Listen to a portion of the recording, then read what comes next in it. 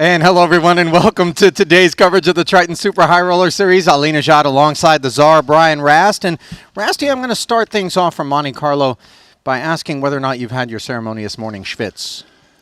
Schwitz? Sauna? No. You know what? It's very hard. Don't get up in time to do that before we start is really what it boils down to, man. You know, I wish I was, but we ended pretty late last night. By the time you get back, you unwind, and, you come back again. Just not enough time for the gym and sauna before. A good dose of midnight oil does get burned at any given Triton Super High Roller Series festival, not just by us here at the booth, obviously, but by proxy is where we find ourselves on the late end of things, because the players also playing late into the night, some of them deep into the cash game streets, and last night they played late courtesy of our need to crown a champ in none other than the 40K Mystery Bounty, and here's how it shook out. With the elimination of Alex Theologus, who was right on the precipice of back-to-back final tables, we took 8 players into the FT. Ren Lin with pocket aces was poised to do damage to Morton Klein, especially on a queen-high flop. Morton, top pair, checked over and got check jammed. Did Ren Lin. All too happy to flick it out there. 2.3 million chip pot brewed. Disaster awaited Ren on the turn. A 5, giving Klein top 2 pair. Lin drew to a counterfeiting deuce or 4, an ace or 3 would have worked. Never said sorry. And instead, he was out of there. And Morton apologizing, but Ren saying never say sorry. 0 bounties for Ren Lin. Then it was the turn of Punat Punsri, who got himself into an entanglement. 1.7 million of his chips in there with an ace-king suited. Martirosian with pocket kings covered Punsri. Muller was bounty hunting with ace-10. 9-7-4 board was clean. The turn all of a sudden presented some threats to the 2 kings, though, as the nut flush draw took shape. But the river left Punsri on the outside. $116,000 for his efforts on the heels of the 84K haul from Ren Lin in 8th. 2 bounties for Punsri. And then Martirosian himself, who had showered Punsri, found himself dominated by Muller, who lost quite a chunk in the 3-way affair, but then dominated the ace-6 on a king-8 deuce board. Martirosian had good reason to be reaching for the mic, and the turn left him drawing dead. So he would take $159,000 home, courtesy of a 6th place finish. 8 bounties for Artur. More on that later. Then it was the newcomer, Ossi Katola of Finland, who looked dressed for native lands. Found ace-10 suited up against queens, jammed over the top of a Sam Muller open. 6.4 million chip pot. Could see Sam anxious, and then perhaps relieved a little bit by the 9-high board. Katola did have a gut shot straight draw, could have hunted the ace until the queen gave Muller top set, and Sam able to fade the 8 as the Finn took home $207,000, just a single bounty for him. Luke Greenwood had those 2 little words cross his lips with King 6 as he crossed paths with King 9 for Roman Hrabets. Ace 8-3. Left Luke with just 12%, 2 to come. Make that 7 on the turn. And on the river, the board, double pairing. Or rather, just pairing. King 9. Hanging on, Greenwood, $260,000 for his efforts. 3 bounties. 4th place finish for Luke. Left 3 players in there. Hrabets defended his big against a Morton Klein open with 2 jacks. 8-8-6 board. Klein checked back the overpair, and then Hrabets made 6s full. He barreled very chunky. Full pot, 1.6 million. Klein would then flat.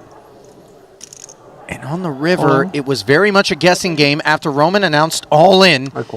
And as played, Klein felt compelled to keep Roman honest, and then saw the bad news as he was on his feet, collecting $318,000. 2 total bounties.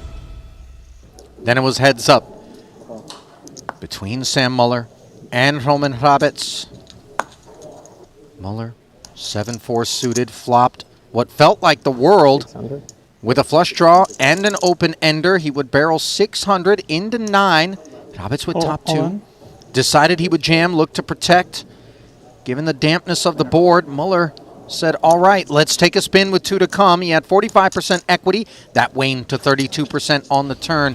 When Muller didn't connect, and the river left Roman Hrabets collecting title number 2 as Muller was left to haul in $527,000.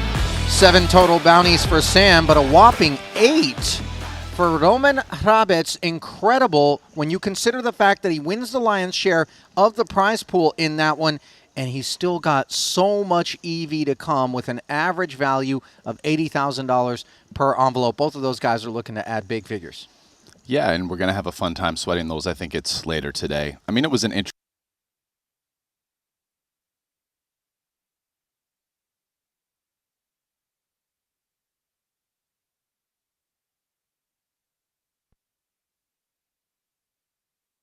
Is the Royal Flush, but interestingly enough, he was actually the next person out in 6th. Yeah, Klein right? spun it a little bit for a moment as well. The Yeah. Jack's hand, I think, was one that we chewed on quite a bit here at the desk. It was as played with the check back, a really difficult situation because he did open the door for Roman to show up light. Yeah, I mean, when you check back the flop, right, you're keeping in 100% of your opponent's hands that he defended, and so I guess he just felt compelled to look him up, you know? I mean, he is beating any bluffs. It's a tough spot. Now and then we play the guessing game and we play it wrong. Things going also right, though, for Roman Hrabets, Rast. He skipped Montenegro, but the last event he played at a Triton Super High Roller Series was the main event in Jeju before that, and he won it. So in a way, a festival removed. We're talking about a guy who has back-to-back W's now on his resume and is definitely one to watch. Yeah, Hrabets has shown that he has a real aptitude for the game. He knows how to put the pedal down to the metal and turn on the aggression and win pots, and has the poise to take it down in the end, with this being his 2nd title. I mean, he's a young guy, so he's definitely somebody to watch moving forward. Also a young guy, the man that he bested in that particular heads-up battle, Sam Muller of Austria, rolls with a very talented crew, Vienna sort of poker's think tank, if you will. He's young and early in his Triton career, but based on the things that we saw from him, you use the word poise, that's one that I would slap on Sam Muller myself. Oh, definitely, Ali. I mean, here's the thing is, I was already more familiar with Hrabets, you know, having seen him in multiple festivals, especially, you know, showcase his talents in Jeju.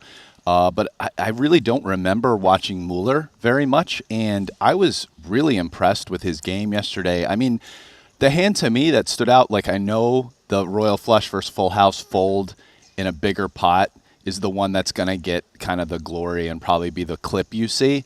But you know, Muller made this fold in kind of a small nothing 3-way pot where I know he the one opened you're talking about, yeah. King 4 of diamonds, got called by Aussie on the button, and the big blind defended, which was Artur. Checked King Queen 9 flush draw flop, got checked through offsuit 8 on the turn, and Artur just like led for half pot. And Muller thinks about it a little bit and just mucks top pair. I mean, I was pretty surprised. And he was right, by the way. Right. It's like, it's a good, I mean, it's a strong fold there. I mean, that's a confident fold to make. Queens and 9s, I believe, in that particular exchange. So, you know, he really showcased a lot of different, because he was the chip leader, so he had moments where he was raising, you know, wide, playing aggressively, but then also showed that he has the other gear as well, where, you know what, I can step back and save some chips with good folds. So it's just, for such a young player, that was really impressive to watch. All the gears in that transmission, and it's still early in its race career. Morten Klein, best finish for him so far at a Triton Super High Roller Series with 3rd place. Of course, Morten only with 2 envelopes, so not really going to have too much opportunity to haul in much more than he did for that 3rd place finish of $318,000. But let's go over these envelopes. We've got a $400K top prize. We've got one of those, 3 $200K envelopes, 500K envelopes, and then, of course, the little stuff is where the lion's share of the stuff in the barrel is going to be $80,000, $40,000, $40,000. We do have some draw agains. Those are fun as well. But really, you want to focus on Roman Hrabets and Sam Muller with 8 and 7 bounties respectively. what it tells me is that they really made the right adjustment to give themselves those opportunities. Sure, there could have been some run good. Sure, there should have been, or could have been rather, some coolers. But these are guys who collected those bounties not by accident. They put themselves in the spots. In particular, that hand that we saw Muller with the ace-10, he was fishing for the double knockout there. Yeah, certainly. I mean, I think that bounties add just another layer of complexity. And, you know, once that moment starts where you can collect bounties is obviously when the effect's the strongest, because the bounty size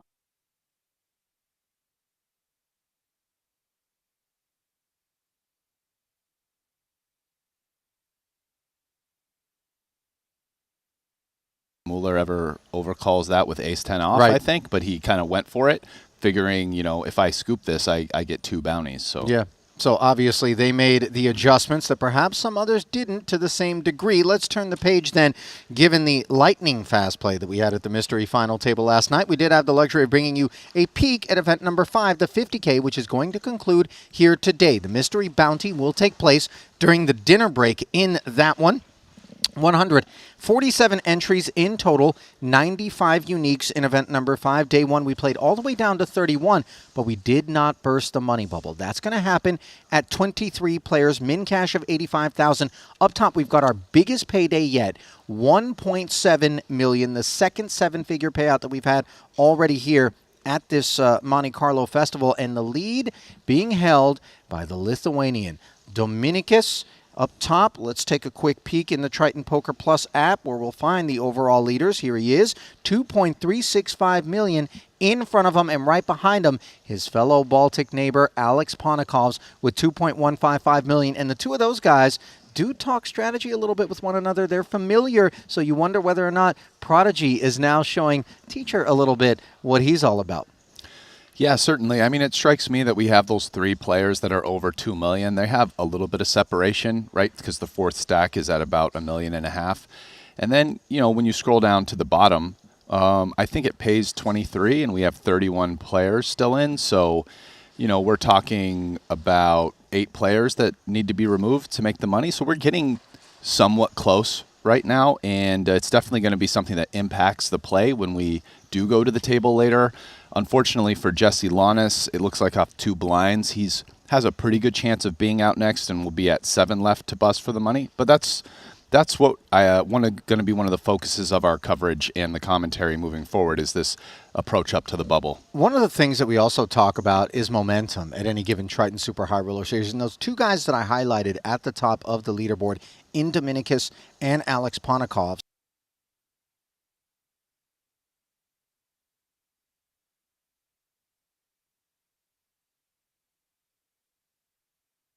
the way of a nose for the deep runs here in Monte-Carlo so far. Eager to see how things play out. Obviously, we're not even in the money yet, and anything can happen. Kiatley, another name that I want to circle, because we often talk about Ike Haxton being the best player without a title at Triton. But Kiatley has an astounding 5 runner-up finishes. He gets oh so close and then doesn't manage to finish. Here he is with another opportunity perhaps, and a healthy stack in front of him. For you, Rast, when you get that deep and you fail to kind of plant the flag on multiple occasions, is it difficult to get up and then keep at it? Do you feel as though maybe there's something lacking that I need to adjust? You know, not really, because the thing is, you've done a pretty good job in a tournament just getting second, and usually you end up getting a huge score. So there is a little bit of frustration often, kind of like that day. I actually got second in the 25K PLO for my 7th bracelet this summer. And I'll tell you, actually, like, I wasn't having a great summer, and that just put me like way in the black. And I was happy about pretty much everything. You know, the thing I was most frustrated about was I actually feel like there were a couple hands that I didn't play well, and it was that more than the whole thing about, you know, the result of getting second. Because at the end of the day, when you blow through all those people, you get, you know, high 6-figure, 7-figure score. I mean, it's a lot of money, and you know, it's a pretty good result overall. No even though question you don't get about the that. title. Yeah, his resume obviously reads with plenty of cash. Now, in terms of good results, Juan Pardo of Spain at table number 2 has a beautiful setup. Just an average stack in front of Pardo, and yet he is chip leading at his particular table with an opportunity to claim some pelts. Not that we're playing bounty, but he can dictate the action. Conversely, Alex Ponakov, second in chips overall, Rasty, not so great versus a very tough field with heaps of chips. And we're going to feast our eyes on exactly who Ponakovs is up against and where Juan Pardo finds himself as we send it down into the arena for the onset of today's coverage. 50K 8 Max action from Sporting Monte-Carlo, brought to you by Club WPT Gold. 2 feature tables, moments away.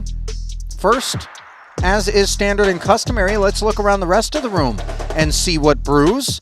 Andy Nee, Boss, Paul Pua, Lun Lun, all to the left of Dominicus Mikolaitis, the overall chip leader. That's where you'd rather be than to his right. No question about it. Pua, just 16 bigs. Plenty of experience navigating all manner of stack depths, though. Andy Nee, a different affair for him. 41 big blinds deep.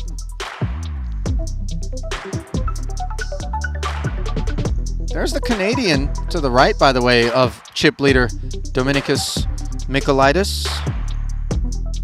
Talking about Mr. Knight here at his first ever Triton Festival.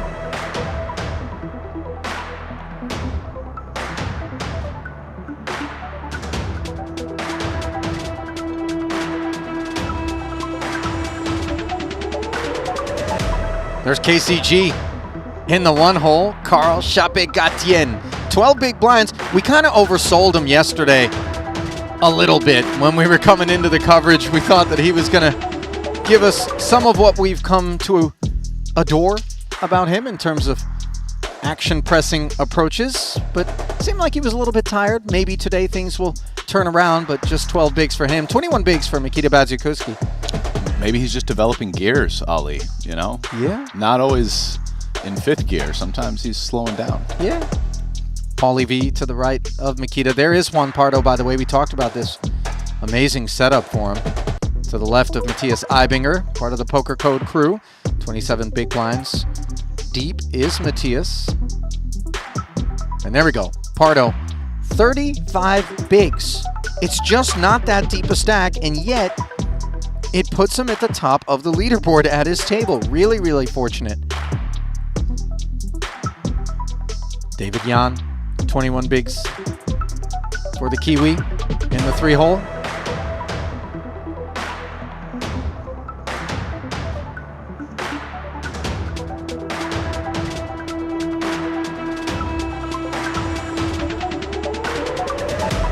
There is what I dare say at present is among the most coveted accolades in all of poker, a Triton title. That one's on the bookshelf, on the mantle, in the trophy case. Anybody that lays eyes on it knows it was a hard-fought W. So there it is. The They chip look counts pretty across sharp, Ollie.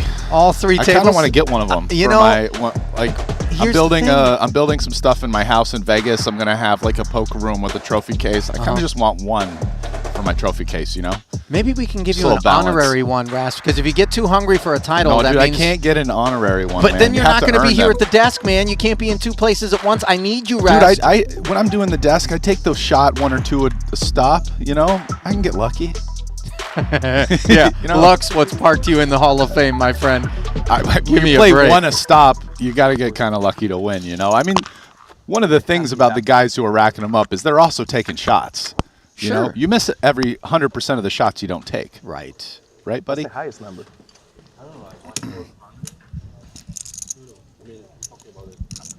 Oh, no, were you talking about card? What? Ah, no, I was talking about bounty number. 400. Right. Oh, okay. But what did you ask me then? 1530, right? Yeah. What it says on... Oh, right, I have no idea. There's Joe Chuen. Hopefully he got some rest last night, Brian, because we watched him pass out on a couple of occasions. He definitely looks fresher right now, and he's got the glasses on. So, Well, sometimes the glasses are there just to kind of hide. Although that's not the type of lens that A allows lot one of to chips do on this that. table. A lot.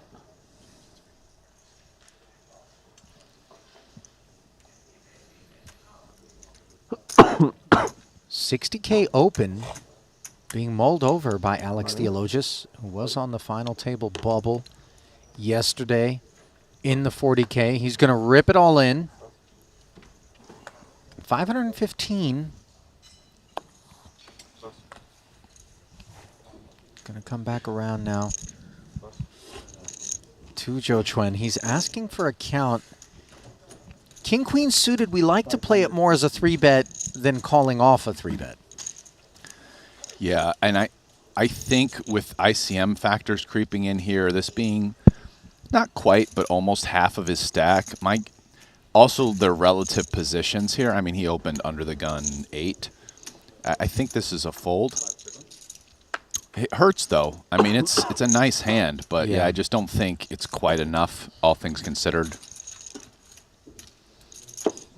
Chuen 39 big blinds deep, third.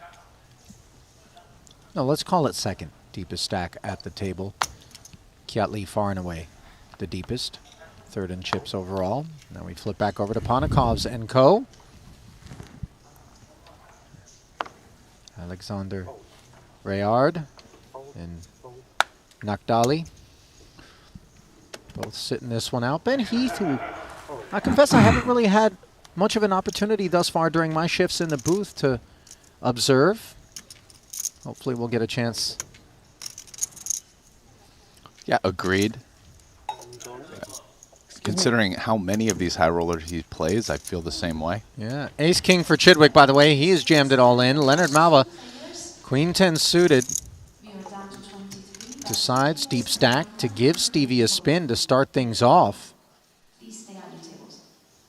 Leonard ran extraordinarily well at an FT earlier here in this festival, sitting 4th overall in chips right now. Warm up.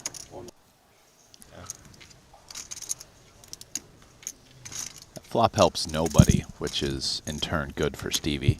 Stevie way at the top of his range here with the ace-king off, 11 big blind, 12 big blind, small blind shove. Double gutter all of a sudden for Leonard on the turn. He can get behind it.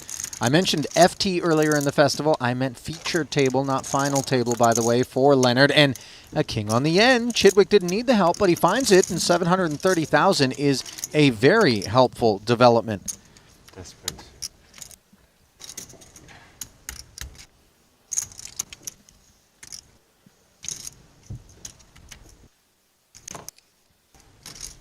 Stevie, career Triton earnings in excess of $21 million.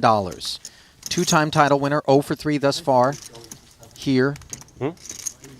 42 cashes. Finished second. Craft is a straight face around the 7.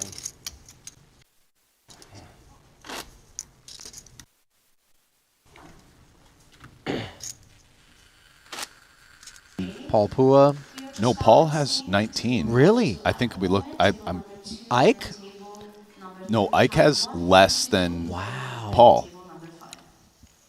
That's remarkable. I mean, Makita would be my guess. I mean, he has 5 titles. Well, all of Yeah, this information. Makita has 21.5 million, 5 titles. So Oh, you're talking about cash, or are you talking about no, total money. total money? Okay, because I'm talking about volume of cashes. That's what I thought you were referring to. No. I'm pretty sure. 21.5. I'm pretty sure that both Pua Yeah, Makita's and like Kuhn have more cashes. 300K more than Stevie, only. With 3 more titles. And here is Stevie going to work on the button. Ace-8 offsuit. Makes it 70.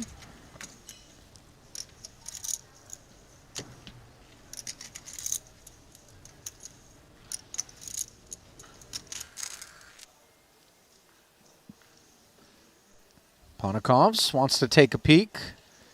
Suited king, defends his big. 185 in the middle. 10-9-6. Not the board he had in mind. Little gutter plus the ace high for Chidwick.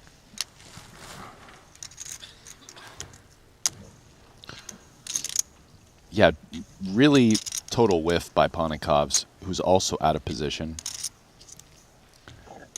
Looks like he hasn't checked yet, though. This doesn't strike me as 70. interesting. He's going to lead, which I think is in part a function of more the ICM of the situation and their relative stacks, and Stevie having a stack under a lot of pressure.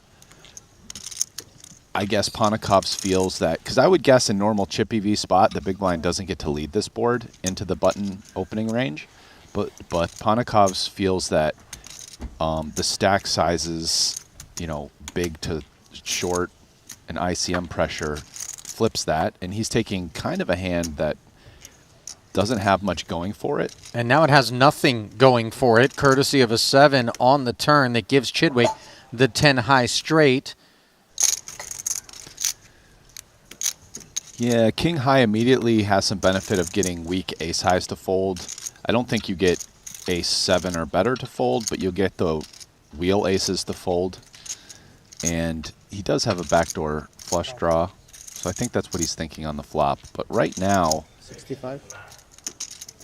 wow. 65. Now this bet is designed to get overcards to fold. Hands like ace queen, ace king, maybe like a 6, potentially a 7. As you pointed out, though, Ras, the button opening range for Chidwick, even with the stacks where they are, doesn't have to be up in the ace-king, ace-queen range. You could have all sorts of things that interact with this board. Yes, that said, Chidwick is a relatively short stack in the tournament right now, opening into one of the chip leaders' big blinds in ICM pressure situation. So it's tighter than a normal button opening range. But yeah, it will have some hands that interact with this board, certainly. And Chidwick now is just, I mean, he has a straight. He's got all the options. Yeah, but my guess is versus such a small sizing, he probably just still calls here. Yeah, he's in position, and let's keep in all the hands that have just no equity versus us. That's exactly what he does. Spy flatting. River pairs the board, and that is a little interesting because one can imagine that with some measure of frequency, Ponikov's would have been betting 2 pair that contain a 6 on the flop, Rast, or no? Yeah. You know, he can have, Ponikov's has kind of been betting small out of position. He can have a really wide range of hands at this point, and to be fair, so can Stevie. So let's see if Ponikov's goes for the 3rd barrel. Again, trying to get hands like 7x, 9x, depending on sizing, even 10s up to fold.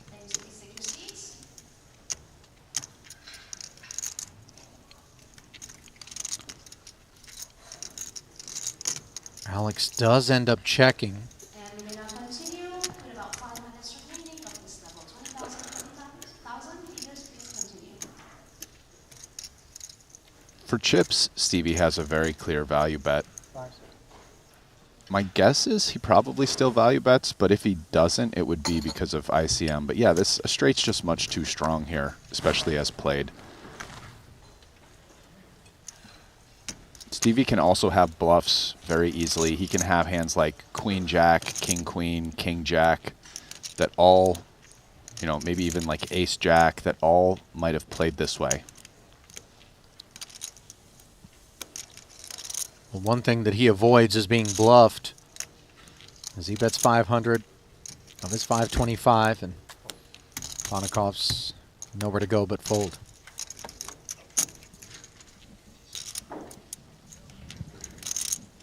And a large size makes sense there because Stevie's not going to be value betting super wide in this spot because of ICM. So it's probably going to be like straights and full houses, essentially, and then, like I said, hands like queen, king, and potentially even ace highs. So it's a very strong value range, very weak bluffs, polar, and he can go for a big size that's pretty close to the size of the pot.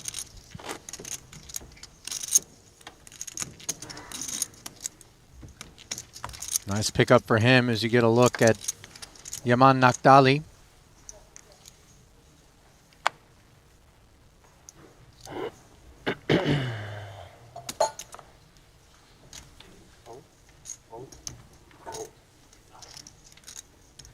First joined us in Madrid on home soil all the way back in 2022. Didn't cash at that festival, nor in North Cyprus afterwards. Did finally find his first cash in Montenegro earlier this year. 0 for 2 thus far in this festival.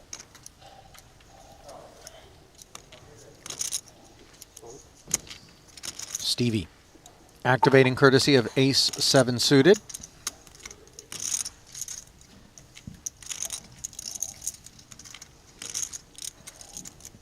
Now the Frenchman, Rayard. Queen 4. Decides it's not enough. Rayard here at his first ever Triton Festival. 47K in earnings, courtesy of the 14th place finish in the 40K Mystery Bounty. 1 for 3, as he's played the full docket to this point.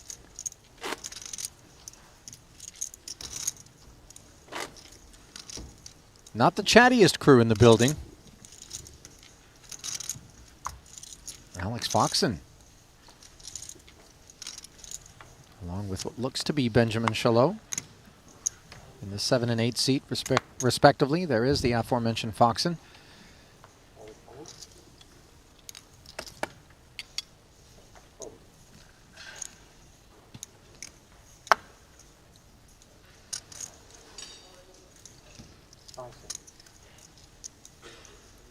He's 7 suited once more for Chidwick, this time in clubs. Takes us up.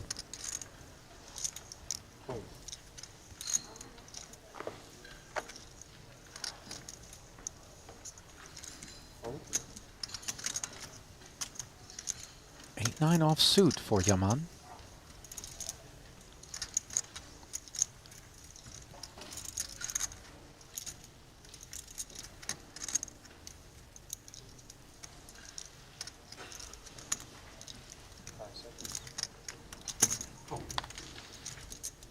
He'll defend. 175 in the middle. 2 spades, 2 eights, and a 4. Nakdali smashing trips. Yeah, wow, what a flop. Checks it over. See if Stevie, with a club out there, and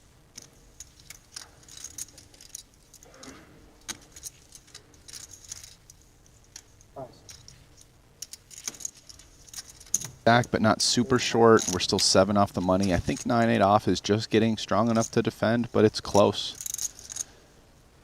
Obviously, in a normal chip EV situation, a very easy clear defend. But let's see what he does here on the flop, having flop trips versus such a small c-bet. Does he slow play or just come with the check raise? looks like the latter, as 35 becomes 110,000. Worthy of note, Rast, we did lose Chris Brewer in 32nd. Jesse Lonis in 31st. KCG, the shortest stack in the room, alongside Ren Lin and Wei Leong Chan. This is normally a defend for chips by Chidwick. Let's see if he changes his mind based on any ICM scenarios or perhaps what he thinks about Nakdali. And the answer is no. So now we're going to the turn, and Nakdali is just a huge favorite. Chidwick doesn't really want to see a club and definitely not a 7 or an ace. Well, there's the 7, giving him 8s up, leaving him drawing dead, unbeknownst, of course. And you know, how much 5-6 is a part of this? Because we know the gutters like to check raise, but maybe we remove that from range, just... I don't think you can remove it. I think Nakdali can have 5-6. It's just... It's a small part of his range. He could have improved with that, but overall, this is a pretty good card for Stevie. Nakdali can have a 4 and check raise the flop, right? So Stevie definitely improves to beat some hands that he wasn't already. You know, any spade flush draw hands he's now beating, especially 7x of spades. This bet, though, is quite large, and if you're Stevie, this bet kind of implies that, you know, unless Nagdali is semi-bluffing, A7 probably isn't good here. In other words, he has 3/8 or better. This is 275K. The request, and by the way, it's a chunky bit of Nagdali's stack behind. SPR would be very low on the end if Chidwick were to make the call. So he may feel as though calling here is calling all of it. Yeah, if he believes Nagdali, he can get away here. And let's see if Stevie figures this out.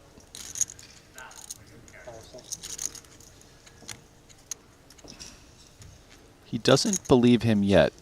And let's see, really on a blank, if Stevie folds or calls the river, I'm curious. I think on a spade, he'll be able to get away, certainly.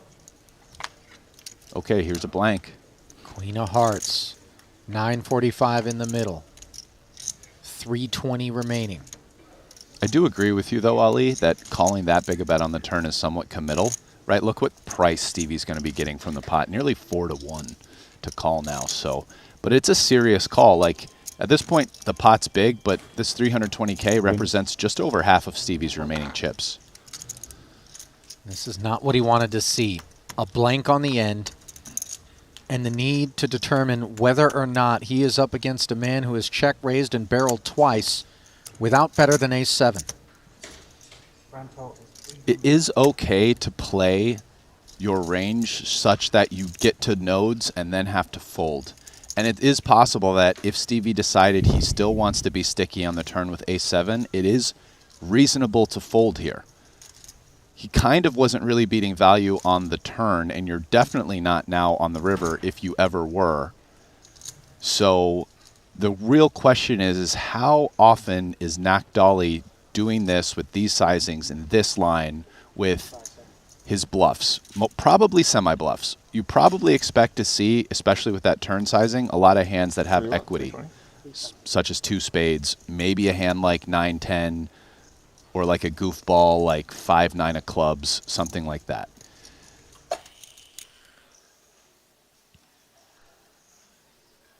Stevie's weighing all of this in his head right now, but really that's the number one question. Is, I know what the value is. It's kind of like 5-6 or 3/8 plus. But for the bluffs, he decides it's often enough, and he's going to get the bad news. Yeah, unblocking those spades in particular. He does make the call. And no sooner did Stevie find a double than he gets doubled through. And an excellent development for Yaman, as he is going to be northbound.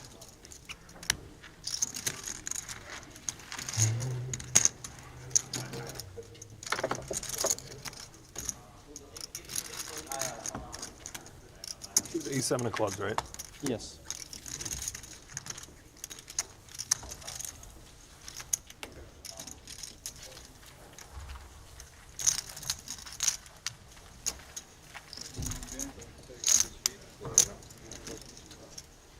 Ras, do you have any tattoos? I don't actually. Yeah. Were Do you ever tempted to get one? You know, not really. I suppose if I went that route. Looking over at Yaman, the menacing nature of a hand tattoo is where the most value is. Maybe face tattoo is the other next best thing, but you're not out here looking for a butterfly. You know, little... Anyway, I think you know where I'm going with it. That's the mean streets at the tattoo parlor right there. Yeah, I feel like the face tattoo is just so life committal for situations. Oh, the hands isn't? A little bit less. Guess you could wear gloves everywhere. Or just, yeah, I mean, the first thing people see is going to be your face. Right. You know. And then your fist when you have the hand tattoo. But as a poker player, yeah, you do have the intimidation of if it's, you know, on the top of your hand as you're betting. You know, maybe you could put like a fold MFer that people read as you're like, it's written so that you can, when someone's looking across the felt at your hand, you put that there. I would probably do ICM IFPP. Is for poor people. Yeah, on all of my fingers. So that when I jam. People are just given that reminder. Yeah. Like, hey, Yeah. hello. I'm that guy, so don't get Yeah. cute here. I know what you're thinking.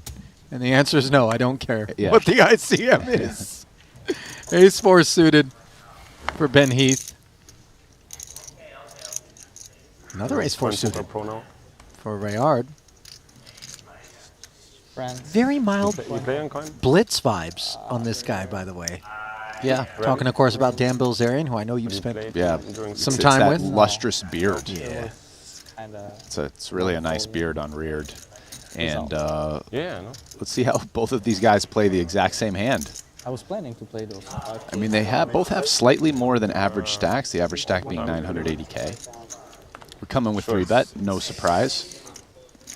Yeah, button plus that Also solver like that bait. It's like, Maybe it requires a bit Baby of suited thought. aces very much Maybe encouraged it requires a bit of by the thought. Silicon overlords, as Sure, you yeah. put it, Ras, they to were actually good. behave in this way. But now, since then, it's Yeah, now Ben I Heath would here. recommend them to run something on Mondays. I really don't think flat is much of an option. These stack sizes, like this close to the bubble, but I think he's going to consider 4-betting. Sure enough, the 4-bet does come in. 1.4. Sniff that one right out, Rasty. sit out. Yeah, wow. So there we were just saying, hey, let's Use get a like taste of Heath, and there it was. every time The you old do Heath More than a bar. mouthful. push up. Yeah, if you're Rayard. So this All of is it. table, so the software doesn't detect that I'm. Oh, okay, yeah, yeah. So I'm gonna time out every time I change tables. I think. Not great, but I mean, I'm using like very old school software for this. In a pot. Our Just look at Yeah, the that helps. distribution of chips. You have that You can change now different 10 big blind systems, stack so that's- of Stephen Chidwick, but You need to you're put it over surrounded settings. okay. Yeah. by healthy playable stacks I mean, I told you everywhere this- you this- turn, Please get rid of this bar Chidwick. pop-up, yeah. But, Yeah, don't I mean, do only anything. Benjamin Chalot, the only other sub-million stack. Everyone else is over 1 million. So that's, what, 6 of the 8 people at this table have above average stacks. It's very interesting chip configuration. Well, Chidwick configures his chips into an all-in formation, courtesy of Pocket 4s. Little suited connector might have been tempting for Ponikov's. Different time, different place.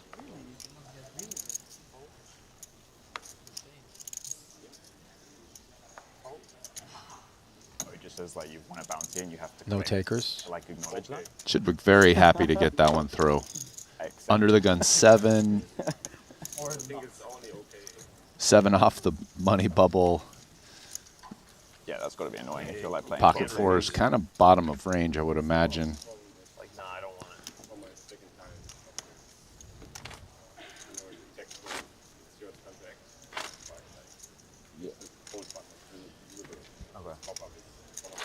Yeah.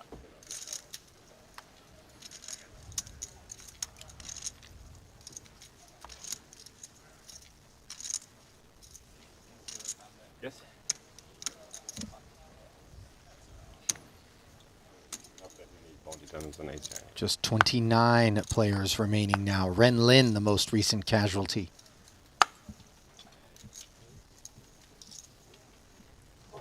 Had ace Never jack. say you're sorry. Yeah, you love that 1K in from Ren. Yeah.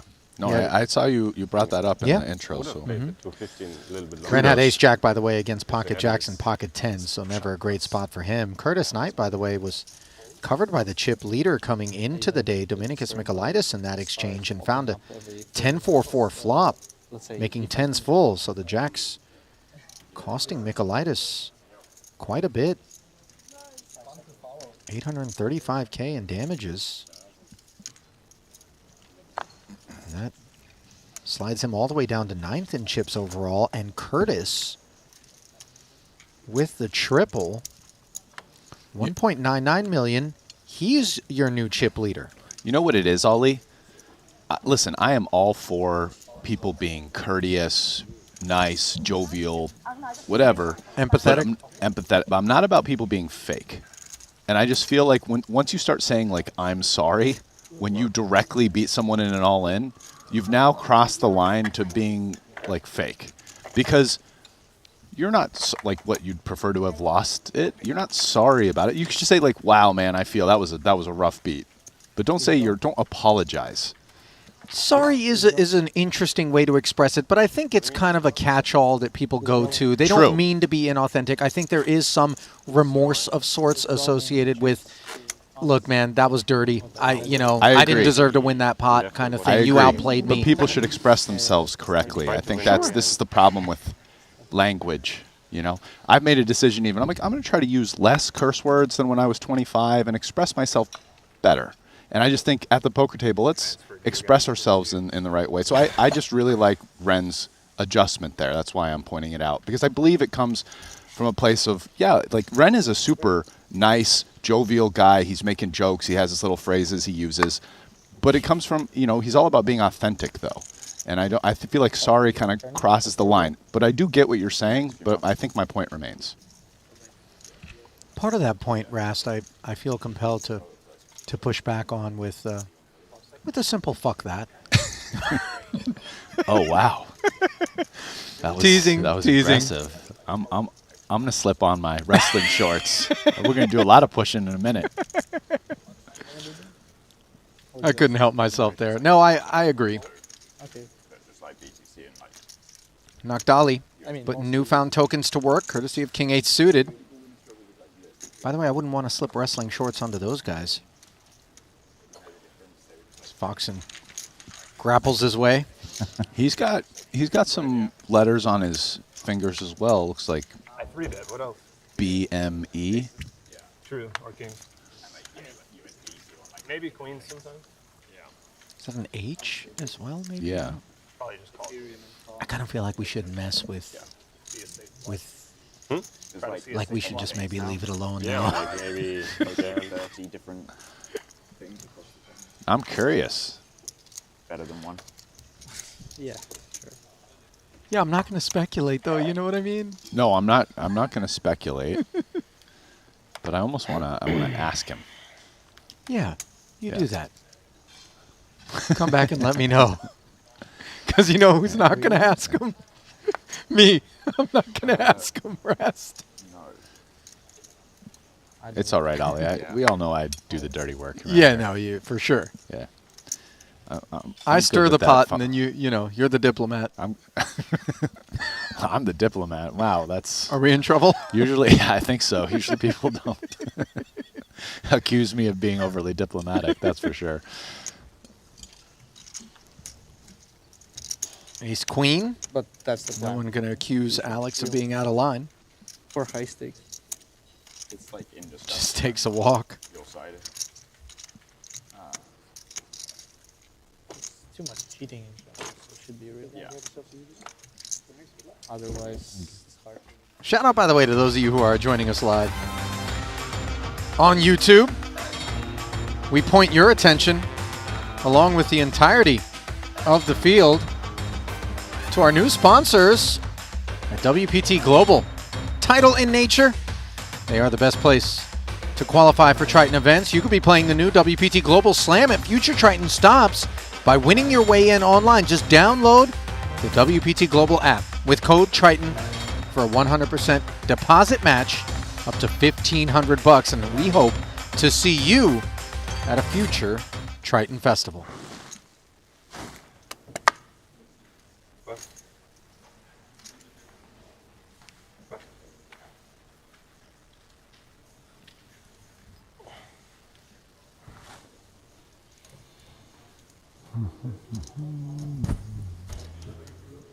Five seconds. 85. Is 85.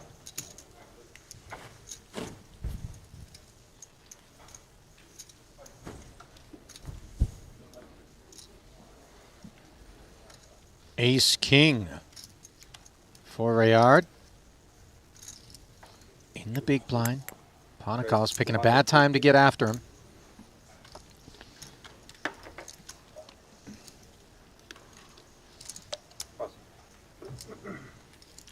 My friend, hello.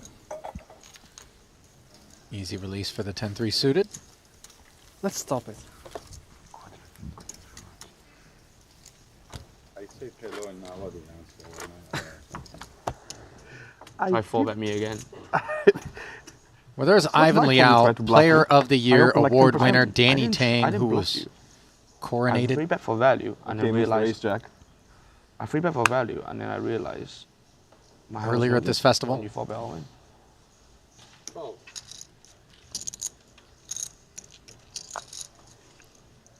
oh.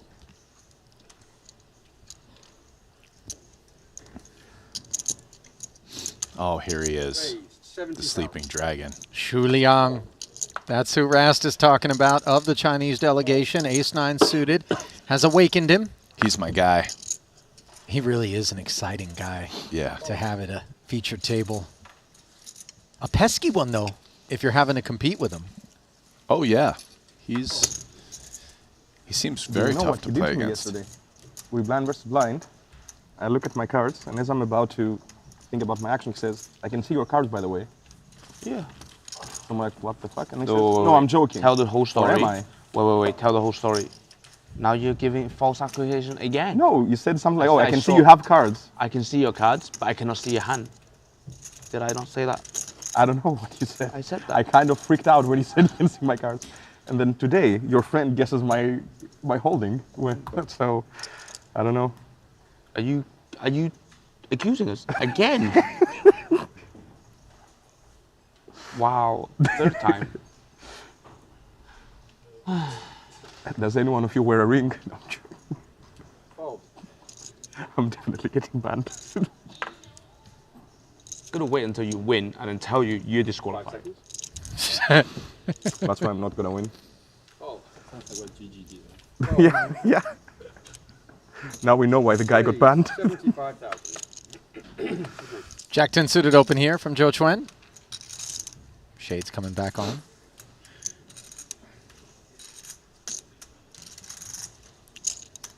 Kiat Lee had some bad thoughts here with the King 10 off. Oh, Raised to 240. Well, he's got the chips with which to get out of line, Rast. And you could argue that from the cutoff, this King 10 offsuit qualifies as that sort of behavior. yeah, I think it's like he put in his AirPods and turned on the music and it was like Michael Jackson going, "I'm bad, I'm bad, you know."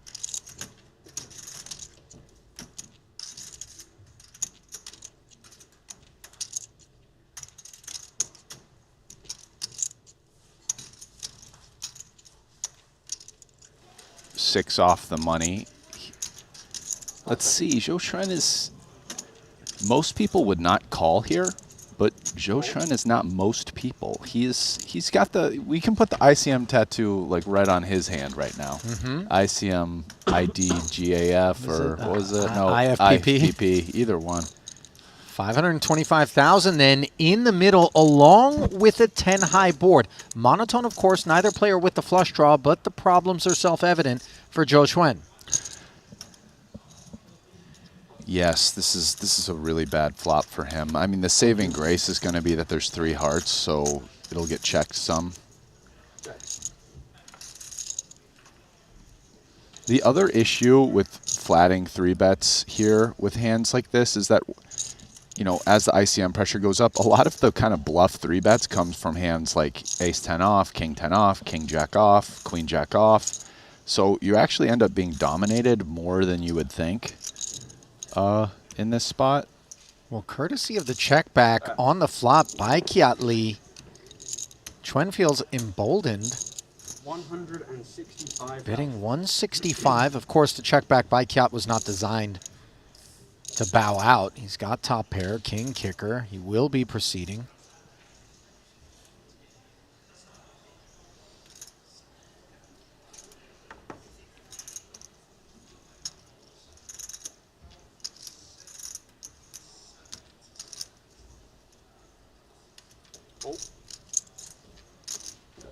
One more. One more There's the blink. call. It's not looking good for Zhou Shuan right now. Wow. No sooner do you say that than a 10 rolls off on the end, and this is a chop pot at showdown, which is, of course, somewhere both of these hands will find themselves. I mean, yeah, it's the case 10. I mean, both players have pretty close to the nuts right here. I mean, it's not very likely anybody has 10-7, maybe even impossible. So it's probably just going to get raised all in 50,000. and then called and chopped.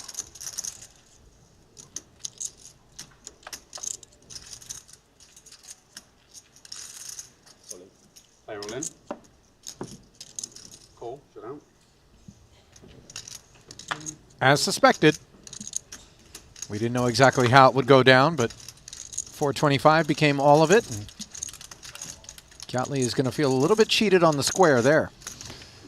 Yeah, I mean, on a lot of rivers, other than an ace or a jack, he's just winning. I was curious to see whether or not there would be any value bets coming on the river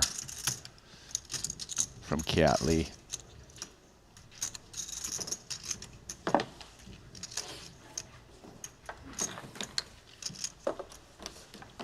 On the blinds are up, gentlemen. To 20,000, 40,000, 40,000 big blind. Blinds up. 20, 40, and 40. Kiatley, by the way, we touched on during the pregame, yet to win a Triton title, in spite of being on tour from all the way back 2022. North Cyprus warm-up. Just shy of $8 million in career Triton earnings, 25 cashes, and an astounding 5 second-place finishes. His most recent coming in the 30K 8 Max in Montenegro, second for 691. He had a third in Jeju in the 20K 8 Max. 5 seconds. Pocket 10s now for Liang. Raise. Breathes a little fire. Oh. Oh. This is a pretty big level jump. And shorter stacks are accumulating as people are kind of tightening up to try to make the money.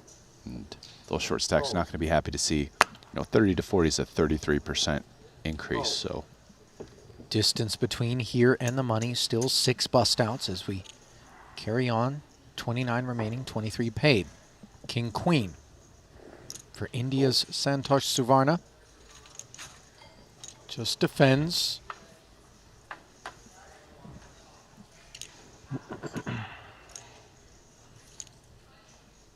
Over pair on a 9-high board for Liang, and no trouble for the time being for Suvarna.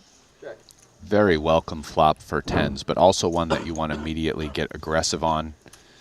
You have an overpair. 100,000. And even though there's no flush draw, right, there's still 4 overcards that could hit our opponent. So value, clearance, all reasons to bet, and not too small. 100K into 240. Check fold.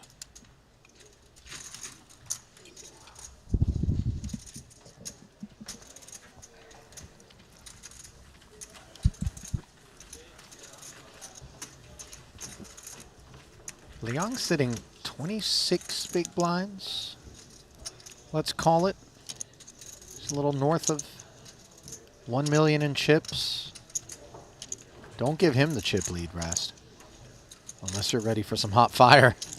I mean, I feel like the last few times we've watched him, he's had the chip lead. So this time it's, it's nice seeing him in a different lane, kind of as average stack.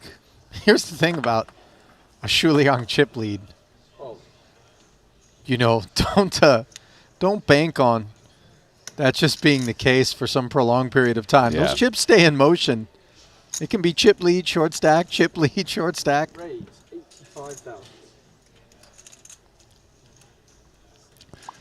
He Ace-6 suited open as pocket tens resurface, this time for Kiat Lee. Again, it's Joe Chuen, 250,000. who's getting 3-bet. And I know it's only 2 data points, but anytime I'm at a table and a guy gets after me, consecutive pots, let's say. And remember, last time at Showdown, Joe realized it was King 10 offsuit with which Kiat came after him. You begin to question if there's something personal going on, or what's what? Well, if Zhou Xuan thinks there's something personal going on, while he doesn't have one of the very best hands to fight back with, it's kind of one of these, it's good enough to maybe 4-bet, right? I mean, you'd rather have a suited wheel ace than ace-6, but at the end of the day, it's not so different that you can't do anything about it. But, you know, the standard play would be to muck it and move on. Which is precisely what he does. He believes him. Whoa. Even though I'm sure he has his suspicions. Right. Donald Trump Well, regret probably to cutting inform everyone taxes on crypto if he wins. that Yeah. So no tax for crypto. Triton co-founder Paul Pua is the most recent casualty. Eliminated in 29th place. He took an ace-5 suited up against pocket jacks for David Yan. Open jam. Yan flatted. Yeah, of course. Of course. of Boss course. never found sweat. That is just one of the most insane things, I think.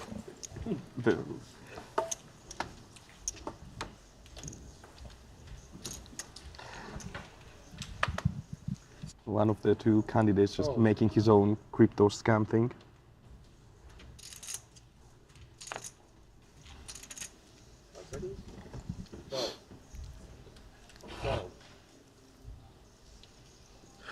Selling 100K watches just. Do you know your coffee, sir? Yeah, I know. I'm drinking it slowly. Oh, whoa. I think he just did something to it. That's why he wanted you to drink it right now. Yeah, I'm pretty sure. Raise 85,000. You're gonna order new. You gotta run to the bathroom. I'll just bring it over here just in case. Suvarna. 85K from the button. Suited king for Devoris. Bind. Offsuit 1-gapper here for Chuen. Yeah, but he has average chips and Svarna is a short stack. Probably figures, you know, it's normally a defend for chips, and I don't think this is a spot where Zhou Xuan feels a lot of ICM pressure because even though he has some, Svarna has more, so he likely gets to over-realize because Svarna's not going to want to play big pots. Second pair for Chuen as Suvarna does follow through for 60K. Pretty breezy board for ace-5.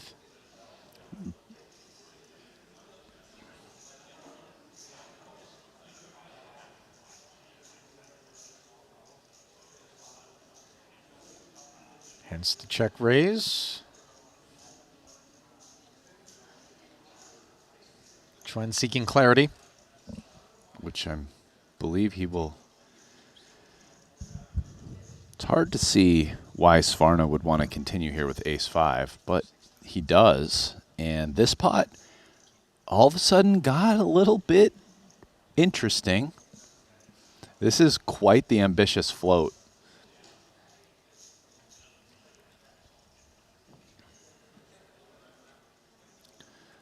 One of the problems is Svarna, let's see whether he bluffs or not, because he is beating all the kind of like gut shot or any straight draw on the flop, stuff like king 10, jack 8, 10 8, etc. So he might just try to get the showdown with ace-5, but this is one of the problems with calling that check raise is, what if your opponent's doing it with a pair? Yeah. Check back. Lack of help on the river. 580 in the middle, courtesy of the fact that Suvarna c-bet and then called the check raise. Of course, none of those straights have gotten there that were interacting with the queen 9. Full check down. And Chuen ascends to 1.3.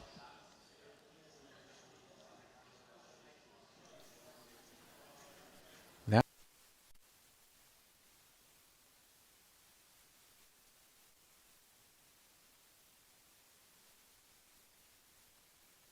Rayard flopped a 9.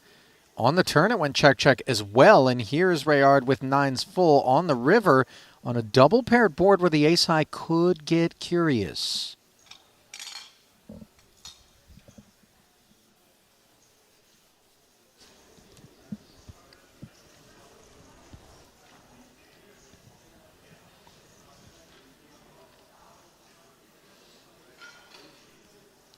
And that curiosity is going to be expressed in the form of a lead out of Ponikov's. Yeah, after all, this got checked all the way to the river, so... Yeah, one would think that the ace high is good, but is Yeah. there an argument to be made for checking and trying to induce a zero equity hand to barrel a hand that it would never call? Yeah, you could play it that way. But it's also reasonable to bet here and maybe get king or even queen high to call you. Yeah, there's Which- plenty of king and queen high combos that would have played exactly like this, checking back the big in 2 streets. Yeah, exactly. So, but now Ponikov's is going to be met with a much different question. 225. And Alex flicks in the call there, a non-believer. And you can't really blame him because you might have expected in particular a 9 to have activated on the turn. Yeah, or a 10, right? Either one. On the flop or turn, or, yeah, just prior to the river raise. So, Little dent into Ponikov's stack, which was second biggest in the room coming into the day at present. It sits in 4th. Dominicus Michailidis, by the way, after slipping all the way down the leaderboard, has reclaimed the top slot. Rasty, he locked horns with Curtis Knight, who took the chip lead away. Queen Jack versus 9-7 on a 9-8-6 board where Knight raised small blind. Dominicus defended. Board came 9-8-6. Top pair in the open ender did not follow through, rather, checked. Michailidis then bet 100,000, which Knight called. Very dry deuce on the turn. Knight check called 375,000, and then the 10 on the river gave both players the straight. Advantage Michailidis with queen high. And Curtis Knight check called the all-in. So real seesaw on the day for the Lithuanian. Back where he began things, though. yeah, and Curtis Knight still in with 600,000 chips, so he must have chipped up a bit. Yeah, he was chip leader Yeah. when they played that pot. As no one wants to play with Ponikov's. 7-5 suited, raise and take. And let it be known that we are now 4 off of the money, so believe it was 8 when we started the day, so half the players necessary to get us in the money have gone out. It's 8 down to 4. Yeah, originally I mentioned Chris Brewer as being eliminated in 32nd. That, of course, did not come today. It was Lonis, who you pointed out with 2 big blinds, that was always the favorite to be first out the door, followed by Renlin, Paul Pua, and most recently, Mikita Badziakowski, 28th, and then Chidwick, also showered in 27th. So Oh, just wow, that just happened. 26 remaining now, and it's mystery hand time. So pay attention. Leonard Malva opens to 90,000. We're going to block out his hand. So he's the hijack. He's off a slightly below average stack. Let's see who he's opening into. It's Ponikov's with 1.6, Reared with 1.6, Nagdali with 1.3 in the small blind, and Foxen with 1.5 in the big blind. So he's got a below average stack opening.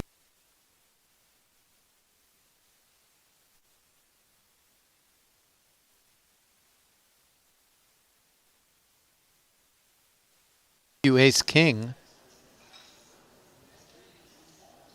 Nagdali going to take us up. Looks like 250. And some blues. 270 in total. Going for the 3x. So this is a spot where Mao can definitely expect Nagdali to have some steals. Certainly. He's in position. Again, when ICM pressure gets this high, playing contested post-flop pots, there's a lot of conflicting theories about how much you want to be doing that. I mean, some solvers basically have you never flatting here, which then does pretty crazy things to the ranges where they're just like super unplayable hands, but just like ace-6 off, king-4 off that only are like king-3 suited only for blocker effects, which then actually almost incentivizes Mao to sometimes call pre. Wow. And sometimes jam. Well, I mean, I think we're talking about some pairs, potentially like suited wheel aces as bluffs, but then good hands like ace-queen, ace-king. Nagdali has... I just don't think you can 3-bet fold here.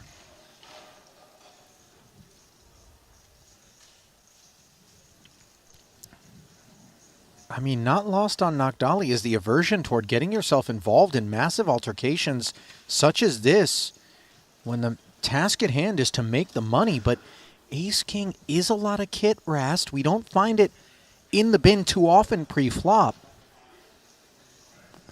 Yeah, Mao may or may not fold ace-queen.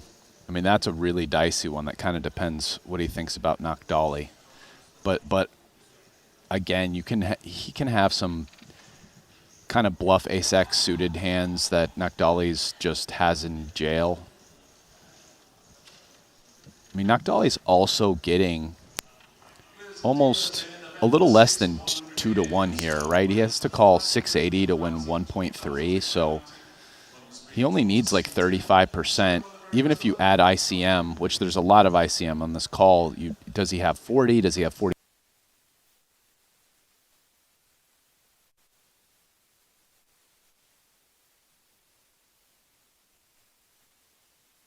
All here, but let's see what Nagdali wants to do. I mean, it's his tournament on the line. It's his min cash for, what is it, like 80K?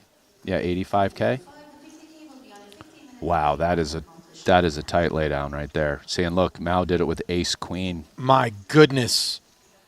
And you realize how well served Leonard was to take this approach to the ace-queen, which, to be fair, every now and again just finds the muck. I don't know about versus that sizing from Yaman, but aggression being rewarded there for the German as Nagdali folded what was a prime opportunity. Back at the feature now. Kiat not going to be able to 3-bet Zhou Chuen. Yeah, if he won that pot, he'd be second in chips. I know. So, and he would have been a big favorite to win. But, I mean, we needn't get overly critical of his choice because, as you mentioned, there's going to be some pairs, there's going to be some hands that we're racing with, and maybe that's not the risk appetite. I'm pretty certain that hand is a call. So, but, you know, I mean, everyone has their own risk math for themselves, but like it's just as like a professional gambler. For chips. And usually, you know, I'm a little whiffy-waffy here sometimes. I don't want to sit. I'm like high 90s there. In terms of percentage. confidence interval. Yeah, confidence interval is very high. That's not a fold. But I do like that you hedge with, not in terms of whether or not you're right about it, but everybody's got their own risk assessment out there, right? I mean, we don't know how deep some of the bankrolls are. We don't know how deep into makeup maybe somebody who's backed is. And these things, you know, we don't want to let them adulterate our decision-making from an objective mathematical standpoint. But it would be unreasonable not to acknowledge the influence that they can have. Yeah, like he's looking at that and probably saying, look, if I fold here, I got this 900,000. Like, I can get this 85,000, then we see what happens, right? And by the way, no idea with regards to Nagdali. I make no presumptions about, you know, what's going on in his mind. But that is something that maybe he's thinking. So presumptively, but he might be thinking that. I mean, I feel like we can never know, but he probably is thinking something like that when he folds there. Right. Right? I mean, because, let's be real. Ace King's not lost on him. He knows the value of the hand. Yeah. So, but again, he's probably thinking, I fold this, I can, make the money here. Yeah, sure. And Christoph Vogelsang is thinking pocket eights are playable, but I'm not looking to inflate things. Flatting the small blind versus the Joe Chuan. King-queen suited open. Heads up to a flop. 260 in the middle. It comes ace high. Pesky texture for Vogelsang. Second pair effective. Does have a diamond dangler.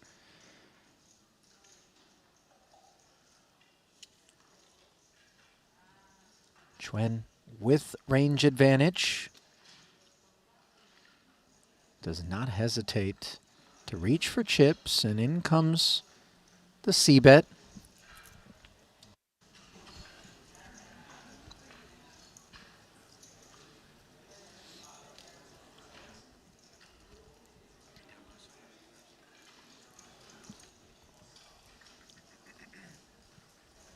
$70 into 260. Yeah, but, I mean, it's going to be hard for Vogelsang to get away here, especially having the 8 of diamonds. How did that go? Vogelsang is peeling. I mean, these guys both have above average stacks, so. They're supposed to be treading lightly. Right, yeah.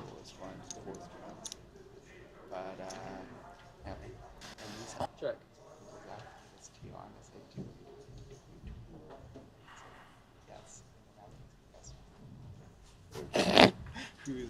Three. Oh yeah, you got trapped.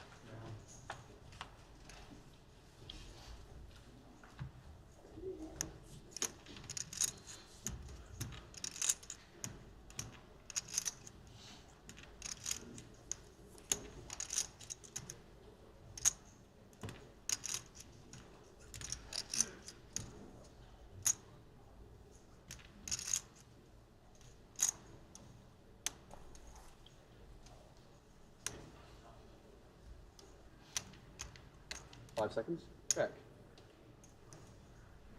Check. Shut down. Very right. King queen.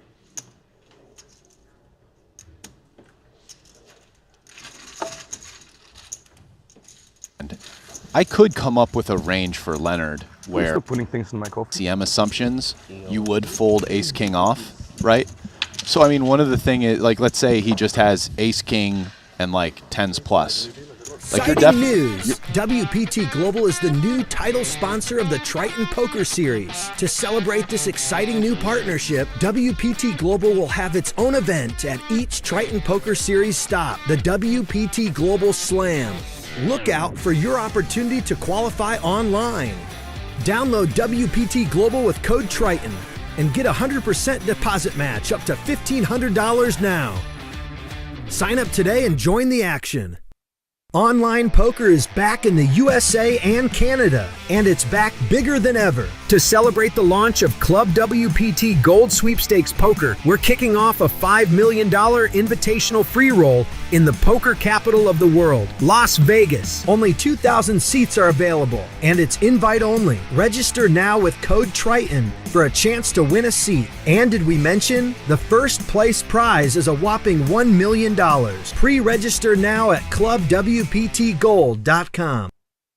Ready to dominate the tables? With GTO Wizard, the world's #1 AI-powered poker solver, you can instantly study any spot in cash games, MTTs, and spin and goes. Build custom solutions for your games, accounting for factors like rake, annies, or tournament payout structures. Plus, you can upload and analyze your hand histories with just one click. Beat the best, crush the rest at GTOWizard.com.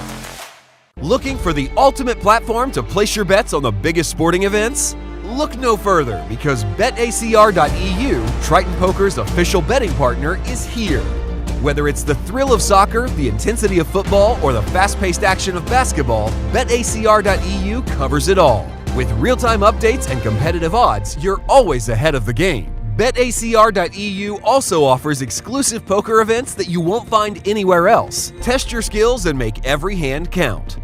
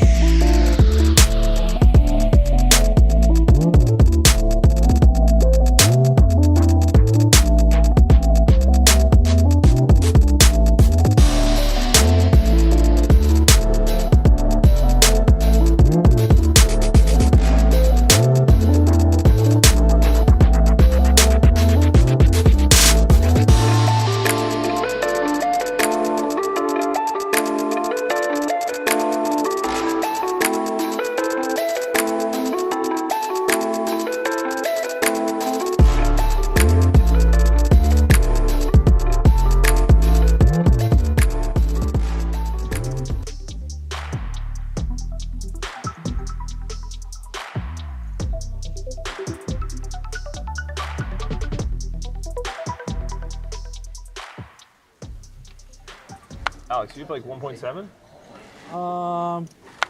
You're about to write, yeah. To some audio matters that are afoot. They are actively being addressed. Our apologies once more.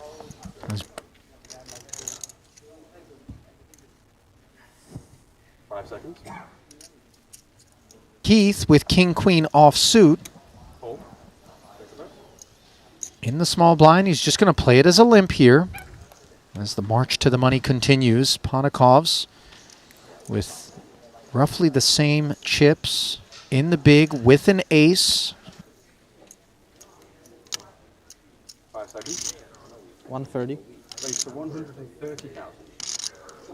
I think you feel okay folding this to a limp 3-bet.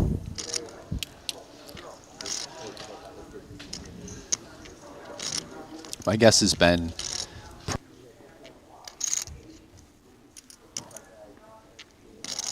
5 seconds. yeah, I like this play from Ben. So far, just pretty standard hand here pre-flop. Aggressive route from Ponikov's. Substandard board texture for King-Queen. 5-4 trade when we've got the ace of spades in hand and a double gutter. Not so bad. 300 in the middle. Yeah, nice flop for Ponikov's, all things considered.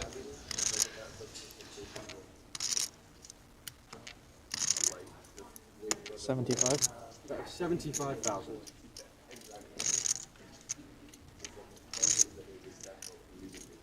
You're never getting better to fold and worse might. That said, having the equity of the double gutter plus having the ace of spades makes this kind of a nice one deep. So I understand why Ponikov's decides to bet. Just 75, but no spade in hand. And Heath does let go. Now, Rast, I know briefly before we got interrupted abruptly on the way to the break, you were embarking upon a point that you were looking to make? Yeah, I'm actually very confident that if you were to give, let's say, a range of 10s plus to ace-king for Leonard in that hand, then ace-king off is actually range, not We're a talking lot. about the in 3-bet Fold. and then jam ace-king for Yaman Nakdali, and then Leonard ended up in the mystery hand having ace-queen. Go on. And even if he is getting the right price to call, probably with chips, with versus 10s plus ace-king, with ICM factors, and it would leave him with a cup like 200K, almost certainly it's not a call. The problem with that is the assumption that his range is 10s plus ace-king, which we already know isn't true because he actually had ace-queen off. And you could give him like ace-5 suited. Is he just going to muck that, right? So I just think that the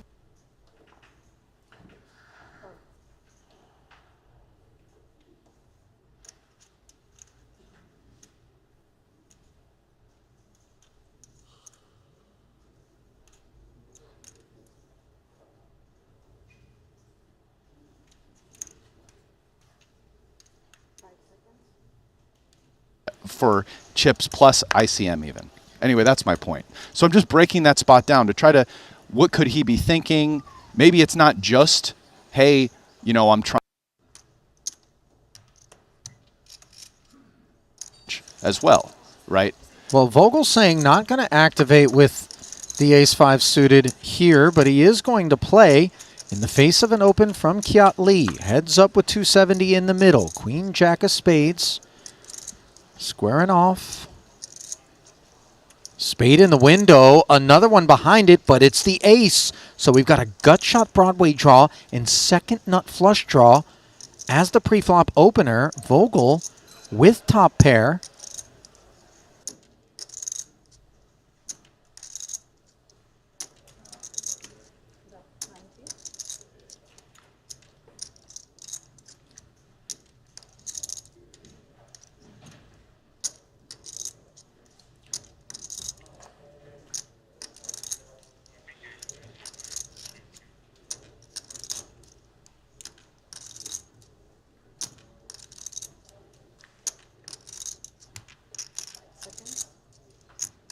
and checks with a high frequency. Kiat doesn't play it that way.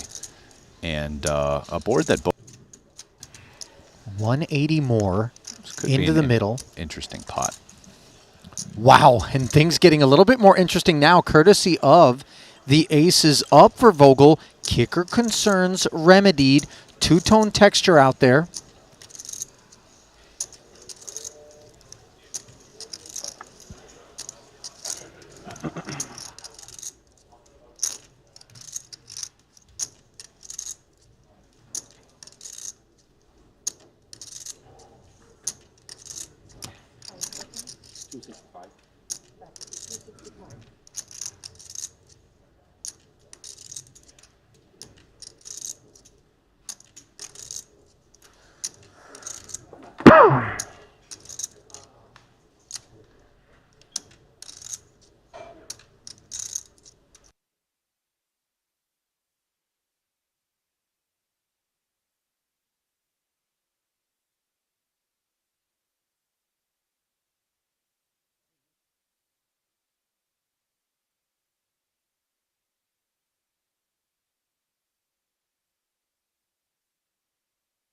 FT give you again.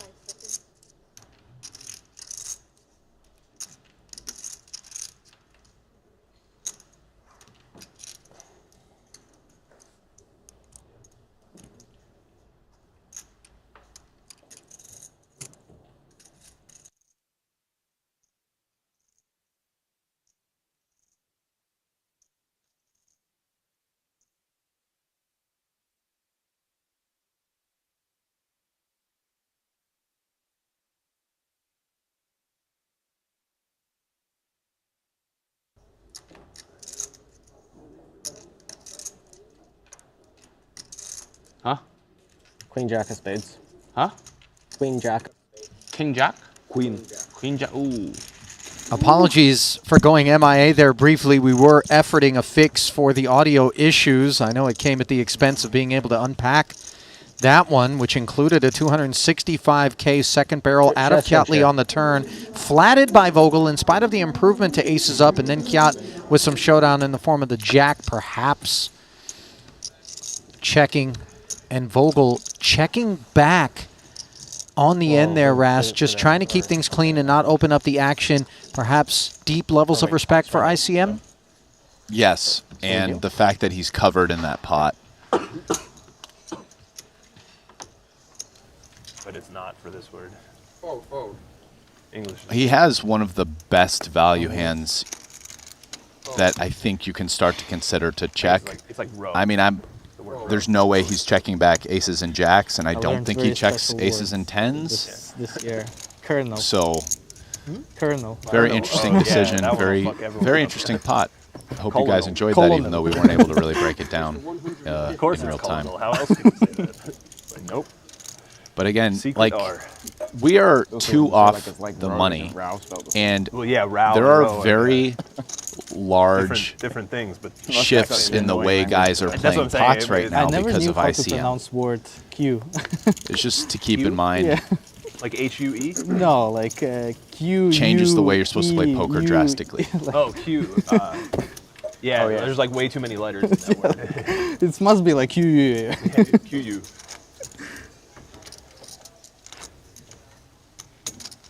That's more of a British word than an American word. Like Q is nobody uses the word Q Lines? in America. Line, yeah. But like you go to I England, do America's think like it's super close. complicated I do English think word. Kiat Like, get rid of this Lee shit. could What have it played is. ace king or ace queen that way and would not be looking for value on the river, and ace 5 is obviously beating those hands and very well might get called. Makes sense. So Raised to 80,000. I think it's a very interesting river decision by Vogelsang, and At least not like. Fold. Fold. We're having fun, right? No, no, no. Oh, we're not. But it doesn't matter. Fold. I mean, they'll still be tracking you. Yeah, no, I know. I just one of the best thinks. And he start with thought 725 or so? 2 off the money 650. against a 650 back. with right? about a pot-sized cool. bet left Oh, to play, okay. maybe a little bit more. It's a check back. One-time title winner with $5.3 million in career Triton earnings across 14 cashes is Christoph Vogelsang. Finished 15th in the 40K Mystery Bounty. An event to go. Now we've got one brewing between Benjamin Chalot, whose 2 10s have raised it up to 80,000. Foxen, This is 6, right? big, of course, we'll take a peek. the white, Right. so it's 650 starting. Okay, thank you. Queen 8-3, 10s still in front.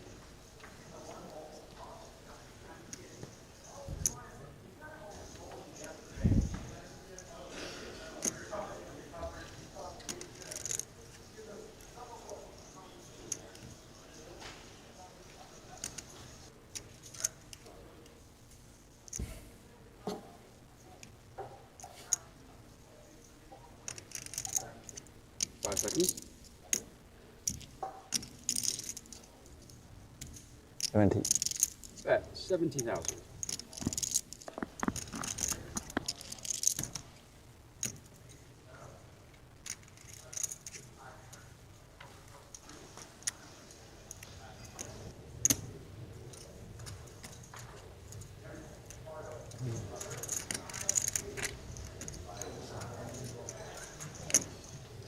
Five seconds.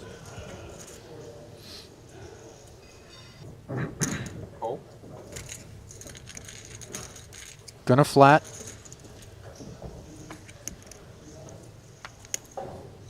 Board pairing 8 on the turn. No spade in hand for either player.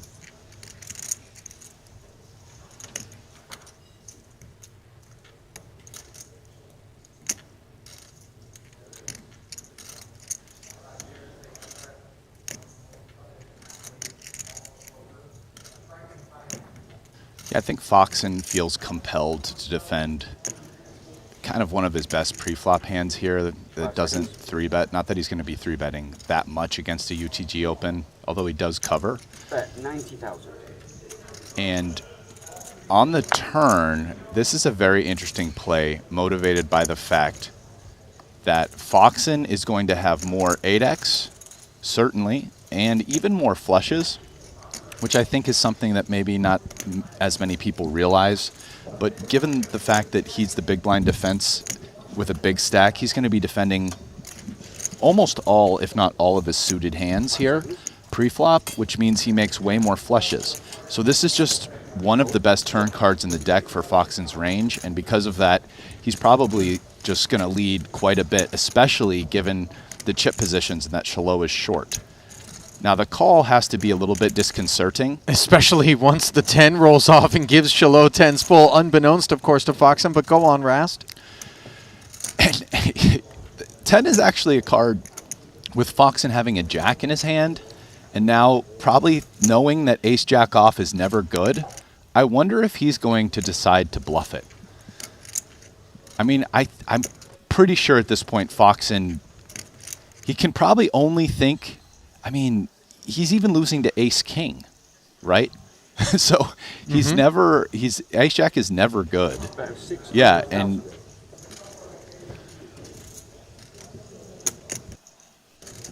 not too surprisingly, Foxen decides to So bluff all in, right? this, in my opinion. All But in. You've less. Yeah. Alex decided to check call, lead, and then lead once more for all of it. And of course, Salle was quite ready.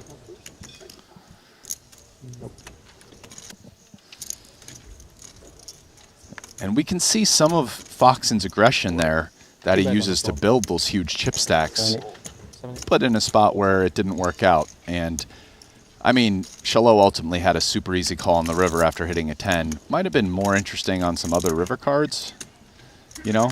If Foxen's decided to bluff on, say, like a 9 or a fourth spade or anything like that, would have been a way harder call with 2 10s. Look at that match. The most random hand to 3-bet.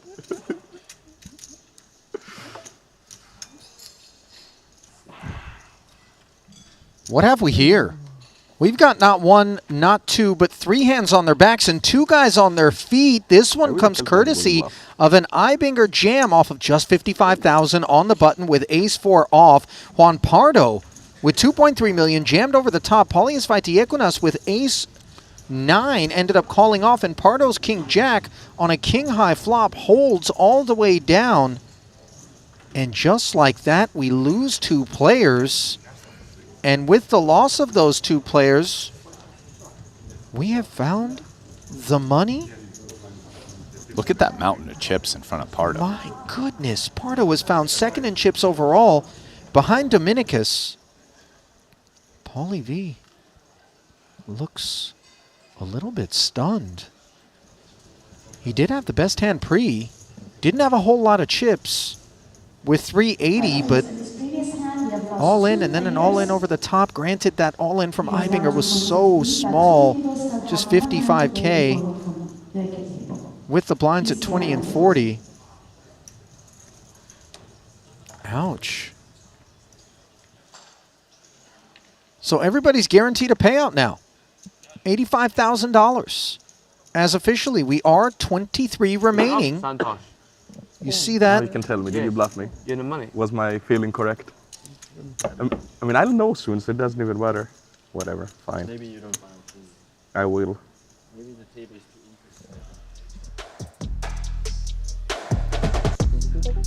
interesting. Action paused. 2 million plus for Christoph Vogelsang. Aces and 5s against Kiat Lee, that which propelled him up the leaderboard. Joe Schwen, second in chips in front of Kiat. Tang, Theologius, Dvoris, and Suvarna in that order, all of whom have found the money. Welcome back to the desk here, Alina Jad, Brian Rast. Rast, that was a savage little spot there. Not necessarily the one that most of the attention has been focused upon. I know you did a good job of unpacking it. Unfortunately, we have been grappling with some issues in terms of the audio. But yeah, ace-king for Yaman Nagdali versus that ace-queen. That was the spot, I think, that really has captured the focus of chat. I know you've been in there in the chat streets as well, just looking to unpack it. But here he is, Nagdali in the money as we expected him to be, courtesy of a conservative decision being made in that spot. Yeah, I mean, listen, he would have been a huge favorite, but 24% of the time, ace-queen beats ace-king, and he's probably out and doesn't make the money, so that could have been one of the motivating factors. Again, I mean, part of our job here in the booth, especially me as the person who's the analyst, you know, I have my opinions about whether or not I think the plays are good or bad, but I'm also just trying to give the perspective so we can all get inside what the players are thinking without being overly judgmental too often.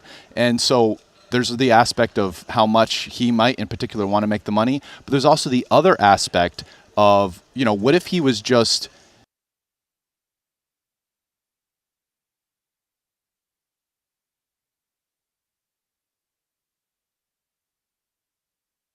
CM pressure, and clearly in the spot that would have been a wrong range to give Leonard because Leonard had ace, right? So again, the idea is just to give you guys, it's like multiple ways to attack the problem and think about it from multiple perspectives. Yep. Okay, we're going to send it to a couple of minutes time. We'll come back to the desk. If there's anything left to unpack, we'll do it. Continuing coverage.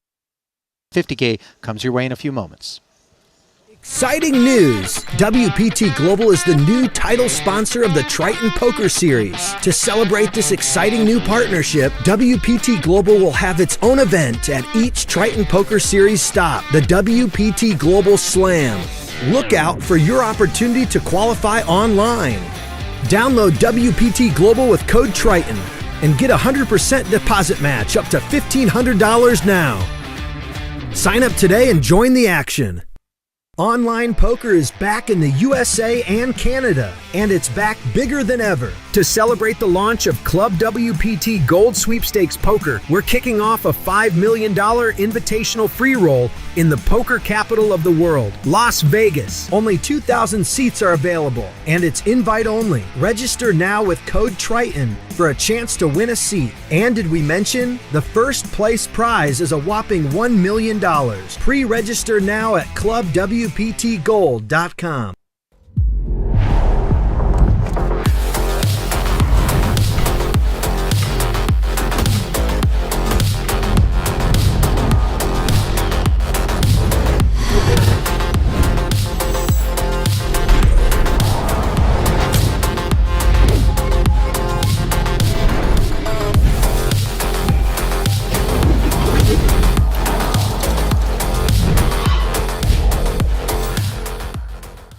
Looking for the ultimate platform to place your bets on the biggest sporting events? Look no further, because betacr.eu, Triton Poker's official betting partner, is here. Whether it's the thrill of soccer, the intensity of football, or the fast-paced action of basketball, betacr.eu covers it all. With real-time updates and competitive odds, you're always ahead of the game. BetACR.eu also offers exclusive poker events that you won't find anywhere else. Test your skills and make every hand count.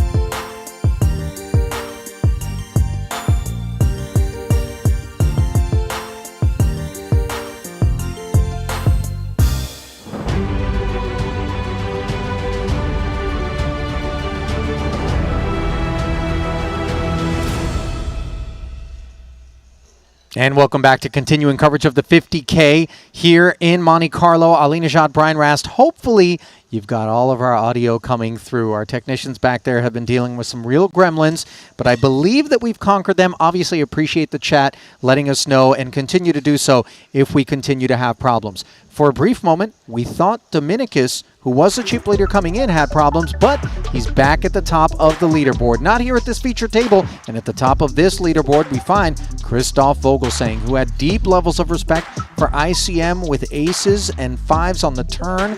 He just flatted and then checked back the river. We touched on it a little bit. Kiat Lee could have lost some more maybe in that pot as he flopped himself a Broadway gut shot and a flush draw.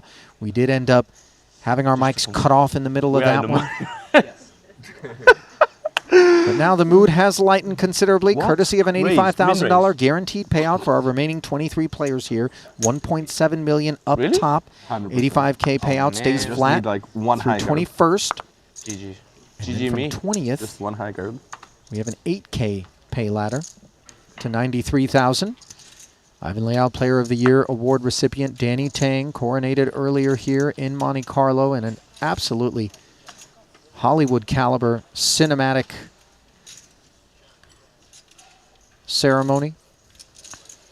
Oh, that was the fastest bubble of all time. Yeah, I mean, that double knockout, of Pardo. course, with Ibinger and Paulie V. Pardo got us right there. By the way, Pardo second in chips overall behind Dominicus. Vogel third in chips overall. The Sleeping Dragon, Nasty Shu Liang fourth in chips. So nobody gives Danny any action. They give one high card and have like 4 deuce offsuit or something. Tang Are you saying 15th that's strong of or 23 runners. Shortest stack in the room right now belongs to Carl Chapegatien. 12 bigs. That's where he was to start the day. Slightly under every further. 460K. You could have think I'm fucking raising queen 9 off or something. That's like that's like always an open, right? 100% open. There's zero combo not open, right? Yep. So it's strong.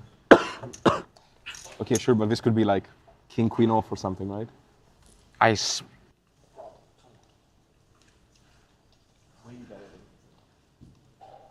You can have king queen off every time, and I'll have my hand, right? Ace 5 suited? What?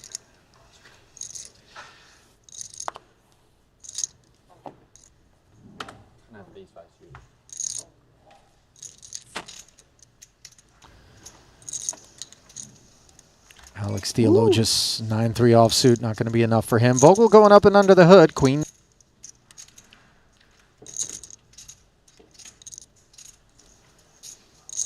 Danny's getting the feeling that Vogel's going to play this one. You know what's funny? I used to think it was 100% correlation.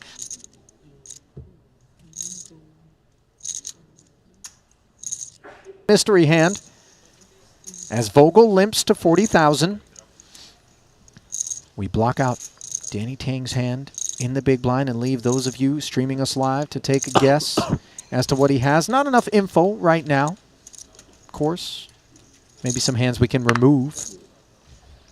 It's fine. I'm not. It's in the past. 120 in the middle and top pair for Vogel on a dry-looking board. I just want to see if my live reads are correct or not. You should stick with online. Yeah, I should stick with online.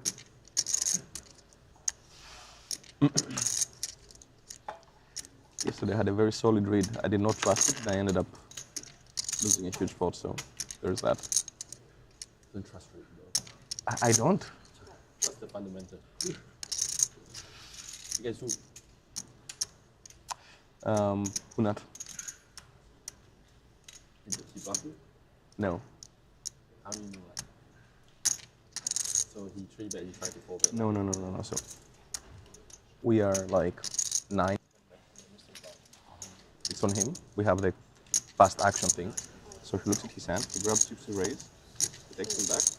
Oh, wow. Danny raises it here with the check back. So I thought this like I feel like this range is going to be and I jammed it anyway. any of the 3 pairs, deuce X, 5X, or queen X.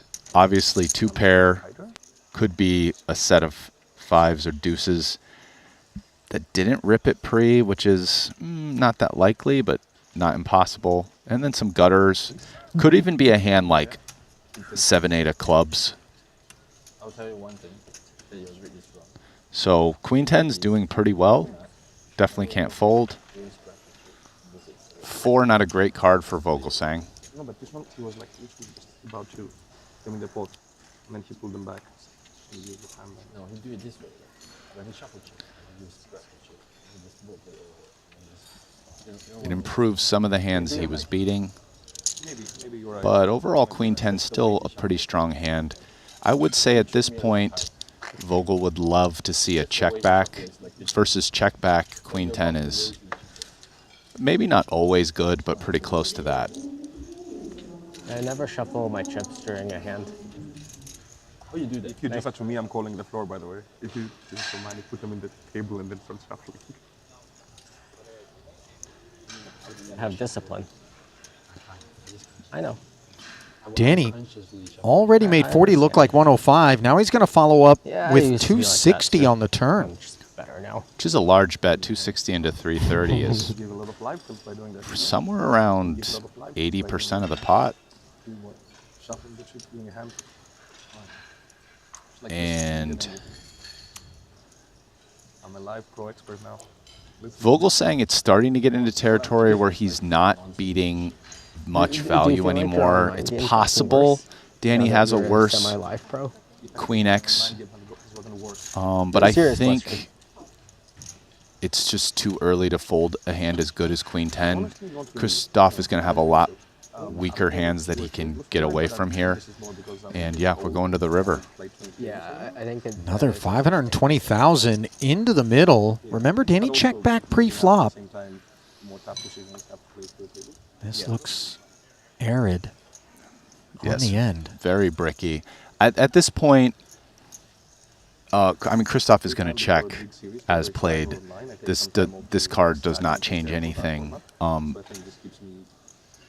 If Danny bets the river, Christoph is in a kind of brutal situation that his hand, which was once very good, is now really not beating value. Like if Danny had a hand like Queen 8 or Queen 3 and he bet the turn, I don't think he jams it on the river. Like he probably just checks that back because he's played the hand strong enough at this point that there's not really value in jamming a hand kind of at this point as weak as, you know, Queen 7, Queen 8, Queen 3.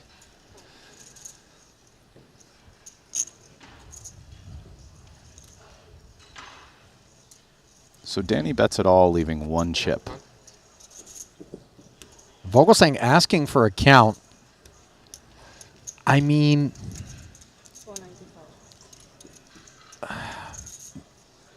if I task you with trying to put it together here in terms of the puzzle, Rasty. Yeah, value is going to be like 2 pairs or a straight. And the bluffs are going to be hands like, it's going to be a hand like Deuce 3 that has now turned itself into a bluff by the river. Hand that raised the flop like 6, 7, which picked up equity and now that would be a very natural one if he raised the flop with it. You know, Deuce 6, 4, 6. I feel like those at this point would be the bluffs. Vogel in the blender. You know, maybe a hand like 10-6 of hearts, 8-6 of hearts. Again, not all of these hands have to raise the flop, and they definitely wouldn't all the time. So it's just because you can come out with these hands doesn't mean you give them full weighting in a range analysis construction. Whereas some of the value hands, such as Queen Deuce or 5 Deuce, probably play this way a lot. Again, they might not raise the flop 100% of the time, but they're more likely to play that way than, say, 10-6 of hearts would. Now, unlike when he had the aces and 5s against Kiat, we're not on the outside of a money bubble. And we don't even have a direct pay jump. But, of course, 1.7 million up top, and chips are precious in any scenario. This, to me, is a pure chip EV spot. There's no ICM here, in my opinion. I'm not, if I'm Vogelsang or Danny, I'm not thinking about this spot in any ICM terms.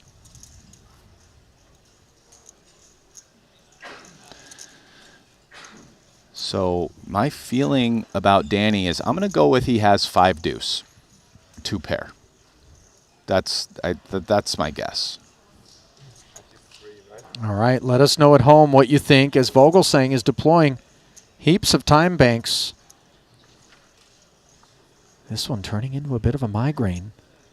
Recapping, limp small blind, check back big. A lead of 40K with top pair out of Vogel.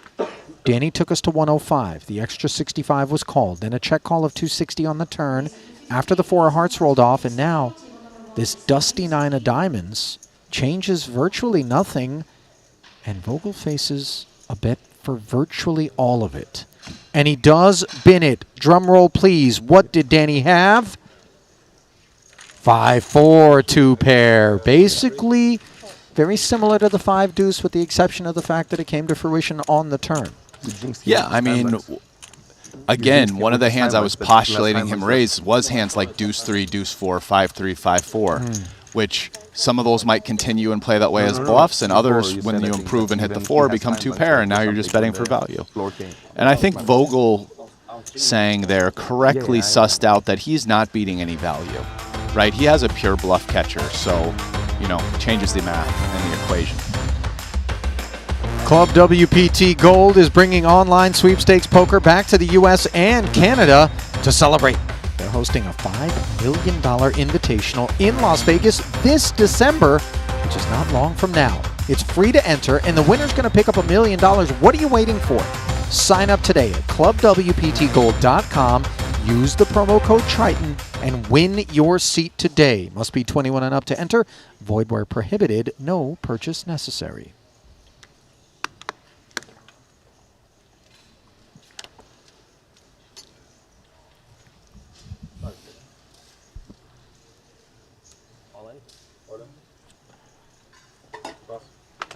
Now, Dan DeVoris, 545,000. All of it deployed. Toward the bottom of the chip counts, 19th right now is DeVoris. King 10 suited, deemed enough from under the gun. And these little pickups are important when you're hovering. I'm small birds.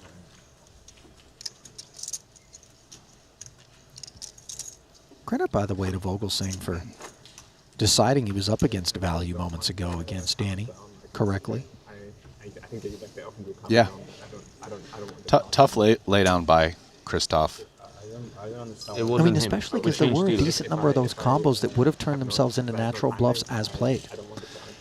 Yeah, in those spots can be really hard because it's very hard to figure out like how often your opponent is doing that. Because, right, like on the turn, Danny does have an option with a hand like Deuce 3. Obviously, a hand like 6-7, if he raised the flop with it, which he might not, becomes a very natural semi-bluff turn, bluff river. But Deuce 3, 5-3, these hands, they could just check back turn and realize. Sure.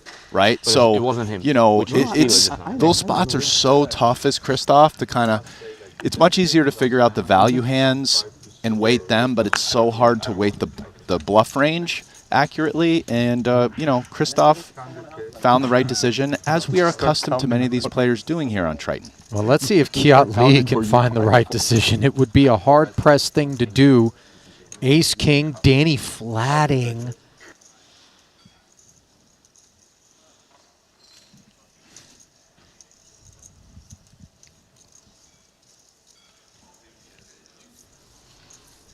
Yes, Farna sub 10 bigs there. And had Danny 3-bet this, little known to him, he's probably getting it all in versus Ace-King off.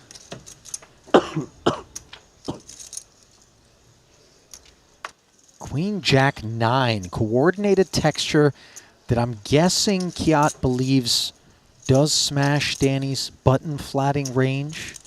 Yes. Yeah. Some of the question when you ask about this is, you know, what offsuit hands are available? I think Danny can have King Queen off, King Jack off some. Don't necessarily need to 3-bet. Queen Jack off is a tricky one, less clear. Because offsuit combos being much more common than suited ones. And the flat calling range is a narrower range than the opener. Just smaller percent of hands, total hands. So any part of that range then becomes like a larger percent that's constituting.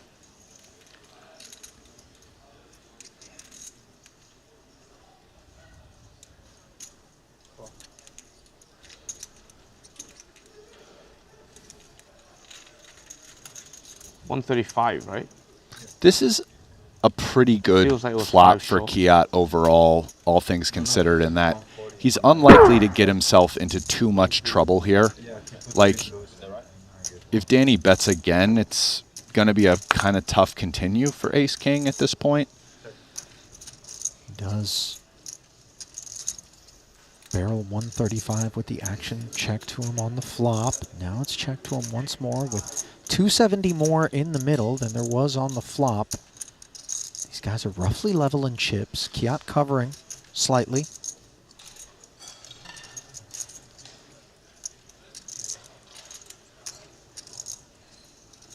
Danny's flat pre-flop, by the way, totally reasonable, given they're at just north of 20 big blinds effective. Maybe it was 25 big blinds effective when it happened. But it just goes to show, like, we've had this discussion a few times. It's like the different ways luck expresses itself in poker, right? In this particular instance, Danny chose to slow play and flat. And in a sense, he's unlucky because had he fast played his hand in this spot, Kiat actually probably gets it all in with ace-king off, which is a massive dog to aces. And on this run-out, Danny would have just doubled through him and left Kiat with crumbs. But because Danny elected to play his hand differently, and there's a good chance that this hand is a mix if you were to look at a, you know, like a GTO pre-flop solution, it actually ended up in this instance costing him a bunch of chips and saving Kiat some. But in a sense, that's just lucky. It's not like Danny really misplayed this hand. He just took one of the options pre-flop, which is a reasonable one, and based on the luck of the run out of the board and the fact that Kiat actually had a hand he would have 4-bet jammed, it ended up being unlucky for Danny and lucky for Kiat, right? It's an interesting way that, like, people don't really think about how luck is involved in all the different ways that things play out. And the way this board plays out after both parties check that deuce of hearts turn is the queen pairing on the end. One final check from Kiat. And at this point, Danny has to sense value availability. 100%. Yeah, this is a clear value bet. Again, it is possible that Kiat has a queen and check the river to him, but again, you can't play like there's monsters under the bed. And Lee wastes no time check mucking to that barrel from Danny. These two very close. Have talked the game on many occasions, bouncing ideas off of one another, and there's some meta that factors into collisions versus good buddies on the felt. For sure. I'm sure you found yourself making deviations against the likes of Antonio Esfandiari once upon a time, who was playing a lot more when you guys were hanging out a lot. Yeah, probably 3 or 4 of the guys that I've been closest with. Antonio and Phil Locke. Although we don't talk as much poker, but then 2 guys who I back in the day talked more poker with were Andrew Roble and Keith Gibson. Okay. It's just always weird playing against your friends. Whether it's the guys I talked more poker with, so now it's like, okay, we like know how each other thinks, so what are we doing here? And then the other guys who is just, we're really good friends who like gamble a lot with each other, so it's like one of the sickest hands I've ever played was versus Phil Locke, where he like 8x shoved a check river spot versus me. And like I called him with ace high. Like it was just one of these like friend leveling wars. Yeah. You know, luckily that one got caught on camera, so it's forever going to be immortalized as one of my best calls. Thank you, Phil Locke. I would imagine we're a Google search away from maybe getting a refresher on that, as Dvoris is 100K away from taking a flop with Queen Jack, and he decides to make the investment off of 570. But yeah, no doubt. The meta against friends is something unique. Oh, and 10-9-8, flopping the nuts is pretty unique. And Dvoris doing it at a good time with Danny. Flopping top pair, ace kicker with nut clubs in the back door. You just don't see how this doesn't get all in on the flop. There's no way Danny's checking this back. He's going to be happy to get in top pair, top kicker on especially such a wet board.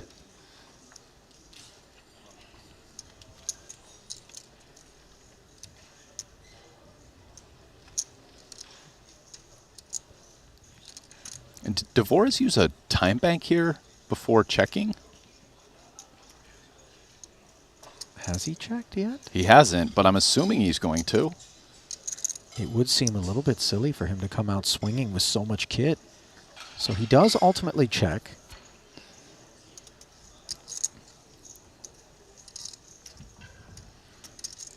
I mean, if you're Danny, you're probably thinking, okay, that was a little sus, but I mean, we're playing for what?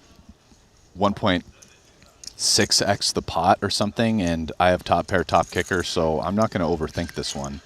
Let's just go ahead and bet and go with it.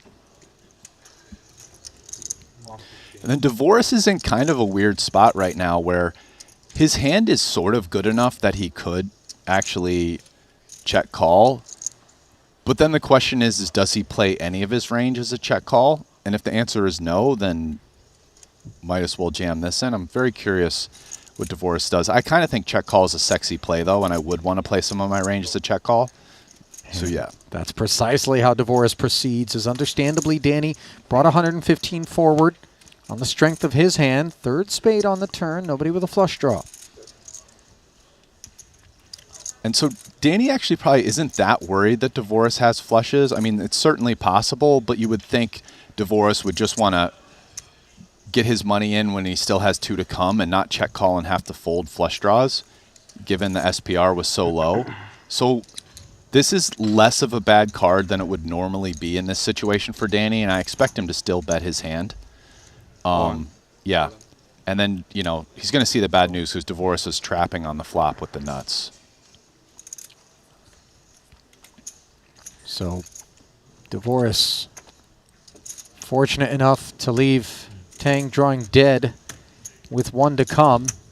Countdown can begin right now, and when the dust settles, wow, Danny making trip 10s on the end. Dvorak will have 1.24 million. How you know? How you know? I give more than. Oh, okay. Yeah. Danny still with a 7-figure stack, by the way. 1.1. Let's call it.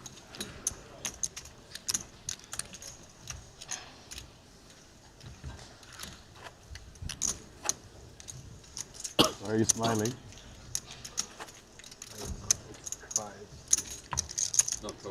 Okay. Just a happy person.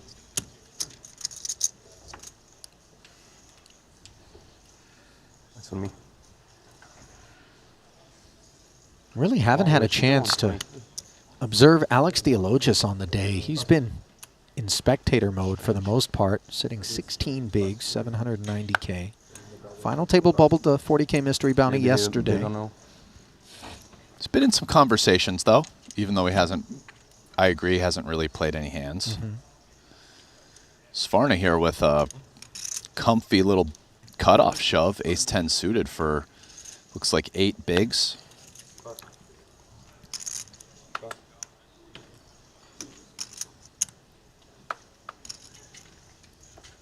And it's just too rich for Kiat. By the way, just getting an opportunity to go back to that mystery hand exchange between Vogelsang's Queen 10 suited and Danny Tang, whose hand we did not know. A couple of people did apparently know it. Shout out to Mark Aguilar and Adnan C in the YouTube yeah, chat. I have like 15 big blinds. Both of them. Sharp. Guessed 5-4. Was sharp. Milky. A bit less sharp now. Had 5-4 as well. Why is the clock paused? But Vicious Aces. I mean, I was pretty close, Ollie. Yeah, you were there. 5 deuce, 5-4. I was. Yeah, were we supposed to deal 2 and stop, or on the right track? Timothy Marlin apparently was on that track as well, alongside you. Shout out to those getting involved in the mystery hand. Let us know if you enjoy that, by the way. It's something we've been experimenting with in the cash game festivals, but now bringing it in here to the tournament streets. It's a nice wrinkle. You know, I think it was his turn size felt just big enough that it made me lean towards value. Like betting 260 into 330 when you have like the 5-3 or the 10-6 of hearts. I'm just like, I'm gonna choose value here. But well, Danny's going to choose ace-10 here, and he's picked a good time to do it up against ace-8, which does not improve. Can't say the same for Danny, as he may have some PTSD. Last time he flopped top pair, top kicker on a 10 high board. Didn't go so well against Dvorak. Different situation, of course, here.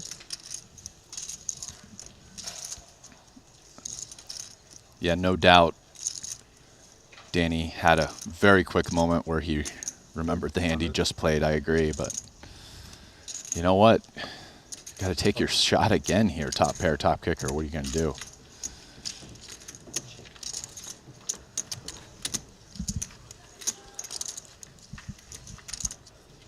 Yeah, maybe. Yeah, I dream about it every night. Well, let's step away from that particular feature. At the stage now where if you bust, you get to go to the next one. Heading Like over 215 is to Ben Heath, what you want to Leonard do. Malva, Almost 3. David Yeah, Jan and Co. Yeah, I just don't like it when it's like 45 minutes in between. Yeah, you it's don't know always what to do. 2 hours is okay. Just like wandering about. I think you're addicted to poker. Yeah, well, I don't know. I will fold. Cry. Suited one gapper for Ponikovs. 2 million deep. No thanks. Check raise, no. Sounds at least better than sleep or cry. Ace 9 on the puck for Foxen.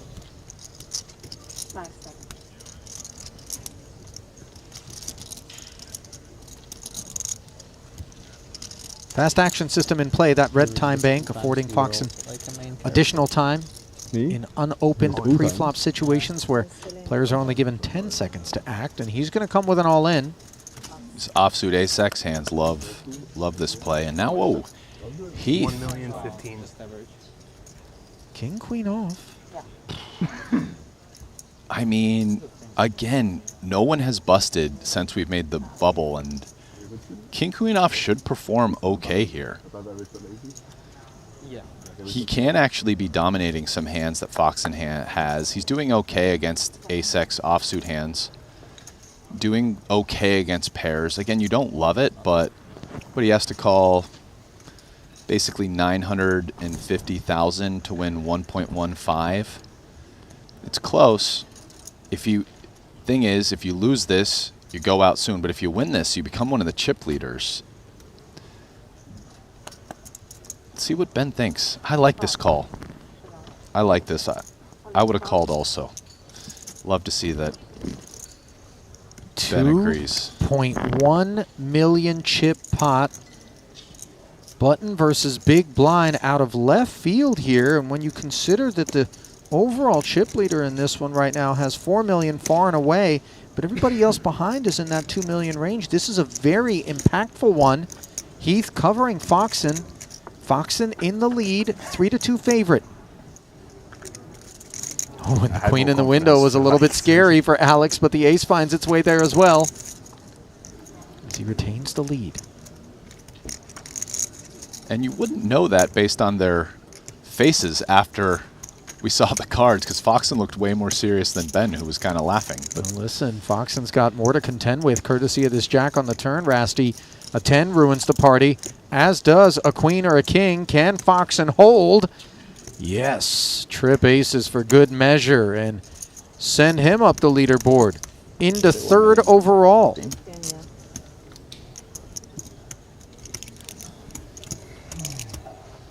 Send Ben Heath down it, by the way. Mikolaitis has been chipping up off screen. He's at 4 million now. Mikkel light you up. Bang, bang. Ooh, also the Sleeping Dragons up to almost 2 million. Love to see it. Yeah, you and I are definitely I'm a fan. founding members of the Shu Liang fan club. For sure.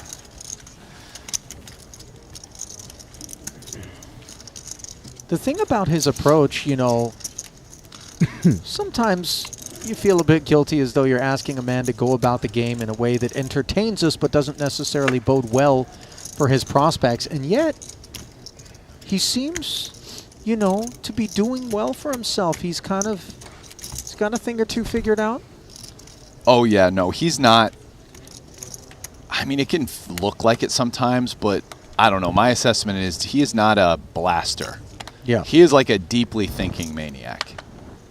I like those kind. Yeah, not even just thinking, like deeply thinking. By the way, to be fair, also the non-thinking maniacs I'm a fan of as well, but No, he's sure. not cut from that cloth.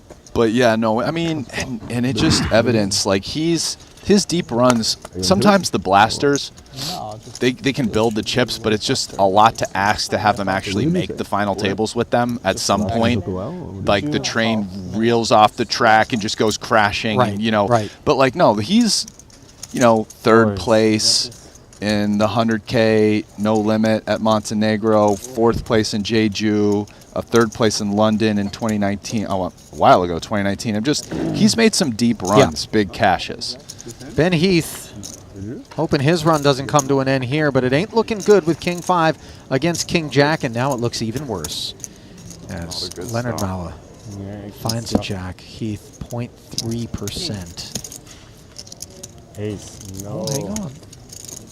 No clean winners. Needed a 10 last time. A 10 ball for the Englishman? Turn is an ace, not a king, as reflected, and the river's an ace as well. The Broadway Gutty to chop it up does not come through.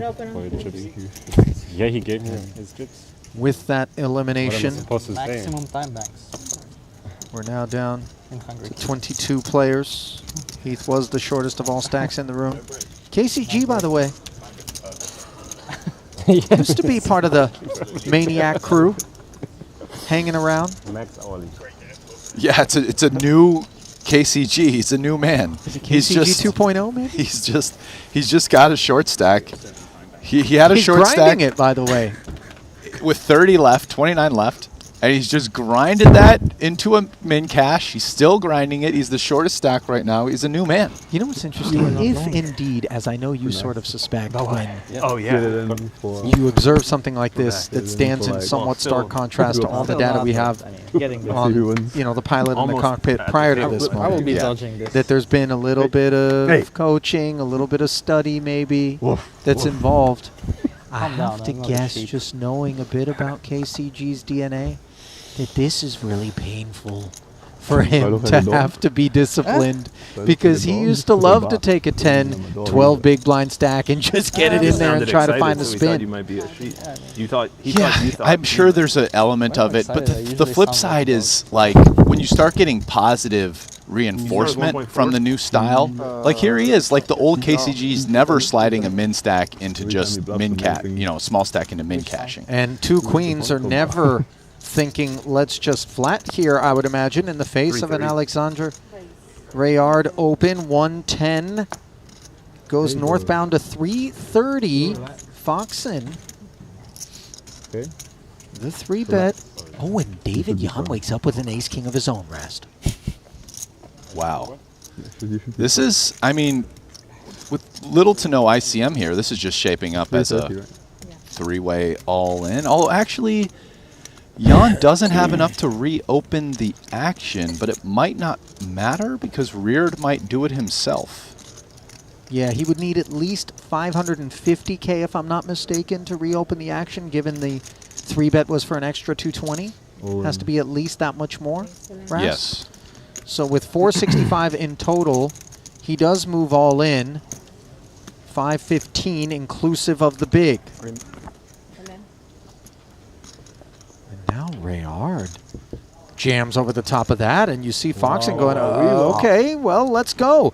And there's no better feeling than if you're going to be up against a very menacing ace-king with two queens than having another ace-king out there as well blocking. Of course. What a spot for Foxen. I mean, it improves his odds. Almost there. Now you can see he's over 60% to just scoop this three ways. It's the best one. Ace King. I choose Let's this. see if I can win This this. is the best one. The side pot actually bigger than the main. Foxen covering both parties and in front. Come on, let's top up his money. We can do it. Come on.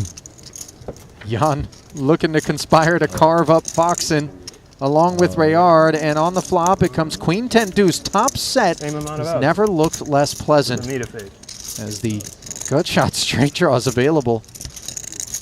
The 4 ace kings morph into 4 jacks. Same number outs. You see the king on the turn. Not enough.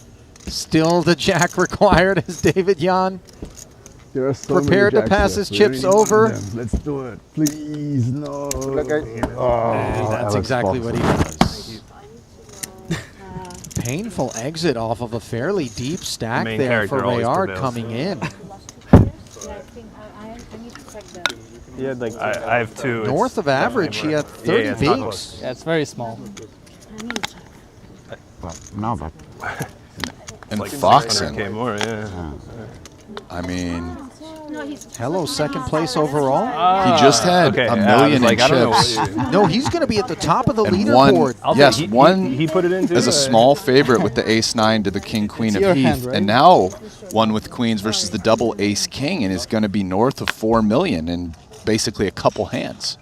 And he is in front of Dominicus Michaelitis, who's on his feet alongside Marius over here, uninvolved in this particular exchange, which involved Weiliang Chan and Juan Pardo. This was an open to 100,000 from Michaelitis.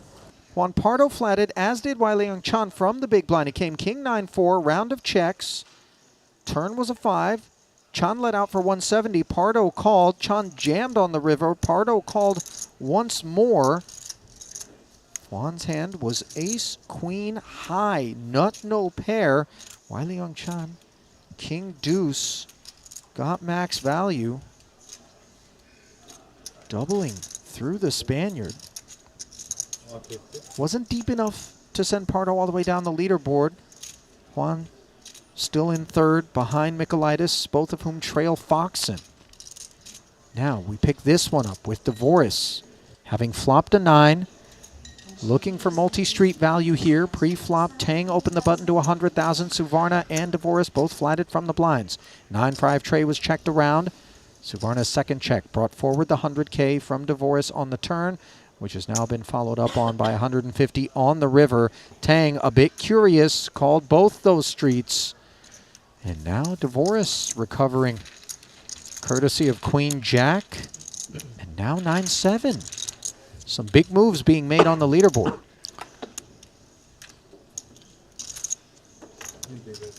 Thank you.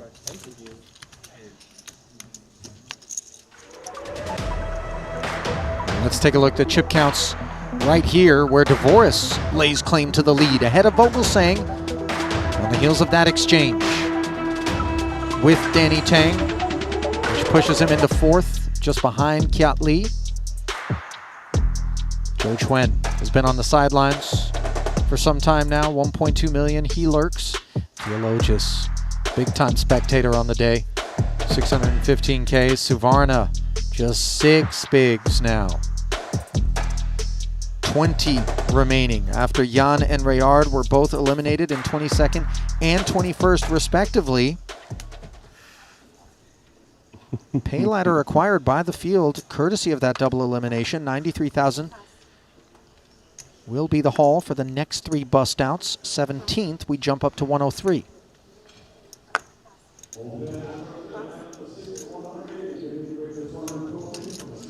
And some separation here. Foxen and Michaelitis both have around 4 million, and then starting at third place, Juan Pardo has 2.1. So these two stacks up top are starting to pull away a bit from the rest of the pack. It's something to storyline to follow moving forward. Yeah, I stopped. No, I forget what. You want to This tell shove is for only 6 blinds, and I think versus the dealer button, That's Zhou the Shen white probably ends up previous calling it, but it's dicey. 260 to win 440. Yeah. Did Triton get you guys together? So we're talking about little, not as, you don't, Triton set you guys up. not quite getting 2 to 1. Probably need like 37%. Kind of think King 8 off is probably performing well enough, and it's only for less than a third of Zhou Xuan's chips. And he does agree about that, as he will give Suvarna a spin. Hard 8 is in the lead with 705 in the middle. Suvarna found a ladder. Can he find a double? Yeah. I mean, I don't know what heavy is, but like. King 6-6 says no. As Zhou Chuen hops way out in front. Just 8% with 2 to come. 2 outs twice. Make it once. Sailboat needed. Otherwise, Suvarna's sailing out of here. And it's now official as the jack counterfeits him for bad measure. And that'll do it for India's finest, Santosh Suvarna. Triton title winner, WSOP bracelet holder, high stakes cash game player, but no longer a participant in Event 5. Yeah, a bit of a legend here at Triton Poker. I'll take the over on a bit, Rast, especially when you consider just how far he's come as a player since we first laid eyes on him. A matter of a few short years. Just obviously loves the game. Oh, yeah. Incredibly charming, incredibly mild-mannered, lovely to be around, and he's not going to miss a Triton. Keeps working at it. Just great table presence. You know, never negative, any negative energy, none of that. Yep. Always positive. Just a guy you want to gamble with. I mean, it just seems like Pacific. Yeah, we're like, yeah. Well, Theologus doesn't lack gamble, but he's lacked opportunities to exhibit that. 10-3 into the bin, up and under goes Lord Vogel. This is a spot, it's not 100% that he will go into the hood and play his hand. But I'm just trying to find these spots that you were referring to. Yeah. Yeah. 7-8 of spades, though, does activate. Now a pretty one for Divorce on the button. Chip leader at this table. Yeah, let's see what Divorce decides to do here. Don't think he's going to fold, but call versus 3-bet. 330. Okay, he's coming with the 3. And that's likely going to just end this hand unless the big blind wakes up with something, because I don't see what Vogelsang can do here with 8-7 suited to fight back. They're just not deep enough to call suited connectors. Yeah. Phew. Was sweating the blind increase. Is Sam Crafton not coming this time? Was hoping no call, please no call. Oh, NAPT, huh? Oh, actually, I don't know. I guess. You're not really close to it? I was really hoping for when he was tanking, like just 3-bet. Yeah, I mean, I don't know. He wouldn't like tell me if he's like missing a stop. So not very close then. Because if Kiat missed a stop, I would know, right? Yes, we are not as close as you yet.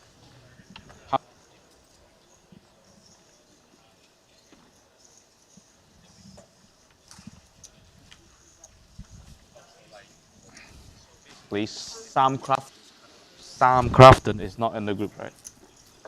I hope he's watching. I hope. Oh, this whole thing was just a needle at Sam? Like he wasn't invited to the wedding. Joe Schwinn with an ace on the button. Played along more. Feels good enough to open. Can't say I blame him. Break time. Are we moving off? He's lucky Sleeping Dragon is no longer available as a nickname, by the way, because after the narcoleptic exhibition we saw yesterday, he was a favorite right? to get designated as such. Opens to 105. Now Theologus is going to give us a peek at his procedures.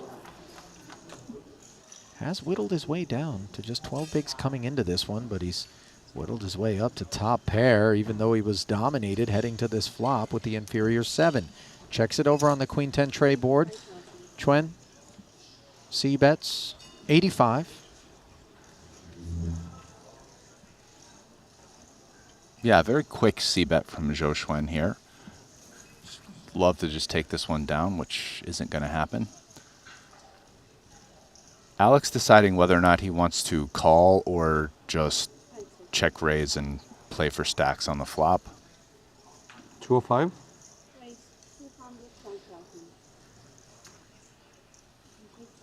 Yeah, right.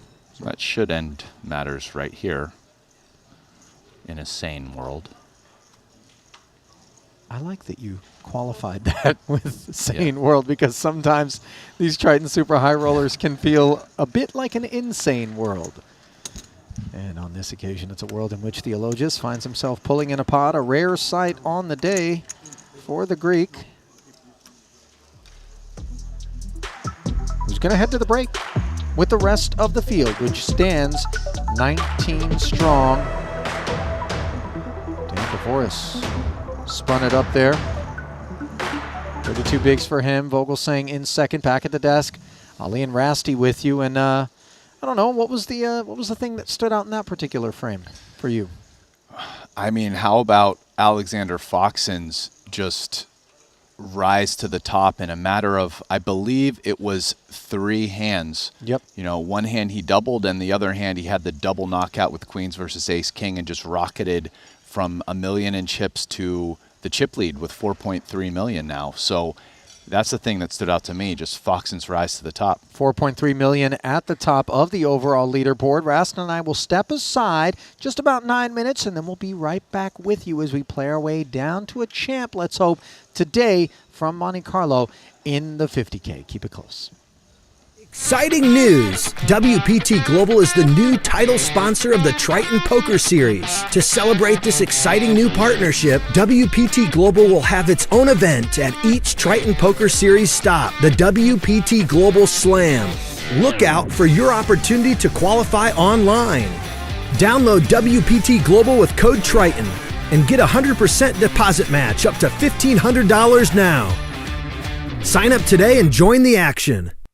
Online poker is back in the USA and Canada, and it's back bigger than ever. To celebrate the launch of Club WPT Gold Sweepstakes Poker, we're kicking off a $5 million invitational free roll in the poker capital of the world, Las Vegas. Only 2,000 seats are available, and it's invite only. Register now with code Triton for a chance to win a seat. And did we mention the first place prize is a whopping $1 million. Pre-register now at clubwptgold.com.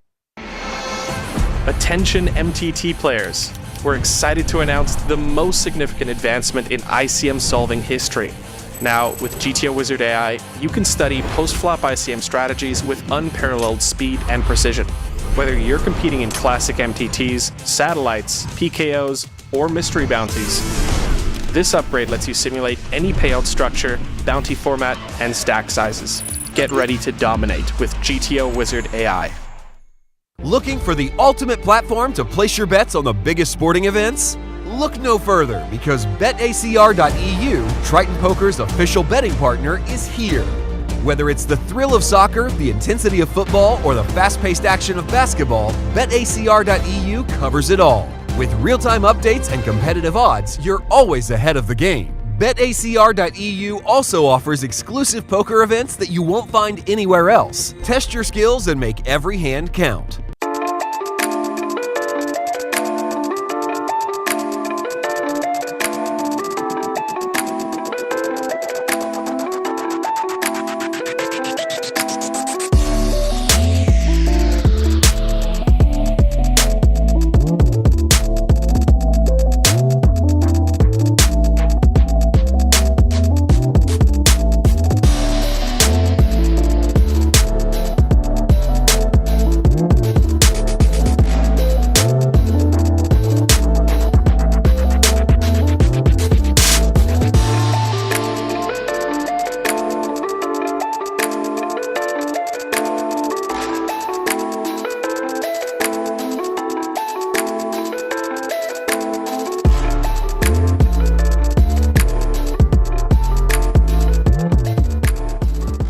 Fives or deuces that didn't rip it pre, which is not that likely, but not impossible. And then some gutters.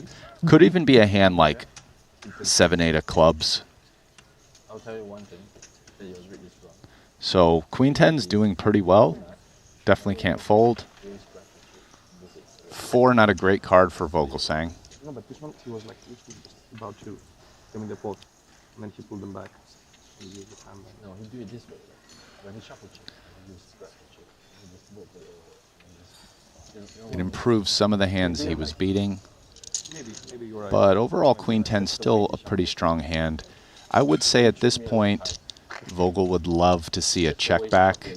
Versus check back, Queen 10 is maybe not always good, but pretty close to that. I never shuffle my chips during a hand. Oh, you do that. If you do that to me, I'm calling the floor, by the way. If you don't mind, you put them in the table and then start shuffling. have discipline.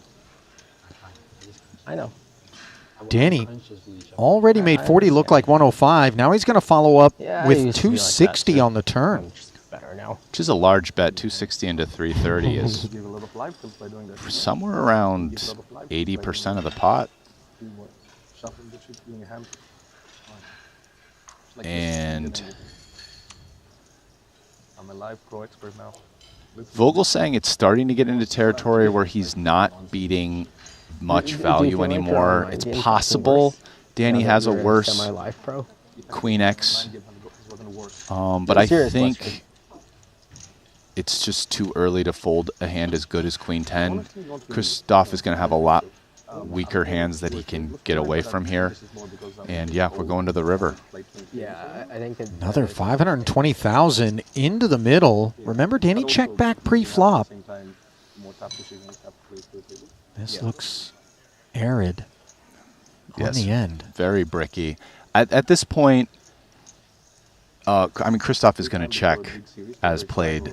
This card does not change anything. If Danny bets the river, Christoph is in a kind of brutal situation that his hand, which was once very good, is now really not beating value. Like if Danny had a hand like Queen 8 or Queen 3 and he bet the turn, I don't think he jams it on the river. Like he probably just checks that back because he's played the hand strong enough at this point that there's not really value in jamming a hand kind of at this point as weak as, you know, Queen 7, Queen 8, Queen 3.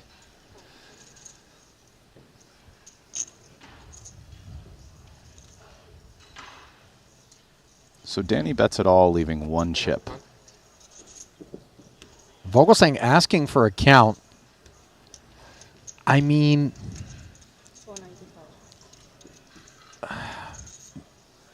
if I task you with trying to put it together here in terms of the puzzle, Rasty.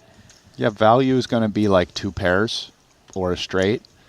And the bluffs are going to be hands like, it's going to be a hand like Deuce 3 that has now turned itself into a bluff by the river. Hand that raised the flop like 6, 7, which picked up equity and now that would be a very natural one if he raised the flop with it. You know, Deuce 6, 4, 6. I feel like those at this point would be the bluffs. Vogel in the blender. You know, maybe a hand like 10-6 of hearts, 8-6 of hearts. Again, not all of these hands have to raise the flop, and they definitely wouldn't all the time. So it's just because you can come out with these hands doesn't mean you give them full weighting in a range analysis construction. Whereas some of the value hands, such as Queen Deuce or 5 Deuce, probably play this way a lot. Again, they might not raise the flop 100% of the time, but they're more likely to play that way than, say, 10-6 of hearts would. Now, unlike when he had the aces and fives against Kiat, we're not on the outside of a money bubble. And we don't even have a direct pay jump. But, of course, 1.7 million up top, and chips are precious in any scenario. This, to me, is a pure chip EV spot. There's no ICM here, in my opinion. I'm not, if I'm Vogel saying or Danny, I'm not thinking about this spot in any ICM terms.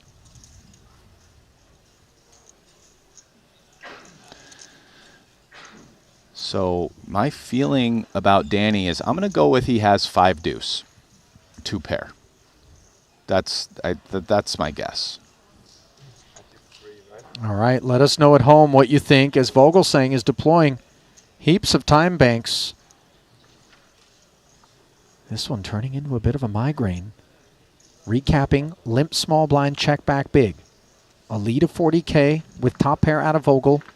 Danny took us to 105. The extra 65 was called. Then a check call of 260 on the turn after the 4 of hearts rolled off. And now this dusty 9 of diamonds changes virtually nothing. And Vogel faces a bet for virtually all of it. And he does bin it. Drum roll, please. What did Danny have? 5-4, 2 pair. Basically, very similar to the 5 deuce with the exception of the fact that it came to fruition on the turn. Yeah, I mean,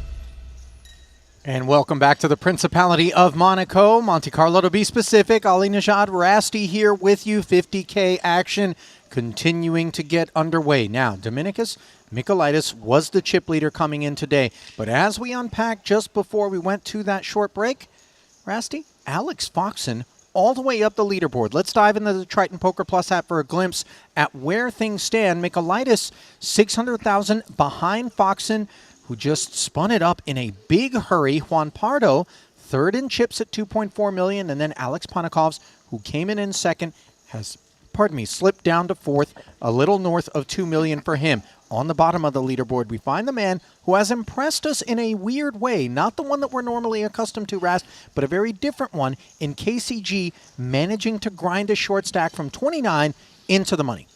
Yeah, no doubt. It's a new version of KCG that we haven't seen before.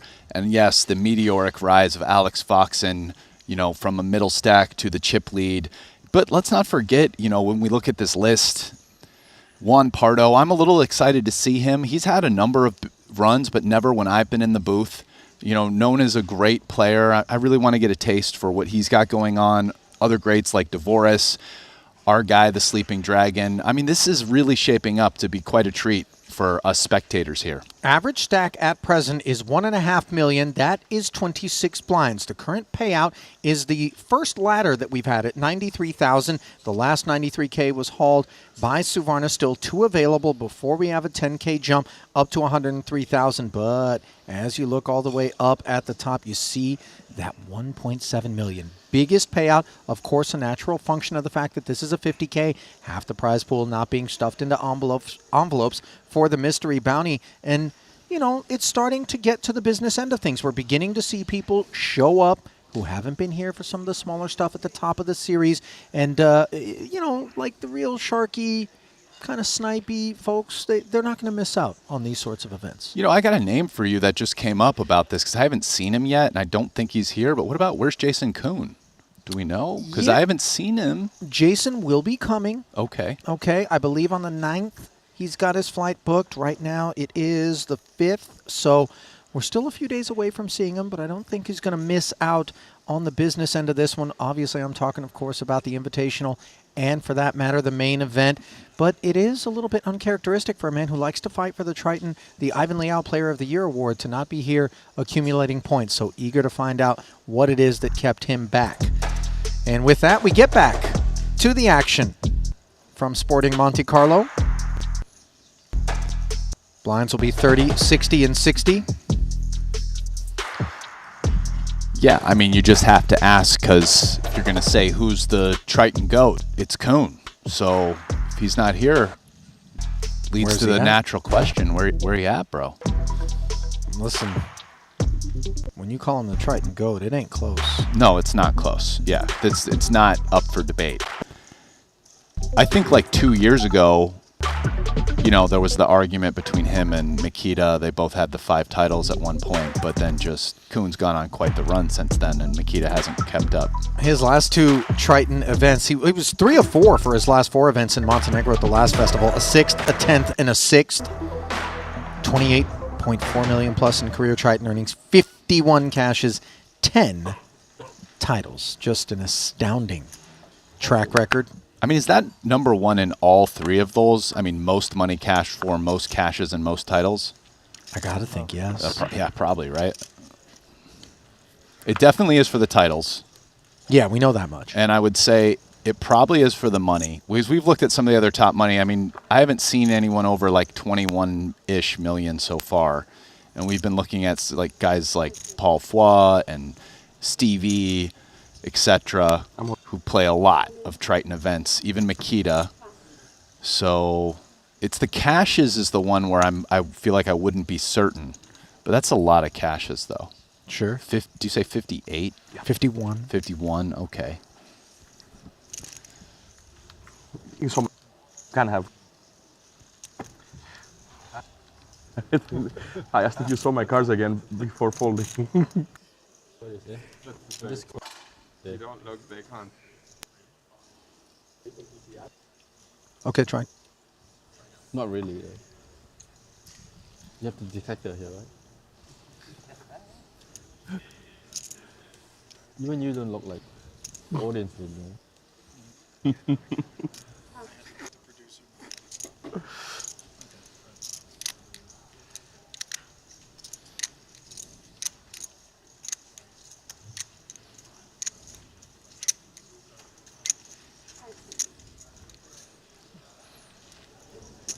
Pocket nines for Zhou Chuen. Makes it 130 to go.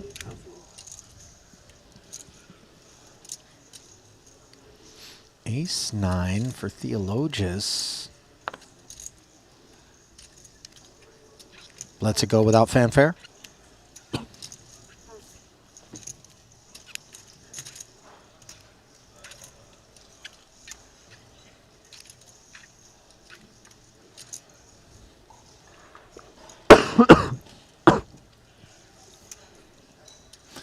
So wait, what was Kuhn's total cash? You said 28 million? Yep. I think that's more money than I've cashed for in my entire career. I think. Remarkable. Did it When you consider that it's all Yeah. happened behind the Triton partition, and he played plenty outside of it. Fourth and final 9 found its way into Danny's hand out of the big blind. He defends and flops a gut shot with backdoor diamonds against second pair effective on a jack-high board. Checks it over to Joe.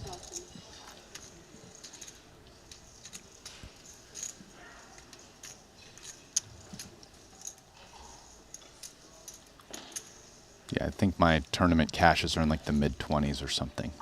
Anyway, it's kind of an interesting flop. I mean, versus a bet this small, Danny's going to be incentivized to find a way to continue.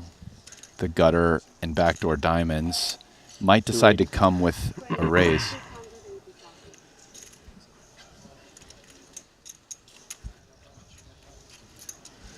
Our producer just came in. I guess I've cashed for 27.7. So yes, Kuhn's got me nipped. Just a Triton. Well, Danny nipping on this 100K C-bet as he check raises from 100 up to 280,000. Joe makes the call. To the turn we go with the pot up to over 900K. And the diamond draw acquired for Tang. Excuses to carry on. Certainly. He's picked up some equity with 785 left to play. It's less than a pot-sized bet. Let's see how he wants to proceed. Danny's going to put the brakes on, which, with Zhou Chuen having 2 9s, is going to be a welcome sight. It's a very brittle hand in that Zhou Chuen only has 2 outs to improve when behind. Ace on the river, and that, of course, is not the kind of card that lends itself nicely to Danny being able to activate with no showdown here in the hopes of winning this thing, right? No, definitely not.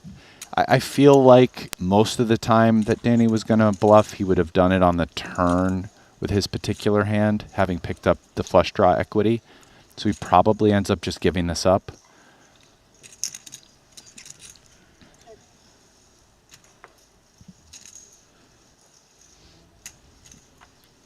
Sure enough, it does go check, check.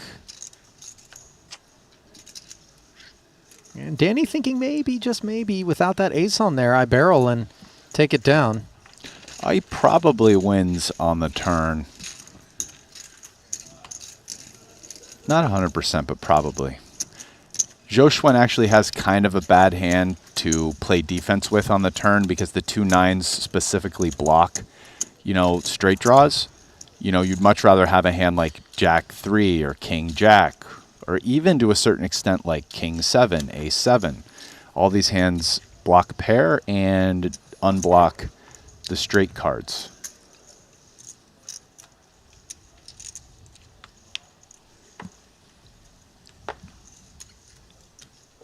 So So a handsome pickup for Joe Chuen, who I'm not so sure expected to be hauling that one in. Happy to do it nevertheless as he moves to 1.8 million.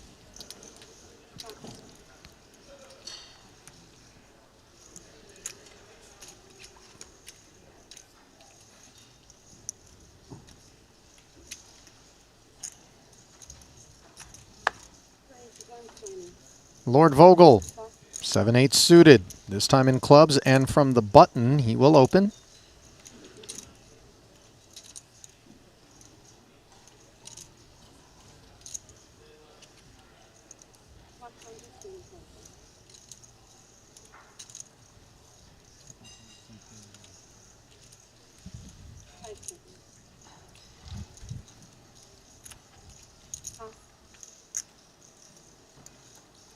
No takers. Christoph cobbling. Hanging around. 24 bigs. Made a big laydown to spare himself some damages versus Danny Tang's 5s and 4s earlier in the day. When he had flopped top pair on what looked like a very clean queen high board.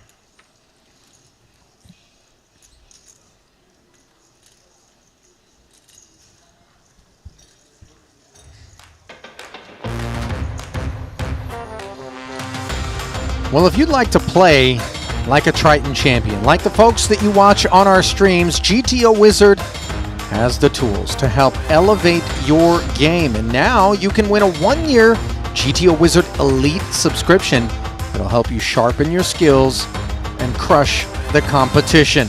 Follow GTO Wizard on X and Instagram for your chance to win.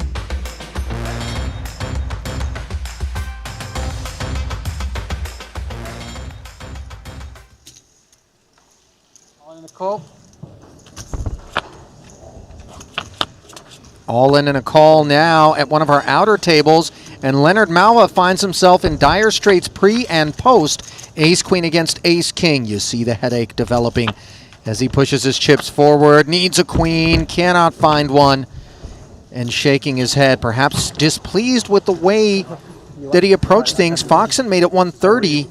Malva just jammed on the button, and remember, it was a jam with Ace-Queen that got an Ace-King off of its hand.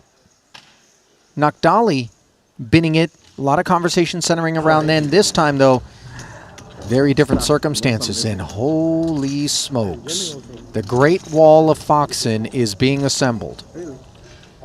Yeah, 1.6. It looks like he just jammed 30 blinds.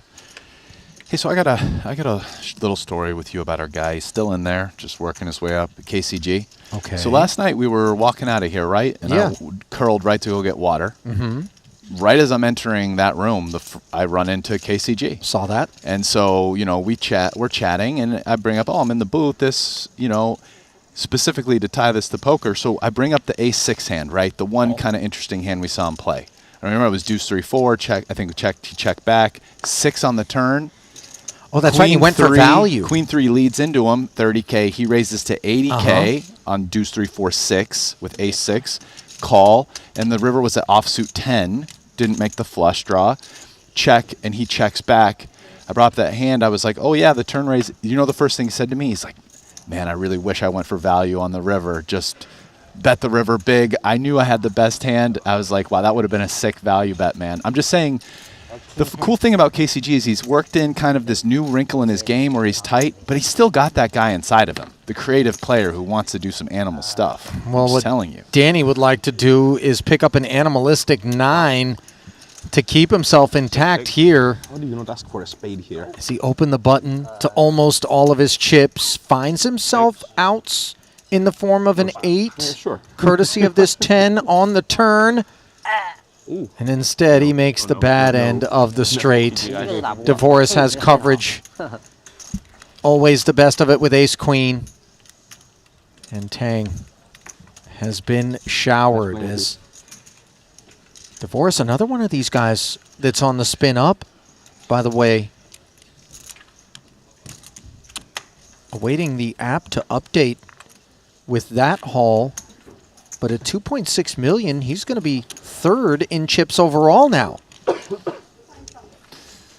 Yeah, he's starting to creep up towards Michaelitis with 3.7, but Foxen has separated himself even further with that hand versus Leonard. You know, I think Leonard was questioning, whether he should have just open jammed over Foxen's open for 32 bigs as opposed to maybe 3-bet decide. That was, I'm going to guess that's probably why he was shaking his head there. Providing some text updates to his crew is Danny, as he's going to collect 93 dimes. Everybody guaranteed 103,000, by the way, as that bust out came right on the heels of the Leonard Mala elimination. So 17 remaining, 203K payouts before we get up to 114,000 for 15th.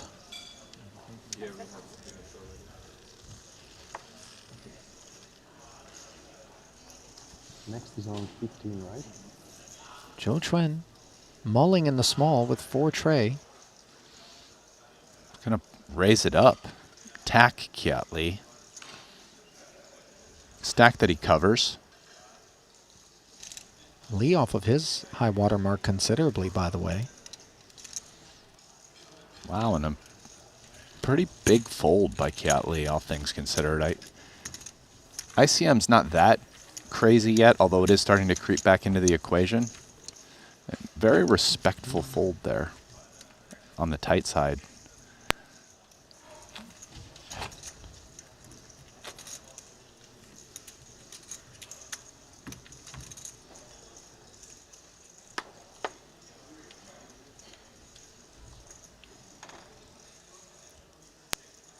They're on their backs at one of our other features here. It is Lun Lun up against Alex Ponikovs. Ponikovs called it off on the button versus a jam with King Queen versus Ace Queen. He's looking away from the board. A quick peek. He doesn't find the King or Queen, but he does find an open ender on the turn, courtesy of a Jack. A 9 or an Ace would spoil the party. A King would have done the trick prior to that, but then blocked by the Ace Queen with the Broadway draw. Lun holds, and he's going to double through. Did you see Alex looking off into space, wondering if maybe there was another choice available? I don't think he's second-guessing himself there, Rast. Yeah, maybe he is. The jam's for what, 14 blinds?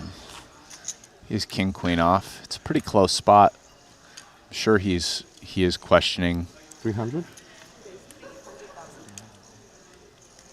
Oh, sorry. The blinds, we're at 60K big blind now. So my mistake. It is for less. It's for about 11 blinds. Well, back here at our main stage, we find Vogelsang in a way having opened Ace-10 offsuit, facing resistance in the form of a 3-bet to 300,000 out of the Greek. No meal made. Yeah, I think for 11 blinds, when it's less than half your stack, seems pretty reasonable. Might be a little annoyed, but probably after thinking about it, he's still okay with the call. It seems fine.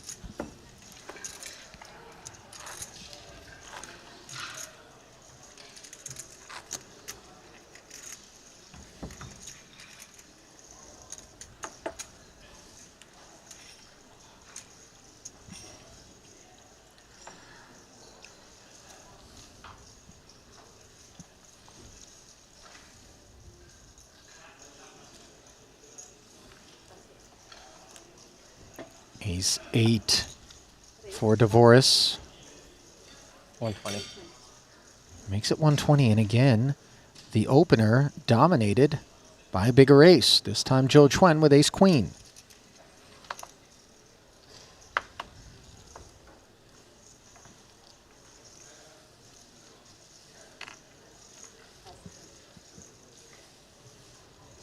$31. 31. I think he needs 310. Declared.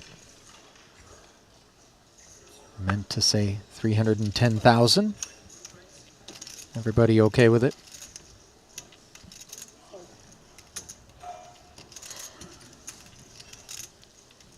Dvoris doesn't love it, of course.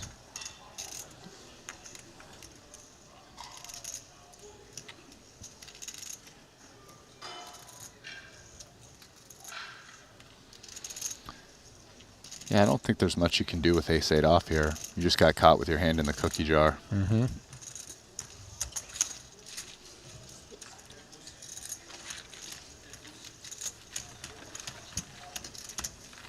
Into the bin it goes. Chuen. 35 bigs now. Narrowing the gap between he and Dvoris, who has the chip lead. Bitcoin is above 70K. We can all bust now. We are rich again. Bitcoin is above 70. We can bust. Already? Yeah, we can bust now. We are rich again. What is the result of the live stream? Don't worry, my price alert already went off. I knew that. Get, right? Yeah, but they're Rasty, never behind, far away right? from a spot trade Like, in the BTC no more streets.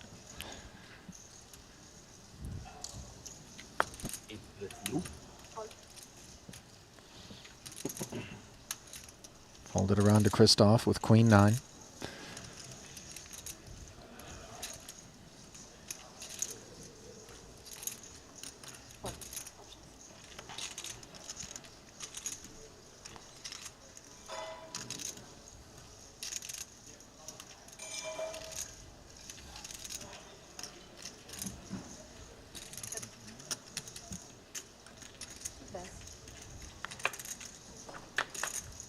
Limp pot pre. Jack 6 tray. No pair anywhere. Yeah, king high ahead of queen high.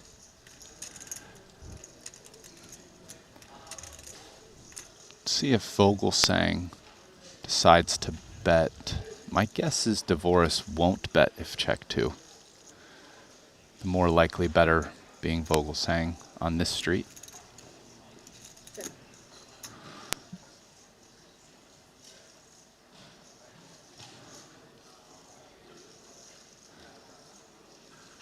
Bad king highs. Not much can work to improve your hand, and you definitely are okay showing it down. But this card is all Christoph Vogelsang, who now has turned top pair, over pair to the jack high board, and certainly good enough to bet twice on almost any river card, I would imagine. Some of it depends on the sizing he chooses on both streets, of course.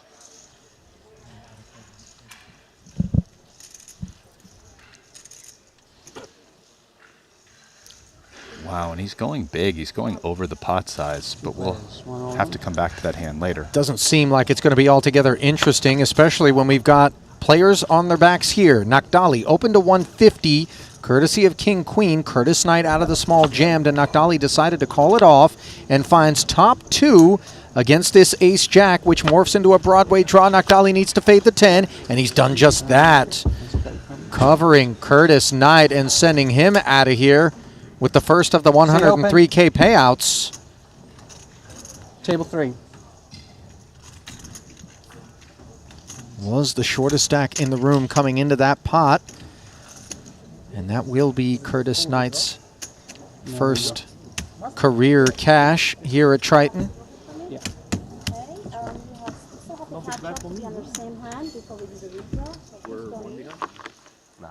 I feel like nothing.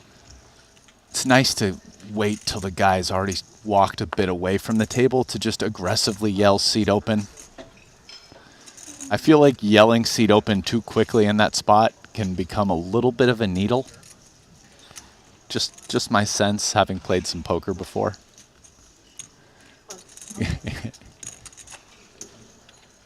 I know what you mean, Rast. Yeah. It was count. Meanwhile, back here where Dvoris did bin the king high versus Vogel's big bet. Dan finds himself involved once again. Queen 5 tray board, 9 high, not interested. 10 high, says if you don't want it, I'll take it with a 60K barrel.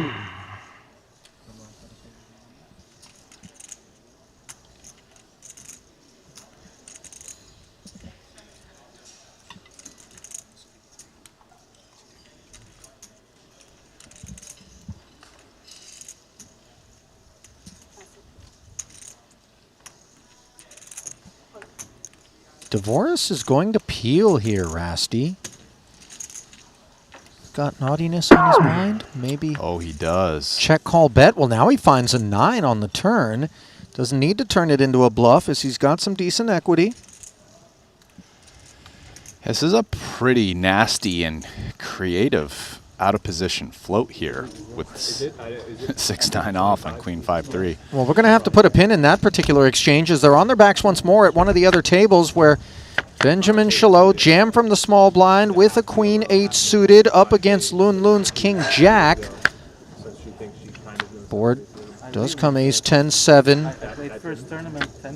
On the turn is the tray, on the river is the 7, and no assistance rendered by the deck to the Frenchman. I definitely have a lot of. I don't understand. Took his shot, blind versus blind. And you see he looks a bit frustrated about things. Who can blame him? The second of the 103K payouts will go his way, and the rest of his chips will go to Loon Loon. Nice way to bring us to 2-table action here in the 50K. And look who's still on the short stack, still in the tournament, KCG. He's a grinder. Yeah, of course. You can kind of. What if he just grinds his way to the final table as the short stack? I mean, I'm here for it.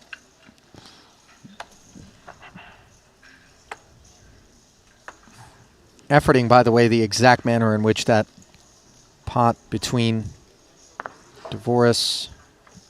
Sorry if something flashed. Okay. And Joe Chuen played I out. was angry I did not get a good hand. We did step away from it briefly.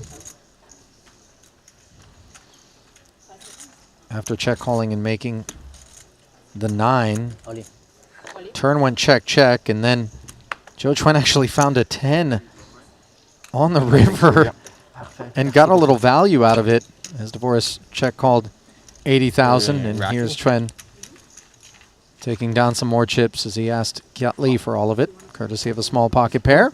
So 16 remaining here in the 50K. Check that. 15 remaining as we lost Knight and Chalot in quick succession, and we do need to redraw for 1 table of 7 and 1 table of 8. Joe Chuen may or may not continue to be the mayor as Dvoris trails him by a little over 200K. Welcome back to the desk here. Ali alongside Rasty, and just 15 hopefuls. KCG down there, 780,000 in front of him. Who would have thought when he came into the day with 12 big blinds that this far removed with all of that carnage, the money bubble, pay ladders, that he would be sat here still at the bottom of the leaderboard, 13 big blinds deep. Multiple jumps in the blinds and antes as well. I mean, I think a year ago, it would basically be inconceivable, right? Based on the KCG that we saw at previous stops, but this is the KCG 1000, as they say. Maybe we need to run a Red Bull out there, and that'll get him started. Who knows? I mean, I do have a feeling that if things change and he manages to pick up some chips, you know, we'll see some of the old KCG come back. He's clearly got the Mad Hatter still deep inside. He's just buried him a little bit and is willing to work with a short stack in a different manner nowadays, it looks like. Most of the Wonderland experience being enjoyed by Alex Foxen. Up and over 6 million. Rast and I are going to step aside just about 3 minutes. We'll be right back here to the desk with continuing coverage of the 50K from Monte-Carlo.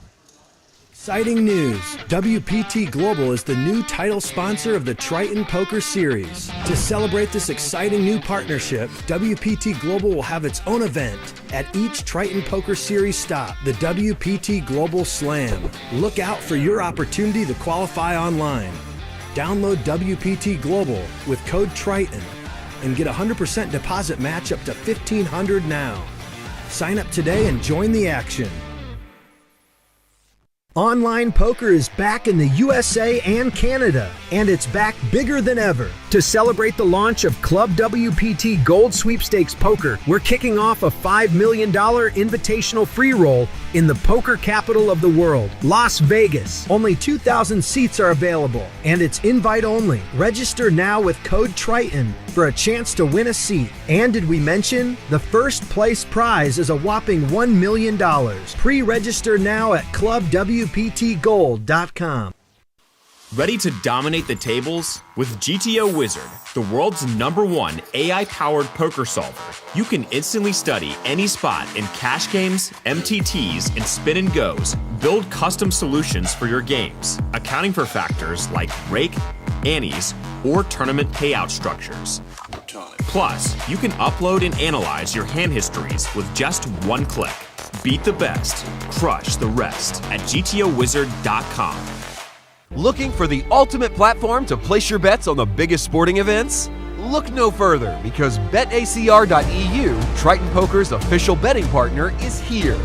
Whether it's the thrill of soccer, the intensity of football, or the fast-paced action of basketball, BetACR.eu covers it all. With real-time updates and competitive odds, you're always ahead of the game. BetACR.eu also offers exclusive poker events that you won't find anywhere else. Test your skills and make every hand count.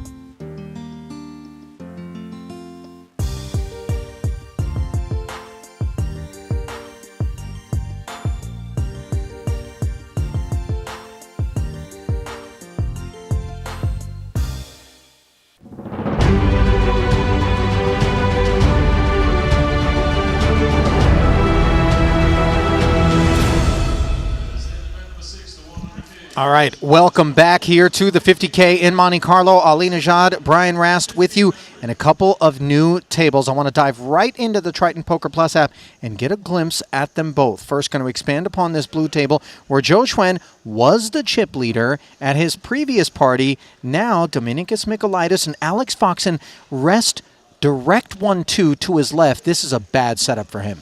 Oh, yeah. Michaelitis is definitely not happy with this table draw, right? He's number 2 in chips. A 1,000,000 chip lead on Zhou Xuan in third, who, by the way, is directly to Michaelitis' right. So also a terrible draw for Zhou Xuan. Yep. And Foxen is just sitting pretty in position there. So, yeah, very, very bad draw for them. And I think whoever's at the other table, looks like Lun Loon, Pardo, those two stacks with over 2 million, super happy with that outcome. No doubt about it, as they get to enjoy big stack duties in spite of the fact that there are several stacks larger than theirs lurking in the field. Business end of the 50K rages on here at Sporting Monte-Carlo as we draw ever closer to crowning yet another champion in a 14-event docket from here in the Principality. There is Juan Pardo alongside Lun Loon, 38, 37 big blinds respectively. Shortest stack there belongs to Marius Kuzmanas. Red table is definitely where you want to be, as Alex Foxen has the Warhammer at the ready, over 100 bigs deep, and great position on Michaelitis and Zhou Xuan behind him.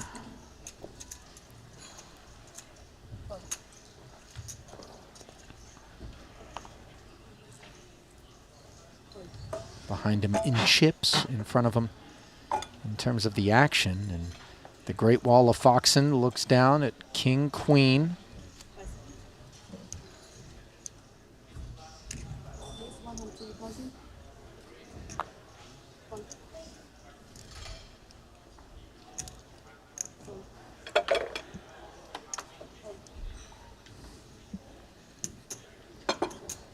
Folded around to 2 5s in the big blind.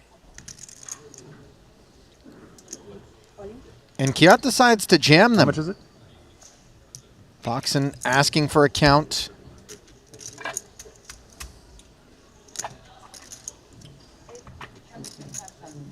$875? $825. So it's like 14 bigs. I mean, I think Foxen's probably going to feel compelled to call this. It looks like it's 700 to win $1 million. He probably needs like mid-40s. It's close. No, he mucks it. It's probably like the worst, the best hand he mucks. Yeah. Very Yeah. close.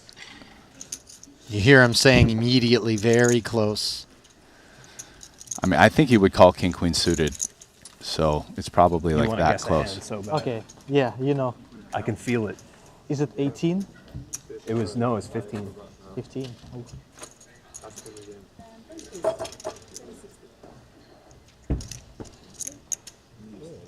No ace, no pair. I'll give you a hint. Then I don't know what counts as 15. There's like one. I have no idea. I mean, 7-8 suited, what the fuck? Yeah, I thought about just going for it. Feeling lucky.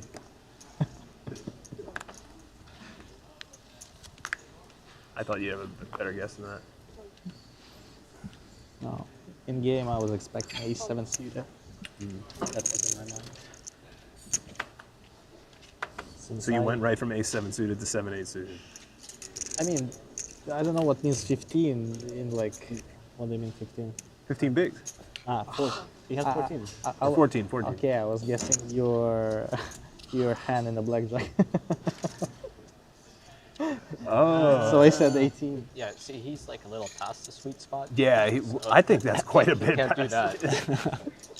Kiat-Lee limps the You queen know, 10. I know what the stack he had. Pocket It nines. would be weird if I would be guessing your hand. Wagging a finger. Yeah. Up to 170. I told you how many blinds it was. It's like 7-8 suited. You only had ace-4 suited. Mine. He said nothing. Queen checks where that would. Kiat hangs in there. Not offsuit hand. 400,000 in the middle. Gut shot straight draw on the ace high board, awaiting Kiat.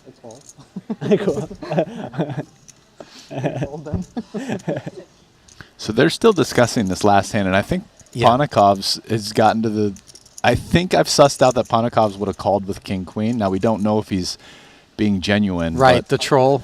I mean, he would just guess king 10, and then when they got to that it was king queen, he's like, oh, I call. You never know. You though. do never know, though. Ponikov's is a great troller. Oh, actually. fantastic. So, great sense of humor on him. Nothing funny about an ace and a jack on board, of course, for Vogel, but having purchased the right to rep this part of the deck, he does follow through for the minimum, 60K.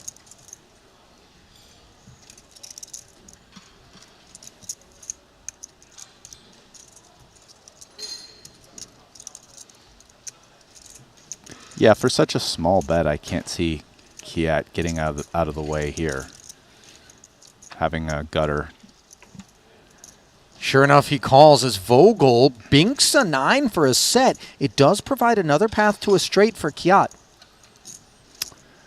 Yeah, now they're not that deep, but I mean, I would imagine that Vogel Sang, who I wasn't sure what his plan would be on other cards, is just going to keep betting here with a 9. You'd love to continue getting money in versus Jack X or Ace X.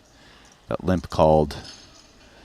Not going to have that many Ace X. Kiat-Lee's probably just open jamming for whatever it looks like he had just north of 15 blinds with a bunch of Ace X.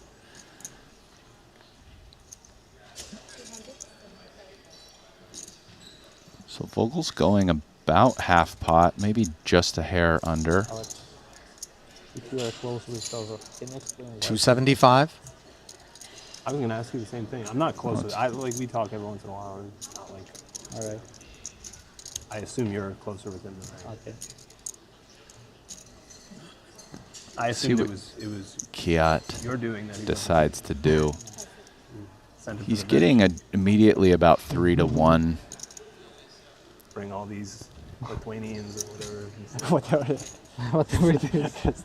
Just bring random Looking for an people. 8 or a king on the river. Oh my. Ollie. 8 instead, as Kiat's investment returning dividends in a major way. I mean, as played, Time off, spend time in New York. I'm kind of assuming he just checks this over to Vogel, saying it's a pretty innocuous run out. You do have to Yeah, hope your wouldn't be my opponent has choice, something would've good gone enough to for value bet or bluff again in that line. Yeah. If you lead here, Yeah, it's not good golf weather in the it's kind of... Seems like a bluff. Now, Vogelsang just has a set, so it doesn't matter.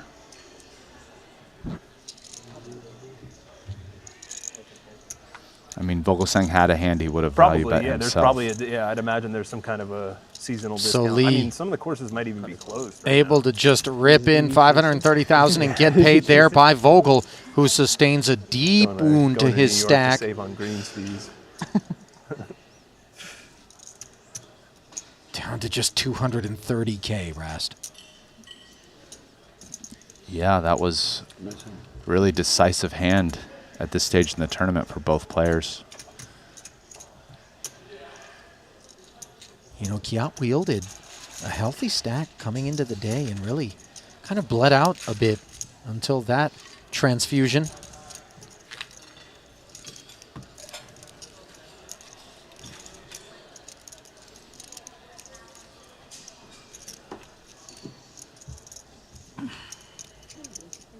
Thank you.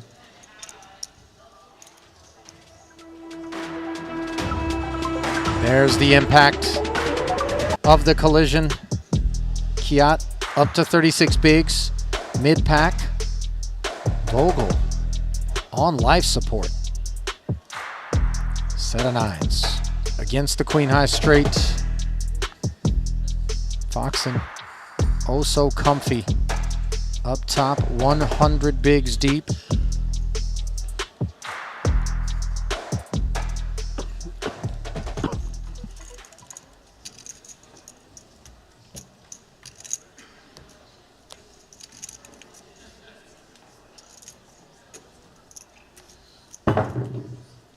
Oops.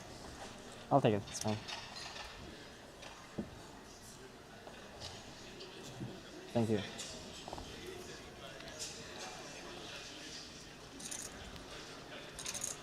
Here he is. Opening to 120K, just the minimum, courtesy of King Queen.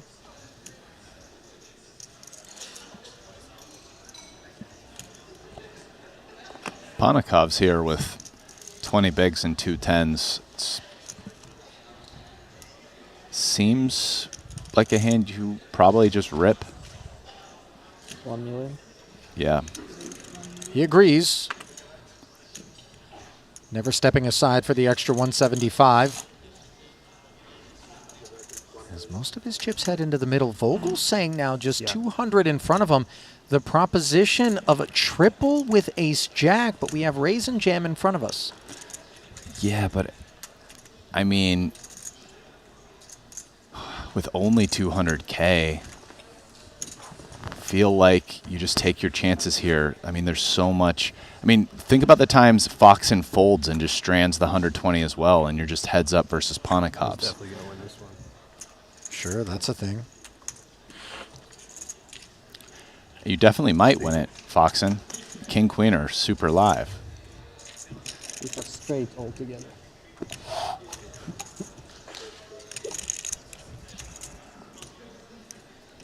So Foxen stepping aside as tens turn into a set versus top pair.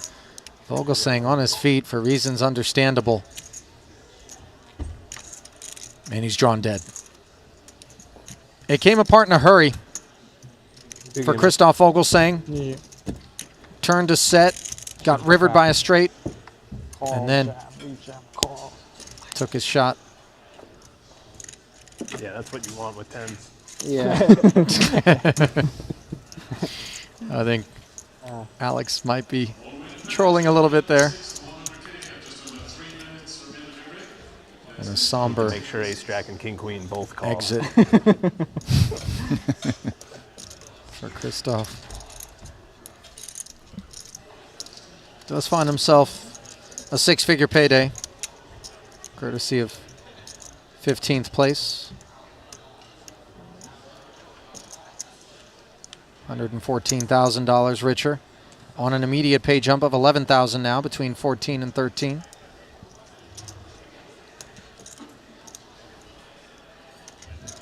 Foxen here with the Cowboys. I mean, he really has caught heat at the right time, Rast.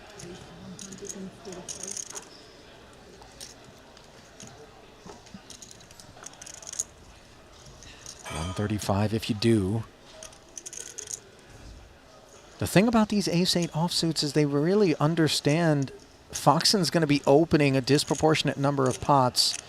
The pot calls will keep it clean.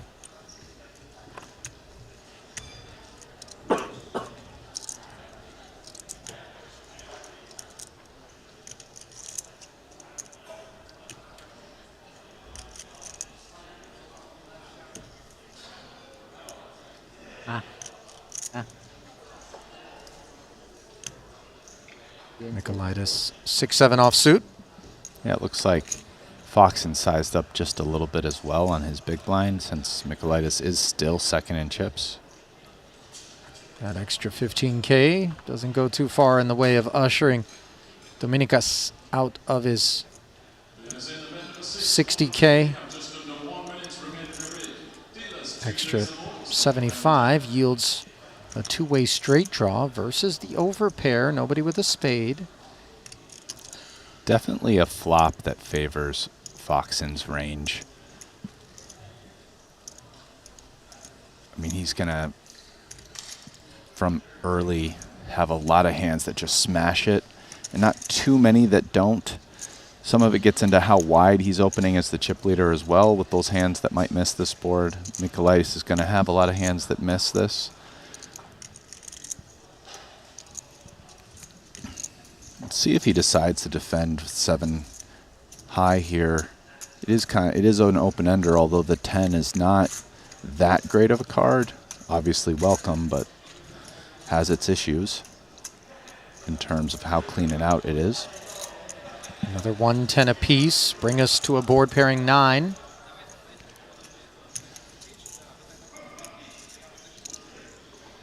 It's potentially a card Michaelitis could lead at some frequency, given that he does have more 9x than Foxen at this point after defending big blind and check calling flop. But he checks, which I would imagine is waving the white flag should Foxen bet again.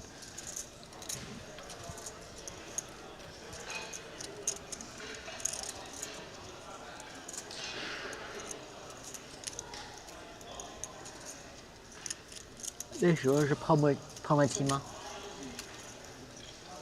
啊，后面没人推了。啊？ Check, check. Indeed. Now a 6 for Michaelitis. I don't think he's going to feel the need to come out betting. You know, you could potentially get value out of ace high, but that seems a bit thin. Foxen could definitely have hands much better than a 6 that he checked back. As we can see, he checked back kings. Given that he's probably betting the flop very wide, there's no reason to think our 6 needs to be good and our opponent has ace high just because he checked back the turn. Again, Foxen is respecting the fact that Michaelitis does have more 9s than him. And I think Michaelitis is happy to try to just go check, check, and win at showdown. I doubt Foxen has plans of checking back kings here for the second time. There's also that sense of tread lightly that these guys are going to have against one another. Granted, Foxen covers by a good margin, but this is the beefiest. He treaded lightly by checking the turn. Yeah. But at this point on the river, I mean, there's at some point, okay, the pot's small enough. We have millions behind. You know, let me get value for 2 kings. Sure. It's probably good. And now Michaelitis has a decision. I mean, he's obviously not beating value. He is kind of beating parts of Alex's range that C-bet decided to stop barreling, but then bet again on the river. That would be hands such as king high, king jack, king 10, king X, king 7, king 4 suited, maybe even potentially ace highs. I would imagine if Alex is bluffing ace high on the river, he would not want to have spades in his hand, so something like ace 5 of hearts, ace 3 of clubs, etc. Those are the bluffs that Michaelitis is looking to catch mostly. And he's losing to any value. I'd say at this sizing, Foxen's value is a queen or better. Probably something like queen jack-ish. Time bank deployed as Dominicus mulls over whether or not this is a light river barrel in the check bet check line, or bet check bet line rather.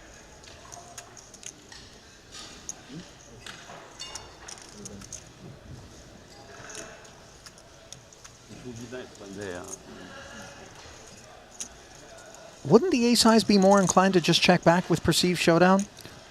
Yeah, maybe something like ace king, ace jack, something like, you know, ace five of spades, because you want your opponent to have missed spades, right, or ace high spades, and bluff them off it. But I don't know, like ace five of hearts, you're not beating very much in this line. If our opponent had a hand like 10-3 of spades, he's probably bluffing that himself on the river after we check back turn. So I don't think there's a ton of showdown with ace five, and it also is nice to bluff out potentially a hand like ace 10, ace jack that's beating us. So I do think some of the weak ace highs and then king high bluff, and part of it is that Foxen needs to find enough bluffs. Like if you're just bluffing king jack and king 10 on the river, you don't really have enough bluffs. So I think you do reach into like ace 3 and, you know, your suited wheel aces and stuff. So a nice bit of runway created, Other one. courtesy of taking chips away from Dominicus for Foxen.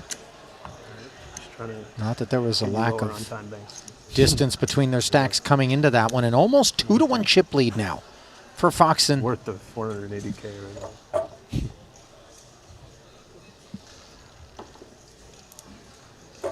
Get to jam like 70 bigs and you don't have enough time to figure out what to do.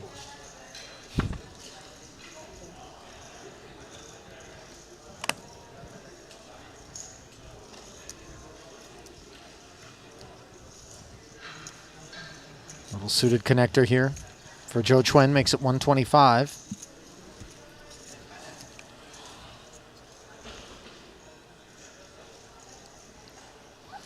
Let's see what Foxen does here with ace 4 off. Joe Chuen has what, like north of 30 blinds? He could get aggro with this. I don't think he's going to fold. Okay, he takes the passive, but by all means reasonable line of defending and calling. Swing and a miss in both camps, albeit Chuen in position. Backdoor hearts and an ugly gut shot. Has the betting lead. See what he does with it.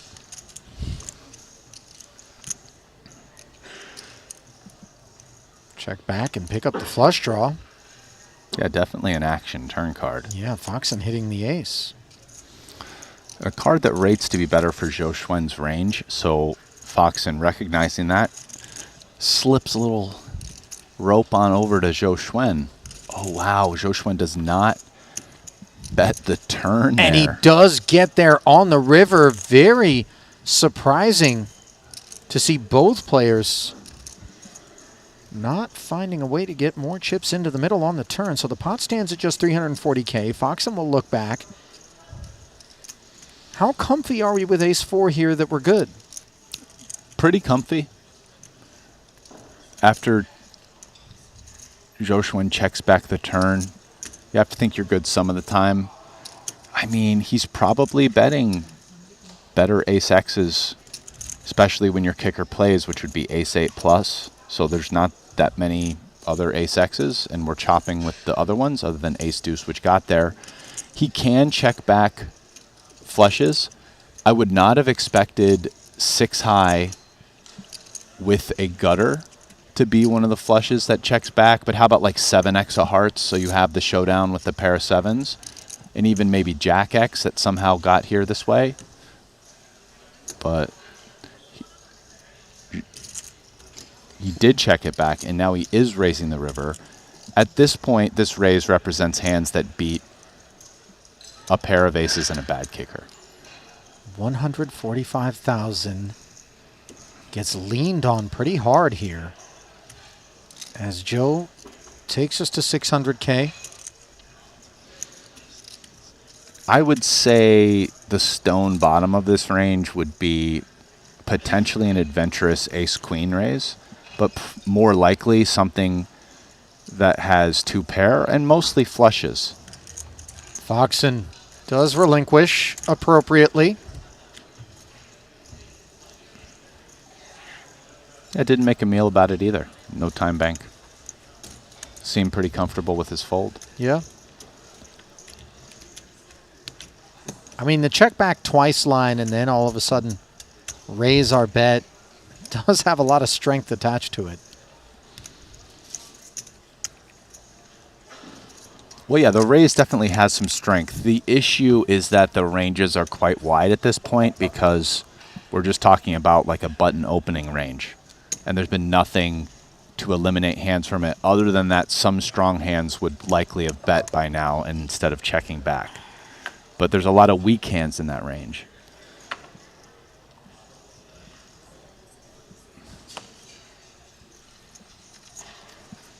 You know, then you can get into the leveling war of after checking back twice, how often is my opponent really just going to random spaz bluff the river, right? And that's, the answer to that question is wildly different with different opponents, of course. Right about that. The approach, not unilateral. 210.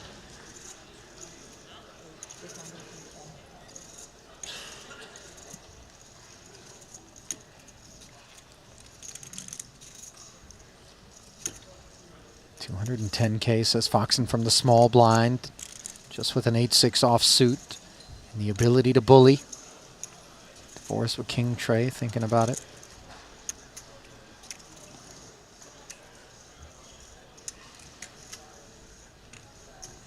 Foxen, no stranger to chip leads, is showing how you can wield it aggressively to pick up chips. The rich get richer.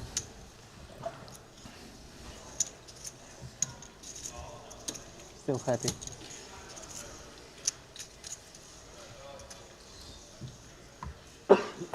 KCG, by the way, in the 1 seat, just a specter. He's bored, Rast. I'm telling you, this man wants to play a pot. Ace-7 offsuit, under the gun. And he rips it.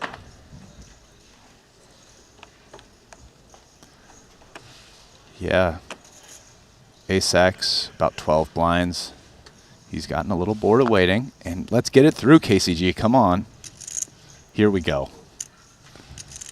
This orbit brought to you by that pot. That looks like a very supple jacket, by the way. Is that a hybrid sort of lambskin crocodile? Maybe. One thing I know for sure, he didn't grab that off the sale rack. That's not an outlet pickup there. That's, you know. He's anyway. also rocking the colored glasses along with the Sleeping Dragon and Zhou Xuan. None of them are players known for their being super tight. He knows you can't get under 10 big blinds. Okay, he's like, if I take these blinds and get under 10, they're gonna call me. We gotta win this pot right here to keep surfing the wah. Should we go out and get some colored sunglasses, Rast? That might be the move. Yeah, you know what? Actually, my wife had some rose-colored glasses, and I was wearing them in the main event this year. Yeah, I feel like I remember those. I need to make bring sure I those don't back. lose those. Yeah, might be my new poker glasses. those are your run good shades. Ace-8 suited. I can just knit it up and wear these glasses and get all kinds of action, you know? Yeah, man.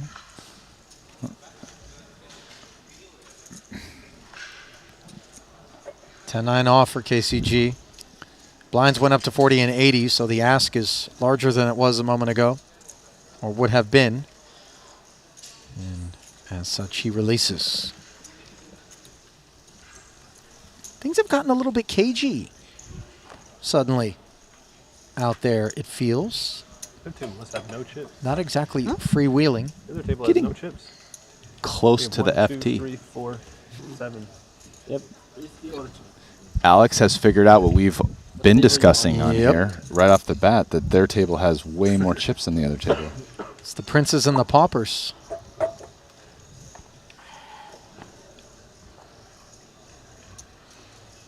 The other table basically doesn't have a chip stack that's over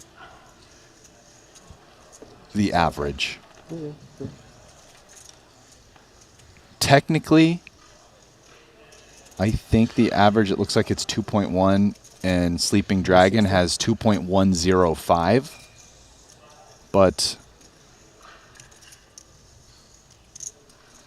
all four, well, really all three stacks that are above average are at this table. Because Catley also has 2.13. So Foxen with just that monster stack, like 3x the average stack, is making it so there aren't that many stacks that are above average at this point.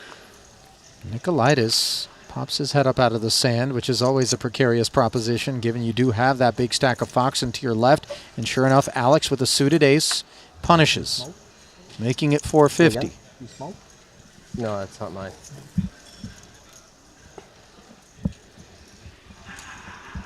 So annoying if you're Dominicus. You want a dart? You want a dart? Do you want a cigarette? No.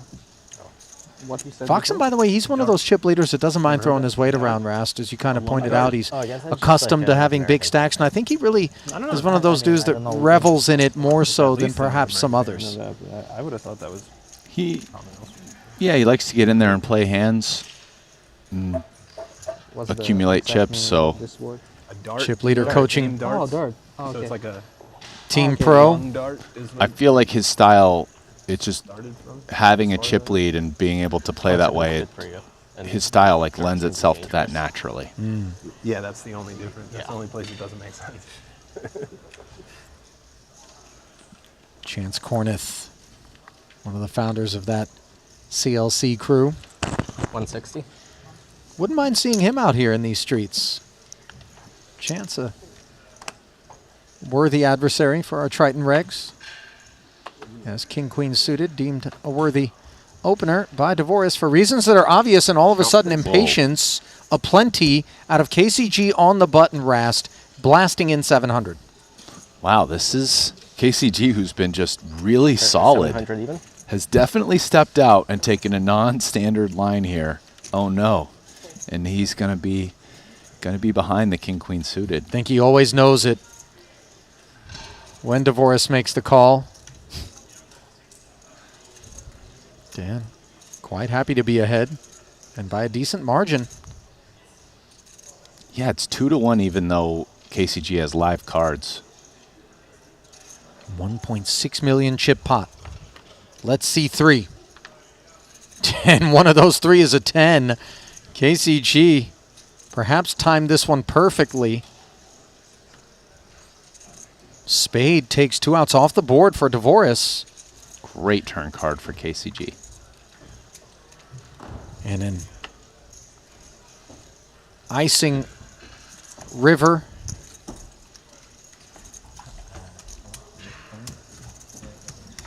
Zero reaction. Yeah, 0. What's going on? I miss KCG 1.0.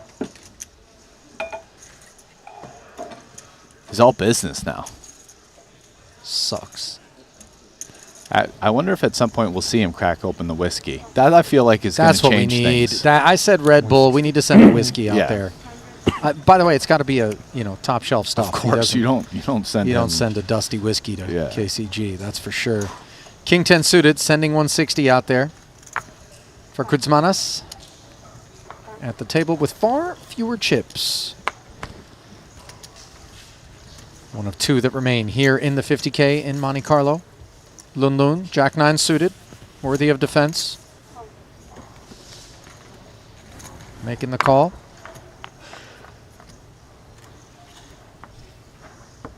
Ace 7-3. No pair anywhere. There he is. Could rep this ace if he wanted. Yeah, he's going to rep having the stronger range on this flop and bet.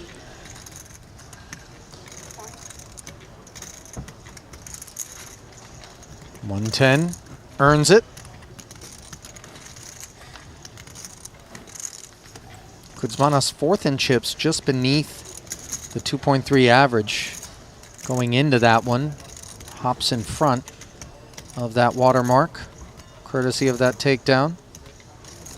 One of 2 remaining Lithuanians in the field here at his first ever Triton Super High Roller Festival.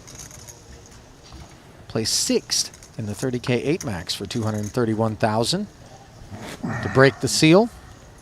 And now finding his second cash in 4 attempts.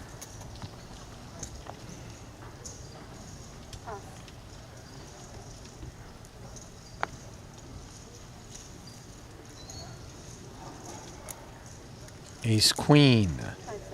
160. Takes us up, predictably.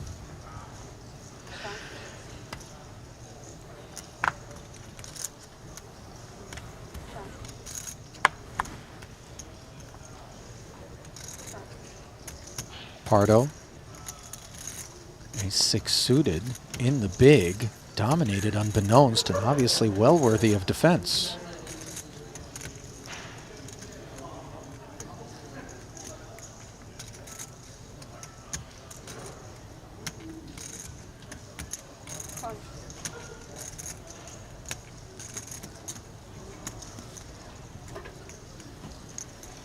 .440 in the middle, as these pre-flop single raise altercations have grown so large. Neither of these holdings have grown on a Jack 8-3 board. Ace Queen still in front. Alex's involvements have been very limited in scope on the day.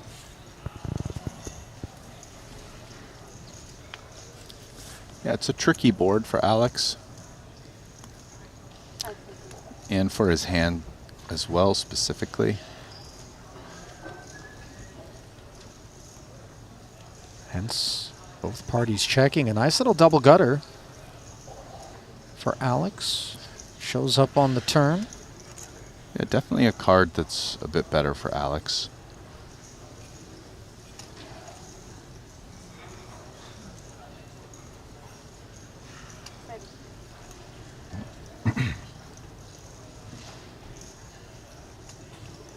See if he decides to bet Ace Queen here. 2 overs, a double gutter. Also has the Ace of Clubs.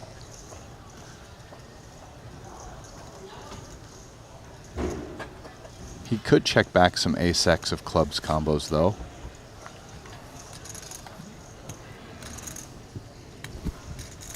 Still no chips getting toward the middle. 5 of hearts on the river doesn't change anything. At this point, I think Juan Pardo has probably figured out that he doesn't really... It's a tough spot for Ace 6 because when he is good, his opponent probably already would have bet or will bet the river if he hasn't. Is it Ace 5 or Ace 6? I don't think Ace 6 I can win. Full shutdown. Sorry, couldn't see if it was a 5 or a 6. Got some surgeons on our hands here in the OR. Rast. Tactical procedures. Just 13 players now remaining.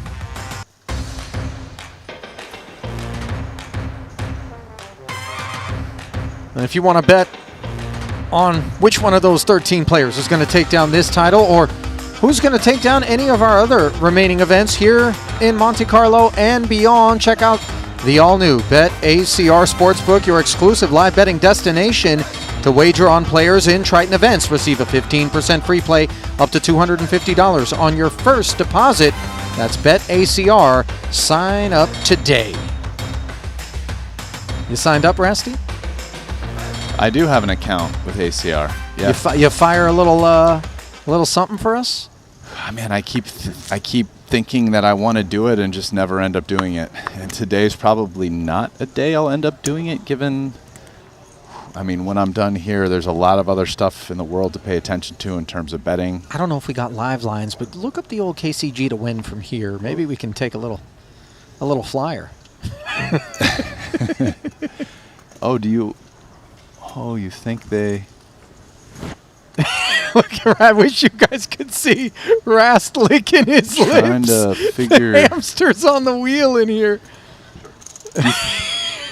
My guess is they don't do it like that. My guess is I they only do it know, like beginning of the day, heading into the day, right? Yes. Just live lines would be too much. Yes, of course. You know? Yeah. I'd never have your focus if that were the case.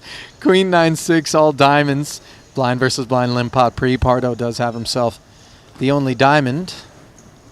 Kuzmanos has dust. Producer James suggesting that he actually doesn't get paid to be here. This is just research for his BetACR account.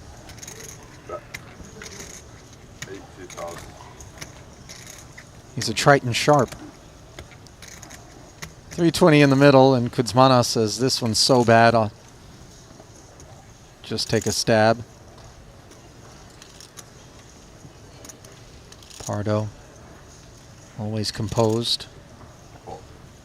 Looks like he's rocking the Spanish national team kit underneath that track jacket. Finds himself a 7, if not the flush. Always had the lead. Kuzmanos with an open ender now. Don't think he's all too proud of it.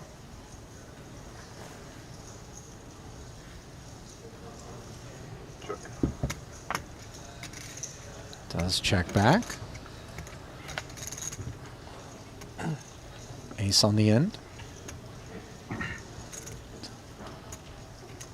Let's see if 8 deuce wants to bluff. He checked back his option in the big after a limp.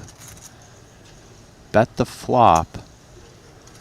Checked the turn. Now on the river, he has one of the worst hands he can have.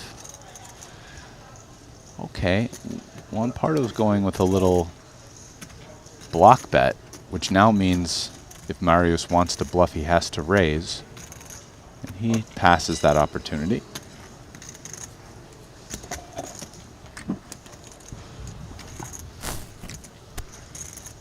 Pardo could get value out of worse 7x, worse 6x, maybe even king high. No, any 6x, king high. Interesting pot. Flipping back over to Foxen and Company. Alex with 2 jacks here. Blind versus blind with Devoris. He made it 200 to go. Dan defended the baby-suited connector and has bottom pair on a king-high board.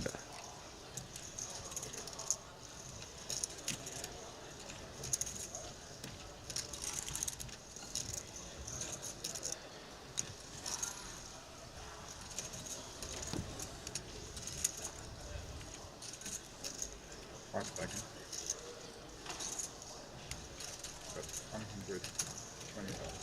95. 95K the C-bet. This is less than half of the raise size pre and very small in relation to the pot. 20%-ish? Yeah, I mean, this board is so disconnected other than diamonds that Foxen probably feels that he likes small betting at it, especially he's out of position now. Oh my. Trip 3s on the turn for Devoris.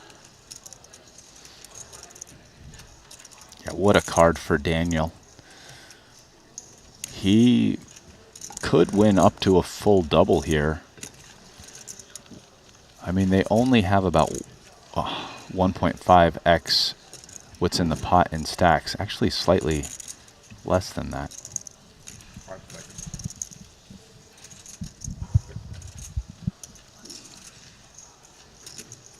670 out there. 980 effective. What we're playing, Foxen. Does check it over to Dan. You have to imagine he's not checking to fold, although I'm sure Foxen will be curious what sizing Devoris uses. That'll matter. Yeah.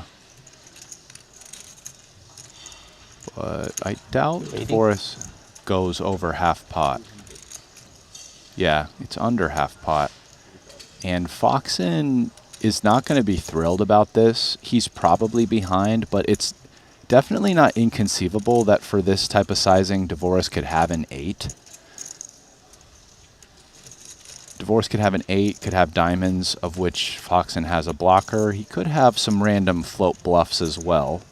So I just don't think you can fold jacks here. But I doubt Dvorak is going to be done betting with trip 3s, and the river becomes a completely different animal, where Foxen's hand likely becomes a bluff catcher.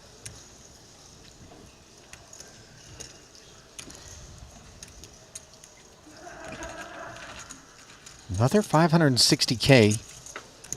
Bring this pot to 1.25 million. Oh my stars.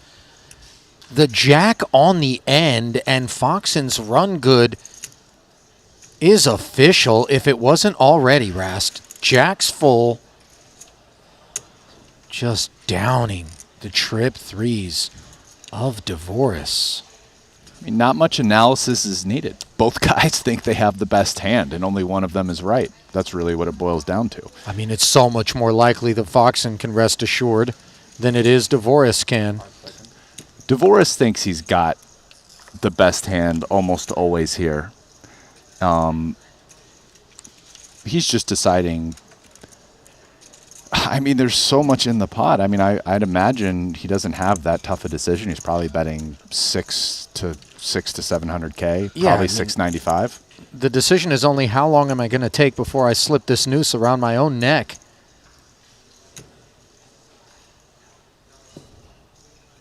Good night, sweet prince. There it is, the 695.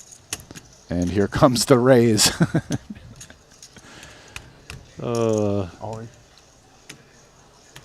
Call.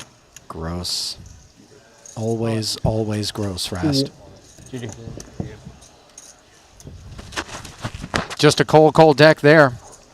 As Dvorak found a fortunate turn and then an unfortunate river. Yeah, they flew that deck in from the North Pole. That's how cold it was. You're absolutely right.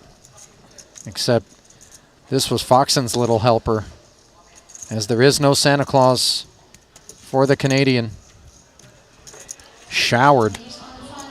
In 13th, $125,000 richer for the effort. And can't really fault himself in any way, shape, or form. Was there any decision point that could have went differently? Do we just fold 3-4 suited to 200,000 pre-flop ever? I mean, what's the big blind? 80K, right? Or is it 60K? Yeah, 80. 80. I mean, it's only 2.5x. No, I'm defending it. Yeah. Exactly. Yeah. I don't think Daniel's going to lose any sleep. I mean, that's probably the point in the hand where you're going to say, Never what's the fold down closest easy decision? Right. It might be there, but like, I think defend is normal and reasonable. But, you know, if someone was like, no, I'm folding for ICM this, that, I'd be like, okay, whatever. But I like call. I mean, I confess, I'm not hunting for some avenue through which to criticize any of the decisions that Dvorak made in that particular pot at all. More just allowing us to illustrate that the cookie crumbles in the opponent's favor sometimes, and there's really nothing that can be done about it.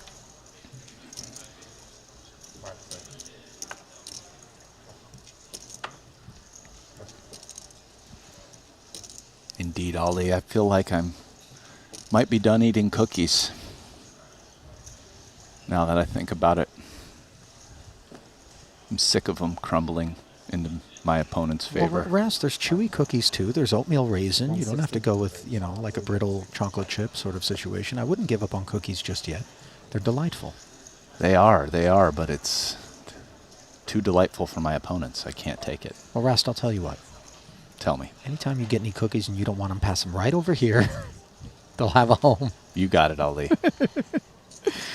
Dominicus not going to pass on ace-deuce from the cutoff. He opens, relieved as always that Foxen doesn't lean.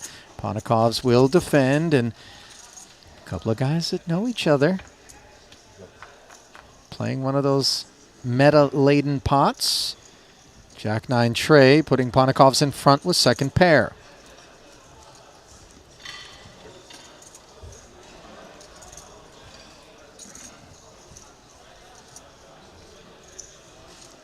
Pretty ugly board for Michaelitis. I would say he does have a range advantage on this. The Jack-9, sort of pretty high card interaction. But his particular hand really doesn't interact with the board in any meaningful way. He's going to give it a shot with a small C-bet. 100,000 to win 400,000. You know, getting even a hand like 8-6 to fold is kind of an accomplishment for this price. Call.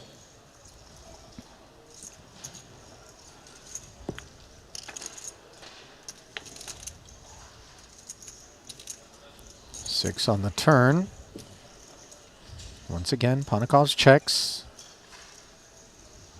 Unclear whether or not Michaelitis is going to have an appetite for a follow-up to the 100K on the flop. I have to think no. I don't really see what factors make you want to start barreling ace-deuce off no club here. Range advantage isn't so strong that we need to bet everything. But then again, these guys do have a lot of history together, and here is where the weird meta comes into play. Michaelitis just barreling away with a stone 0 into his buddy. And Ponikov's, I cannot imagine that he is done with this hand.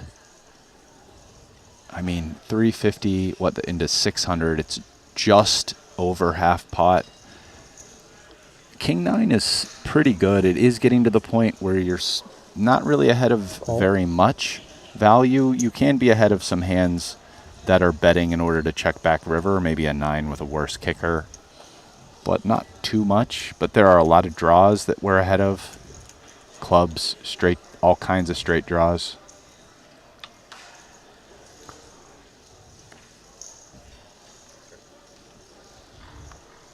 Michaelitis has taken 2 big swings at it, and now all of a sudden he's found himself a deuce. He does not have any clubs in his hand.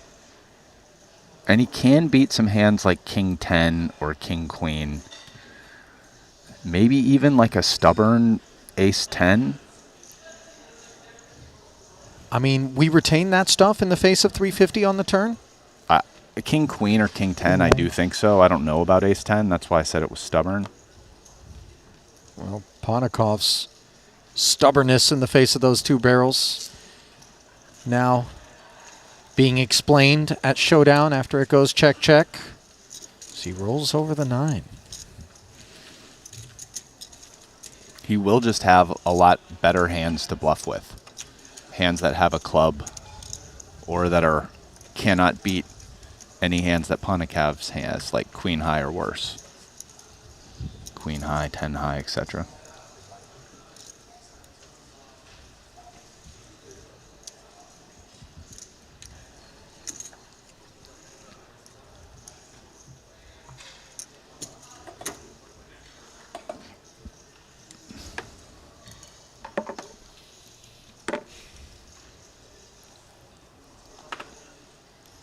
I'm a little bit surprised that Dominicus went at that turn with the ace-deuce rasp, but maybe he just thinks, given the depth of his stack, and what feels like it's become a very ICM-laden affair now once more, that he could have muscled Ponikov's off of a variety of hands. Well, I'm trying to think, and there were 2 flush draws, I believe, double clubs, double hearts, and he didn't have a club or a heart.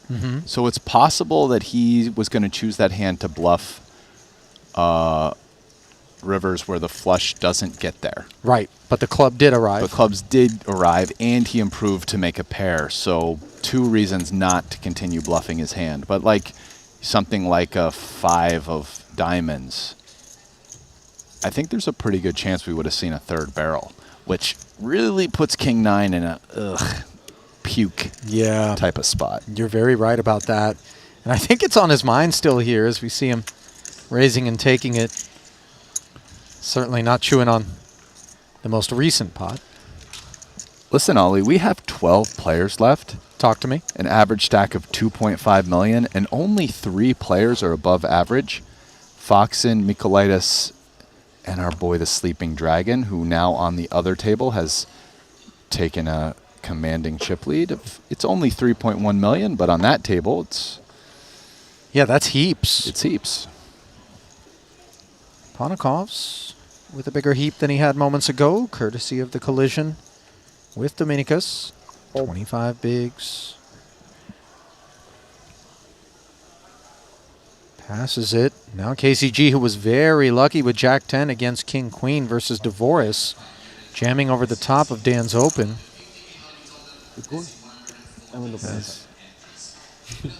Ace Jack suited. Did KCG just ask Kiat if he would call?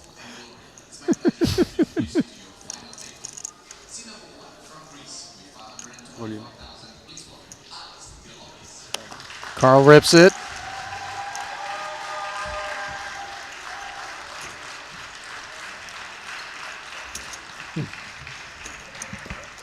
You sure?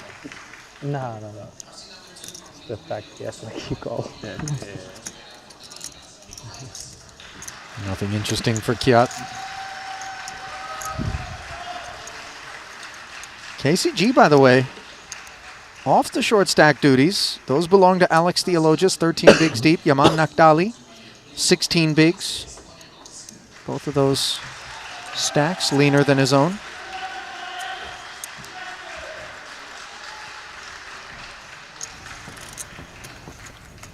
We'll pay a visit to Shuliang, Lun Lun and company. By the way, this is KCG's first event of the festival. Skip the first three.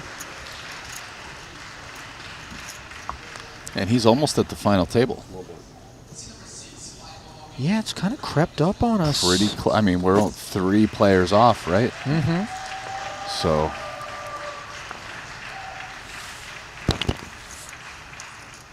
$160. Raise 160,000.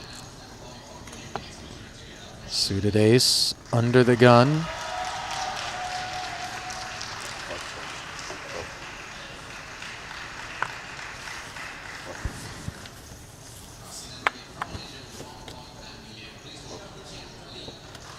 And it's mystery hand time. Juan Pardo, the recipient on this occasion, will black out his holding. Deliberating in the face of this open from up front.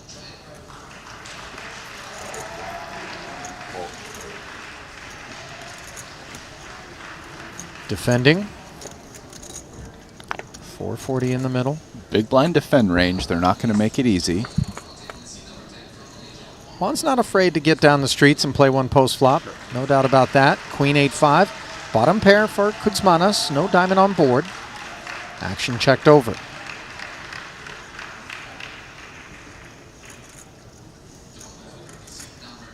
$160. 2 blind follow through.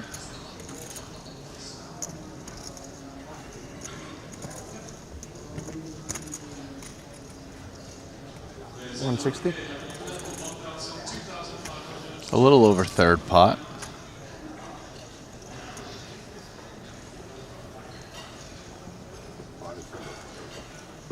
Pardo's technical proficiency, Rast, can't be overstated. Largely, of course, the product of having played so much online, the reps, just insane in quantity, and for that matter, quality. Playing under the handle Malacca styles, he's given people fits in the MTT world. Board pairing 8 on the turn, the product of the check call. Let's see if Juan Pardo decides to lead again, having much more 8x arriving here in this line. And yeah, he does come with a lead. It's a small bet though, 150 into a 760, so we're talking 20% pot essentially, which really keeps Juan Pardo's range quite wide here. I mean, he has to have hands he defended big blind and then check called flop, but he could have an 8, he could have draws, he could have a queen.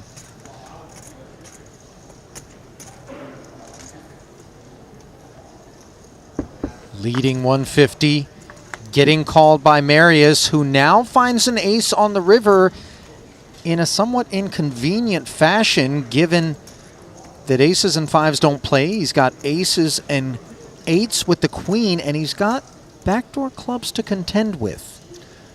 I mean, one could also have a 5. I would imagine he chooses to lead 5s that have bad kickers more, and that can get counterfeited, so not like king 5 or ace 5. If he has a 5, I would expect it to be like 5-6 or 5-3.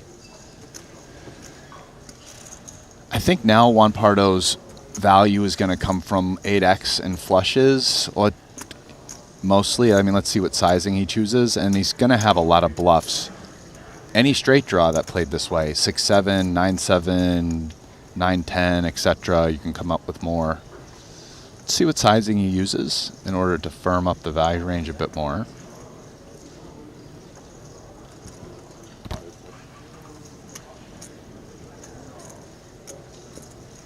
Well, we don't know what he's got, and it isn't necessarily a given that he bets. He has used a couple of time banks. 1 million in the middle. They play 1.2 effective, just north of 1 SPR. I think after 2 time banks here, a bet's coming. It's just what size.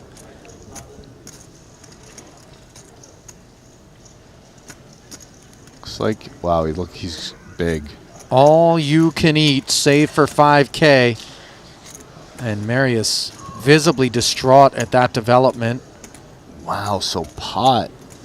I mean, a pot is kind of flushes, full houses, maybe king 8. I'm not even sure. But something like king 8 would be the bottom. In other words, an 8 where the kicker plays. Of value. Of value, yes. What are the bluffs? I think for this size, he probably wants to choose bluffs with relevant kickers. So like offsuit combos of straight draws that have a club in them, such as 9-7 with a club. To block? Yeah. And even potentially 5x with a club, such as like 5-6 off with a club. This is chunky in terms of Marius, by the way, only having 1.7 total. And you're really trying to get your opponent to fold queen X, potentially even random ace X stuff that got here, such as ace 5. What do you think, chat? What is sitting beneath those 2 question marks for Juan Pardo? I mean, Marius could have like ace king or ace queen as I'm sorry, service, yeah. ace king or ace jack, some 1 pair ace X hands as well.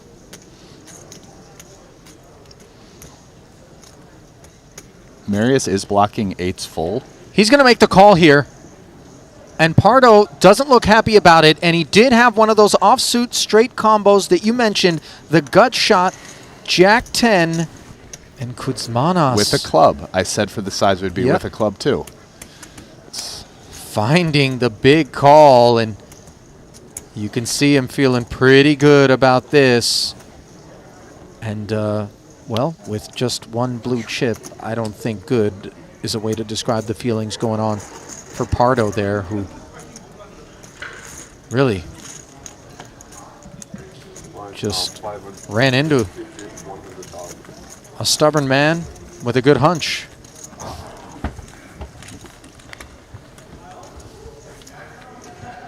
Yeah, I think ace 5 is a better than average bluff catcher in that he's blocking multiple full houses, specifically 8-5, 5s, and 8 ace that all might play this way. So, you know, that's definitely relevant.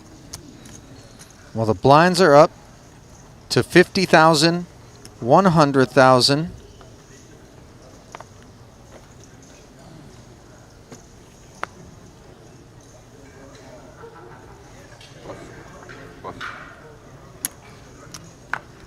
Pardo all in by posting the small.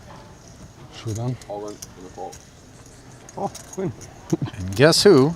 King. Kuzmanos. Good luck. The man in the big. Trying to finish what he started behind with queen high. It'd be great if Marius lost this pot and then kind of raged about it. Doubling him up to 10K. 110 in the middle in total. Flop coming king 8 deuce. It's looking all pardo. It's going to be a tall order from here, but it is quite the spin up from 5,000 to 110. It's a big first step. Yeah, I mean, I guess a 22x. Normally, if you get a 22x return, you're pretty excited, Rest. I don't think. Is that how it works? You get the ante? Really? Interesting. Too fired up here. I'm sorry, I don't know why it gave me the giggles. It is quite the spin up. You're right. No, if everyone agrees, I have no idea. I'm not saying it shouldn't be like that. I mean, imagine a 22x from here. He just got to do that okay, one more but that's time. a little bit tougher to pull off.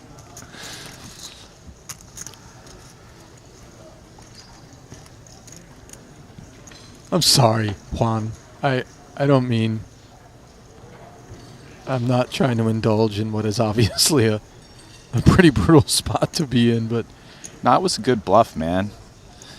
It was a good bluff. Yeah. I mean, he put him in the blender, and by the way, it was a great call, too. Let's not overlook that. Yeah. A man here at his first ever Triton, these sorts of moments are the ones that raise the eyebrows in the room on the Triton regs, and they are the ones that get whispered about at breakfast the next day or on the dinner break. Did you see that Lithuanian dude, Marius? What he did with Malacca? You know, you sit at a table with him, and you're like, okay, he's that guy. Yeah, he didn't let that bluff through. He picked it off. All in. Ace queen rips. Alex not cooking with gas. Nope.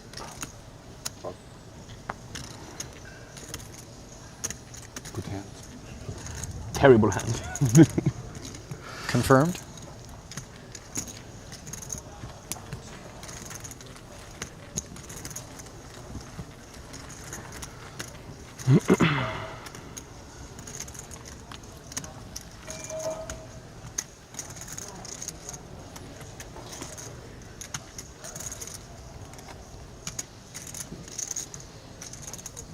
I could have used this to take it. I just have a question. So, let's say someone is all in for 1/10 of an ante. If he wins, does he get the full ante? He does. That's how it works. Okay. Dude, Foxen just keeps rolling. He's Talk to me. almost at 9 million. Yikes. I mean, he's got over 3.5 average stacks in the tournament right now. That's just bananas because it wasn't that long ago that he was all in for his tournament life, right? Yeah, for $1 million. That's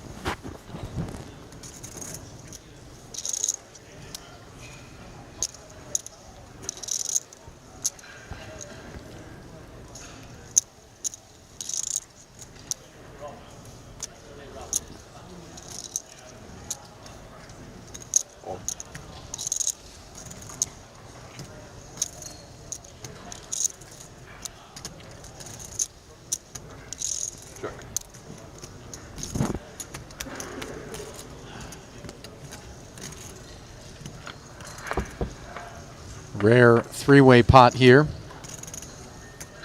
Courtesy of Juan Pardo, limping in 100 of his 110 and not finding help on an 8-7-4 board, but believe it or not, King High is the best hand right now. Round of knuckles. Fourth spade, nobody with an ace, nobody with a flush, and King High is still best. Alex has a hand he can consider bluffing. He doesn't. Part of the issue, I guess, is Juan Pardo only has 10K. It's kind of hard to bluff a guy with 10K.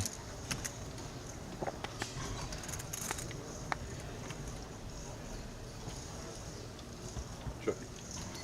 Check. 1 time. Check. 10 high.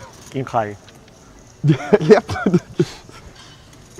Well, Rasty, this man had 5K a moment ago. He's now got 400K. Granted, it's 4 bigs. You see a sheepish little grin on his face, but that's an 80x return in 2 pots. I know. It's incredible. He just meme coined it. Yeah, he's about to be a major soon. Thank you. I should have blocked the river. Hi, cool.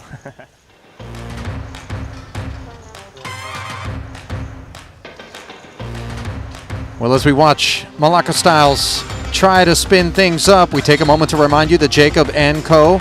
are the official timekeepers of the Triton Poker Series, responsible for those incredible timepieces that you see on your screen that aren't just about the jewels, the diamonds, the sapphires, the rubies, but also in the poker and gambling themed pieces as well. The Astronomia Casino piece has a functioning roulette wheel inside of it. And of course, the Triton Epic X watches earned by all of our main event winners. Check out everything on offer at Jacob & Co. today.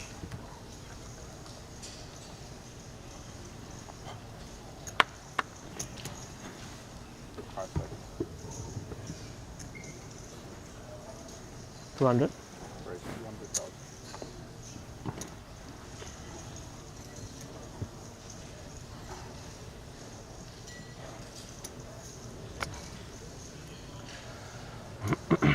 $200 to go, says Lun Lun. Ace, Queen, that which is responsible. Pardo does not have to participate with Jack Trey.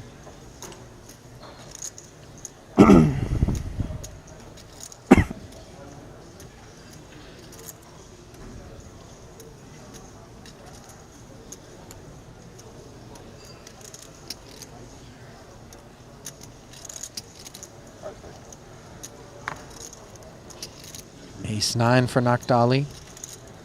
Deemed unworthy. Now the Sleeping Dragon, Shu Liang.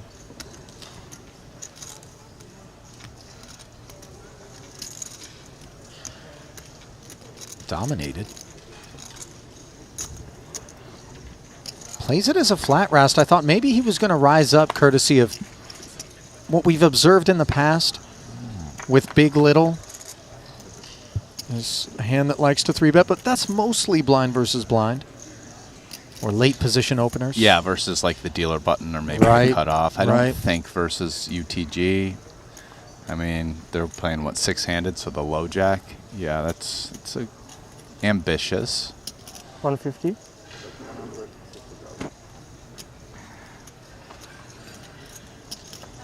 King 5 deuce board, little 150 follow through, courtesy of the ace of spades and nut no pair. Lun takes it.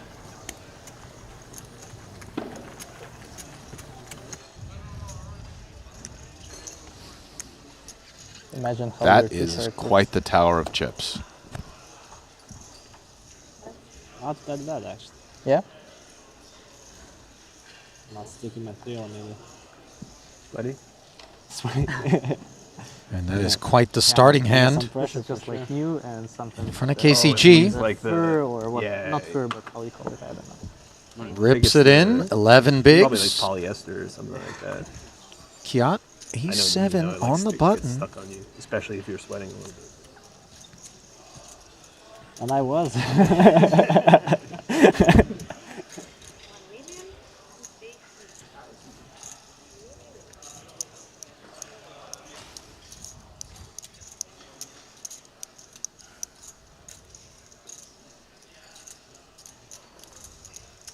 You said you About lost 10 blinds. You said you lost a lot of No, 11. You had a break? This would be quite the light call by I'm Kiatley like with I'm similar weight, A7. Ooh, though. but what about King Queen suited here? As Kiat gives way to Joe Chuen. They saw him with Jack 10 off with the 3-bet rip last time. Right, Remember? right. And granted, this is an open rip, and maybe that makes it even wider. Feeling good. I feel like I And Joe Chuen, a little bit surprised to see so much hand when I get on the heavy side. rolled over here out of KCG, who's poised to haul in 2.3 plus, Going for heavy. having had limited involvements on the day. My whole life I've trained. Queen 8-5 though, and Zhou Chuen Like, I don't, hits the side card for the lead. Oh no. Looking a bit guilt-ridden about it. I mean, I played. Third diamond on the turn, neither player with the flush draw. After high school? KCG needs to find a needle I mean, college semi-professional. and cannot do it. Pretty high level. Yeah, now they're actually Played terrific on the day. Ras disciplined, patient, and ultimately unable to get any further than 12th here in the 50K, but no fault of his as he took away the best of it in the battle there. Yeah, would have been fun to have KCG at the final table. It was a good run though, and it showed a new side of Carl this tournament. I think that we're not used to seeing, but I'm here for it. We didn't get that flyer down on BetACR on KCG to win, did we? No. All right. Yeah. Sweet. Jackson Tents for Lun Lun here. Top two pair. Action pre-flop was a raise out of Kuzmanos. Lun defended his big. Check raised the flop from 125 to 350. Kuzmanos made the call, and we don't know what he's got. Neither do you at home, courtesy of the mystery hand. Board pairing 7 on the turn now. 1.25 million in the middle, largely the doing of Lun Lun post-flop. I don't think he's too worried about 7x.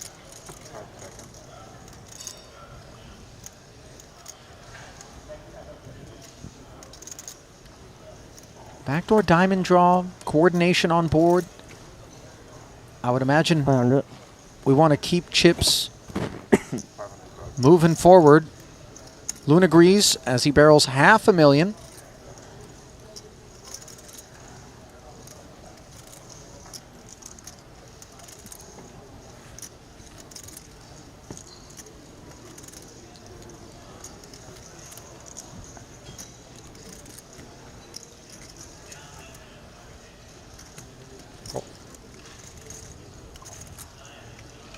Kuzmanos sticking around now, Rast. Opened the pot, faded the check raise, sticks around. We begin to narrow his range a bit. As 2.25 now hangs in the balance. Ace on the river. I can't imagine Lun Lun has any affinity for that card. No, this run out is terrible for him. I mean, he's losing to a bunch of hands like ace-jack, ace-10, ace-king, ace-queen, king-queen, kings, queens, etc. that he was beating on the flop. I mean, really kind of only still beating a hand like jack-x, 10x, you know, jack-queen. So he checks and hopes he gets the showdown versus them, and he might.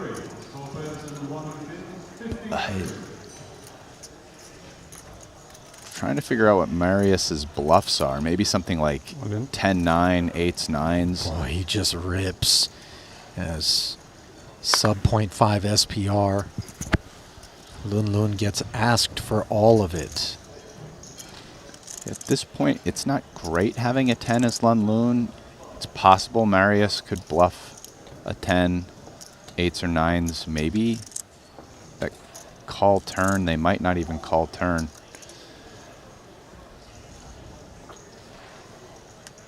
I mean,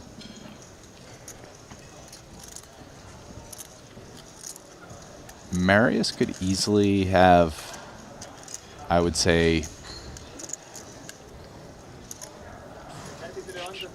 I mean, he's betting, what, like a little over the pot? No, there's like 2 million in the pot, so it's like half pot all in. I mean, probably something like ace-10 or better. Maybe like ace-queen also, ace-king.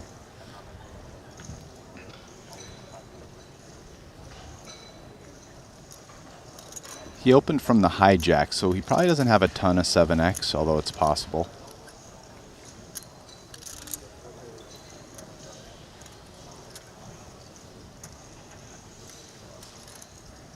This would be so little hand to call off for our tournament life as things stand. But it would also be A huge opportunity to sail up the leaderboard.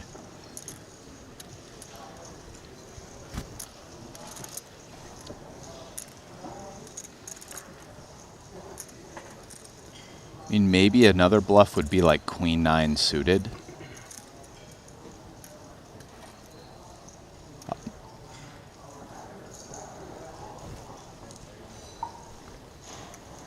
Yeah, King 9.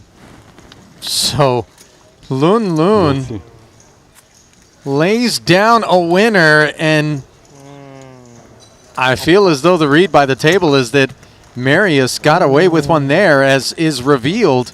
I don't think anybody had King 9 on the board. Double gutter turned itself into a bluff. And this is part of the issue, of course, with not betting the river. I'm not suggesting that Marius doesn't turn it into a bluff in the face of block sizing out of Lun Lun, right? And with the SPR, it really was an ambitious proposition. So no criticisms, but the door got nicely opened for Marius, sure, but like, courtesy of the ace. Normally when you block, you have to have stuff that you're targeting to get value out of as well. And it's unclear how much he can really get value out of blocking the river. 200.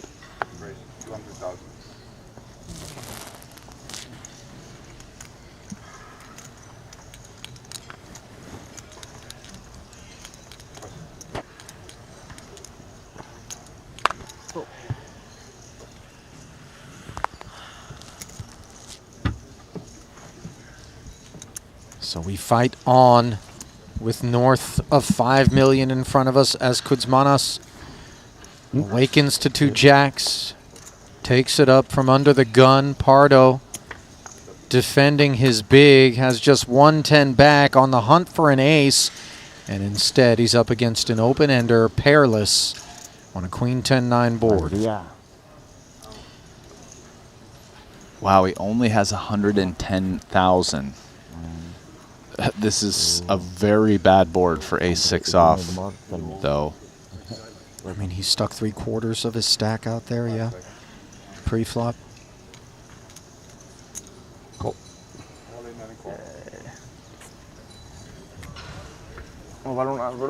Can't step away from it.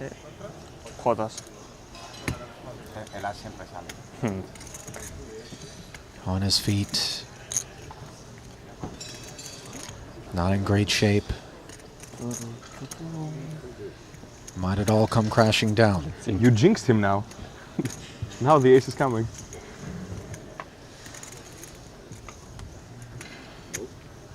That's not the right no-sider. It's down to Barry.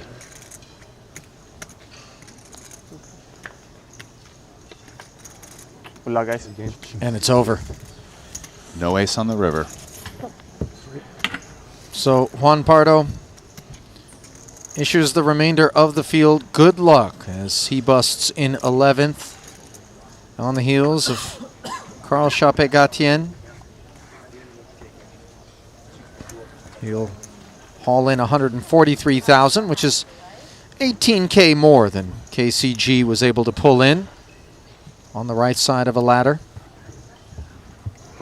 10 players remain. Where did the screen go? I have 10 jacks.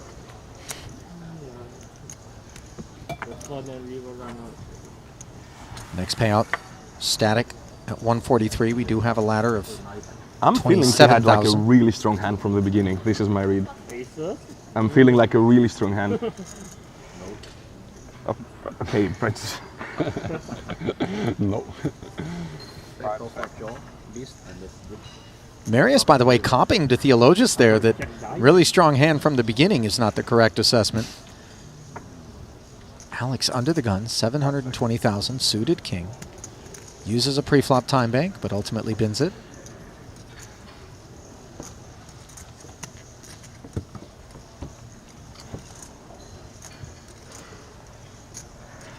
Then left now. Yep. Shu Liang breathes fire.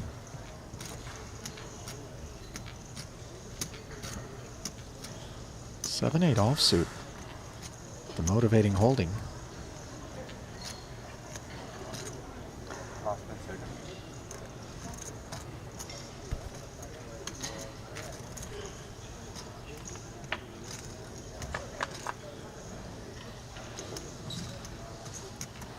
2 spades, 2 sixes, and a 5. Kuzmanos checking over. 2 overs in the gutty. Shuliang, open-ender, spade dangler. Checks back. Board double pairs, and 9 high is best.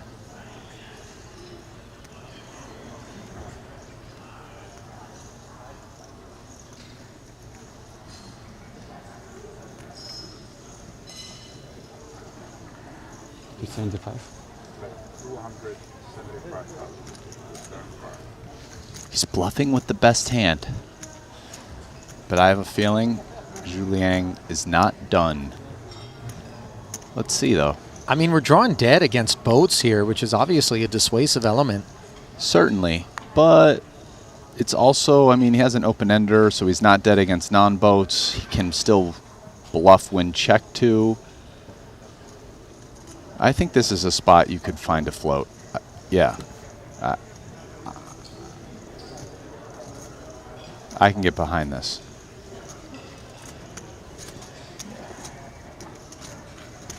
But by the way, the fact that you're drawing dead to boats makes it all the more scary in a sense when he calls that bet. Spades arrive. And Shuliang did indeed stick around. Is Kuzmanos going to try to blast his way out of this one? We saw him put king high to good use. If he checks, Sleeping Dragon will bluff. But if he bluffs, will Sleeping Dragon bluff raise? That's what I want to know. Sure.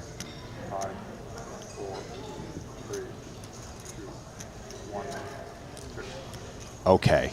This is a bet.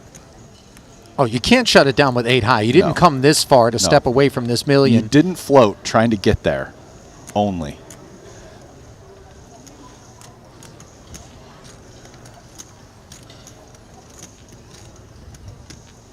Marius seems to have waved the white flag. Just sneeze and take this one. That's the proposition for Shuliang. Question is, what's the sizing? He does have a spade, which is a nice blocker.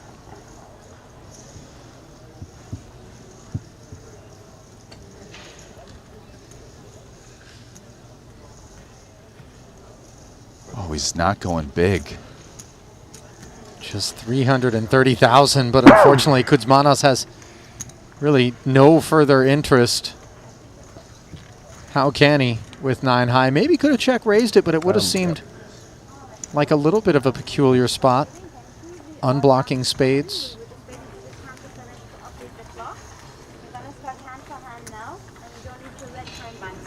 Suppose you could have tried to muscle a flush into the muck.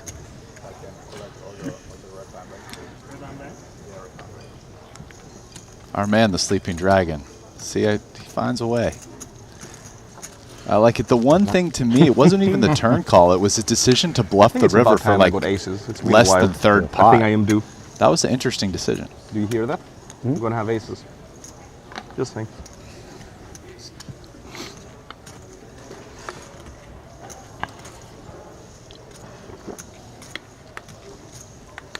Oh, we're on the final table bubble here.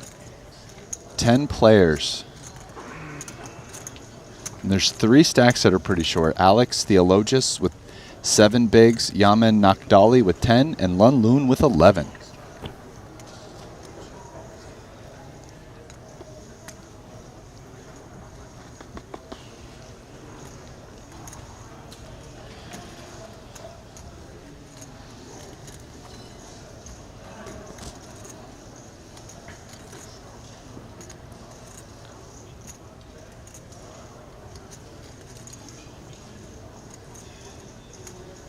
$11 bigs for Lun Loon, and you know that that pot that he played against Marius is living rent-free in his head right now. But it isn't there chip-free, as he got stung for a pretty big figure. After flopping Jackson 10s, Theologus just 7 bigs.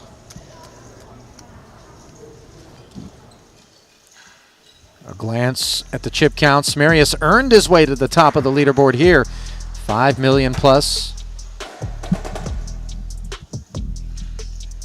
Theologius, the shorty, at 7 bigs.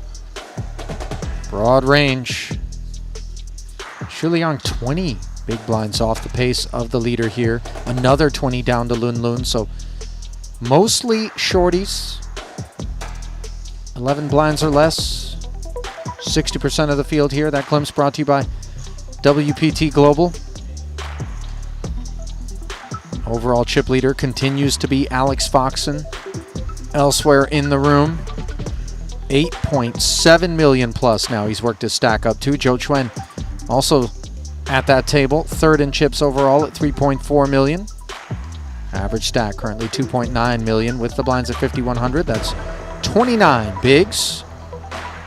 On deck payout is another 143,000, top 9. And you manage a 27K pay jump and a trip to the final table here in the 50K. Rast, if I made you pick somebody other than those who have more than average chips right now, those guys being Foxen, Kuzmanas, Joe Chuen, and Shu Liang, who do you like in terms of Panakovs, Mikolaitis, Kiat Lee, Lun Lun, Yaman Nakdali, and Alex Theologius? I'm going to go with Panakovs. Just strictly based on chips? No, not strictly because of that, but the fact that he has the most chips out of that group certainly helps. But yeah, he's also just a beast.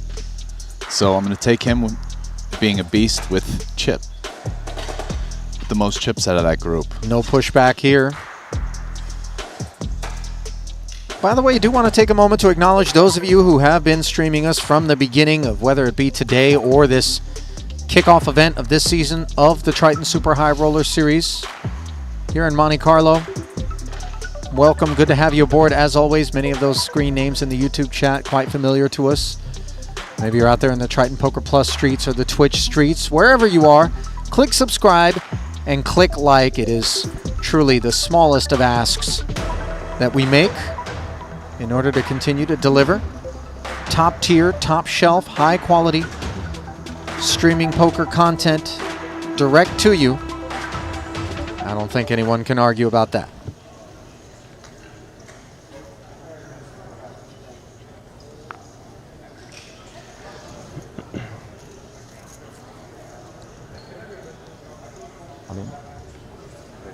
Good luck.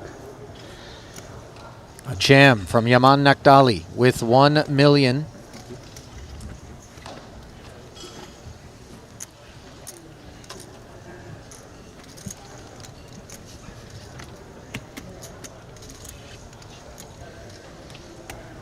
Ace Jack for Shu Liang, Ras. This could very easily be the end of the road for the Spaniard.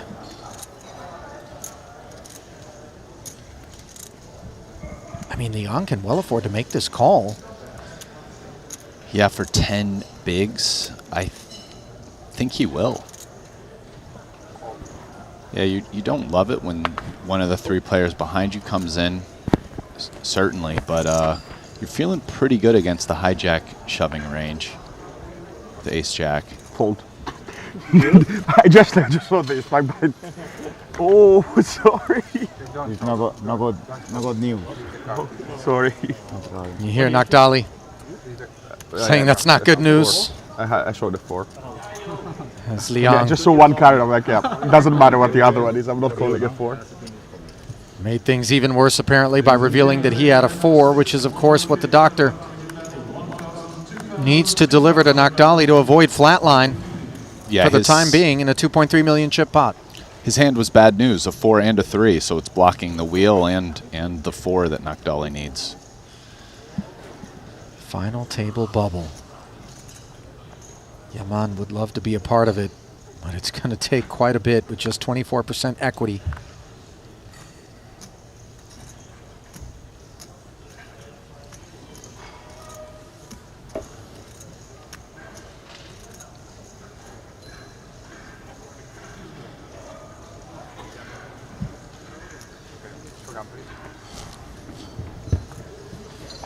All right, so they're on their backs, waited to get there. Action had to come to a close at the other table.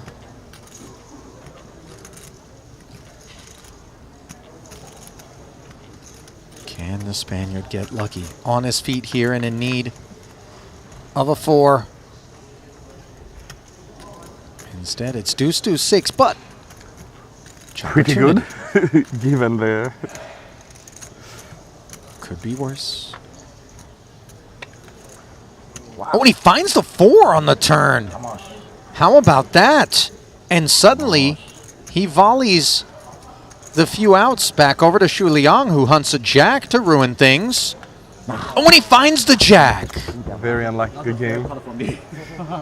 Yeah, but very painful, the whole thing. Like, I show the 4, then good flop for him, then the 4 comes, and then...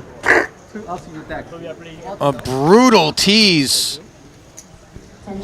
to the ace-4. They thought it was sitting so pretty, and all of a sudden was a wash in ugly. A 10th place finish for Yaman Nakdali. He'll claim $143,000, but he will not claim a spot at the FT.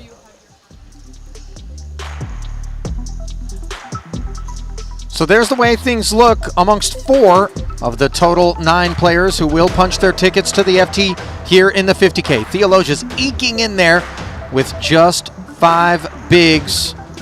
5 million plus for Kuzmanos, who really had the frame of the tournament in terms of that big bluff with the King 9, putting him up toward the top of the leaderboard. But of course, 5 million not good enough.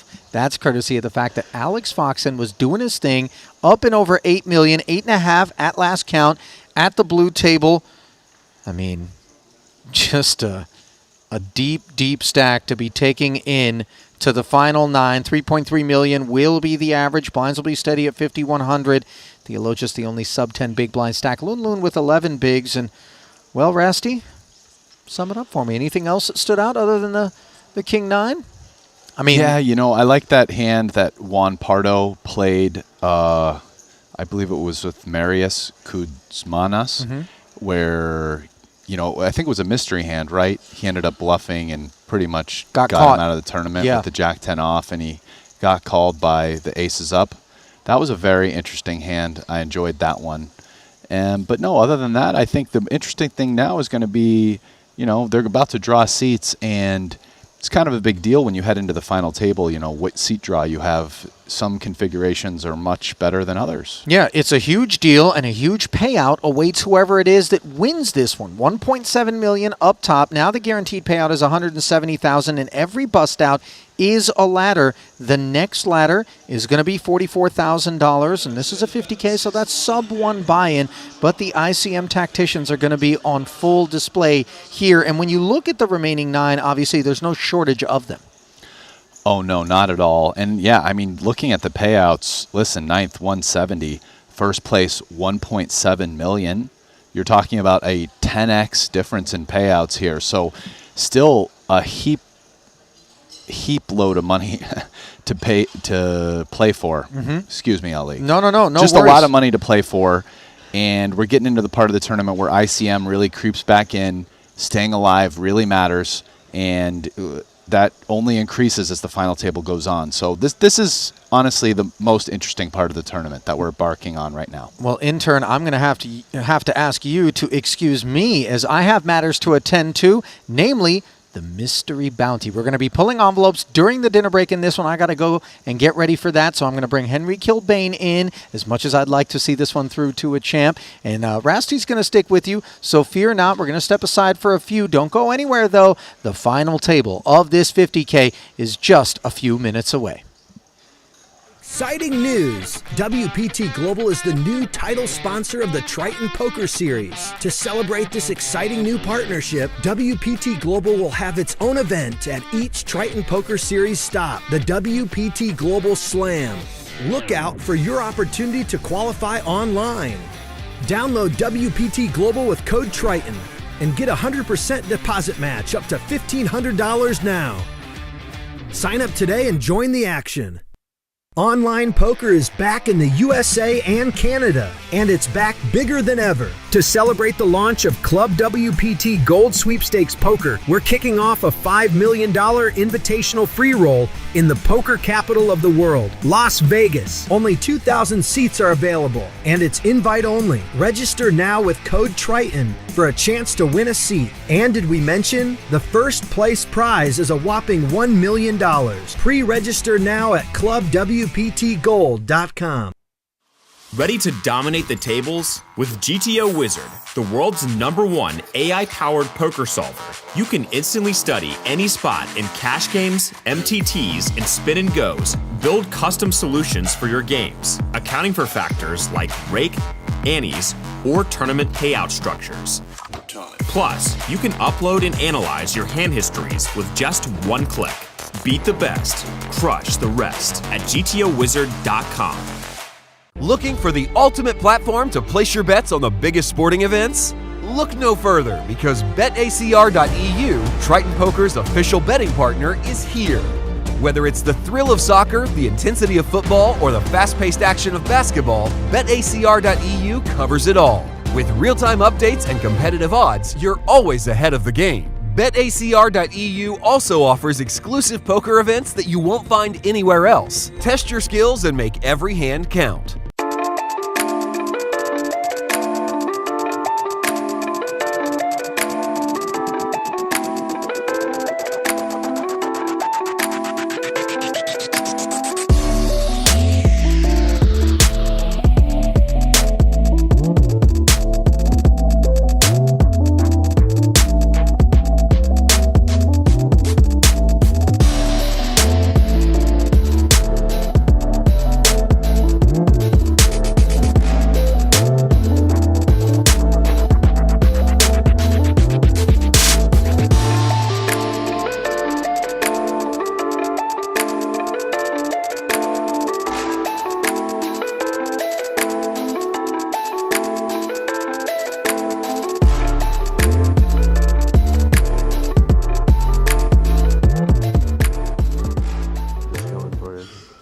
lucky.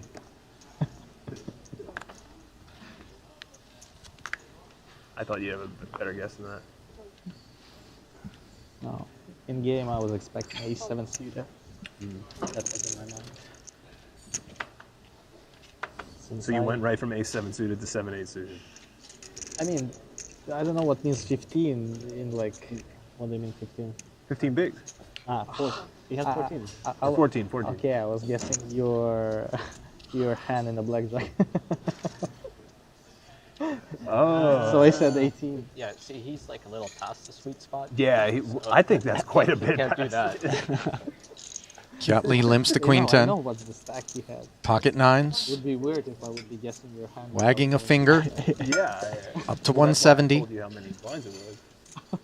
It's like 7-8 suited. You only had ace 4 suited. Mine. He said nothing. Queen checks where that would. Kiat hangs in there. Not offsuit hand. 400,000 in the middle. Gut shot straight draw on the ace high board, awaiting Kiat.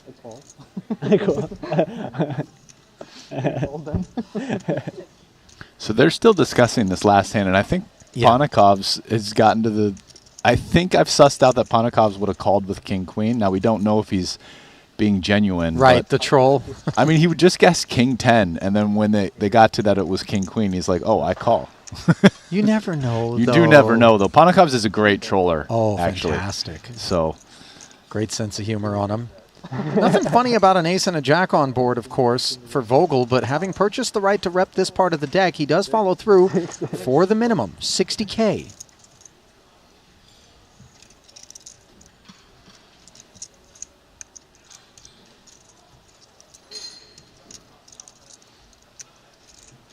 yeah, for such a small bet, I can't see Kiat getting out of the way here.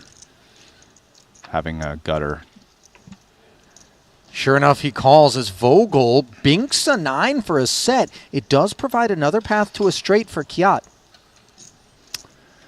Yeah, now they're not that deep, But, I mean, I would imagine that Vogelsang, who I wasn't sure what his plan would be on other cards, is just going to keep betting here with a 9. You'd love to continue getting money in versus Jack X or Ace X. That limp called. Not going to have that many Ace X. Kiatly's probably just open jamming for whatever it looks like he had just north of 15 blinds with a bunch of Ace X.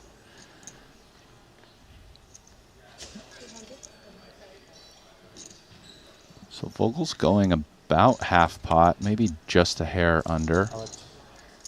If you are close with Salva, can you explain that? 275. I was going to ask you the same thing. I'm not close with it. Like, we talk every once in a while. And it's not like. All right. I assume you're closer with him than I am. Okay. I assumed it was Kiat you're doing that. decides to do. Send him He's to the getting immediately about 3 to 1. Bring all these Lithuanians or Whatever. Whatever it is. Looking for an 8 or a king on the river. Oh my. Ollie. 8 instead, as Kiat's investment returning dividends in a major way.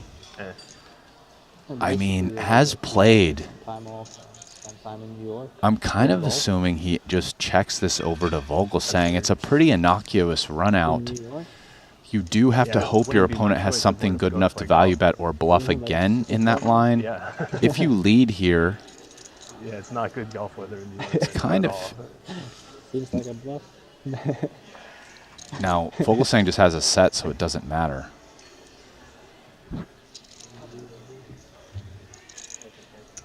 I mean, Vogelsang had a hand he would have value bet yeah, himself. there's probably I'd imagine there's some kind of a seasonal So discount. Lee, I mean, some of the courses might even be closed. Able to just rip in 530,000 and get paid there by Vogel, who sustains a deep wound to his stack. To save on greens fees. Down to just 230K, Rast. Yeah, that was really decisive hand at this stage in the tournament for both players.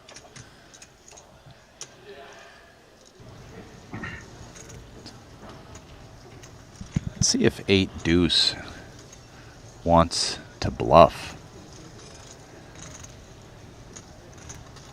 He checked back his option in the big after a limp. Bet the flop. Checked the turn. Now on the river, he has one of the worst hands he can have. Okay, Juan Pardo's going with a little block bet, which now means if Marius wants to bluff, he has to raise. And he passes that opportunity.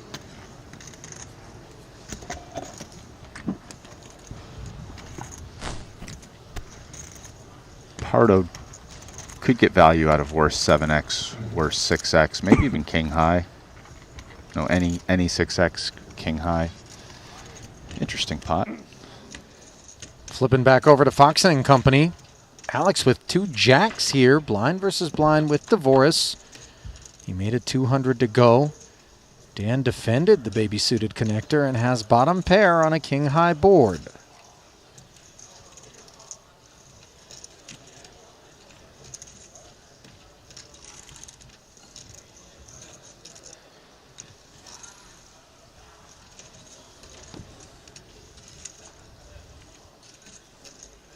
Second.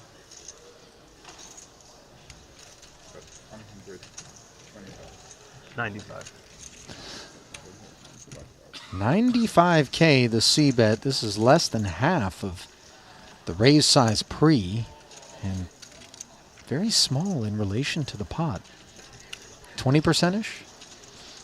Yeah, I mean, this board is so disconnected other than diamonds that Foxen probably feels that he likes small betting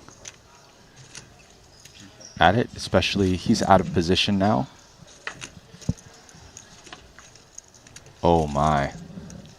Trip threes on the turn for Devoris. Yeah, what a card for Daniel. He could win up to a full double here. I mean, they only have about 1.5x what's in the pot in stacks. Actually, slightly less than that. 5 seconds.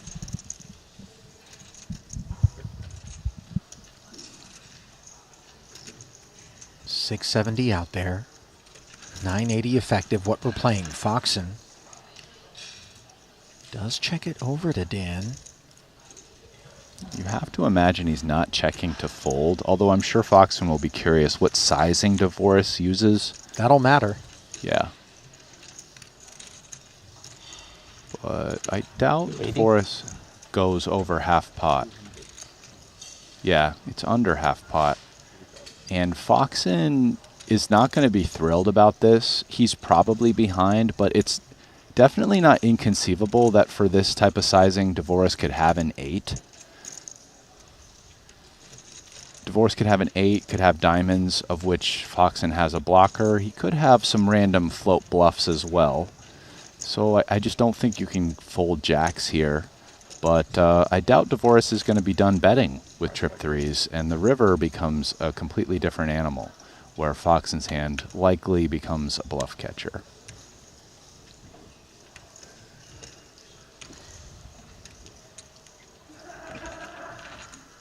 Another 560K. Bring this pot to 1.25 million. Oh my stars. The jack on the end and Foxen's run good is official if it wasn't already, Rast. Jack's full.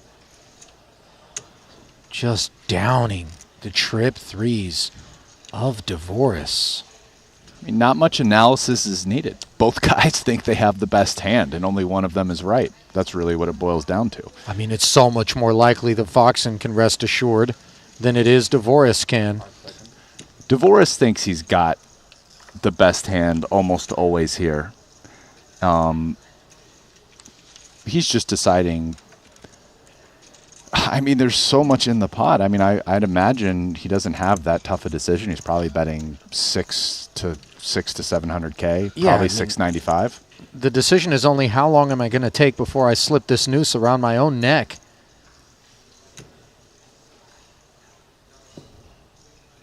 Good night, sweet prince. There it is, the 695. And here comes the raise. Call. Gross. Always, always gross, Rast. Just a cold deck there. As DeVoris found a fortunate turn and then an unfortunate river. Yeah, they flew that deck in from the North Pole. That's how cold it was. You're absolutely right. Except this was Foxen's little helper, as there is no Santa Claus for the Canadian. Showered in 13th, $125,000 richer for the effort.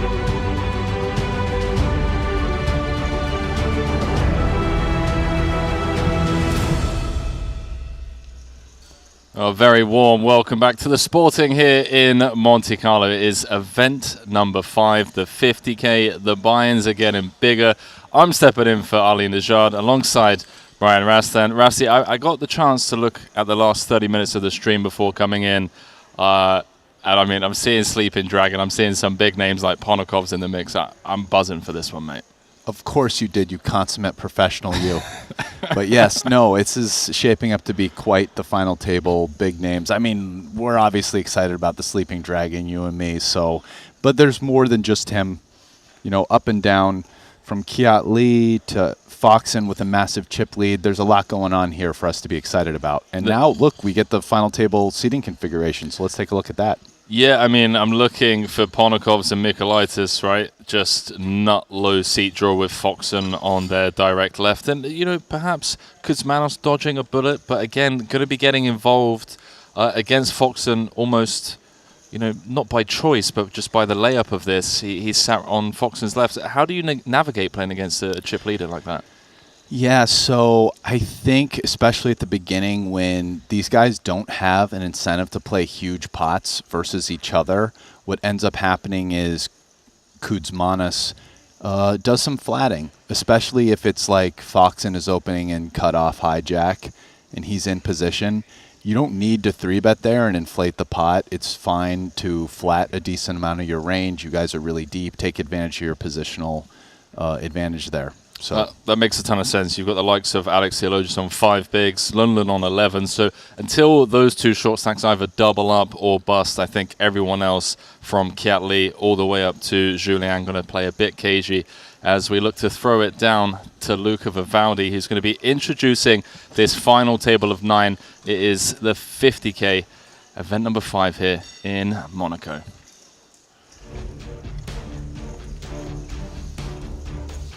Event number 5 here at the Triton Poker Series in Monte-Carlo. The 50K NLH Hold'em has seen 147 entries.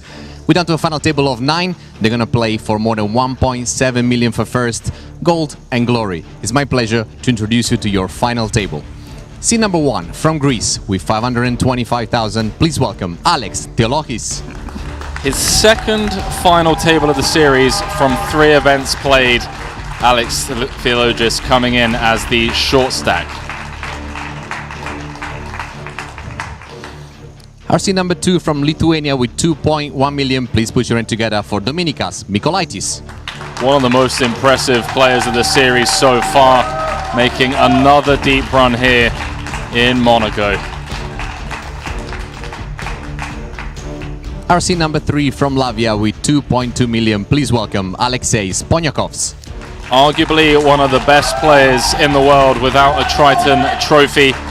Is this going to be his first taste of glory? Our third Alex at this final table in seat number 5 is our chip leader from the US. Please put your hand together for Alex Foxen. The man that always seems to be rocking a monster stack.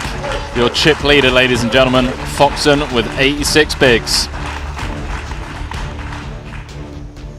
Seat number 6, 5.1 million from Lithuania. Please welcome Marius Kuzmanas. Another Lithuanian that's just been running deep and threatening a big score here.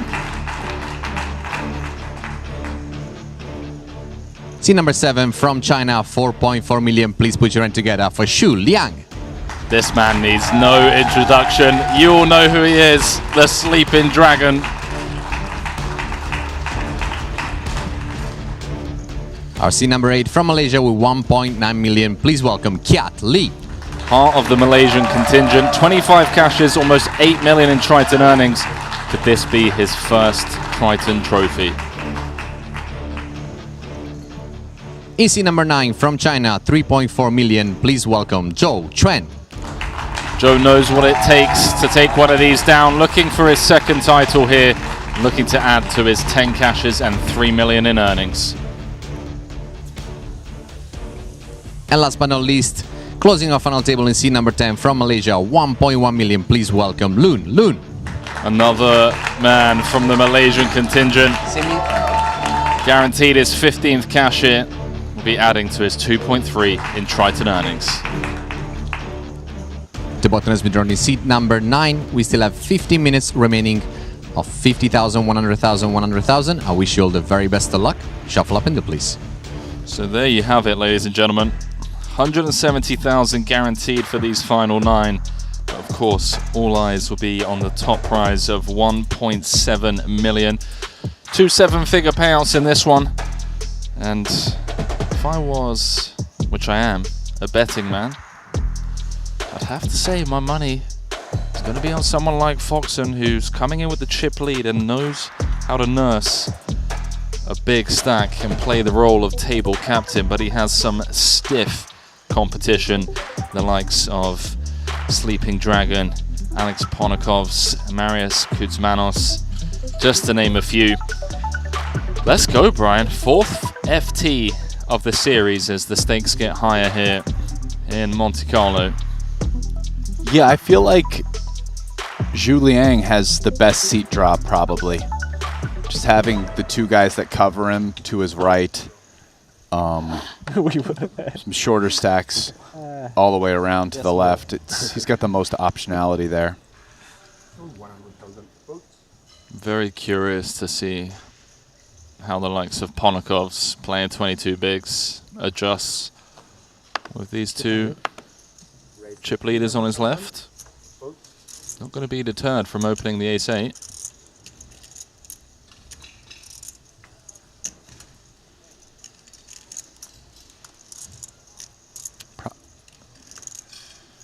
Yeah, probably just fold sevens. There's way too many people behind to be excited about flatting at these stack depths. Well, even the ace-10 hitting the mark, and unfortunately for Theologus, he's woken up with a suited ace out of the big. Here's the shortest stack by quite some margin. Ponikov's probably doesn't have, I would say, something like sixes or worse. Maybe its worst pair is around sevens, which is good for ace-3 suited. But he's definitely behind the range. He just doesn't have that much behind.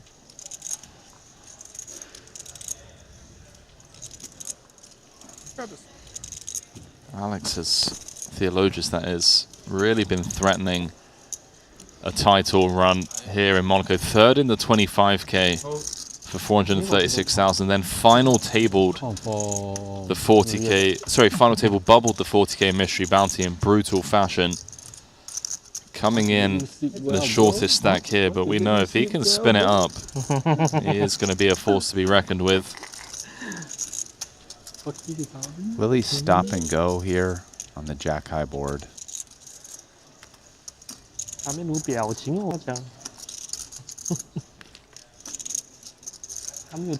I have to be that guy, because Manas would have flopped middle set.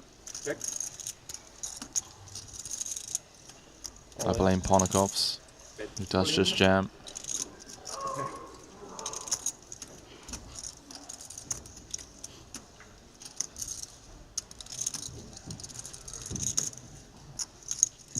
I think Theologus is just chuckling at how absurd of a spot this is.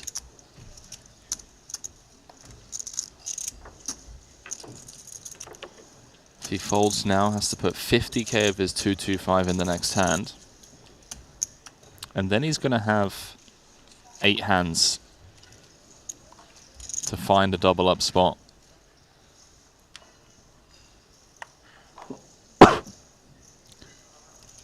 Well, there was 550 in the pot.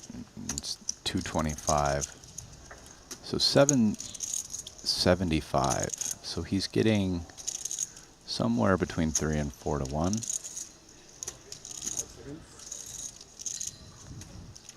His backdoor hearts. Ace high can be good. He could be up against king 10 suited and probably king queen. I'm not sure about 10-9 suited, probably. So he does have some hands that will all have equity versus him that he's ahead of. But other than that, he's mostly still behind. You think Ponikovs knows he has the best hand at this point? Yeah. Yeah. Yeah. I mean, Alex pretty much has to have a pair, right, in order for Ponikovs to not have the best hand, and his monies are, he's not using time banks with a pair. So much to calculate here. Well, Theologus, there is also, you know, the threat of a potential pay jump if he folds and waits a few hands to find a spot. Could certainly see other people clash. Lundlund does have 11 blinds, but after him, we pretty much get to 20 plus for everyone else, so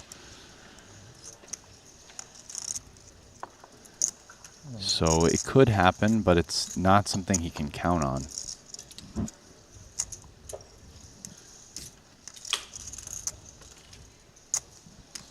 Deep in the time bank with this one.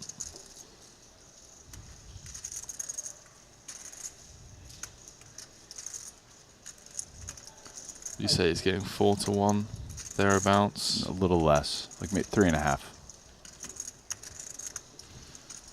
So it needs like, what, 22% equity? Yeah. We can see here he has 18%, but if he is up against, you know, like a pair, like you said, he's just absolutely cooked.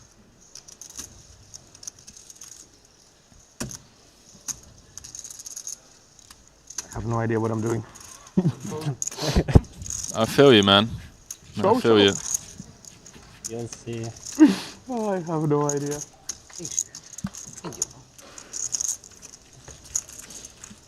Those aren't spots. I wish. That one typically studies, Brian. I mean, No. the old of hearts. I have no idea. Can beat that so far. Was there a heart? There was a heart. the good What about old pre-flop either? 4.2 big blind defend against Leave to fight another day. an under the gun +1 open, 9-handed with ICM. Yeah, I don't think many people have been in that node. Yeah, I think personally that some of these 5 big blind spots can be the most confusing because you just so rarely play them and you don't really study them. So I can feel that way sometimes when I'm playing. Certainly. 100%, man. Foxen getting to work, by the way, with the Queen 4-0. You'd love to see it. Take note, ladies and gents. This is what I've been talking about as well throughout the series, and I feel like it's something I really try and bully the viewers into doing, is getting the notepad out, getting some pen and paper, and just treating these live streams as a study session, man. You're watching some of the best in the world. I think to the naked eye, you look at Foxen opening a hand like Queen 4-0, and perhaps the natural reaction is to think like, WTF is going on? But then you look at the layout, and then it starts to make sense.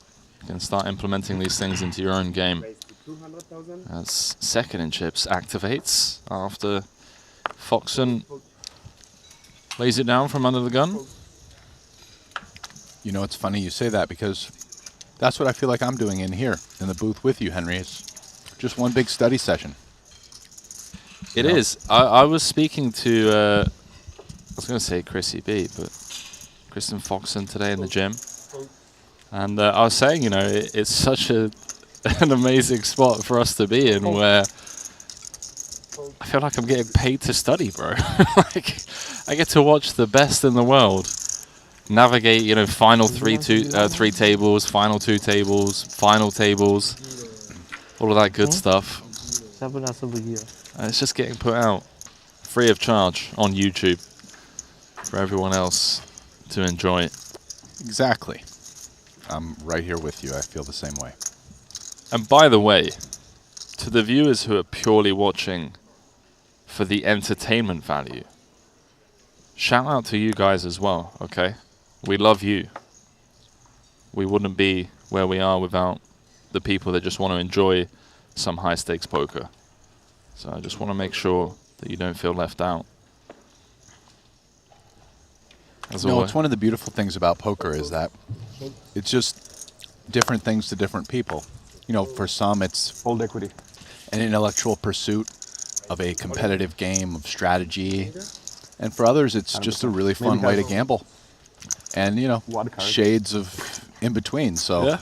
Nothing wrong with that. 100%, man. That's a fantastic way to frame it. Fantastic way to frame it. As Alex Theologis, 5 seconds. the third Alex at this table,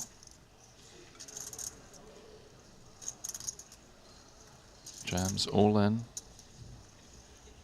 1.75 big blinds with red 8s.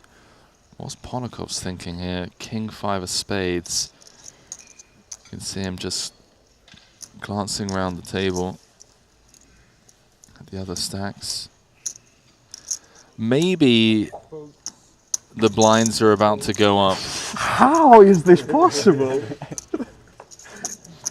How do you have this? And he's just max time banking. I think that's what was going on there. Time banking so the blinds go up on someone else. Obviously. I respect it. All in brought to you by WPT Global. He wants to keep me in so he can... I'm pretty indifferent. Foxen. I am not. I would rather win this. Does make the call out the big with the 10-9 of clubs and flops best on the 10-4 deuce. And now Theologus is drawing to 2 outs twice. Make that once. Stand up. Black Snowman needed. Not gonna work here. Not gonna find it this time. Another impressive run. The man from Greece, the online OG Pundidi. But again, I mean, it's just, on the one hand, you're thrilled to be making the runs that he's been making, but I have to feel for him, you know, the bitter sweetness of coming so close on 3 occasions now. We've only had 3 events here. He came 3rd in the 25K WPT Global for 436. Final table bubbled the 40K Mystery Bounty in a chip lead pot. Ace King against Ace Queen, Queen High board. Out in 9th in that one for 70,000. And now out in 9th here. You know, this guy is going to be picking up a title sooner rather than later. It's only a matter of time. But for now, has to depart in 9th for $170,000. And with that, everyone now guaranteed 214K. Yeah, the 3rd is a real solid pick up and score, but 10th and 9th are 9th and 9th. Oh, but final table bubble 9th. Yeah. Those are rough. 2 9th place finishes in a row. You're really missing out on the big money jumps. Like, you're just there. I mean, like, I actually remarked on that at the opening of this frame. It was like, it's a 10x going from 170K in 9th to 1st. Literally. So, you know, you've just gotten to the point where the money starts really kicking with the pay jumps and you get busted. It's... Well, speaking of pay jumps, perhaps another one here. Lunlun happy to activate, given the departure of Theologus, as he's the immediate short stack with the ace-9, opening for half of his stack, running into the 10s of Ponakovs, who then jams. Oh, sorry, I do apologize. Who then 3-bet to 1.1 million. Lunlun making the call. All in brought to you by BetACR.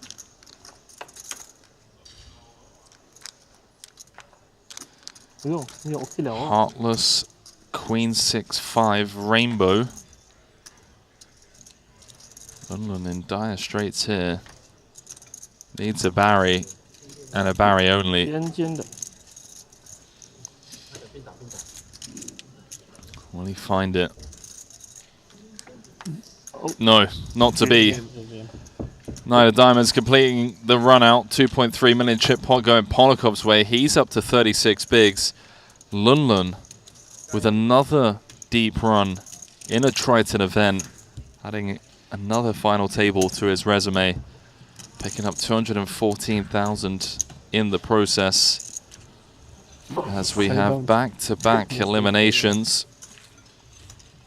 Second cash of the series for him. He picked up 50,000 in the 30K. And another final table. This now being his 8th. Oh, sorry, I'm scrolling back. I do apologize. His 9th FT at the Triton series. Again, threatening a victory, but not to be in the 50K here in Monaco. These are some fast busts. I mean, we've just flew to 7. Yeah. Which, feels like we just got started. Was, I would say, kind of to be expected now. Average stack 42 bigs. Blinds are about to go up in, well, in the next hand. Unless this just goes fold in less than 15 seconds. Was it mine? No, that's fine. But now the There should be, Lithuanian, like, you know how on Dominicus online they have, Mikulaitis, a little badge next to whoever's the chip leader. assumes second and the third. duties of They short do that a stack lot. with Oh, 19 would be cool. bigs. Give a patch out if you're He's joined down there with Kiat Lee. Or like the Tour de France, they give you a shirt to put on. You win the day, right? Yeah. But Marius, second in chips, limping in The big blind of the Sleeping Dragon, who has been awakened. Played a few sessions. He raises it up to 325,000 Yeah, with the I was 6 out of the straight. country a few times, so.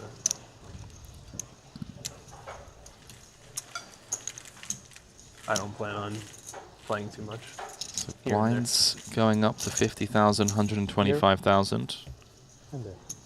That means Catley and Mikolaitis drop down to 15 bigs. Average stack drops down to 34. But still some depth to this final I table. was watching a tech level, but it's already that one. 291,000 guaranteed, and I'll tell you what, those pay jumps that Brian was alluding to really do start to add up here. Difference between 7th and 6th is 102,000.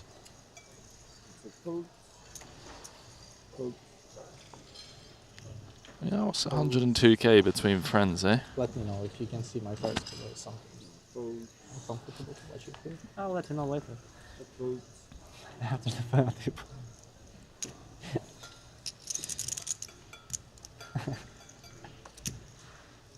Oh, we're loving that, Brian. We're loving that. We're loving that, pal. Morale is high, boys. Don't change the box. Seeing some green candles. It was already been mentioned on the stream. Was it really? Yeah, someone was like, "We're all good, guys. Bitcoin just crossed 70k like an hour ago." Let's Changing go. the box. Yeah, last FT he was running insanely hard till he changed the box. Wow. Oh, why expose this? Ah, Shit. Too late. Too late. So Sleeping Dragon's I mean, we turn still don't know how the Euro to limp in from the We need to small. figure out Catley this But you're giving opting me to clues. knuckle Yeah, in yeah. position with the Queen Deuce, flopping best You're locked though. on the Queen 8-4. Yeah, you cannot- you need to Perhaps work more harder to importantly, be able to move. Sleeping Dragon with a piece of his own that he feels content to lead out for 150k with.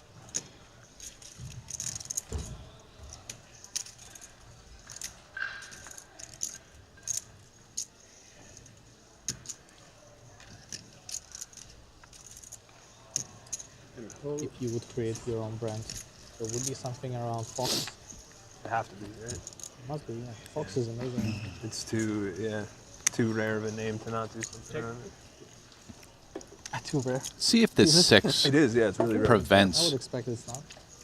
Yeah, I think Juliang from losing more chips with bottom pair here. It does fill in Almost nothing. some floats. Boxing has a last name. Any kind of straight draw between the 4 and the 8. I have no His idea. jack is blocking the hands that he's beating.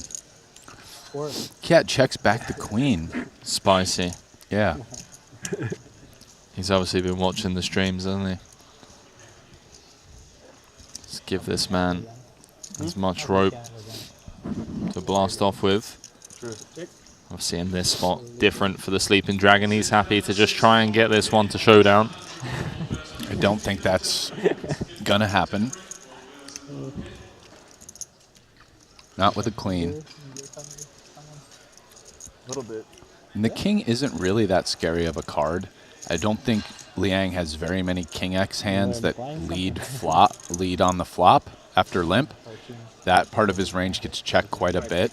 So Kiat actually has more King X, I think, than Liang does. So if I'm Kiat, I'm not scared of the king, and I really want to get value from my queen, from an 8, 6, or 4. So I'm on the edge of the So you quickly realize As Brian mentioned, I realized it was a big mistake. And Liang kind of blocking the hands he would want Lee to have. Hands like Jack 10, Jack 9. Missed their gut shot. 5 seconds. Yeah, I would say a jack is a below average kicker to have with your 4. You'd rather have ace 4 or like 3, 4.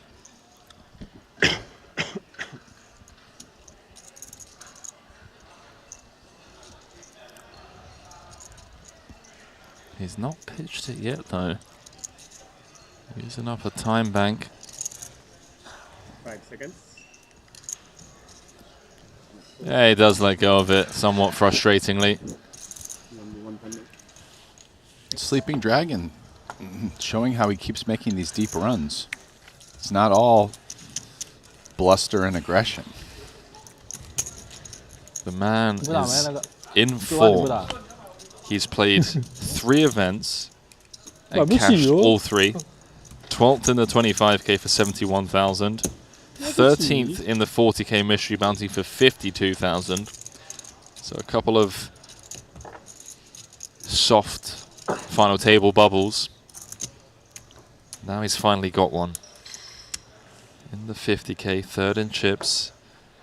Guaranteed 291,000.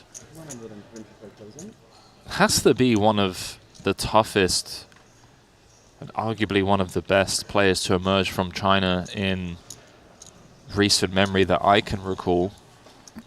And as far as I know from behind closed doors, also very in the mix in the high stakes cash games as well. So a bit of, you know, variety to the man. Yeah, it definitely appears that way to me. I don't have any info on the cash game part of things, but certainly on the tournament side in recent history. And somewhat similarly to the likes of, say, Fox and Ponakov's, Sleeping Dragon strikes me as the type of guy that either has a big stack or is out of the tournament, just incredibly aggressive. And the thing is, I remember you touching on this a couple of days back, when these guys start running good and start getting paid off, they really become a threat to win tournaments.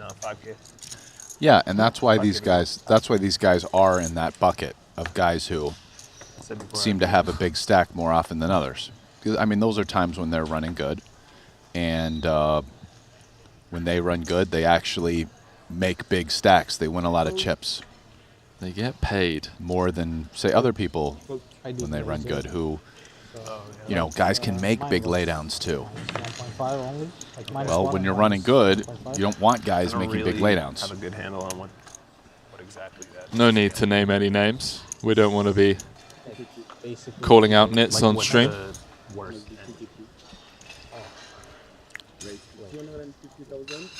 What do you mean? Like what's the range? You say you're -1. Like, if someone has like the worst vision of anyone you know, are they -10 or? Yeah, okay. So I have passed -7, -6, Oh, and okay. it's pretty bad. Not wearing glasses. So I was never wearing glasses, and then one day I realized, okay, I tried. Well, Oh, it was better. Because no, it was not bothering me that much. But it when I tried, probably I was happened like, gradually too, so you like don't notice, you know. Yeah, and when I tried, I was like, wow. And did laser. Heads up. And it's like the same effect as when you wore glasses, basically. Yeah. So I don't know what it is now because I did it like 2 years And ago. it does fade a little bit, right, over time. Like, so you often have to get it again.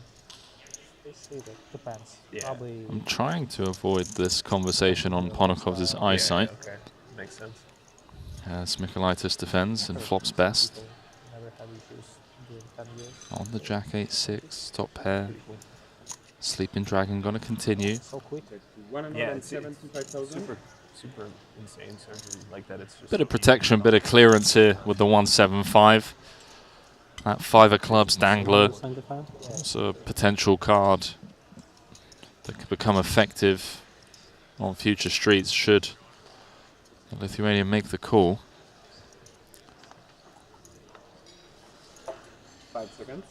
Sounds like me and Ponakovs are going to be visiting the eye laser surgery place together. Yeah, and he decides just to play top paired good kicker fast on the flop to a board with a lot of draws. Makes sense. The SPR was, I mean, after the 175 was bet, what he had 1.8 in just over 2 to 1, I think. So, yeah. 5 seconds.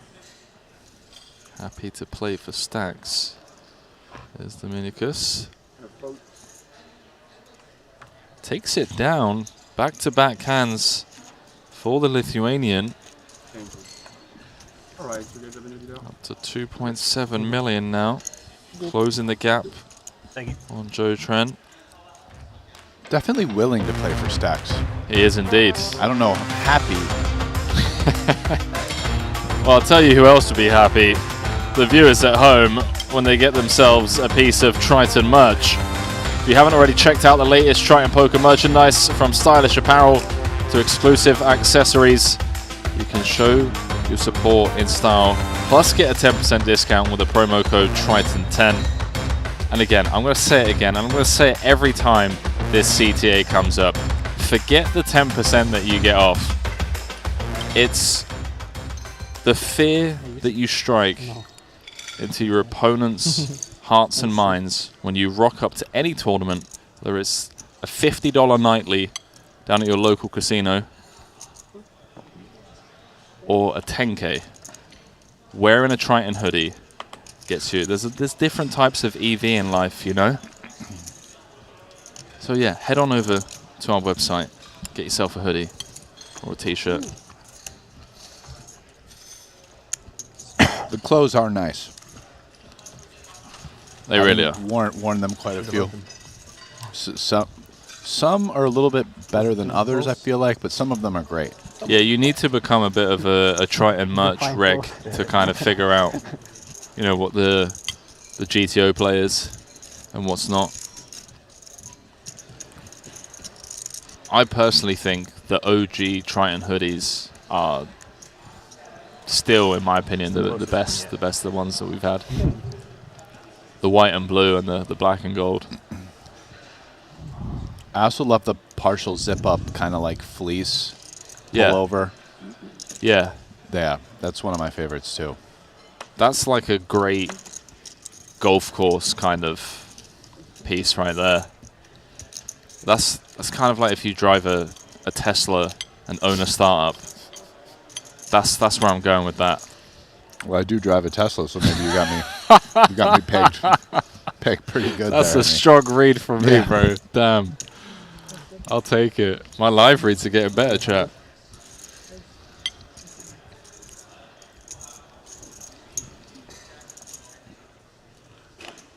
This one's not close. Michaelitis is loving life. Now opening his button into the chip leader and Ponakov's. Must be The old raise and take. It's so bad here. 8-3 off, 7-2 off. Kiat Lee has taken over the bottom of the leaderboard position.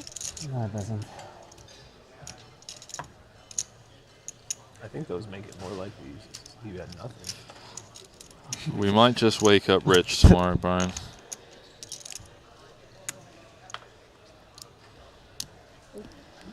I feel rich every day, Henry. You know, every day I get to do commentary with you, mate. I feel the same. I used to watch you when I was like 14, bro, on YouTube. I had this You're like old 5, right? second-hand laptop, and I only had two things installed, Firefox and Counter-Strike.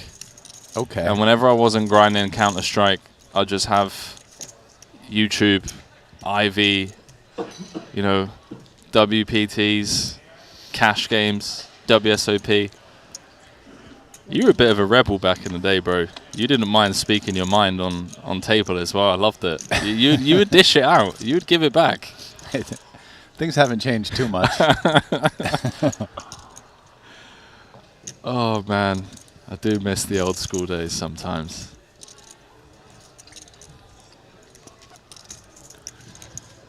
Counter-Strike, though, huh? I actually played a lot of that when I was in college. Yeah? Yep. It's how I discovered poker, actually. I used to skip class. It was actually the betas. I played so long ago, it was the transition from betas to like 1.0. Yeah. Oh, damn, bro. Okay. That long. I mean, I'm 42, so... Sorry, Yeah, when I was in college. Actually, 43 in like 3 days. It was a long time ago. You got some time on me, yeah. We're talking 24 years ago or whatever. Yeah, I used to It's a great game. skip classes to go and grind 1.6. And the older kids were playing this variant of stud. I don't know. They're like, Henry, come and lose your pocket money. Come and buy him for a couple of dollars. So you got started with stud high? I got started with a game called Sfara, which is an Eastern European version of stud. Okay. It's a 3-card game. And then Zinger Poker came out on Facebook, and everyone became obsessed with No Limit Hold'em. Everyone tried making a royal flush. That was all we knew. We knew that a royal flush was good. And that was where it all started, man. Shout out Cisco, the old internet cafe I used to grind from. Shout out my teachers for letting me skip class as well. As Joe activates from +1. Marius looks suspicious here. Giving him a little bit of a stare down. This ace-10-0, always tempting. Yeah, but small blind, kind of an awkward spot for sure. Do something about it. Just buying a flip.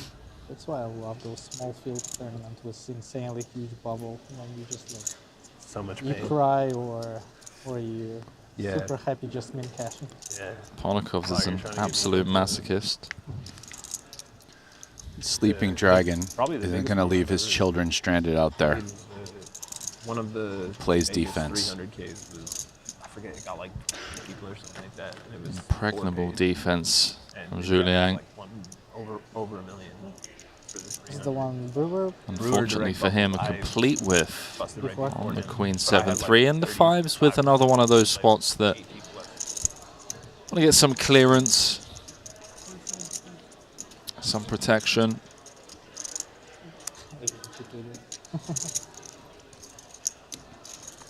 The C-bet gets it done. And actually, I don't have this. You have like 35%. We've got a real interesting lineup here. I mean, Foxen, chip leader, 72 bigs. Even after chip? Has almost double what Kuzmanas in second has. He's sat with 38 big blinds. Then Ponakov's up to 29 bigs. He's in third. Joe Tren in fourth with 28. Julien in fifth with 27, so just 2 big blinds between fifth and third. Mikolaitis is chipped up nicely to 23 bigs, and then Kat Lee on the shortest stack, the shortest stack rather, with 17 bigs, which isn't that short. 1 double up, and he moves up into second, so really feels like this is anyone's game, anyone's tournament. We'll see how it plays out.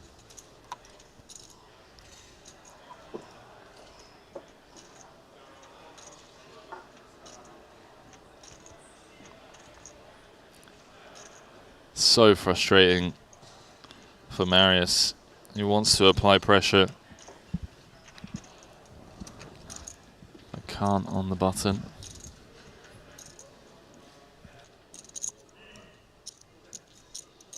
You were saying before, right? We got a lot of love for Counter-Strike, by the way. Yeah, Peter Shank saying, started on 0.5, not playing anymore. Is CS2 any good? Haven't played myself either, man. Don't know. Too deep in the poker streets these days. I really enjoy grinding GTO Wizard, which sounds like a plug, but it's actually not. I mean, I can just do that for a couple of hours a day. Just fire it up and run some cash game. Listen, let me tell you something about Counter-Strike. Yeah, I was stopped out of my spring quarter in Stanford in my freshman year, and I ran a Counter-Strike clan. We went 44-2 in match play. We even beat WEW. It was SIK, Skilled in Killing. We were like the best clan for the 4 months that I ran it. We were in like 4 leagues. We were dope. What happened? I realized that, like, where am I going with this? Honestly, 10 years later in my life, when you could like play video games and make money, maybe I would have become a professional video game player. Yeah. But I just stopped. I went back. I did well in school for about 1.5 years until I found poker, and then it was all over. But yeah, I was a dope Counter-Strike player. Like, I would go in public servers and people would think I'm cheating. I know what you mean, man. Yeah. I know what you mean. Sleeping Dragons check this one down to the river, just happy to try and show down this jack high. Unfortunately for him, it's allowed Kat Lee to actually river the best hand. And look at this from Lee. Going for value with bottom pair. Seems to know exactly where he's at. Trying to get value from an ace high, jack high type holding. I just can't imagine that the triple check means he's beat often enough to not value bet, but it's a strong value bet.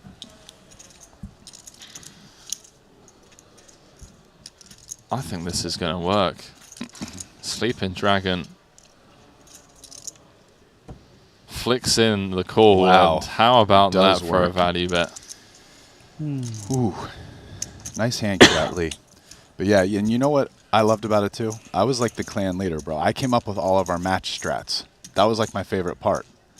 Because Counter-Strike was like really a strategic game. Because when you died, you were out for the rest of the round. So like the way that you know, who goes where, when, whatever, when you're communicating to each other. I don't know. I never got that far. Unsurprisingly, I became a professional poker player where you're playing a strategic game, right? Like, but yeah. Great White Hype saying, yeah, I quickly transitioned to poker as well, and now I trade crypto for a living. I mean, look, it sounds like we're all living the same lives, just at different times, man. I mean, I think that's how we all got here. I'll tell you what, trading crypto is tough. Ooh-wee. It's not always easy. Fold. You want to know a thing about trading crypto, guys? I don't know if you follow KCG on Twitter, High Stakes Cap, but that guy's a legend. You should follow him on Twitter. He's a great crypto trader. One of the best, yeah, that's for sure. See a few people asking about the bounty draw. Don't you worry. That is being filmed as we speak and will be brought to you on break later on today. You won't want to miss that one. Some really fun sweats, and of course that top bounty prize of 400,000. It's the first trip where I don't have any bounty action, and it's not surprising that I don't feel as anxious as I normally do during the bounty ceremony.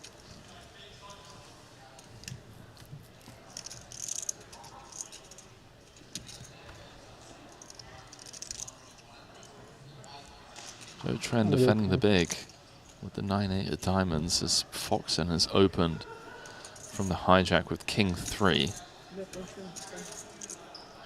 Doesn't go big. 175 into 675. Little quarter pot, sprinkler. Joe not going anywhere, doesn't need to force it in the form of check raise. A lot of good things that can happen from just check calling as he does turn second pair, vaulting himself into the lead.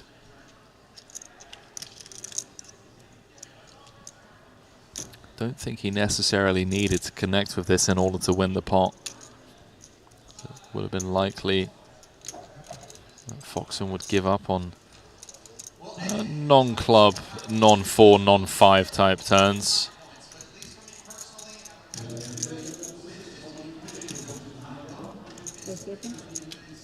$750. Oh, eat your words, Henry Kilbane. How about this? Foxen just mashing, applying max pressure on Joe, starting the hand in fourth and kind of just saying, hey, listen, pal, I'm going to be asking for all of it. Do you really want to go home in seventh right now when there are 3 shorter stacks?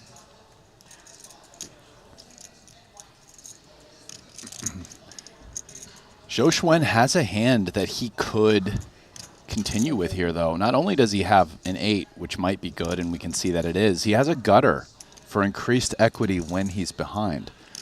Let's see what he decides to do. This is a tricky spot. We can see he actually has Alex just in jail. Alex having 3 overcards, and that's it. One would assume that Foxen doesn't just build his stack by having it. It's like a bull in a china shop, and he's bulldozed his way to victory in this one as he extends his lead up to 9.6 million and shakes the second pair and gut shot of Joe Trent, and now drops down into 5th. That was a big spot. I mean, that was a spot Zhou Xuan could have continued playing defense. And Alex did not have many ways to win that pot other than bluffing the river if Zhou calls. But the bluff worked. Got him off a pretty big hand, all things considered. I mean, I think folding 8-9 there is much bigger than folding 8-jack, for example, right? Because the difference in kicker there versus 3/4 pot doesn't matter at all. And just having that extra gutter equity is massive.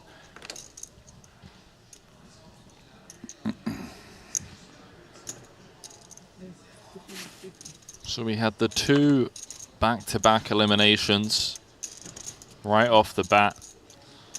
The start of this FT, Alex Theologis, his second final table of the series, but out in 9th. Lunlun out the next hand in 8th. And since then, it's been a bit of a gridlock, bit of a stalemate, if you will. Just letting Foxon do what he's going to do.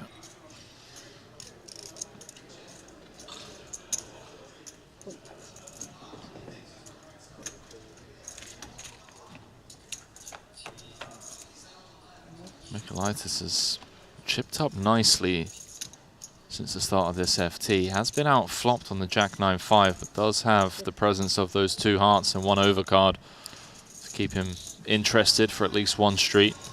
Yeah, I'd rather have Michaelitis' hand.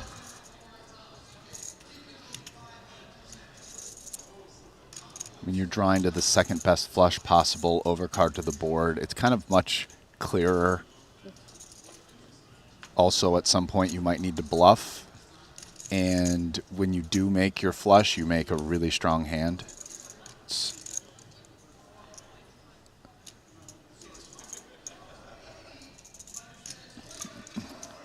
The Foxon stare down.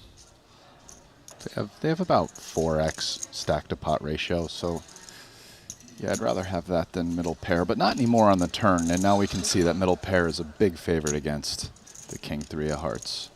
Let's see what Alex does here. Checked back. Will he check back again? Deeming this a 1 street hand if he does. I mean, his hand kind of really can only get 1 street of value, really.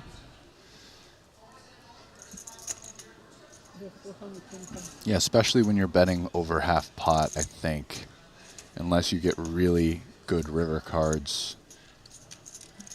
Will Michaelitis call? Feels like a check call spot. I think he's not folding. That much I'll say. But call seems like the best option. Looks like he agrees with you on that one, Brian. As the pot has been inflated to 1.5 million. Michaelitis looking for a King 3 or a heart. Doesn't find it on the Ace of Spades river. Foxon with the check mark, and he's going to cross the 10 million chip threshold. Actually, King 3 not that likely to win against check there.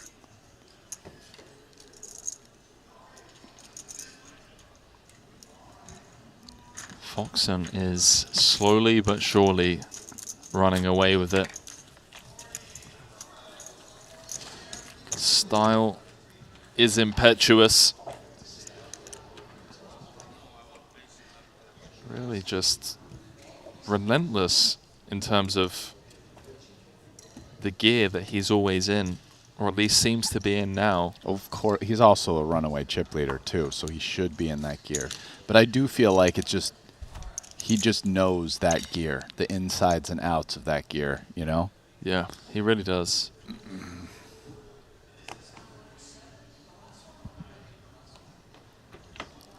It matches his personality as well, like his aura, like the stare down and the biceps that are bigger than my head. Just like, yeah, of course this guy just mashes the raise button. When you played Counter-Strike, did they still have the thing where when you jumped and you like curled to the left and right, it actually sped up, so like you could bunny hop, yeah, move around faster by bunny hopping? Yeah. Was that still in it? Okay. Yeah. I forget when they took that out.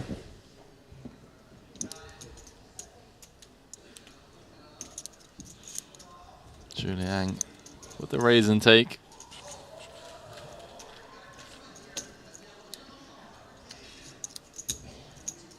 What was your favorite map? I know mine. Probably Dust 2. It was a good map. I like Train. Bro, I swear on my grandfather's life, I was about to say Train as well. You could own people so hard in Train. Yeah. It would just, yeah. There was a lot of strategy to Train, man. Yeah, that was a map.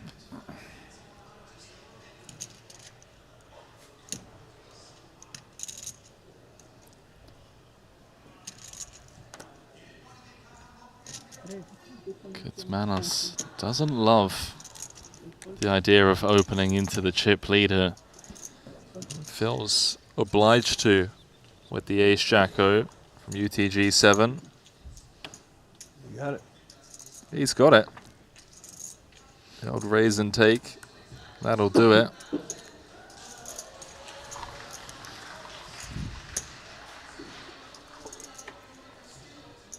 Yeah, and the lower stacks are kind of bunching a little bit. Marius has a solid second, basically 5 million, but about to take the blinds. But then Juliang in third through Michaelitis now in seventh. Basically 3.5 to 2.1 million, all 5 of them bunched in that range.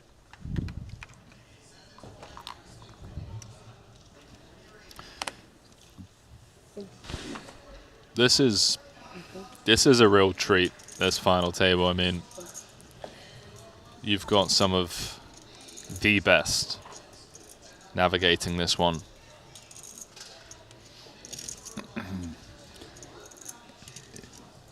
Yeah, I'm sure Foxen agrees with you as well in terms of it being a treat.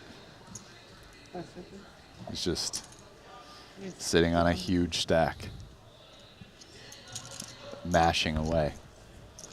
He's got about 2.5 times the average stack with 7 people left. You say that. We've seen it before, Brian. How the mighty have fallen. Of course, nothing is guaranteed. That's why we play the game. Play with the blade. Sometimes you do end up cutting yourself. But for now, Foxen with the runaway chip lead as he 3.5 next from the small blind.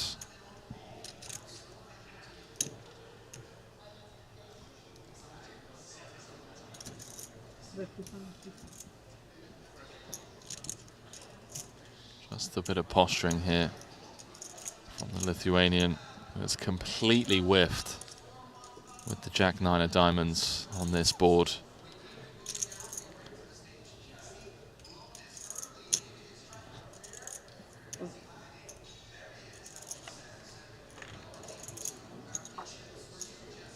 I think he showed the ace of clubs.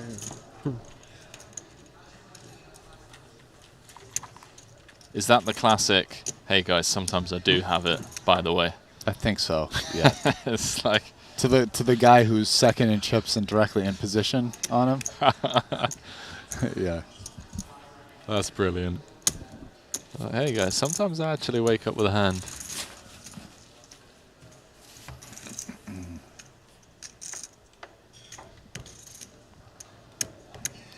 Got Ike behind us. Ike, do you want to come and do some commentary? No answer, chat.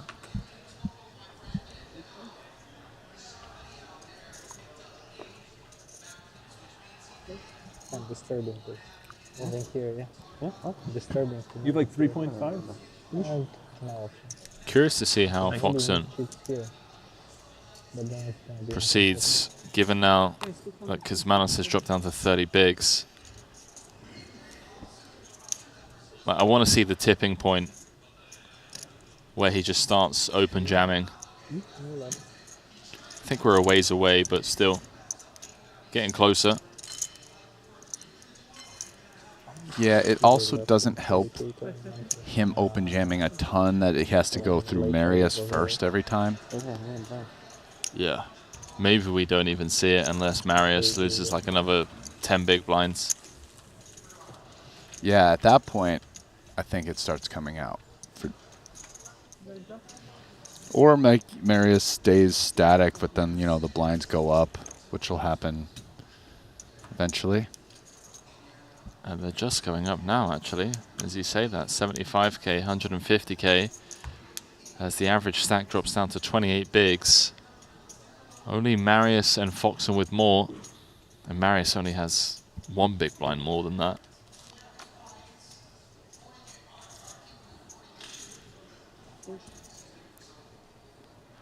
Pretty absurd, the stack distribution at this table. Awkward spot for Mikolaitis.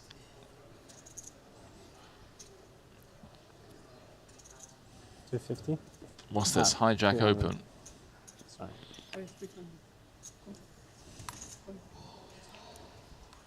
No, low jack. Low jack open. Off of 14 bigs.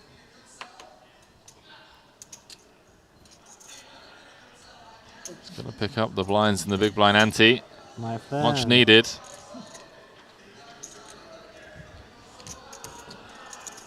Revenge hand. Would have liked to play against him. Would have loved to play against you. Yes, please. No, I can do that. The tail of the tape. That's how things stand here. 2 eliminations thus far. Alex Theologis out first. 170,000 heading his way. 3 for 3, by the way, in cashes in Monaco. That's Theologis. Lunlun, second elimination at this table. Picking up 214,000 for his efforts. And a bit of a stalemate since those 2 departures, as these guys kind of fall victim to the chip leader, Alex Foxen. He's got his eyes on that top prize of 1.7 million and his first Triton title. I mean, surprisingly, he hasn't played many Tritons. Did join us in 2019, both Montenegro and London, but only played 4 events in Montenegro and 3 in London. So since the return of the Triton series, this being his first stop, and a min cash in the 40k mystery bounty. Like 50 bottom up. That's the raise and take. You won? Yep. After opening 10-900 again. That's true. +1. See, +1. You don't need to count me. I folded it under the gun the orbit before. Yeah. That's why I said it was pretty close. 1 position. Same hand? Yeah. Oh, really? Funny. When we had that conversation then. Yeah.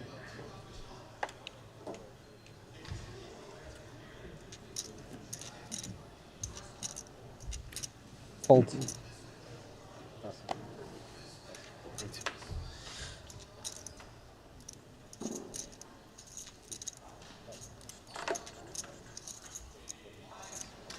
Pretty tilting for Kuzmanas. There have been a couple of occasions where he has seen the rare Foxen fold in front of him, and then he's looked down at absolute trash in a spot where he would have loved to have assumed the chip leader role. He's bullying you? Yeah. All day. Yesterday? My friend. My friend. Room number? No. Not that kind of friend. You know, the conversation No, of he's trying to get my room number to sign. OGs You know. without a title. Kiatley, That's what we do, like in our friends group. Yeah. certainly one of I mean, them. like we do it as a joke. We pay them back. Yeah, we do it as a joke. 8 million in Triton earnings, 25 cashes. Joshing around.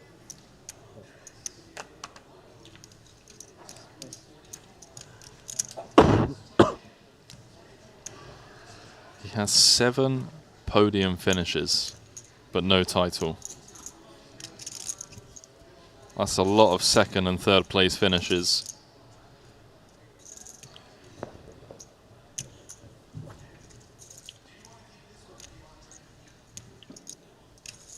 See how Ponakovs wants to proceed.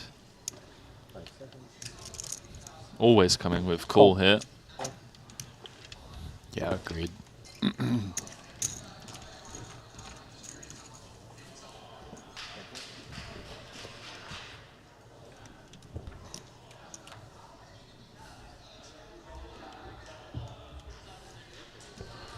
AP finds it on the Jack-5 deuce. Currently in third. Would love to kind of separate himself from the rest of the pack. There's potential for him to do that here. As Foxen continues for quarter pot. Can let you know, by the way, ladies and gents, that there are some shenanigans going on behind us, with Ali Najad as the host with the most in the bounty draw. That will be brought to you later on today. Yeah, something to stick around and check out. Everybody here seems pretty excited for the proceedings. Yeah, always a bit of a buzz.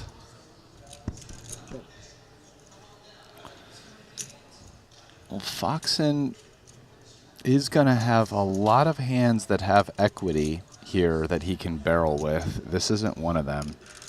All kinds of double flush draw, all kinds of straight draws, even ace-3, ace-4 wheel draws. So this feels like a shutdown, in my opinion. There it is. 1.2 out there. 10 of spades is a really interesting card, man. Check, all in, decide. He might bluff it. I mean, you're not really blocking queen 9, right? Because I just don't think Ponakovs is check calling the flop with that. Maybe like queen 9 of clubs, but we have the 9 of clubs. So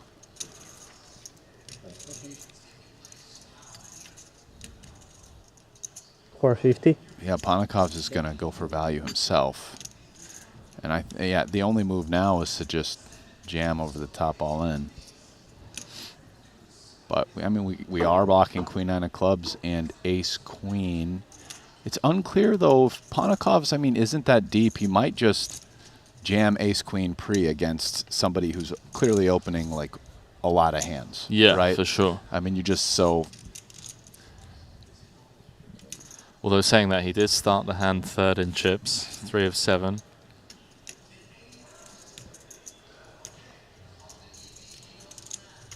I just think Foxen's sick enough to just put him in the bin here. Well, he's considering it. Because I don't think he's considering calling. What do you think of the suits, having ace of spades, 9 of clubs?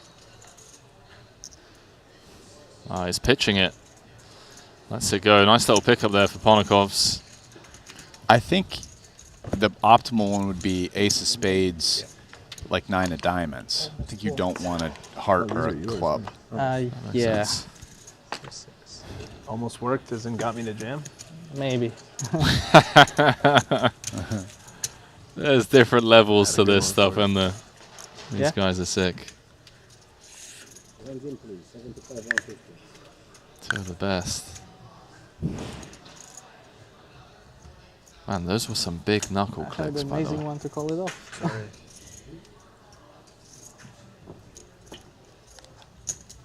It sounds like Ponakos was already anticipating the jam and was already prepared to call it off. Or to snap mark. 50-50. He was going to think about it. Not a bluff. Never bluff. Never bluff. Never bluff. Oh, hello, Ace King suited. My site, neverbluff.com. Under the gun.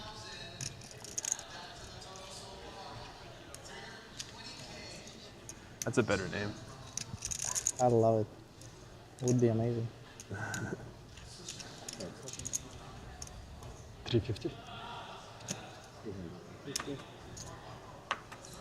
Opening slightly more than min here into the chip leader. Which team you're from? Never bluff.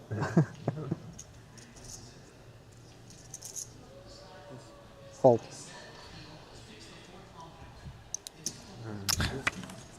No.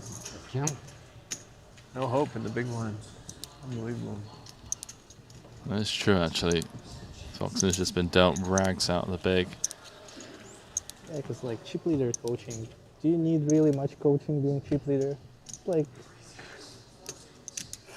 This is true. Well, no, the coaching is designed to make you become the chip leader. oh, okay. Not necessarily targeted for once Coaching you attain chip it. leader. Coaching Yeah. chip leader coaching. Right. Exactly.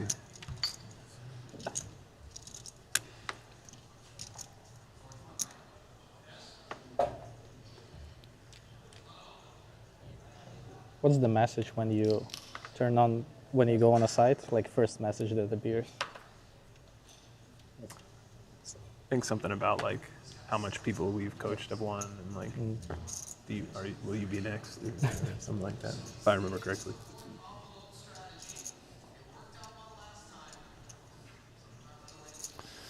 Here we go. It's like 13, 14 blinds. Passes the Jack-9 suited. Gave it a good thought.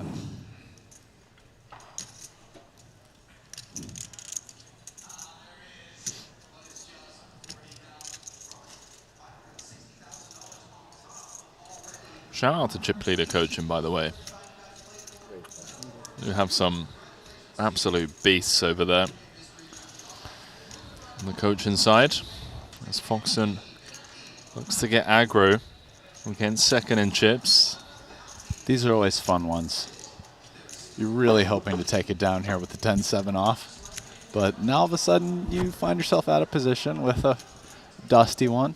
And Marius has a very nice hand, King-Jack suited. Let's see what we get. 1.1 out there. And perhaps a much needed pickup for Marius as he flops top two against bottom pair. Yeah, it's going to be a pretty tough one for Foxen to win. He's going to need a lot of help from the deck. Given that he opened more than 3x, can really narrow the range of hands that are able to defend, especially when you're in Kuzmanis' shoes, second in chips, 2 of 7. See what Kuzmanis decides to do. I mean, the hand is good enough to bet multiple streets, obviously, with top two. But he's going to slow play. Pretty spicy decision from him. Has a hand that's obviously comfortable calling big leads on the turn, delayed c-bets. Certainly. Again, just in general, being second in chips to the chip leader, he is going to want to check the flop a lot. So sometimes it's nice to have one of your really good hands in that range. I mean, he could, like, there's going to be a lot of king and jack X that Foxen could have, for example, that are just drawing dead right now, right? King 4 off, you know, jack 6 off or suited, or that just make this play pre-flop. So,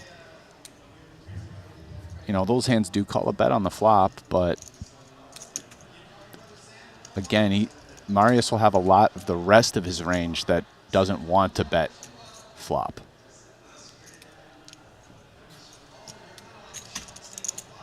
Does eventually fall on 375. That's the size he wants to go for. Tad on the small side. Yeah. Just trying to keep Foxen's continuing range as wide as possible. Also, just in these spots again, a lot of times bet sizings go down a little bit because Marius isn't incentivized to create huge pots.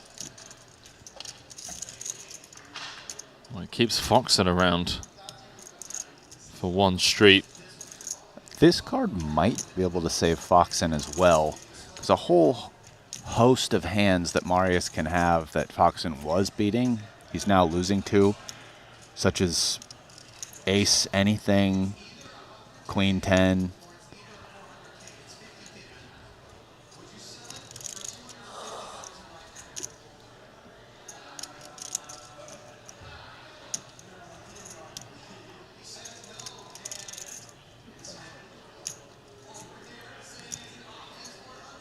Wow. 675. Foxen feels like he's low enough in his range now that he's going to turn 10-7 into a bluff. And I actually think at this size, Marius has a very easy call because he's beating... Foxen could just easily have a hand like ace-queen off here and be doing this for value. And Marius is actually beating those hands. So, I mean, Foxen, 675 is only third pot. So... Yeah, Marius getting, what, 4-1 on a call. Needs to be good just 20% of the time. It's certainly going to be. I mean, I don't know what other play. Fold seems insane to me, and so does raise, kind of. So, although maybe raise slightly less insane than fold, but like, given the chip positions in the tournament, raise seems like a little bit crazy to go for value that thin. I agree. Yeah. I think we just click call, win ourselves a nice pot, chip up nicely as we look to close the gap at the top of the chip counts. Foxen knows he's beat. And perhaps the flop check back from the Lithuanian, getting him the max value there across turn and river.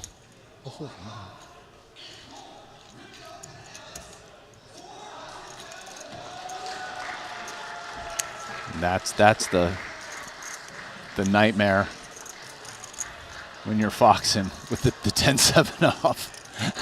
I was saying it like you go there and you're just trying to run people, all of a sudden you lose a couple million chips like with 10-7 off. It is what it is. You got to take risks to build the chips, and sometimes it works out, sometimes it doesn't. Well played hand by Marius.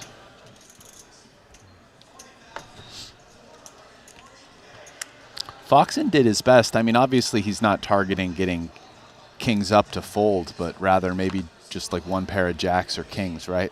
That's what he's targeting most of all. That's what it felt like.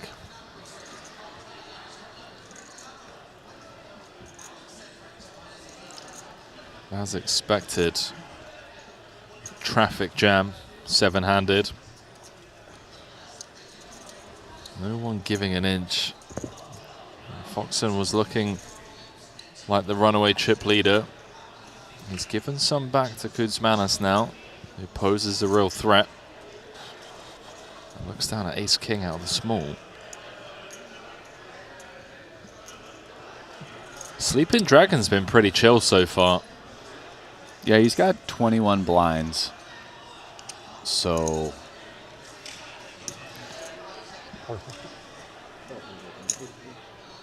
he's coming with 3x.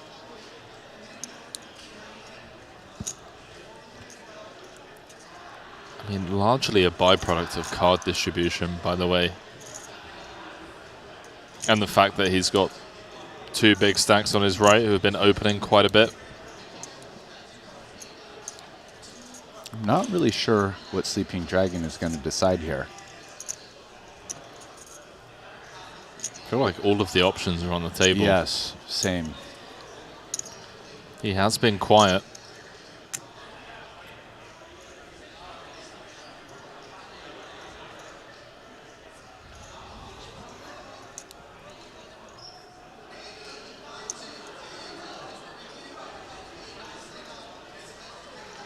Oh, really mulling over his options here. Not often you see a time bank used for a pre-flop decision like that.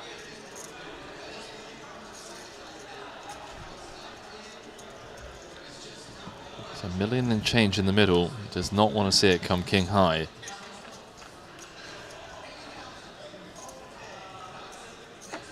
Seven-5 tray rainbow. Both players whiffing. This is a board that perhaps Sleeping Dragon can steal it away from Marius on. Yeah, but it's true. It is a board that Marius can hit. His steals oftentimes flop a pair or a gutter. That's a great point, yeah. So it's not like he completely whiffs this board. And see what Liang decides. I mean, he isn't really interacting with this board meaningfully. Could just bow out of the way now. Seems kind of like the prudent play. This is the Sleeping Dragon, though.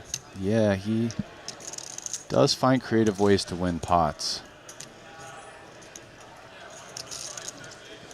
The good old-fashioned float flop, float turn, bluff river.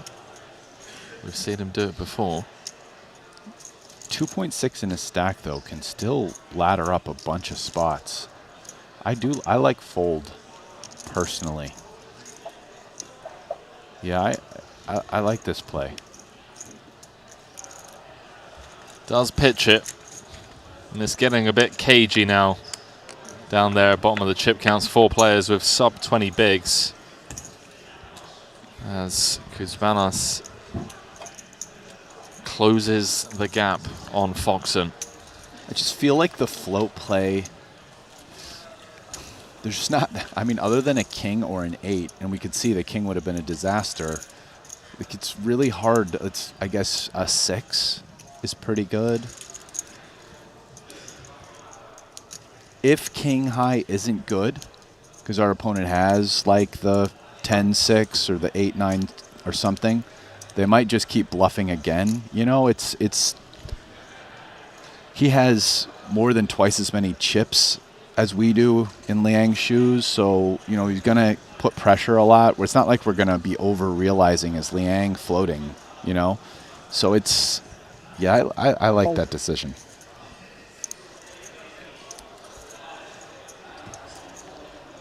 We know what Foxen's going to be doing. Opening things up with a suited jack from the cutoff.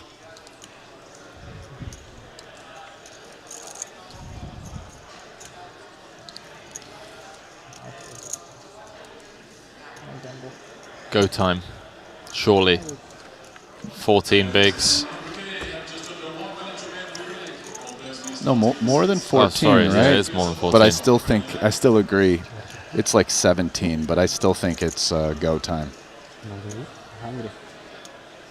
Just careful when you peel. Sorry? Careful when you peel your cards. Okay, sure. Yeah. Thanks. Bit of class there from Foxen. Just saying to Sleeping Dragon, be careful when you peel your cards, perhaps. That's what is. I did, yeah. Yeah. Yes. I mean, I wasn't like 100% sure, but I was pretty sure. That's classy. I like that from Foxen. Couldn't beat it.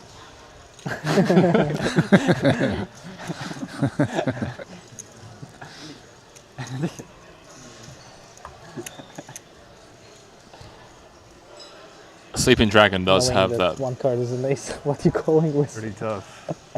That very Macau cash game reg pill. The one, Yeah. You know the one I'm talking about, yeah. Oh, yeah, it'll be all of the time. Fold. Something left. I can't hold it. I know.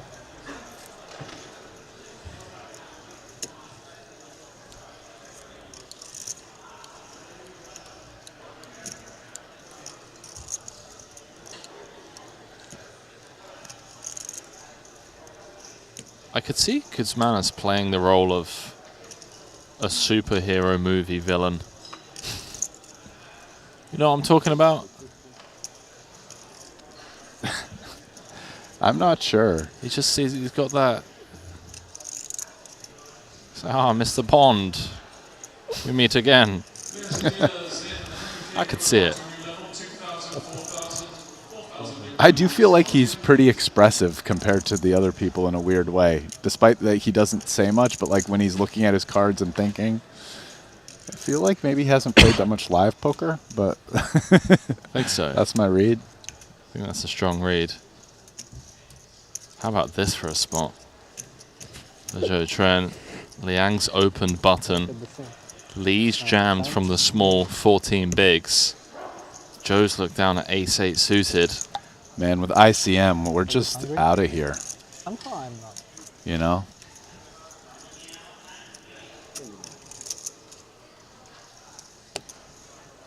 The raise is to 350, by the way, not 250, chat. It's big blind 150. Apologies for the graphical error. So a nice little pickup there. That was not getting through. In either spot. I mean, had he not opened, and it folds round to Lee, then it gets really spicy. It's probably all jam call. I mean, 14 blinds, ace-8 suited. Different ways to run good, as we like to say. You're definitely not thrilled calling there with ace-8 suited, that's for sure. But blind, I mean, blind v blind. Yeah, just I mean, for chips it's fine, but like with ICM, it's kind of gross. But I think you got, especially like future game and well, it doesn't change. I mean, you're still don't have a ton of chips, but I didn't see anything. I almost mean future game with these guys, like from a strategic standpoint, rather than future game in this particular tournament. Like, let's say it's like a very close fold after ICM, but guys know you're just gonna fold like ace-8 suited for 14 blinds in this spot. Like you just get bullied a lot, piled on, you know. So I don't know. Wow, the King 10 suited just snap mucking there from Sleeping Dragon. It's like also the ICM calc might not be right. I think everybody in poker agrees that it's not precise, or at least the public available stuff, right? It's just to what degree is it off? I don't think, everybody has their theories.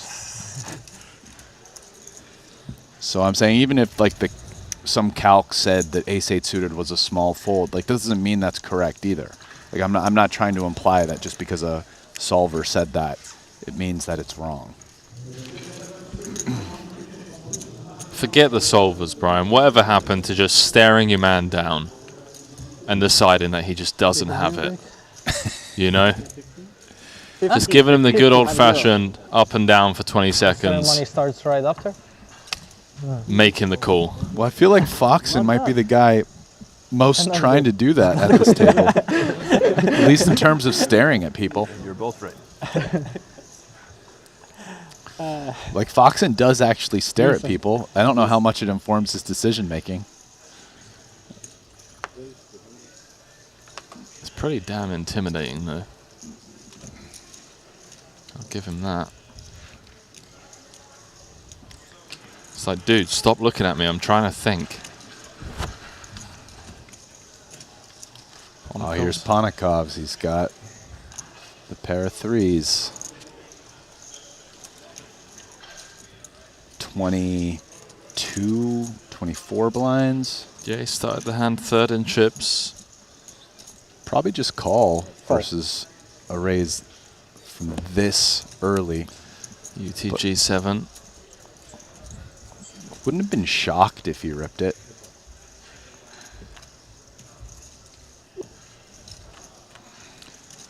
So it does defend. 8-2-5 out there. Queen 10-6 as Foxen flops best.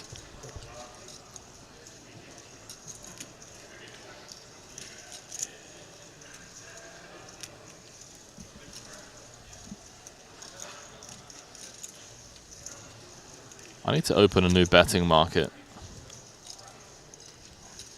on the amount of calories Foxen consumes to maintain that weight. What is he? He's probably like 240, 235, something like that. Yeah, that seems like a pretty solid guess.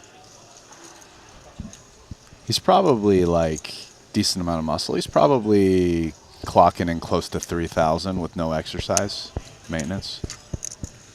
I'd say like probably minimum 3,000. Yeah. Yeah. I mean, some of it depends on his metabolism.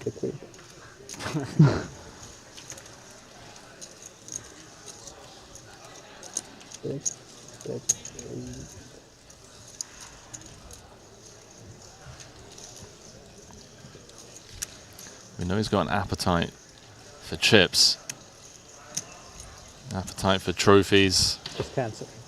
appetite Just cancer. for high rollers. Is it the same pronunciation? 8. What? Ah, very close.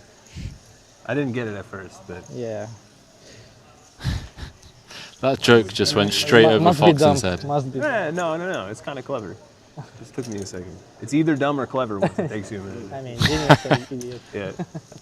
Fine line. Often they're the same thing. Yeah. In terms of output.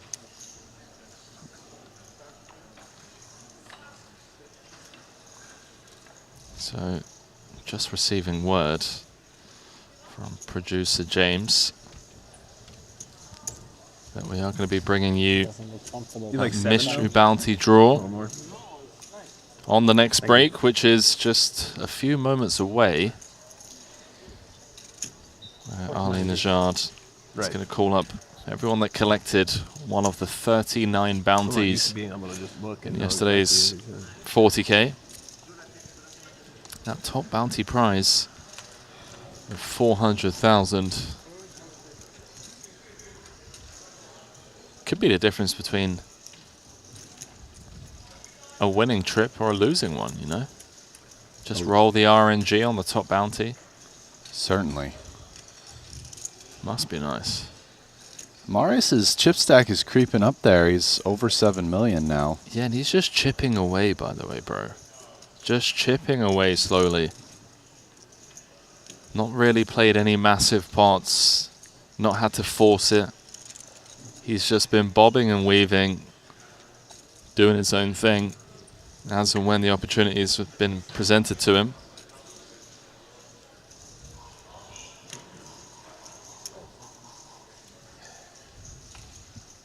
$8.25. Oh, and just as we sing his praises, Foxen slaps him on the wrist. Says, sit back down, sir. Know your place. Did Foxen get a live read?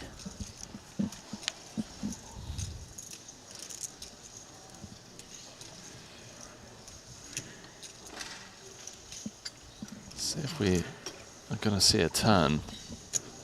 Marius. Just got to respect the check raise out of the big. As Foxen checks the pulse. Says, hang on a minute, pal. You're getting a little too close for comfort. Let me just cross that 10 million chip mark once more. Average stack 28 big blinds. See now you going to the shower and singing there. Cold water. Singing my favorite Jackson 5 song.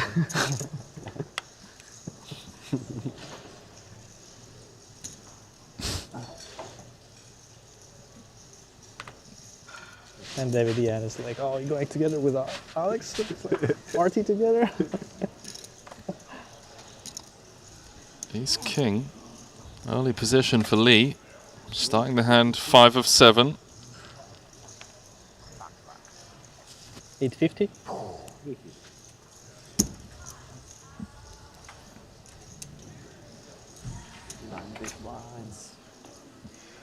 So the blinds are going to be going up to 100k, 200k on the next break. Sorry, when the players get back from break, I should say. Which is perhaps going to be the level that we see a couple of people showered, because Joe Tran's going to be down to 11 bigs. Michaelitis is going to be down to sub 9. It's getting a bit dicey out there. As Kuzmanis defends his big. Yeah, these guys are waiting.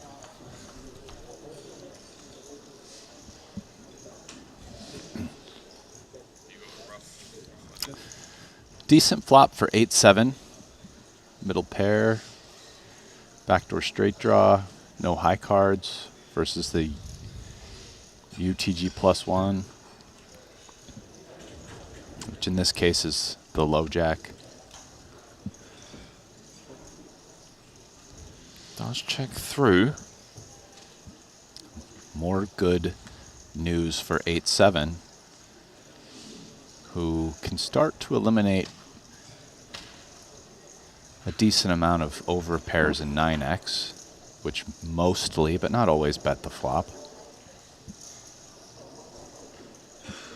Oh, Lee's going to be down there on that 11 big blind kind of stack territory when we return from break, as Kuzmanis has come with the probe, and the ace-king just forced to bow out somewhat reluctantly.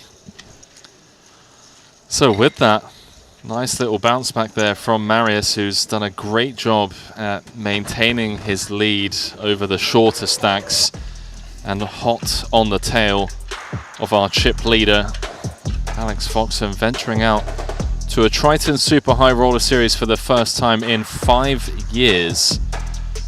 Last time he joined us was in 2019, and I tell you what, we saw him building a stack in a couple of other events, the 25K and the 30K, as we welcome you back to the break desk. Brian Rass alongside myself, Henry Kilbane. Foxen threatening to pick up a title here. He really is making a run for it, isn't he? He's got 66 big blinds. That's going to be more than 2 times average stack when we return from break. Has a healthy lead on second in chips, Marius Kuzmanis, as well, as we take a quick look at the Triton Poker Plus app. I mean, looking at these stacks here, I think this is going to be the level coming up where people just kind of freeze up a little bit. And I think we're going to see a couple of eliminations. Yeah, listen, we've gotten in this mode right now where we got the 5 stacks that are all tightly bound and short. And yeah, I think this level will make them even shorter, and at some point something's got to give, right? You know, they're sub 10 blinds, you start, you know, open jamming. And so I agree. I think this level will be at least 2 probably eliminations. I agree. It just showed there that the level is at 150k. Blinds are going to be going up to 200k, which means that the average stack's going to drop down to 21 bigs. That means Mikolaitis are going to be sub 10. Joe Tren's going to be on 11 bigs. Cat Lee's going to be on 12. So a bit of a waiting game for those 3, as the difference between 7th and 5th is the better part of 220k. And you can just outlast a couple of opponents, and yeah, all of a sudden you've laddered 200-300k. And we know that Foxen's really going to be preying on that as well. I think we're going to start seeing him doing some open jamming shenanigans. Yeah, I think that's going to start coming him, or even Marius, right? Because the problem is Foxen has to jam through Marius, who has a lot of chips, so maybe not. But Marius, if it's folded to him, will definitely do that, because then he just has all these short stacks behind him who he can, you know, say, you want to play your hand? You got to play for all of it, and if you lose, you're out. Well, not to take anything away from this exciting 50k final table, but we've had the viewers asking over on YouTube, what about the bounties from the 40k? That was event number 3, the 40k mystery bounty. Well, our main man, our host with the most, Ali Najad, is going to be stepping up to the main stage behind us here. He's going to grab the mic, going to be going up with all of the bounties. Now, that top bounty prize of 400,000 that we were alluding to could be the difference between a winning and losing trip. Yeah, no doubt. I mean, this is a fun part for the players where there's a little bit of luck. I mean, you worked in the tournament to get your bounties, and now you get to see what kind of payouts you get as you spin the wheel. So it's time for some fun, and it will mean a pretty big difference on the bottom line, clearly. 3 200k bounties, top bounty of 400k, and of course the min bounties being worth 40k. A lot of people with a few pulls. We've got Kravitz with like, I think 6 or 7 pull, 8. Producer James just telling me Marta Roshan has a few pulls as well. Muller, who came second. How many total pulls are there? There's 39. Okay. 39 so bounties and one redraw. 20% of the pulls. Insane. Throwing it down to Ali for the bounty draw. Enjoy. Well, any given Triton Super High Roller Series festival is filled with high points, but at least for me personally, and I would imagine everybody who manages to be fortunate enough to collect them, mystery bounty events are definitely something to remember. 13 players collected an envelope in the 40K, which concluded yesterday with Roman Hrabec earning his second ever Triton title, defeating Sam Muller. Now, in this box in front of me right now are 39 total envelopes, half of the entire prize pool. $3.1 million in total is stuffed into these envelopes as followed. Gold tickets and white tickets. The gold is the good stuff. 1 400K envelope, 3 200K envelopes, 5 100K envelopes. Then we've got the white tickets. As soon as you see that color, you might be a little bit disappointed, but some of them are going to have 80,000 listed, 9 in total, and then we've got 21 of the 40Ks. That's the minimum that you can earn in any given envelope, which had an average value of $80,000. Now, we also have a little bit of a wrinkle as there are 2 draw again envelopes. One of them has nothing but zeros on there, but it's okay. You get to pull again from the box. One of them is going to have 40K attached to it, so you get a little bit of a parlay there. So with all of that out of the way, let us welcome the first of the 13 players who earned himself a whopping 7 bounties and that second place finish. And he's here with many people who are going to be drawing on his behalf. I'm talking about Sam Muller. Of course, come on down, my friend. Welcome. Congratulations to you. Tokens are going to be redeemed, and you can step right on up. I would like Emilian to start. Okay, hang on. We're tagging in right away. Emilian Pitavi, step on up to the box, my friend, and reach right in. Hand us that. There you go, Luca. Things are official. Have you ever done a mystery bounty draw for anyone before? No, first time. Even for me, first time. Are you nervous? No. I'm a lockbox, so it's going to be good. Has Sam given you anything for this at all? No. Do you want to negotiate before? No. Because I'm the one that gets to choose from very, very fortunate people, so yeah. All right, so the luck box, as he declares, Emilian has reached into the box, and he's pulled out an envelope. Well, he's almost pulled it out. Here we go. Do you know how to squeeze these things? You got to do it so everybody at home can play along. Like this? Yeah. Not a good start. All right, easy. Do you have gold? Yes, he has gold. All right. Go on, go on, go on. I told you. Zeros, lots of them, 100,000. Emilian Pitavi manages to pull 100K. A little bit of a free roll from here as we've already beaten the EV, and we've still got 6 more to go. Who's on tap? Thomas Mulaker. All right, Mushu, here we go. Reach in. I think the secret is to pull from the bottom. The bottom, he thinks, is where the good stuff is. Emilian, did you pull from the bottom? He said on the left. Did you go to the left? Just bottom, because they're heavy, you know. Oh, I get it. Now I understand. All right, pull it up, pull it up. Give us a sweat. It's a white one, guys. How do we feel? All right, 40,000 for Thomas. Okay, keeping it moving. 5 left. Who's next? Tom Fuchs. Tom Fuchs, come on down. No, stop it. Here we go. Okay, so I will go on the left too. Wushu strategy is not working. All right, the bottom is not where we're going this time. I love to watch those at home, so let's see how we perform here. All right. It's white. Could be 80, but instead it's 40, but it's a draw again. I'm not joking. Draw again, my friend. Does he get to go again? Yeah. All right, you earned it. No. Go ahead. Okay. All right. So here we go with a second pull. Okay, we got it. All right, let's try it this way now. There you go.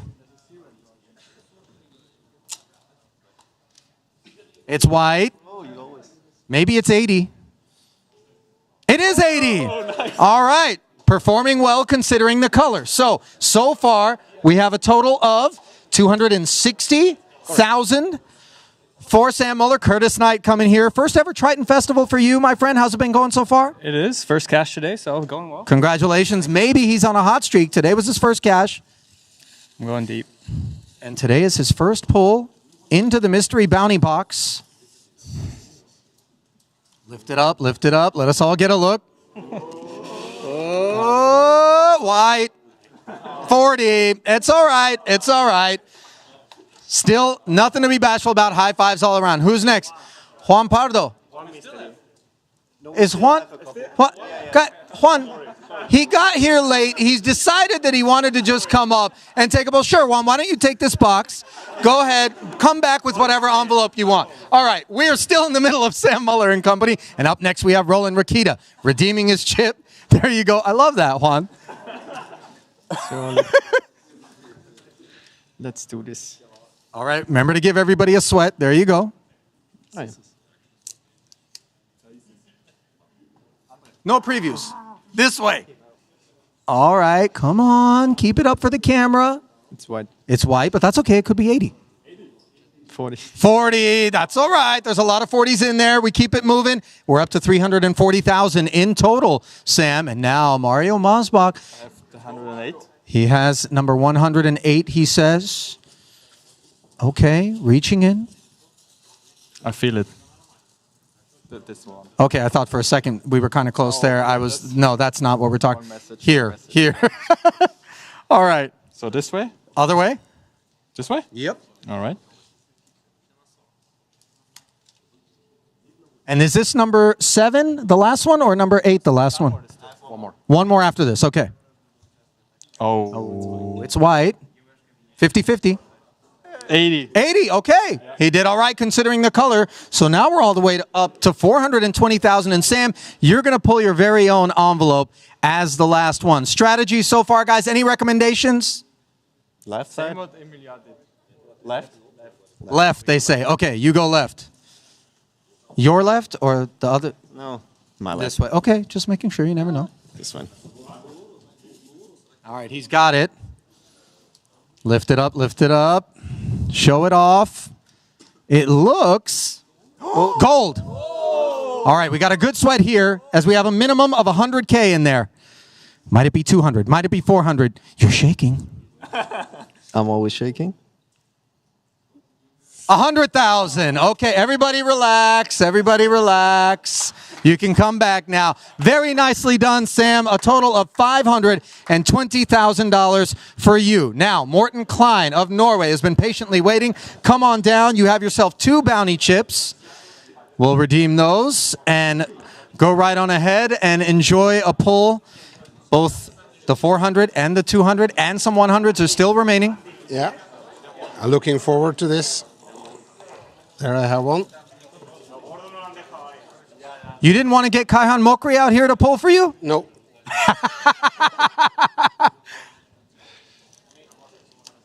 All right. He's removed the sticker. There you go. Do we have a color? Yeah. What color is it? I think it's golden. I think that's at least 100,000.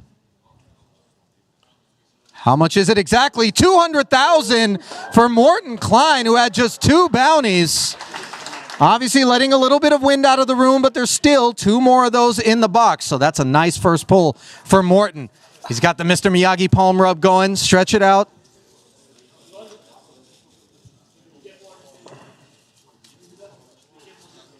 Here we go. The second of 2.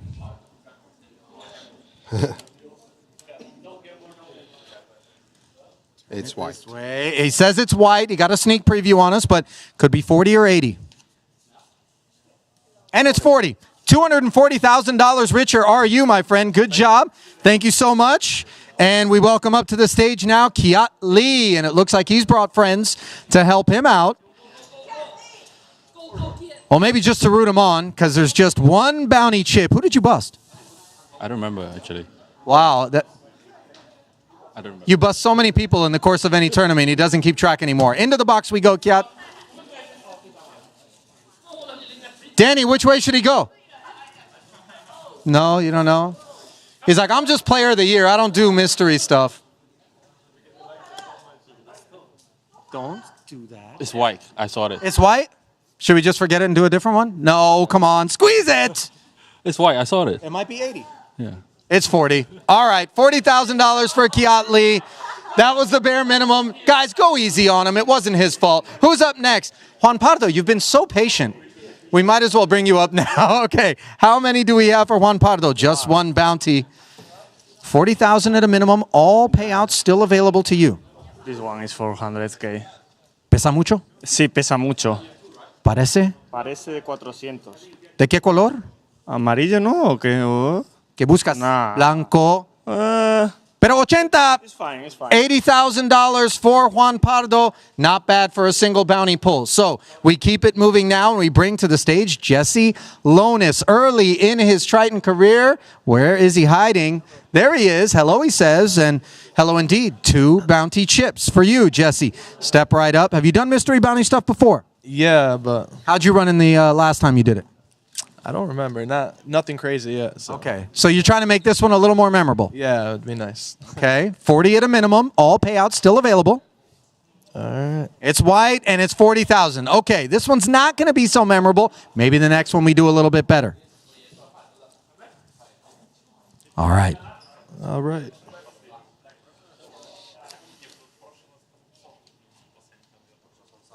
White again. Maybe it's 80. And it's 80 in total. 40 and 40. All right, Jesse. Better luck next time. 80,000 for you in total, my friend. And now, somebody out there picked up 8 bounties, which means he made a lot of people unhappy in this one. I'm talking about the Russian Artur Martirosyan. Come on forward, my friend. Now, you must have been doing a lot of bounty hunting. What's the lightest hand that you called off with when you were trying to bust somebody? Queen 3 off. Queen 3 offsuit. I'm sure that person was delighted, Artur. But I didn't knock out him. Oh, you didn't knock him out? Okay, so that's the lightest hand he tried to knock someone out with. Here we go. You've got yourself 8 bounties. Step forward and collect the first. Are you going to do them, or are you going to have friends do them? What are we going to do? You start. If I start bad, they will pull up. So he's got the bench. He's got the bench. Here we go. Have a plan. Number 1 of 8. Do you have your tokens, Artur? Huh? Your tokens? Yeah. You need it? Yeah, we can do it. Thank you. It's 6. Count them up. That's 6. Exactly. Yeah. 2 are with his friends. Other way around. Other way around. Okay. I hear a little piggy, Zarzubov, with the little piggy. He wants to be greedy with this envelope. Bring it up here. Let's take a look. Turn it. And what do we have? It's white. 40K. All right. Keep it moving. 40K. You didn't do so good. One more chance. He's giving himself. Here we are. Like this? Sure. Yeah, bring it up a little bit higher so we can see it.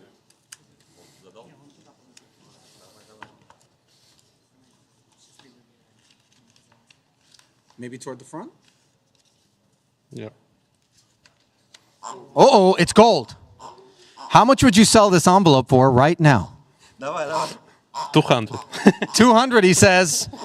Would it be a good sell? It would have been a good sell, I guess, because it's the draw again. $0. He got excited. He got excited. Look, everybody was so nervous. Wah, wah. All right, draw one more time. That one doesn't cost you anything.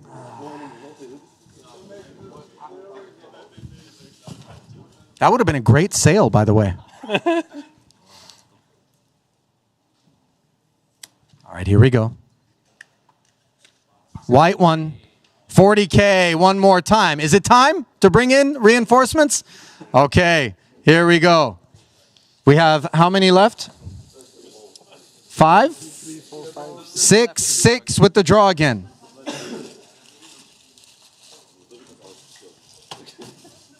Wow, just muscling that one out of there. It didn't want to come out. Okay. Oh, he's going aggressive. Minimum 100. Minimum 100, he says. Sure.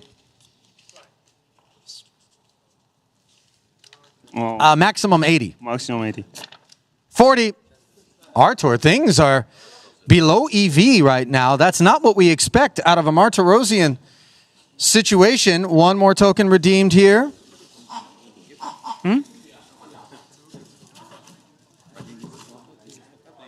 Okay. How do you say gold in Russian, Artur? Zoloto. Zlatoy. Not Zlatoy. 40,000. Okay. Still plenty left to go. Zarzubov. We need the pig. Second chance for my lucky pig. Second chance. That's right. We did meet the pig. First time in Montenegro was not good. No? Okay. The piggy is going to go one more time. Pig into the trough.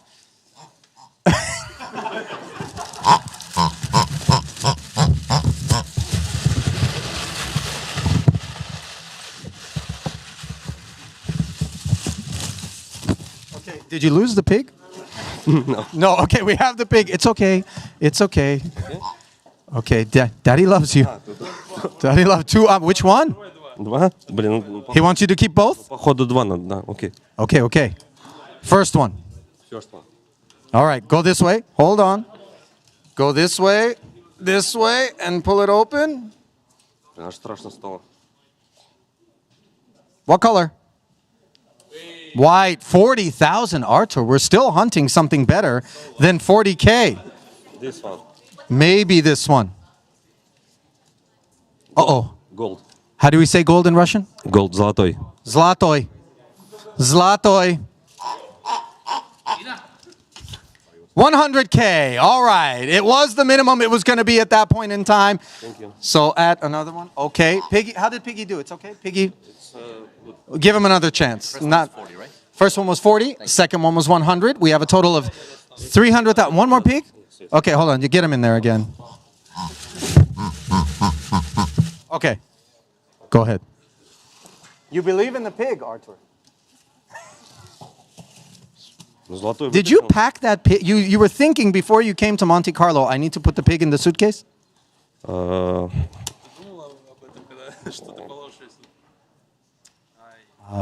Piggy brought 80 though. Not too bad. 80,000 for the Piggy. How many do we have left now, Luca? If you have another one. token to give me. You have one more token? There it is. 44. 44. 44 for 4. Last token. 44 for 400, says Artur. There's one up there. Yeah, he's having trouble. There's not quite as many as there were before we got this underway.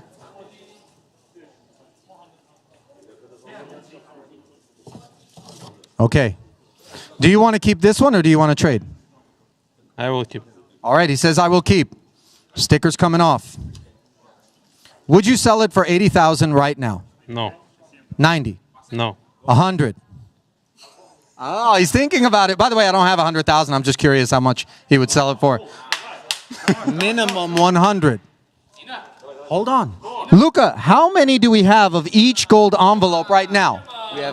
We have 2 100, 2 200, and 1 400. 2 100, 2 200s, 1 400. What's it going to be?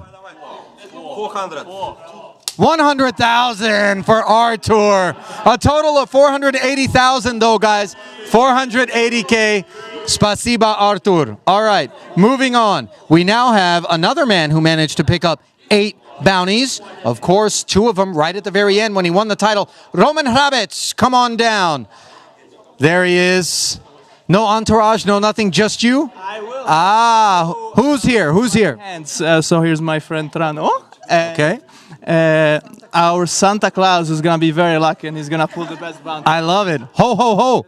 Very, very good hands. Magic hands? Magic hands. Okay, so 2 so far? 2 for this gentleman. Okay, who wants to go first? Santa, okay. Come on down. 2 redeemed. Vladimir, do you have a strategy? Of course. Are you looking for elves? I lost the one which I took. Okay, yes, show it to everyone. And white Santa. Oh, it could have been worse. $80,000. That's as good as it gets when you pull a white envelope. So, Santa, go again or no? Go again, one more. Go again. All right, 80,000. I negotiated that, by the way. I'll take my cut. All right, here we go. Second one, reach in.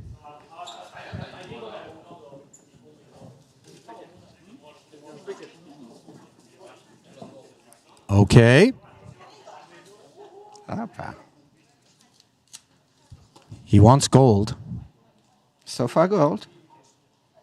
White. Could it be 80? No, it's 40,000. 120,000 in total as a quarter of the bounties have been redeemed, but still 6 more.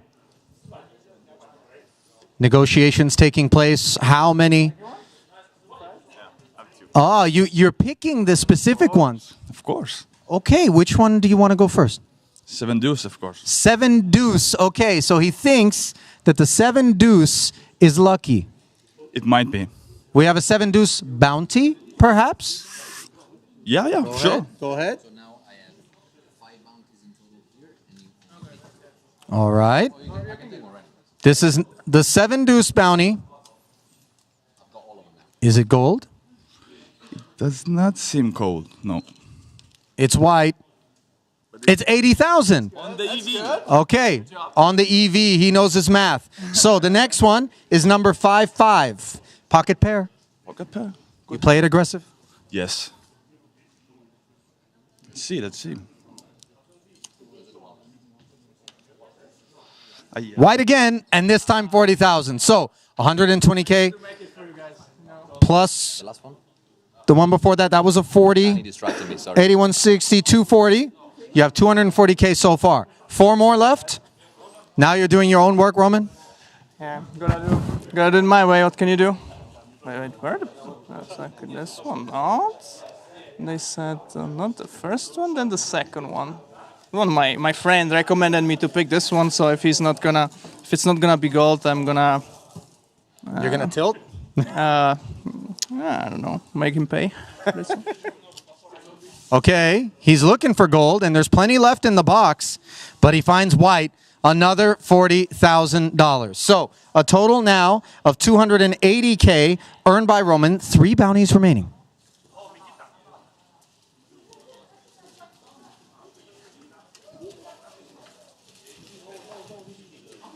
He's really fishing, swirling around, looking for a remaining envelope, finds it.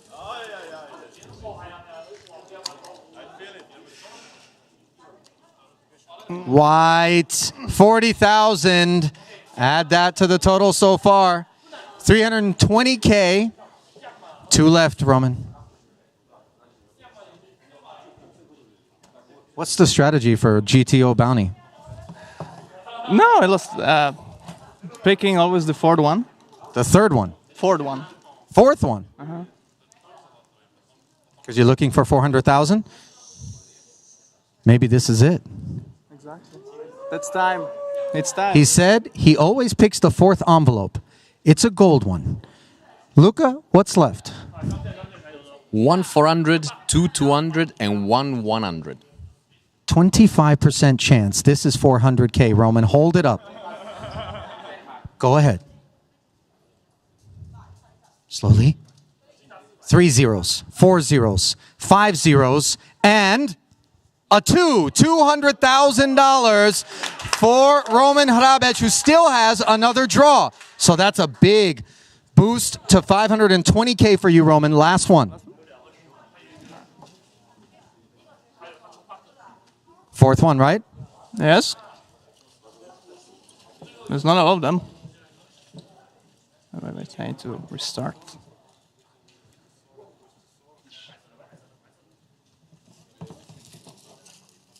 Oh, he's got a stack of envelopes, guys. 1, 3? 2, 3. No. So he's sticking to the 4th envelope strategy. It worked out well last time. Flip it around another way.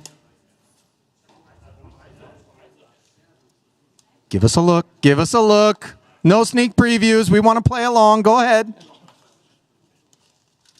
Other way, toward the front. There's none. Ah, there is, but it's just 40,000. Roman, $560,000 on top of already 580 plus the 35 you guys played for. Well over $1 million. Congratulations to you, the winner of the 40K Mystery Bounty. All right, moving right along, Roman gives way to Andy Nee. Ven aquí, compadre. All right, 1 bounty, Andy. Now, the good news is there's still 3 big prizes left in here, right, Luca? 1 400, 1 200, 1 100? Correct. What did Orpen say? What did Orpen say? Can you remind me? Orpen came up here once upon a time with just 1, and he said, how many bounties do you need to win the top prize? He confused me. I looked at him funny, and then he looked back and said, just 1, right? And he won the top prize. Okay. Your turn to try to pull off the same feat. Okay.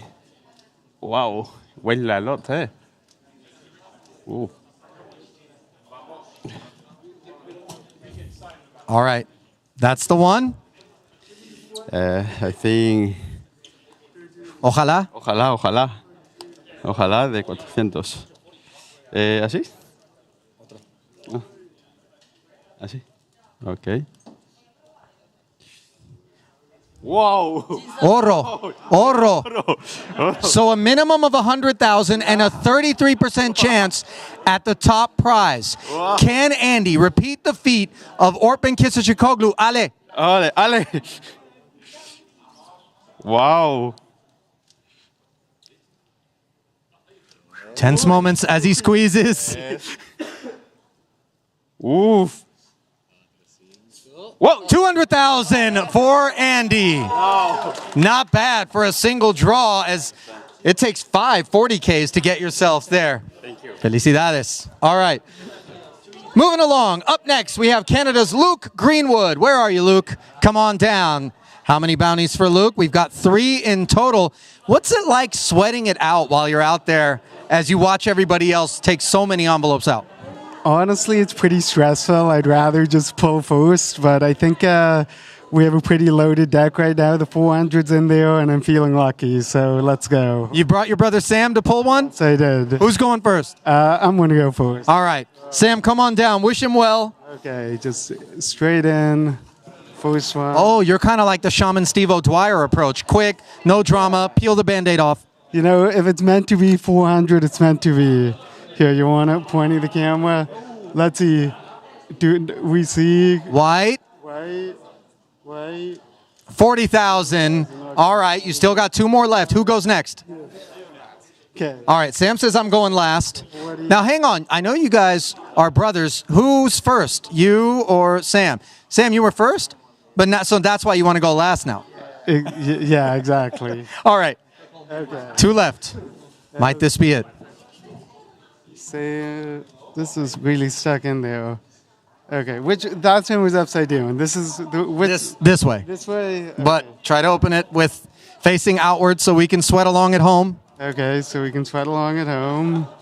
What do we got? It's gold, Sam. Oh, it is gold. I mean, Luke, sorry. Oh, baby. That's exciting. So, it's either 100K or it's either a 400K. It's 50-50.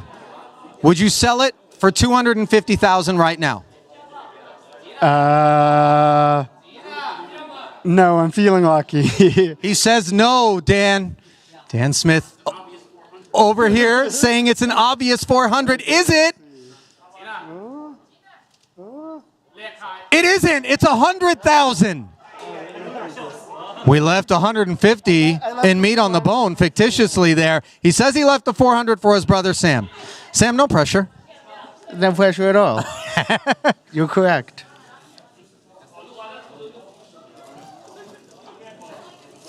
Okay, so like this. That's the way. All right. But the most important thing is to peel gold, because if you do it, guess what? It's 400K. You're going to tell me it's gold, right? It's a white one, but it's 80K. Nicely done. 220,000 in total for Luke Greenwood. Congratulations. So next up, we have the Greek who's been waiting patiently. Alex Theologis. All right, let's go. You done this before? No. First time? First time. Any strategy? Yes, so clearly the only person who ran above EV so far picked on his own without friends. So friends are minus EV. Okay. I don't know if I share that from a social perspective, but in the mystery bounty, maybe he's onto something. Step right up. 2 bounties. Sure. So first one. All right. Flip it around the other way, yeah. Show us at home. And? Oh my God! It's gold! Rip it open, Alex! $400,000! You hear that, friends? You're minus EV. I mean, theory confirmed, right? It's evident. I mean, I guess so. I need to make some phone calls, let people know to leave me alone from now on. All right, you got one more. It only gets better from here. Sure. I am known for being very lucky in mystery bounties. Okay. What is this? 40,000, 440K. Alex, congratulations. Well done, my friend. Definitely a disappointment to those that are still left waiting patiently. And how many of those people do we have? 3. Next up, Punat Punsri of Thailand, who's coming up. He's bringing his entourage. Wait a minute. Alex said friends are minus EV, Punat. Yeah, I mean, there's not much to be drawn left anyway. You don't trust him with that theory? 180, 160 total? The best that you can do from this point forward. 280s and 240s. You have 2 80K envelopes and 2 40K envelopes in here. How many bounties do you have? 2. Just 2. Pull those 2 80s. Thank you.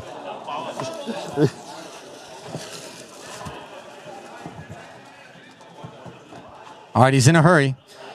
Oh, you going to wait and let him pull 2? Same time, they say. Hang on. Don't, wait, whoa. I thought you said we're going to pull at the same time. Then he opened it up and found 40K. Punat pulled a 40K envelope. I thought we were going to synchronize. We didn't do it. Now, Danny, 40K as well. Wow. Sorry, guys. Thanks for playing. You know, the most disappointed you'll ever see 2 people who picked up $80,000. Next up, we bring Mikita Badziakovsky to the arena. Is Mikita here? There he is. He'll bring the tokens. How many do you have? Just 1. Okay. Well, unfortunately, 80 is the best you're going to do. Go ahead. Yeah. There is not much sweat, huh? Not much, but a little. 80, he finds it. 80,000 for Mikita Badziakovsky. Nicely done. It's the best you could have done. All right, so I regret to inform Triton newcomer Ossi Katola, who's right over here, that some of the mystery in Mystery Bounty has been removed at this point, courtesy of the fact that what's left in is just not all that attractive. But nevertheless, we go through the formalities, Ossi. First one, 80,000. Okay, nice. Next one, I think I know what it's going to be. Do you? No. There's no more envelopes. Oh, you only had 1? Yeah, it's going to be 0. That's what it's going to be. Ossi, thanks for playing, though. 80K for you. Congratulations. You having fun at your first ever Triton? Yeah, it's pretty fun. You going to come back? Yeah, I think so. Good answer. All right. Enjoy. I know you have business to attend to. That does it for the Mystery Bounty. Luca, we didn't have quite as much drama as we're used to having, but we did have a man step to the stage with just 2 bounties and pick up the 400K.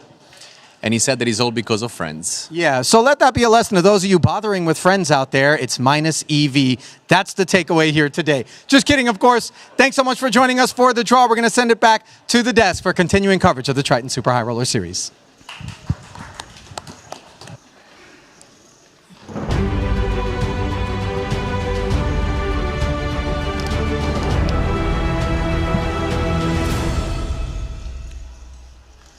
Well, very warm welcome back to the break desk. Randy Lou stepping in for Brian Russ as we just got to witness our man Ali Najad up on stage for the bounty ceremony, and a lot of shenanigans as always. Randy, perhaps one of, I don't want to say less serious part of the series, but everyone's up there kind of having fun, sweating the bounties. It's high morale. Who's going to get the big ones? Who's going to get the small ones? That was a fun sweat. It's fun, but we know there's some salty players. The players that didn't get the $400,000 bounty, to be precise. Yeah, they're like, are we really pausing our tournament for this right now, guys? Like, come on. It's like, hang on a minute. When you've got bounties, you don't mind being up there. So, yeah, talking of bounties, I'm just going to go through all of this now here because producer James gave it to me.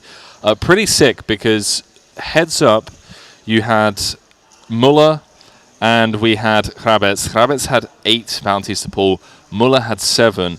And historically, up until now, the guys with the most bounties have walked away with almost 7 figures in bounties. Not the case here, actually. I mean, for Muller and Hrabets, a bit of run bad, if you will, even though they came first and second, respectively. But Muller pulled 100K, which was the biggest one that he got, and then a bunch of 40s and a couple of 80s, leading to $480,000 for his 7 pulls at the bounty prize. And then the champion, Roman Hrabets, he had 8 pulls and he got 560. So they're almost bang on the EV of what they were expected to get, those two. Right. The envelope was 80,000 per EV. So it seems like Harbich got about 70,000 per. It was still pretty good. I think the main thing there was Alec Theologist getting the biggest prize, right? Yeah. Because he kind of got cool. He got very unlucky, Shafted, right? Randy. Ace King versus Ace Queen. Yeah. And the Queen got there, so it's nice to see him get that 400,000 bounty and pull him up to what, like 5th or 4th or so in overall standings? Exactly that. 5th overall in terms of take home. And like you say, you know, we're always joking there's no justice in poker, but perhaps a bit of justice in the bounty prize pool, as he did lose a chip lead pot on the final table bubble to go out in 9th. So he pulled the biggest one of the night, 400,000. Here though, in event number 5, the 50K, that's what we're taking our attention back to. 7 left. There's a lot more on the line than 400,000, with a top prize of 1.7 million and change. It's Alex Foxen from the US venturing out to the Triton stop for the first time in 5 years, since 2019. He's looking to pick up his first trophy here, and he's in pole position and looking very likely to do so, Randy. To give you a bit of context as to how this has been playing out, we had 2 eliminations very early into this final table. Alex Theologist out in 9th, I think it was like the 3rd hand of the FT, and then the very next hand, Lun departed in 8th, getting his ace-9 in against Ponokov's pocket 10s. Since then, it's been a bit of a gridlock, because we've had Ponokov's all the way down to Mikolaitis playing similar stacks. A difference of only a few big blinds has been the theme throughout this final table between 3rd and 7th. And that might not seem that relative, but when you look at the pay jumps, the difference between 3rd and 7th is the better part of $500,000. So just outlasting a couple of your table mates could see you walking home with an extra 2, 3, 400,000 in your back pocket. Now with the blinds going up, we're coming back to big blind 200k. Average stacks dropped down to 21. And before you joined us, Randy, Brian was alluding to the fact that with this blind level increase, this could be the level where we just see 2 or 3 guys go out like that, because you've got Mikolaitis on 9, Joe Tren on 11 bigs, and Kiat Lee on 12. Yeah, that makes sense. So if players are expected to go out on this level due to the blind increase, you kind of want to be the guy that doesn't get it in first, because obviously every time you survive, you're getting at least 2 buy-ins, which is massive.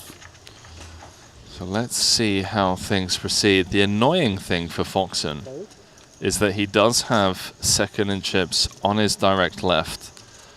So in some spots where he would love to just open jam and do chip leader things, he's kind of blocked because of the presence of Kuzmanis. Kiat Lee opening up front, off of 12. Note the fold from Ponokov's, by the way.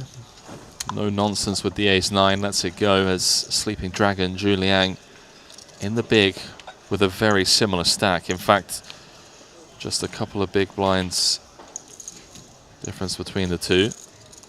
Yeah, it's getting tricky because everyone's sitting on 12 to 14 big blinds, and clearly the undergun open is still pretty strong. He is going to defend, give him the good price, but he needs to tread cautiously. Complete whiff for both players on the Queen 5 deuce rainbow. Given how shallow they are, you will see very small c-bets. There it is, quarter pot, less than quarter pot actually. Bit of clearance, protection there for Lee. And with that pickup, he moves up to 4th in chips on the tail of Ponokov's, but is about to be in the big blind. That's how tight it is here. We're in event number 5 of the series. It feels like we've been here longer. This is day 5. We got a lot more poker to come and bigger buy-ins coming as well. Do of course have that 100k running in the main room. That's event number 6. First 6-figure buy-in tournament of the series. 78 runners in that one so far. It's Seth Davies currently chip leading. Well, we can see how out of line Foxen is getting. King 4 offsuit in the cutoff brings in a raise. Oh mate, this is a premium compared to some of the stuff he's been opening. Chip leader doing chip leader things. Gets rid of the ace on the button. King 10 for Kiat Lee. Reasonable hand, take a flop with.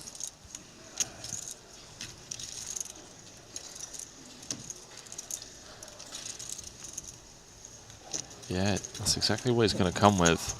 The beautiful thing about defending hands like this against the chip leader, who is going to be incredibly wide, is in spots where you'd perhaps potentially be dominated, he's actually now the one doing the dominating with the King 10.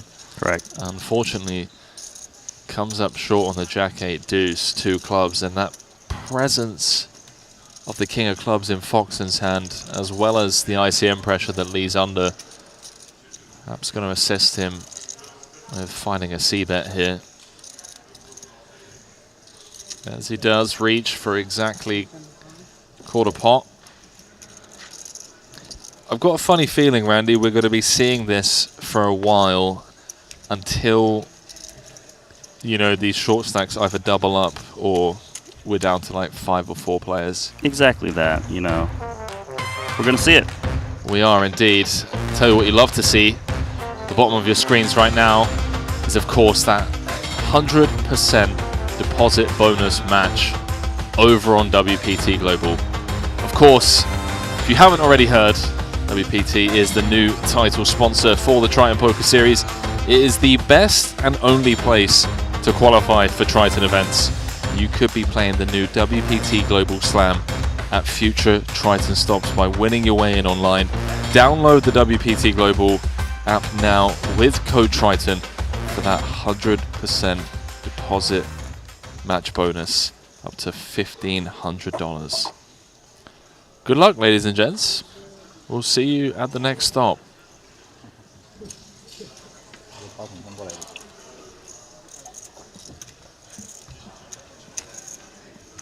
Yeah, earlier you said it's a little bit of a problem that the player in second is in position of Foxen, but I don't think it changes that much because Marius has to play very tight, and even though he knows Foxen's opening very wide, he's just going to stay out of the way still.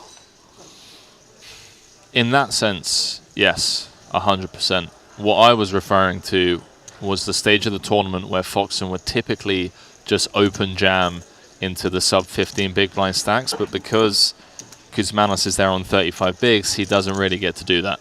So this should be pretty interesting how he approaches his ace-jack. Just comes with call. This is exactly what Brian was alluding to earlier on as well. Was expecting to see a lot of flat calls from Marius against Foxen's opens. We can see Foxen actually has a legit holding here. So it comes King Jack 3. Now Marius's range still shouldn't be too loose. It should be reasonably strong hands. Broadway type stuff. Decent pocket pairs. I imagine the very small ones would just fold outright even in position as a flat due to players who can just squeeze them. Gonna play cautious. Would make sense on this kind of jack texture. Yeah, he's really been keeping the pot small against Foxen. Does check through as we anticipated. 10 of spades on the turn. Changes nothing, does give Marius a Broadway draw. This one should just check down for now. Maybe Foxen finds a bet on the river depending on how it runs out. He needs to turn it into a bluff.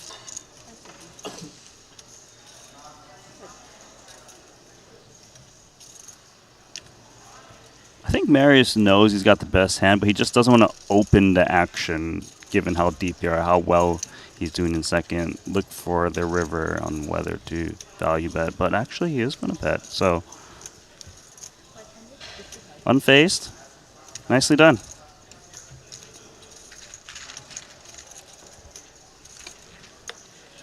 Chipping up nicely to 8 million now.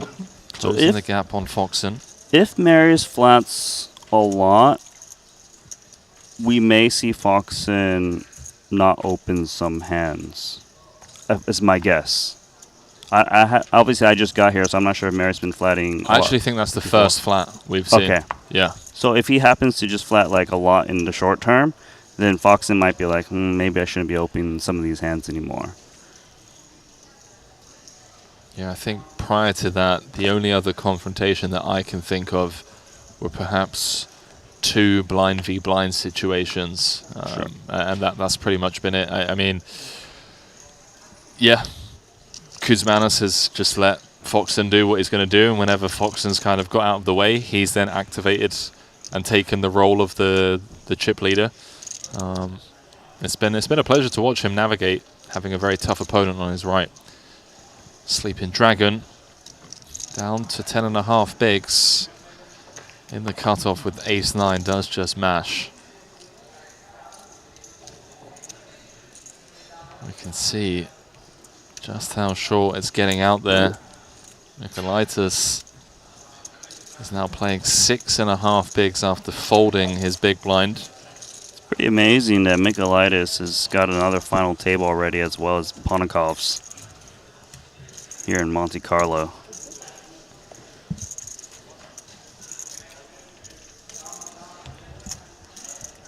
Yeah, Mikolaitis came 6th in the 25K WPT Global Ultimate Slam for 218,000. Adding to the 368,000 he earned in Jeju. Now guaranteed at least 291,000, a Triton career best score for him. Wow, note the 8's just hitting the muck, by the way. Yeah. Fold. Good fold. Thank you. It's a waiting game down there. It really is. I said it when I first joined with Brian earlier on today, and I know we've discussed it with you on several occasions. It's folds like that where perhaps at first you kind of get that shock value that a hand as good as 8's to the naked eye is folding, but take note, these are some of the best players in the world who have spent countless hours studying ICM, and there's a reason for folding the 8's. Kuzmanis not going to be folding the jacks though, as he opens from under the gun. I think a lot of people are subscribed to that site, actually. King 10 hitting the mark. So it looks like he's going to fold all the way around to the chip leader. Alex Foxen, who has just been getting dealt absolute rags out of the big. As you can see my hands. Yeah, I told him, but I'm not telling you. Just showing spots where somebody bluffed and then got folded, and then calculating to show that it was still a wrong bluff. You know? You were just lucky that he folded it. Yeah.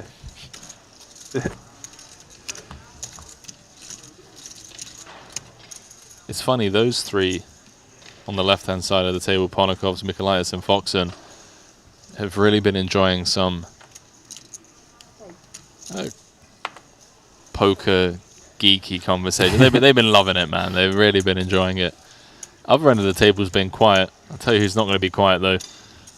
Joe Trent, a couple of ladies, 8.5 bigs.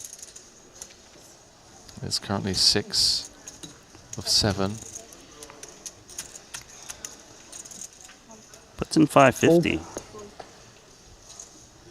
It's kind of an interesting raise, because it's kind of like he doesn't want to put in half his stack, but he also wants to raise larger, like he's committed, but he wants to make it a little bit enticing for the big blind to maybe peel if they got like a suited connector or something that's got very low equity against 2 queens.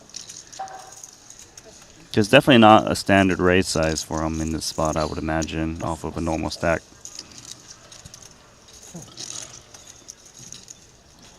There are a couple of hands behind. Could have potentially got involved, as Randy mentioned, the sizing from Joe there, almost 3x. Even getting the ace to fold from the big.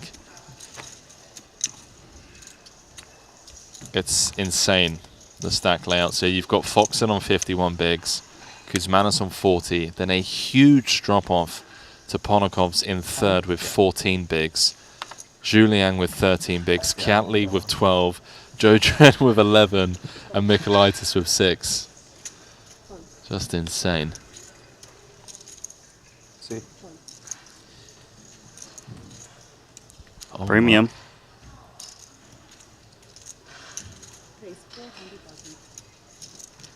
In open from Foxen with the 9s, and Kuzmanis with a legit holding. Definitely going to flat this. You just don't want to open the door where you get 4-bet jammed down or called and have to play for stacks post-flop potentially.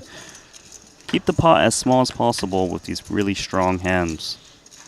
Second in chips, squaring off against the chip leader, flopping best on the Jack 8-4.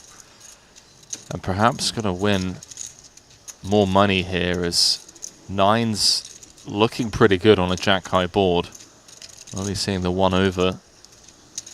Should be able to get at least 1 street out of Foxen, but possibly 2, but a check back might save Foxen. Or maybe get a lot of value as he turns a set.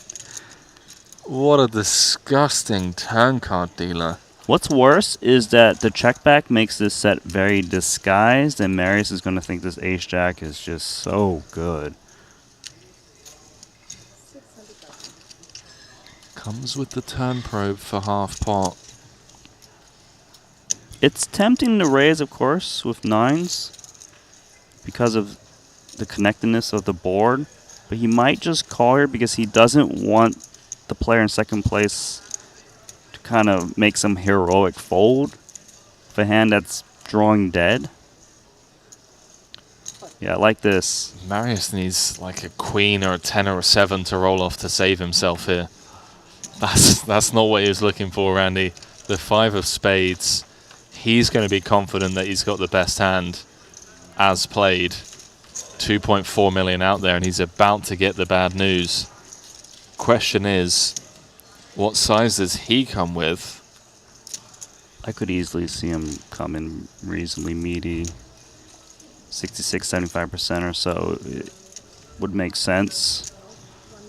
Looks like He went pot, half. pot. He's looking for crying calls right now. Out of like a 9x. Yeah, given how wide the range on the button is supposed to be, especially as chip leader. And Foxen loves to see the half pot bet.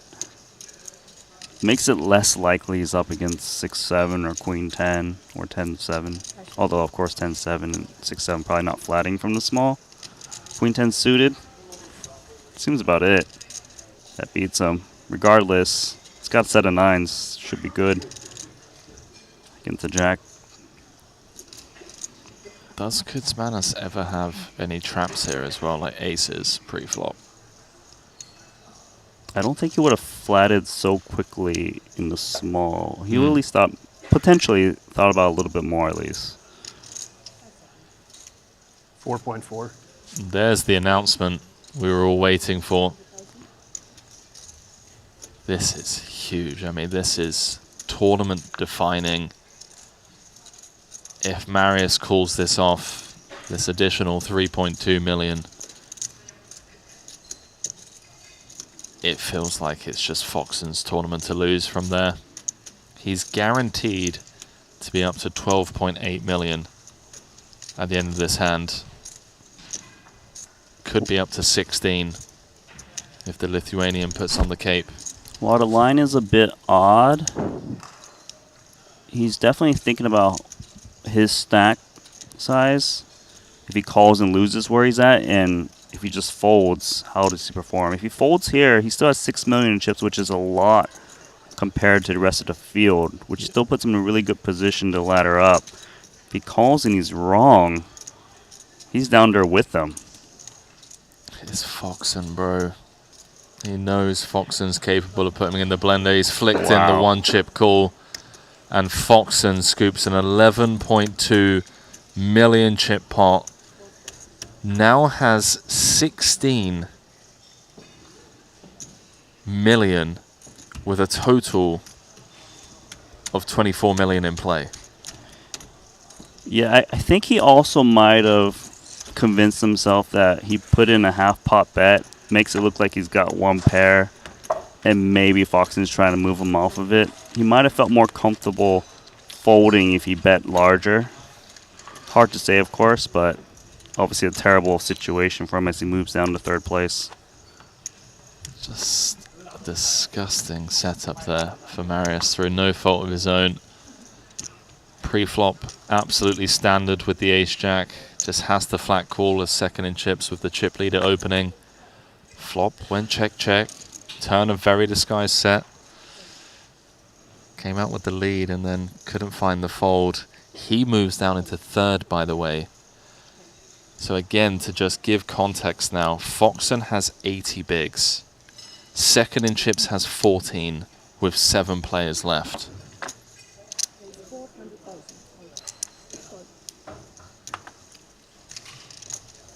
Yeah, now that Marius is down there, he's just going to go ham on everyone. I mean, he's the only player above the average stack now. Ponikoff's in second with 14 bigs. He's not even close to the 21 big blind average. And the difference between second and seventh, by the way, ladies and gentlemen, is $870,000. I don't think I've ever seen a layout of a final table like this, where one player has 83 big blinds and there's still 6 other players with 14 and less. This is just pure domination.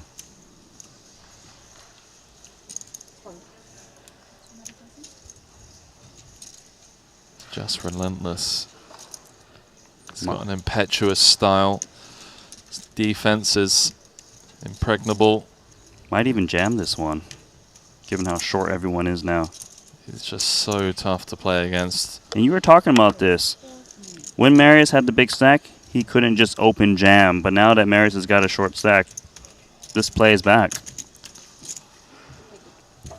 Well, good luck everyone else playing for second. As the chip leader coaching, head coach and end boss, Alex Foxen. The dominating performance as the chip leader.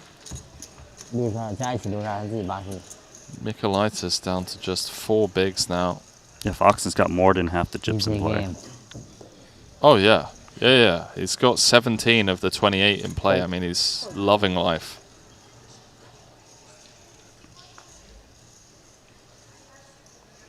Six-five suited.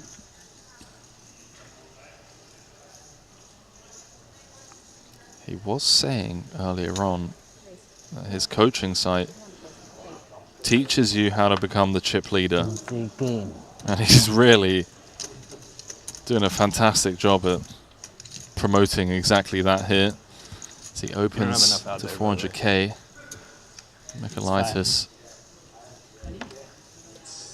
with just 5 bigs. I think it's 5.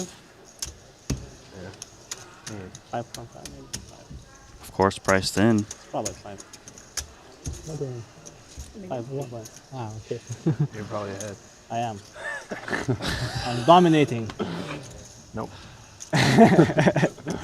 Nope. Foxen saying he's probably ahead before making the call. All in brought to you by WPT Global. Yeah, I wish, actually.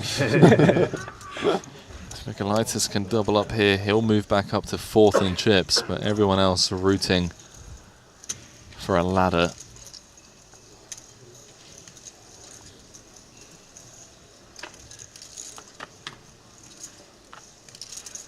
Oh, the King 9-9. You're dominating now. Mikolaitis up to 94% equity and make that 100 on the 2 of hearts turn. This card as well. Gets the double. I think you can handle. Okay. So Foxen is human. You're good company. He is capable of losing pots. The Lithuanian moves up to 4th in chips. It actually doesn't really change the layout of the land for Foxen from his point of view. Still 6 very short stacks. Obviously everyone else is a little bit Sad about that. Could have got a nice 100K pay jump or so.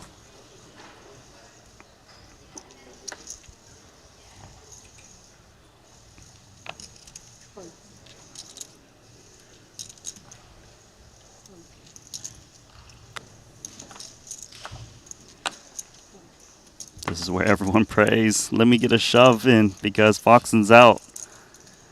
Joel Tren. Jack 8 of clubs, 1.7 million.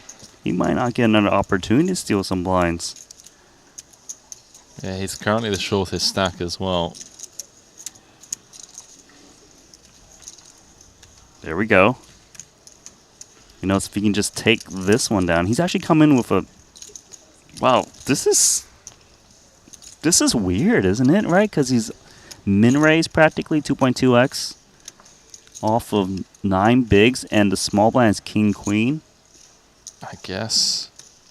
Is there raised folds in this spot? That's the question Michaelitis is asking. Is he getting trapped by aces and kings? Because obviously that would be a disaster. I guess there are raised folds off of 9. Especially with this ICM setup. If he can find a jam here, that would be sick. All in? He's found it. Wow. Amazing. And I'm not surprised to see him find it. He's been so impressive throughout the series so far. Great read on the situation.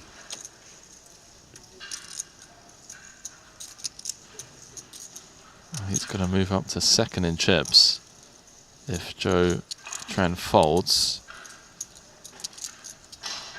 I think Michaelitis had a good read that if Joe Tren had like ace king, ace queen, he probably just open rips it. So he's basically saying, you got aces, kings, or something that's going to raise fold. Yeah, this feels like posturing now. Yeah, of course, Joe. saving face.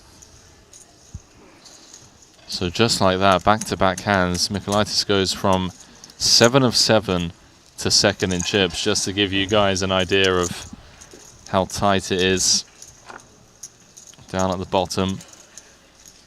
And when there's a difference of 800k between second and seventh, it's Somehow second.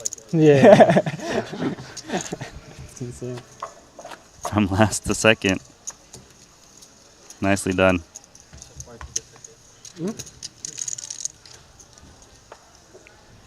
I mean, not over yet though, huh? Very far from over. This is fascinating. This is not often you get to witness this kind of setup. Queens again for Joe Tren.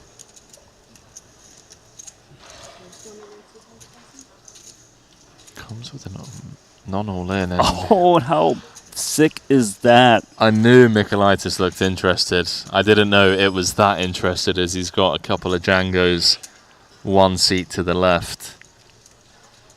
And Joe's going to welcome this action. All in. All in. Fold. What is it? Wow, Foxen's asking for a count. He's got ace 10, but I think this is just... It's a bit too much. weak, I would think. Doesn't want to triple someone up and then they're playing, you know, 6-7 million. Michaelitis is still not going to reshove too loose. Might have a real decision around ace queen, I would think.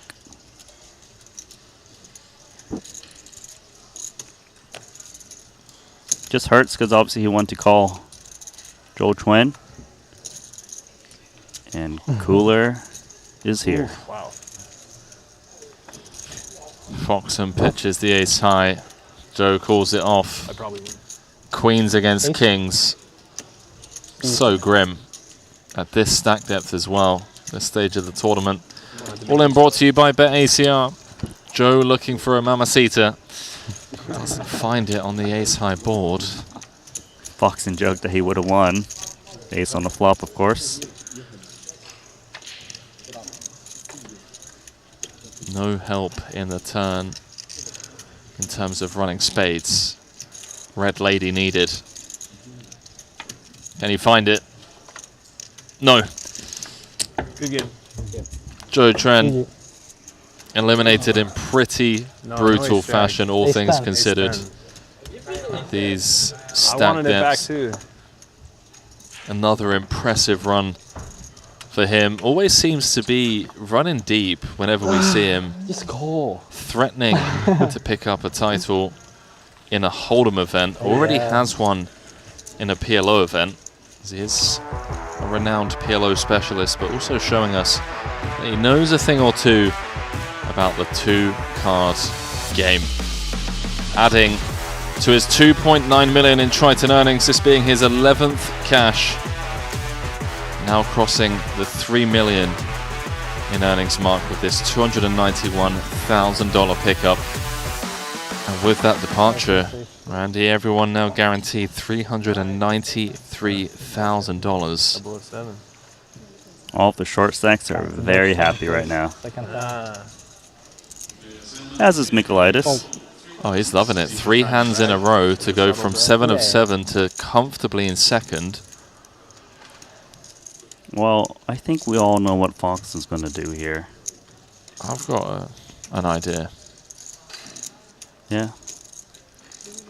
That one? That one. All you can eat. Nothing Kuzmanis can do about it. No walks.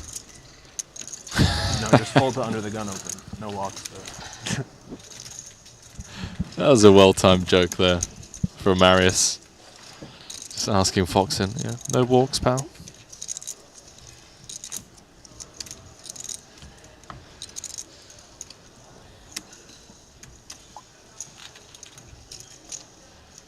I want to ask the viewers over on YouTube that can engage in the chat with both myself and Randy. Other than Foxen, so we're removing Foxen, if you had to pick anyone else from this lineup, who do you think is going to take this one down? 1 million. 1 million. Lee effectively jamming, raising half of his stack. Oh, we might have an elimination. What's going on, man? This has to go in. At this stack depth as well, to wake up with these kind of hands. There's the jam. Bad luck for Kiat Lee, but he still has a chance. Dominated. You. I mean, at least he's cracking jokes about it. That sounded fine. He said you, no. He's in rough shape. I thought both flush draws alive. Club or a spade. 4 of them would work for him. That's the queen in the window. Queen Jack 3. Chop? How to chop? I don't know. How to chop? King 10? There's a King 10 run out for a chop. Jack for a win. So no chops available on that turn. 2 outs once for the Malaysian superstar.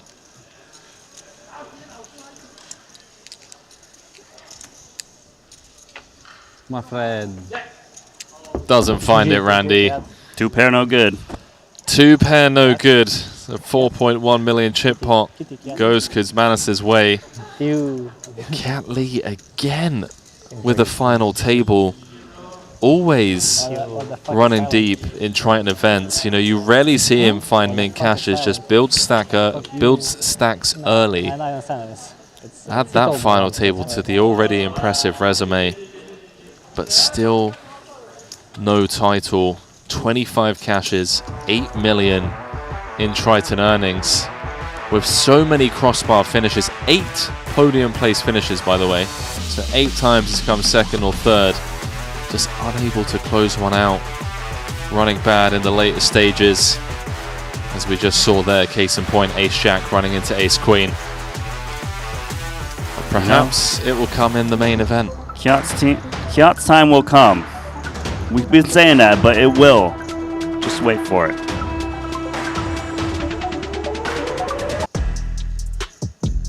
couple of back-to-back ladders. There was a bit of a stalemate before the break, 7-handed. We're now down to 5. Everyone laddered 216,000 in the process. 507k guaranteed, playing for 1.7. Let's go. Still have 2 players who are very short, Shu Liang and Alexei Ponikovs.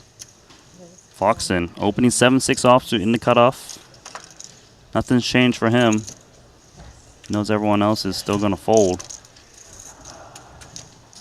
I would think the 7-6 normally folds in this spot now because of how good of a position he's in second in the 2 short stacks. But Michaelitis, he does get involved. He's going to fold. He beat the 6th place.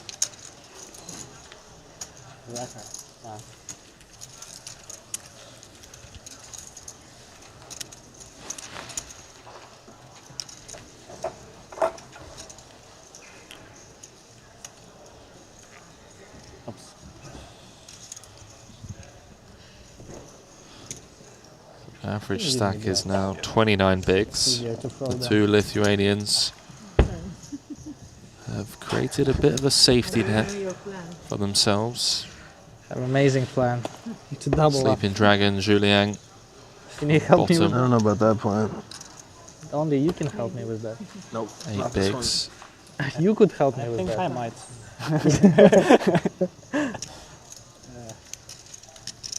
Wow, absolute dust. Let's see, can you? Michaelitis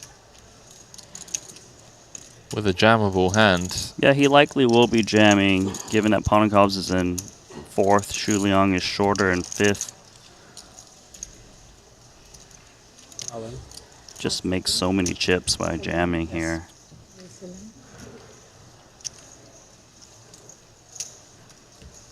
Would think this wouldn't be a call. Just And Queen 6. 9.5 bigs back. 10.5 to start the hand. Annoying, but 1 pip. what are you gonna do? 1 pip apparently. Which one? I assume the top end. I assume the top end. I right, hope King? it's the top end. Yeah, Yeah. I hope so. We're calling Queen 7. No. King 6, I think, is a call. Wow. How close was that? Blinds going up. Yeah, 60. 125,000, 250,000. Maybe more. Doesn't matter. It's hard. So Julian on 6 bigs is going to have to put in 1/3 of his stack Maybe more. in a couple of hands' time. How about this? Well, maybe not this one because Maris is going to open Ace King before he gets opportunity.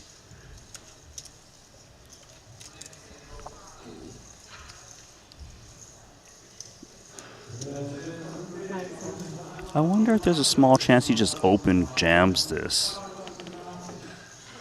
You know what I'm saying? Just because like I know exactly Shu Liang what you is mean. so short, Ponikovs is so short. It's just I've got a good hand, everyone, but don't call me because you know Ace King is Ace King after all. I'm not always going to not defend.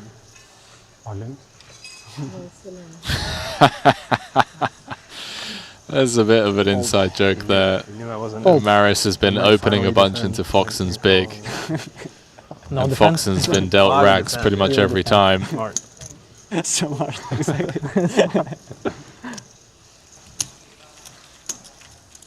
This time, Marius had the goods. He's had it every time. You're dialed in, by the way, bro. Dap me up. That open jam. Let's go. Randy Lube, boys and girls. Nanonoko just calling it how he sees it. Correctly predicting that Marius will just open jam, wants to deter Foxen from playing back with the ICM pressure due to the fact that those sub-7 big blind stacks exist. And, you know, we talk about ladders. Just a couple of ladders earns you an extra 265k, so not surprised to see Marius do that. Yeah, it just goes to show how much you have to respect ICM. Fold. Snap ball from Monaco. He's just absolutely tilted. It's just like, give me something. He's not a nit. Marius started his hand with 21 bigs. Alex Fawson says, you can't call unless you have the goods. Too much. Too much. How much? I don't know. All in, I think. 6.5. Would be the same, I guess. Yeah. Size split. Yeah. Of course. One big, one very big, one very, very big. And then all 4 sides.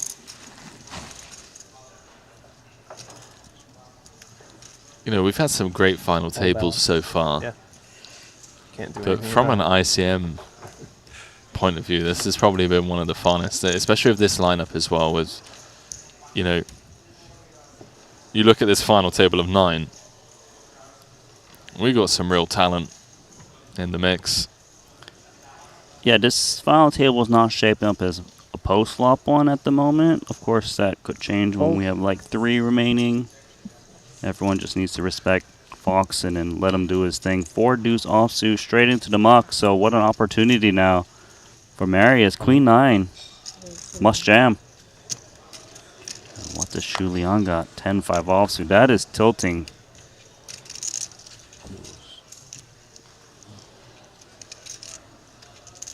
And note the difference in Kuzmanis's body language there as he faded the snap and saw Liang kind of and ah about this spot.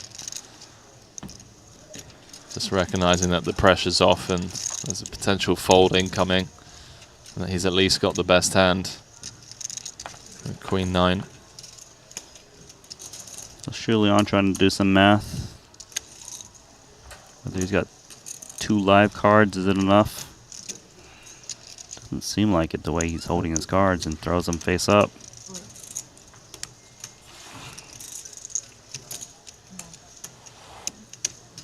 Does feel a little bit like roulette this stage of the tournament. You know, when we were 7-handed and 5-10, no good.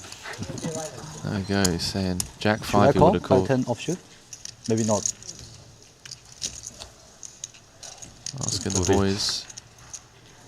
It's a fold, right? From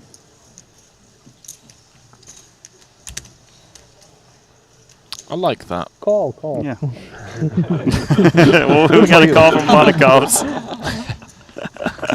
Call so I can get a picture. Oh yeah. I like that exchange. Just some. Tough game. There we go. AOF. Some appreciation All for in the or fold? tough game. Fold. Boring. Yeah, this is not Shu Liang's territory. He likes big stacks. What a hand. Ace 9 offsuit for the chip leader. All the oranges.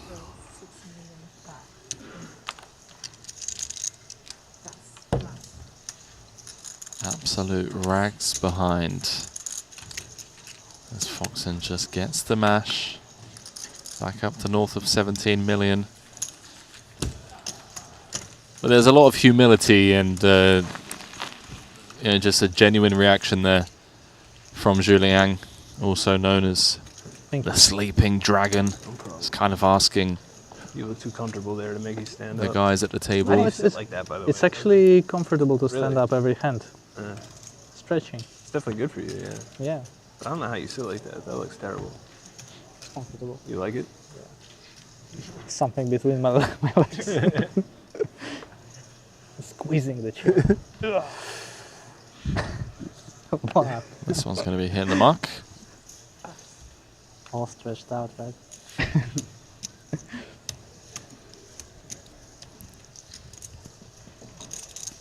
So Marius knows that if he jams and gets through Liang, the calling range of Mikolaitis and Ponakov's behind is just incredibly tight.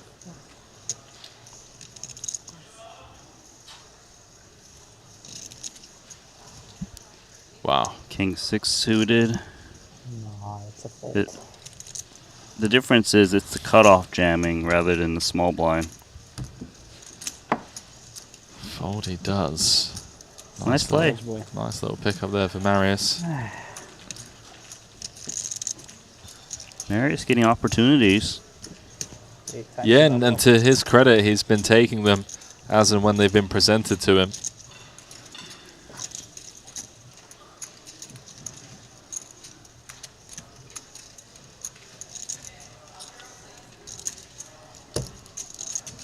Five bigs for Ponakovs. Shuliang, just 4 big blinds. Yeah, and more importantly, Ponakov's just went through the big. Julian's going to be in the big blind in 2 hands' time, forced to put in half of his stack. So now, for Ponakovs, it's just a bit of a waiting game to see how that one plays out. Oh, I say that. Snap jam from the small. He'll take it. Here we go. Chance for pay jumps for everyone else. Good spot though for Ponakovs. 65-36. It's 1,275,000. Oh my god, you fucking angled me. Please. Alex asking for the prepay. Ponakovs, that is. 7, 8, 9. And then have 5.1. What? 7, 8, 9. No, why so right away? Queen ace? That's promising board. Wow. 4. Sleeping Dragon asking for the 7, 8, 9.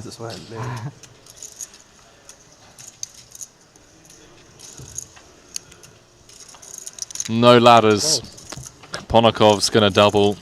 More cards. One more. 275, yeah. I love Julian. He's hilarious. I knew it's gonna be. What a player. That's okay. When you get down to 5 That's dangerous. That is not the man you want to be doubling I up. can wait. I can. And then Oh, he's not out the woods yet. Doubling up to just 11 bigs. Kill here.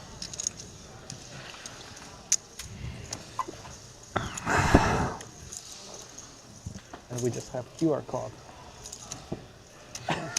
If you need any information about tournament, just scan.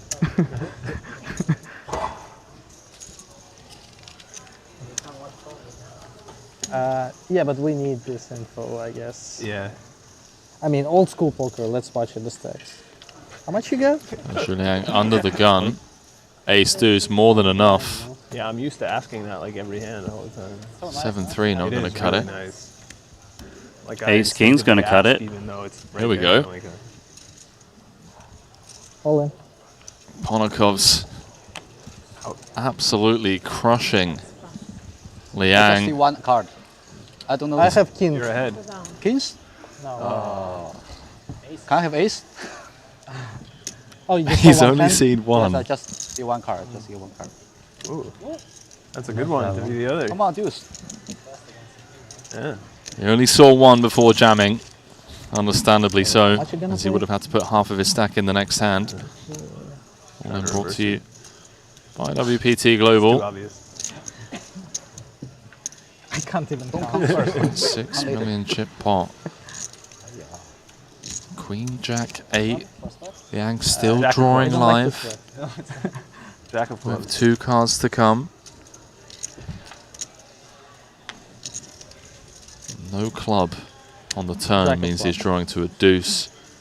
And a deuce only. It's more painful when it just is the random river, just a random deuce of hearts. Fox is trying to call it in. Oh. Not quite. Good game. That was close, Randy. GG. Julian with another incredible run Do you feel, Alex, like the odd one out here in Monaco. A little bit. Such a tough guy to play against. $507,000 going his way Yeah, let's for his 5th place finish here. yeah. Crossing the 5 million in Triton earnings mark. Or did This you being mean his because I'm the only one over 9th 20 cash on the Triton Also tour. Title number 1. We'll have to wait Actually, though. If you want, we can discuss. Okay. He's already It got would be fair for you for sure to not feel anything. 3 Yeah, I mean, I don't seven-figure really, scores. Was looking for his 4th hit. He's gone 3 for 3 in cashes in Monte-Carlo so far. Came 12th in the 25k WPT Global Ultimate Slam for 71,000. 13th in the 40k Mystery Bounty for 52k. And now his first final table of the series, 5th place for 507,000. And with his departure, that now means everyone is guaranteed 632,000. But you did just hear whispers of a potential deal with the departure of Liang. I overheard Ponokovs say to Foxen that we could potentially look at numbers, and I think that, Randy, kind of showcasing a mutual respect for one another's games as we welcome you back to the break desk, because with those quick bust outs there, when we came down from 7 to 4 as we kind of predicted, the average stack is now 29 bigs. Foxen still has the chip lead with 62, but the shortest stack has 17. And when that's the case, all it takes is, you know, one hand to not go your way, and you're kind of tied for the chip lead. So, I mean, my question has to be to you, are you surprised that Foxen's entertaining this deal? Well, of course, he's trying to see. He understands a lot of variance. You can definitely understand from the other three's point of view, because they have like the same exact stack. They're separated by 1, 2 big blinds That's here and right. there, right? So we'll see if Foxen wants to just do like a straight ICM, or is he trying to seek a little extra value given the situation? He's got the least variance in this spot. Hard to say, but nothing wrong with looking at numbers. Well, we are going to be throwing it to a 9-minute break or so. Don't go too far, because when we return, we're going to have more info on that potential deal. And of course, be looking to crown our champion here in the 50K. We'll see you very shortly. Exciting news! WPT Global is the new title sponsor of the Triton Poker Series. To celebrate this exciting new partnership, WPT Global will have its own event at each Triton Poker Series stop, the WPT Global Slam. Look out for your opportunity to qualify online. Download WPT Global with code Triton and get a 100% deposit match up to $1,500 now. Sign up today and join the action. Online poker is back in the USA and Canada, and it's back bigger than ever. To celebrate the launch of Club WPT Gold Sweepstakes Poker, we're kicking off a $5 million invitational free roll in the poker capital of the world, Las Vegas. Only 2,000 seats are available, and it's invite only. Register now with code Triton for a chance to win a seat. And did we mention? The first place prize is a whopping $1 million. Pre-register now at clubwptgold.com. Ready to dominate the tables? With GTO Wizard, the world's #1 AI-powered poker solver, you can instantly study any spot in cash games, MTTs, and spin and goes. Build custom solutions for your games, accounting for factors like rake, annies, or tournament payout structures. Plus, you can upload and analyze your hand histories with just one click. Beat the best, crush the rest at GTOWizard.com. Looking for the ultimate platform to place your bets on the biggest sporting events? Look no further, because BetACR.eu, Triton Poker's official betting partner, is here.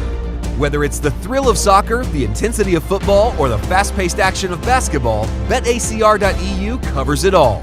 With real-time updates and competitive odds, you're always ahead of the game. BetACR.eu also offers exclusive poker events that you won't find anywhere else. Test your skills and make every hand count.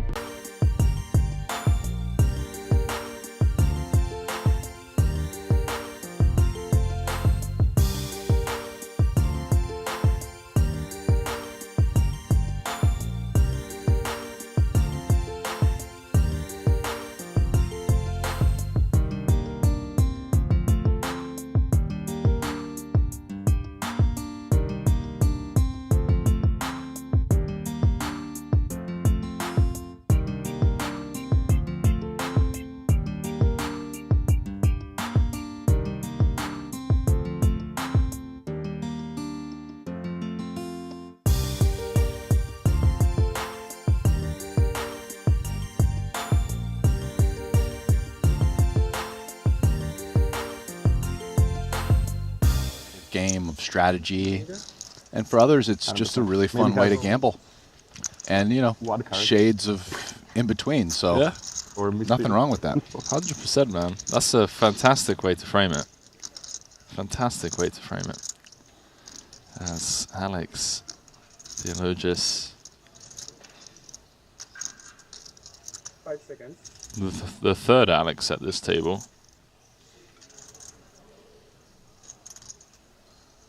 Jams all in. It's 1.75 big blinds with red eights. What's Ponakov's thinking here? King 5 of spades. You can see him just glancing around the table at the other stacks. Maybe the blinds are about to go up.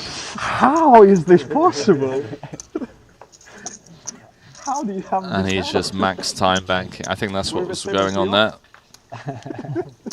Time banking so the blinds go up on someone else. Obviously.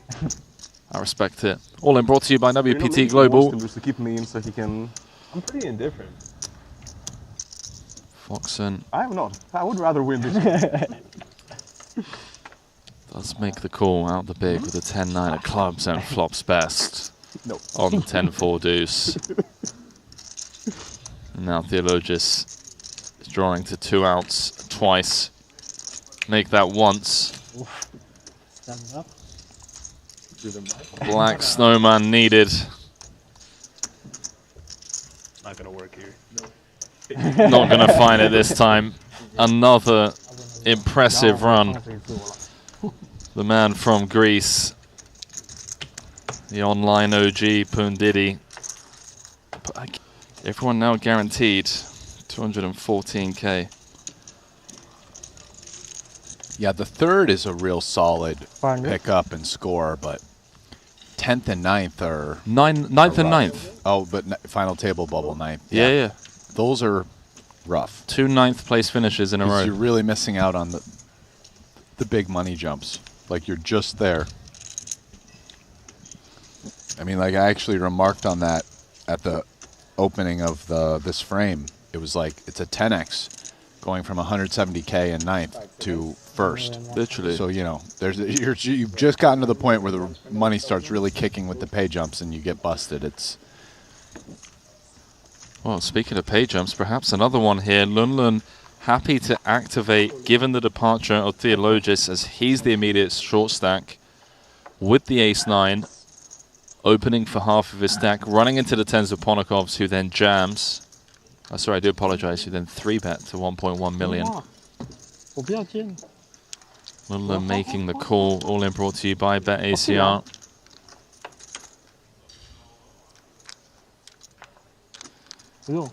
Heartless, Queen 6-5, Rainbow. Lunlun in dire straits here. Needs a Barry, and a Barry only.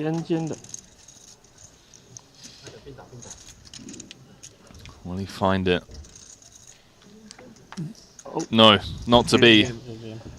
Knight of Diamonds completing the run out. 2.3 million chip pot going Ponakov's way. He's up to 36 bigs. Lunlun with another deep run in a Triton event. Very far from over. This is fascinating. This is not often you get to witness this kind of setup.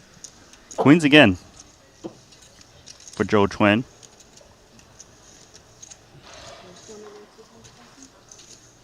Comes with a non-all-in. Oh, how sick is that? I knew Michaelitis looked interested. I didn't know it was that interested, as he's got a couple of Django's 1 seat to the left.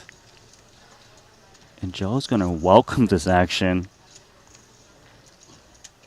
Alan. Fold. What is it? Wow, Foxen's asking for a count. He's got ace-10, but I think this is just... It's a bit too much. weak, I would think. Doesn't want to triple someone up and then they're playing, you know, 6-7 million. Michaelitis is still not gonna reshove too loose. Might have a real decision around ace queen, I would think.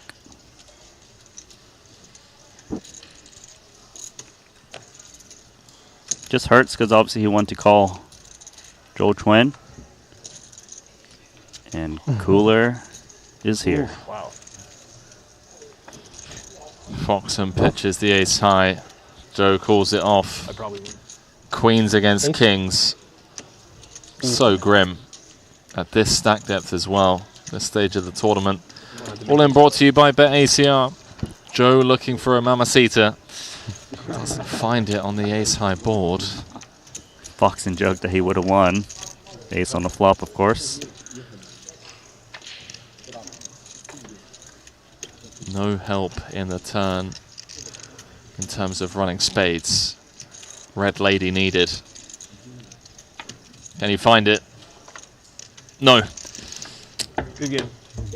Joe Tren eliminated in pretty brutal fashion, all things considered. These stack I wanted it back depths. too.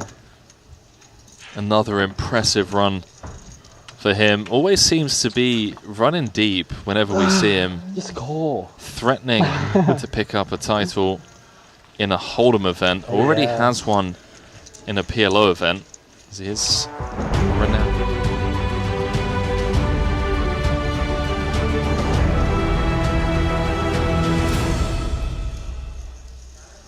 Well, just as predicted, it's official, Randy. The boys wanted to have a look at numbers, a respect for one another's game, and a deal has been made. So instead of the 1.7 million being played for the champion, producer James sent over the numbers, an ICM chop. But as you correctly predicted before we went away, you're like, perhaps they give Foxen that little sweetener, which they did. Can confirm that Foxen is going to be going home with the lion's share of the prize pool, 1.3 million for his efforts, and Marius is going to be going home with 964,000 for his efforts. In third, Ponakov's going home with 922,000, and then in fourth, Dominicus going home with 915,000. That's the ICM chop. Now this is where it gets really fun. They gave Foxen a little bit more. They're leaving 170,000 for the win. So we're playing a little 4-max sit and go, winner take all, 170k. But to add even more gamble to this short-handed play, Randy, they're reducing the levels of the blinds down to 10 minutes because they want this to be over and done with so they can jump into the 100k event number 6. I mean, these guys are just pure bosses. Priorities, right? Like, I mean, sure, $170,000 still a lot to play for. 10-minute levels. It is a little bit everyone's game. The game will definitely be different because it's winner take all, so you don't have to ladder anymore. We'll see the short stacks, the 20 big blind guys kind of just go for it more. They'll probably reshove, be more willing to defend. They don't have to play tight just because someone else is about to bust. So strategies have definitely shifted. Now they are going to play out this level, so there's still 17 minutes left on Big Blind 250k, but then after that, it really does just become hyper turbo, going down to 10-minute levels. And like Randy correctly pointed out, given that it's a winner-takes-all situation now, that they've all guaranteed themselves at least 915k, it's all about collecting chips because there's no extra money to be earned for coming third, for coming second, but there is that coveted Triton trophy, which all four of them are looking to pick up for the first time. And we know just how much it means to these guys because it just gets so much recognition from their peers. As we throw it down to the main stage once more for a little four-handed 170k sit and go. Again, Dominicus locked up 915,000. Ponakov's guaranteed 922,000. Marius is guaranteed 964,000. And the chip leader, Alex Foxen, guaranteed 1.3 million for his efforts. 170 will be going to whoever closes this out. And of course, that coveted piece of gold, the hardware everyone wants in their trophy cabinet. What's also nice is, you know, if they didn't make a deal and you bust it out in fourth, you would only get 632,000. So nice to kind of reduce that to You didn't look at the that second variance. Yeah, I remember what you said before. Would be a huge mistake. Lot of respect for one another. These guys, man, they're just ruffling about. I mean, it's a good day for everyone. 900K minimum. Right. 1.3 for Foxen minimum.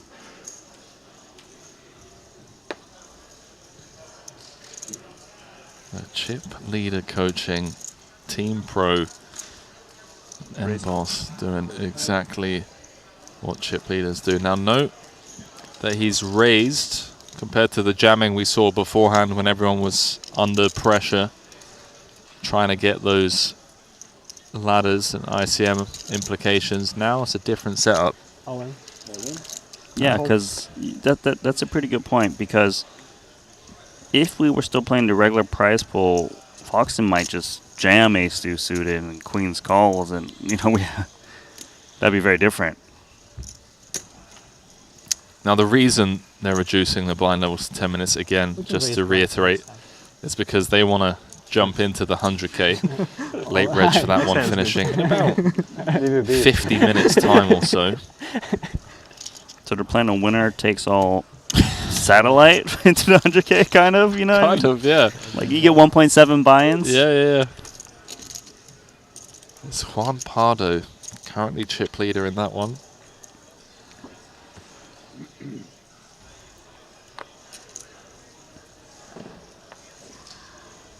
We will be picking up coverage, of course, at the conclusion of this event.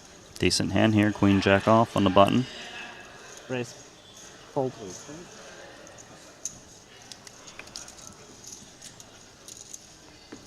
Foxen in the big, gonna defend.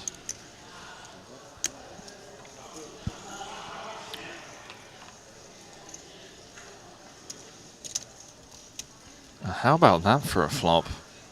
Top pair and a gut shot for Michaelitis on the queen 10-8. Foxen with an open ender. 1.4 million out there. A little bit of interference. Jack in Michaelitis' hand. 650. Also, if he does find the jack for Foxen, hard to get a lot of value. Of course, he's still going to continue to open in a straight draw, I would think. Size up here, half pot, c-bet. Yeah, I like the sizing. Wants to slowly but surely build it up across 3 streets to get all of the money in. Against half pot. Yeah, Foxen just coming with call.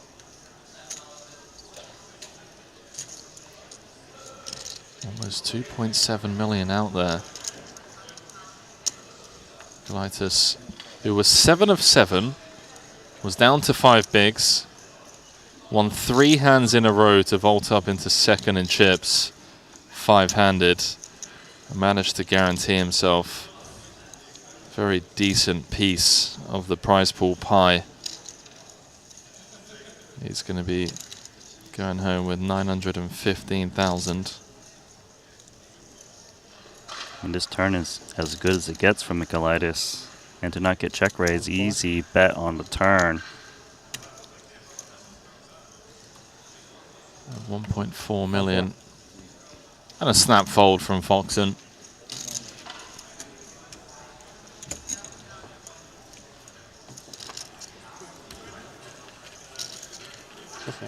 Nice couple of pickups for him.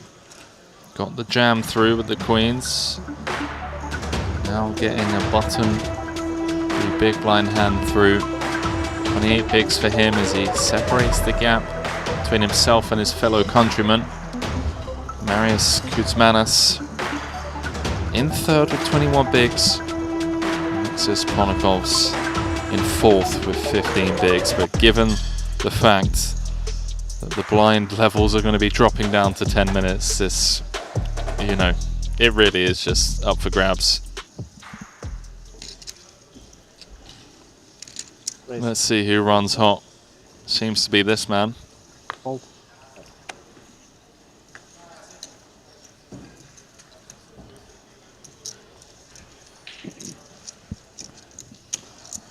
Queen 4 taking a flop here.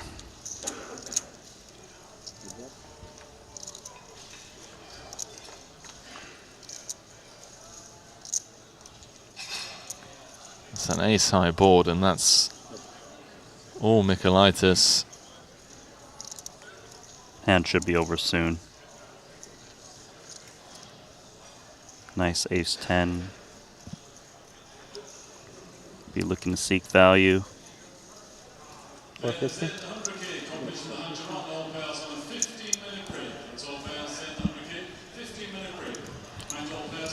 No nonsense from the Queen 4.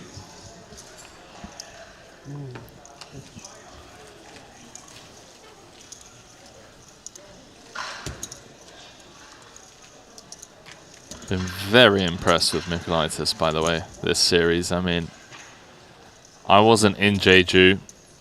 I was there for 5 days, but other than that, I wasn't there for much of it. Didn't get the chance to see him play. Had a pretty rough series out there. I mean, he cashed for 368.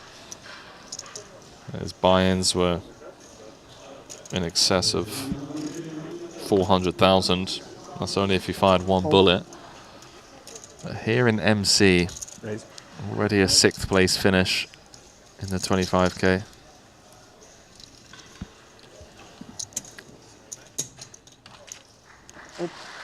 What a roll.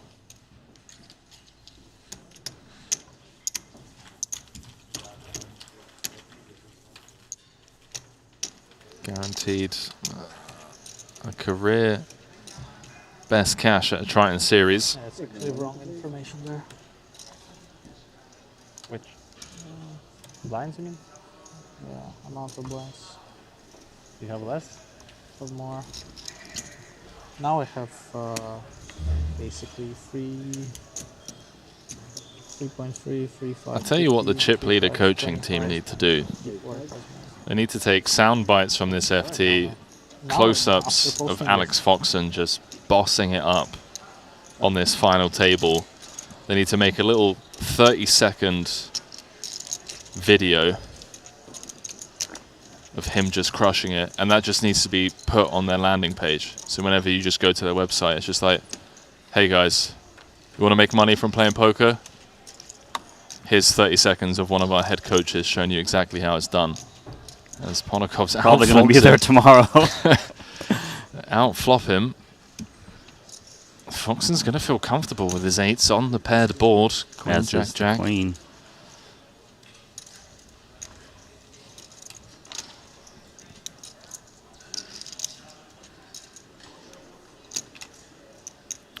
I've seen Foxen turn sets on a few occasions today. Would be a dirty way to do it again. Feels like Ponokov is contemplating check raise. It's not 900. a usual line, but I've seen him check raise like ace XX as well with like weak aces. It means that he wants to, he check raise bluffs to spot a decent amount, and he wants to protect the bluffs with value, and obviously it's hard for him to just flop trip jack, so he needs to throw some queens in there.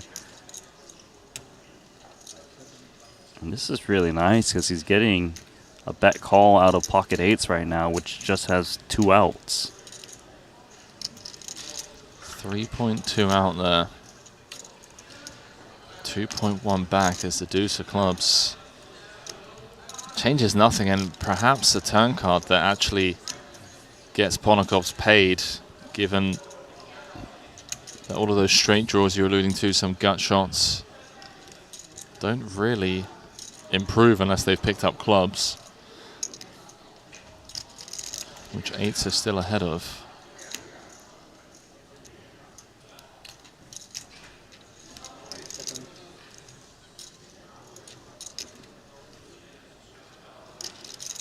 There's a lot in there already. 3.175. He's got 2.1 back.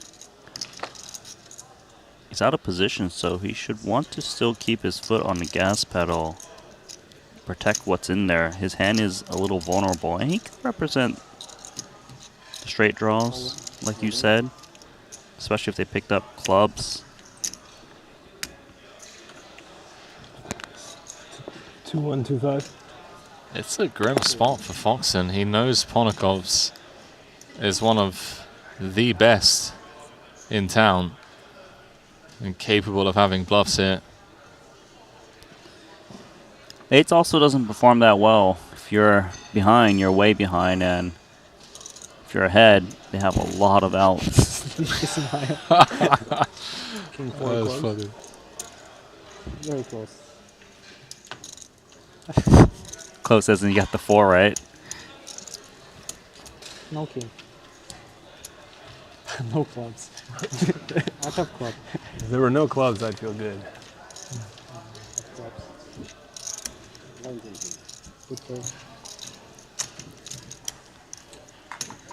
I've really enjoyed these exchanges between Foxen, Ponokovs and Mikulaitis throughout the day. It's that sense of camaraderie and mutual respect for each other's game.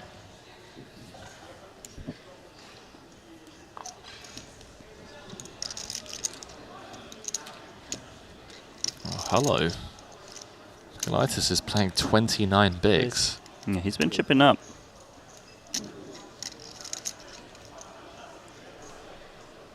Ponokovs is now playing 21. Randy, this is still very much anyone's tournament. Of course. Advantage to Foxen, given his chip count, but these other 3, they have a chance. Yeah, Foxen peaked at around 17.5 million. He's down to 12.2, but he has second in chips, crushed here. Button v big blind. This could get very interesting. Does it ever find all itself in the middle? It's reasonable. I mean, ace-9 suit's a monster hand. Maybe he feels a little bit less pressure given it's winner take all, and maybe he is more likely to put in the chips because of that. Definitely feels like he has fold equity, especially against someone as aggressive as Foxen. I'm getting the vibe that he doesn't want to fold. He's just between 4-bet jam or call. Especially knowing Foxen is willing to mess around. Ace-9 suited performs decent, especially if he's 3-betting raggedy aces from the big. Gonna take a flop here. Big pot. 4.4 million out there. This is first against second in chips as the other 2 just watch on. Oh my word, how about that for a flop? Queen 9 deuce. Both players connecting with their kickers. Foxen with top, and this just feels like a disaster for Mikulaitis. I mean, is there ever a way at this SPR that he finds an exit? He definitely could, but just not on the flop. He's going to make a call, and you know, there's lots of turn cards that can probably save him.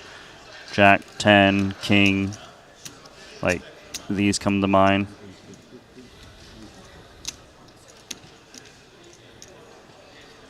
Foxen continuing for third pot.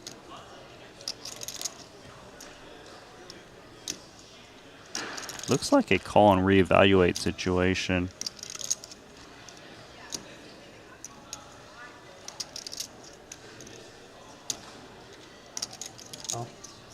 That's exactly what he's coming with. Note the size of the pot. 7.275 out there. 3.7 million back. And is that perhaps a turn card that is going to save Mikulaitis from heading home in fourth?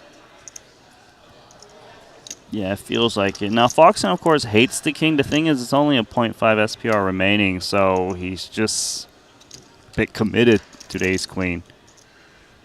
could have the best hand. Occasionally he's gotten outdrawn, but there's just too much in there for him to just not close his eyes and rifle it in there. There's the jam.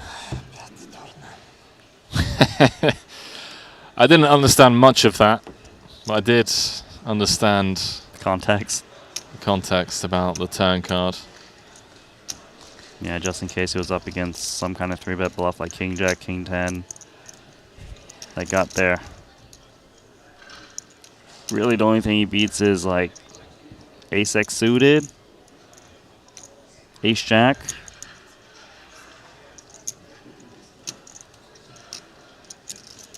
It's so sick because it's a winner-take-all situation now as well.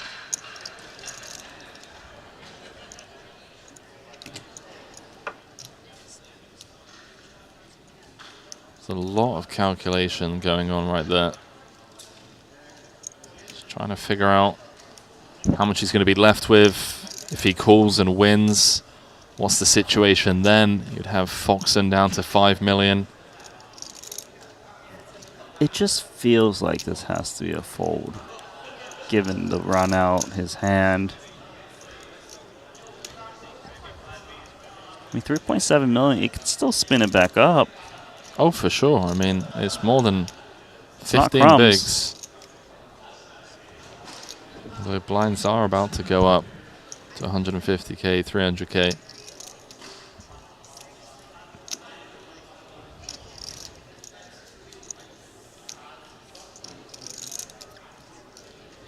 So you really need Foxen to have Ace 10, Ace Jack.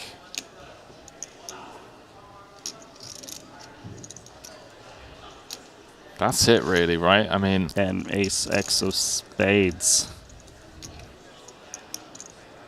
But some of these hands might not even 3-bet the big blind.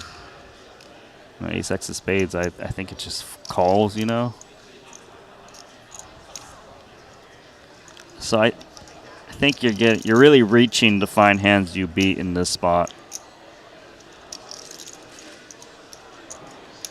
Oh, he's used up all of his time banks, I believe. Oh, he's made the call.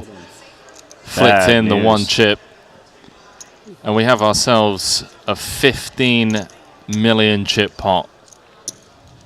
Foxen is just one card away from getting us down to 3 players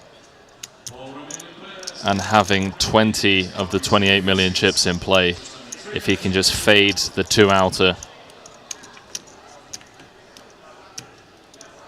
Which he does.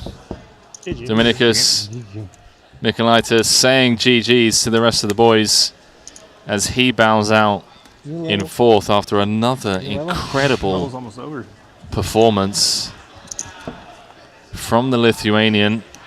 He was always posing a threat for a big score here in Monaco.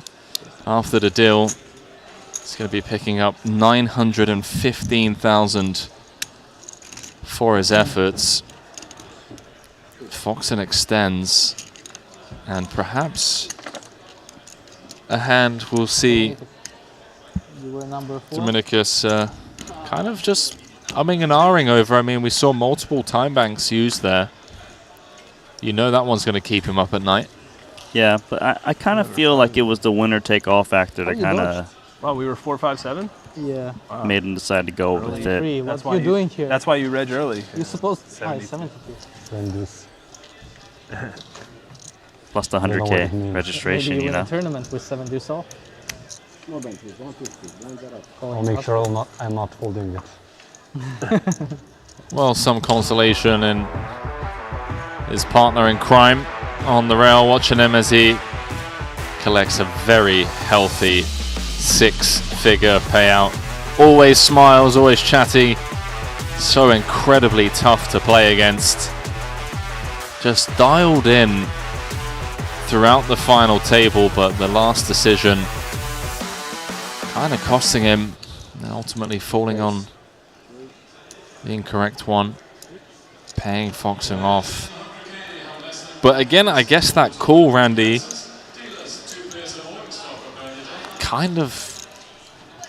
a sign of respect to Fox. He's like, hey, I think you're the guy that's going to have bluffs here. He is the guy. That is a true statement. King 10 offsuit.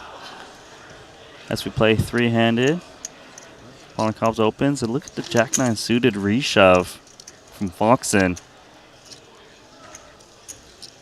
Hard to remember how to play chippy. I know, I felt the same way before.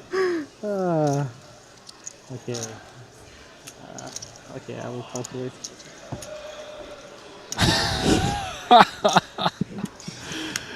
almost said that out loud like 2 minutes I ago. never played EPV. Maybe big some blind satellites ante. that are winner take all. Oh yeah, never big blind ante. What I'm doing? Maybe it's open there.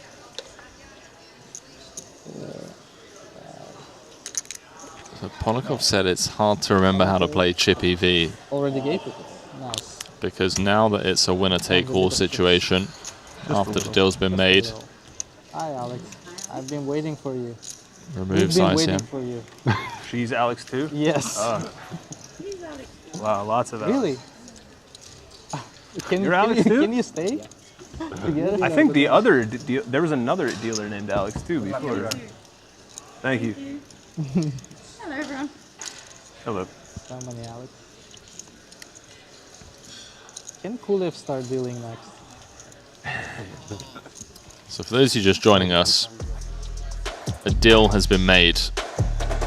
So rather than playing for the 1.7 million that would have been going to first, the 4 players decided to look at numbers. They gave Foxen a little bit more than the ICM value of his chip stack at the time. Left 170,000 for the winner. Perhaps more importantly, they've reduced the level clock to 10 minutes because they want this to be over and done with before late reg of the 100k is closed. And so far, only one victim four-handed. Mikolaitis out in 4th for 915,000. Looks like an easy reshove spot for Marius Ace 8 in the small blind chip leader opening. Chip EV, this is a pretty standard jam. And King Jack suited's going to snap this one off. 8 million chip pot. Foxen's like, how do you have an ace there? Need the trophy. For Marius to bounce back into this. Marius You is don't the have one? favorite. It would be fair if Alex wins the trophy. No, I'm saying, do you have one? No. No. But Marius saying that he needs a trophy. All of them want one. Oh, I thought it was the 10 of spades. Damn. Exciting. That is fair. That is fair. Very fair. Top flip. pair against a flush draw and a gut shot.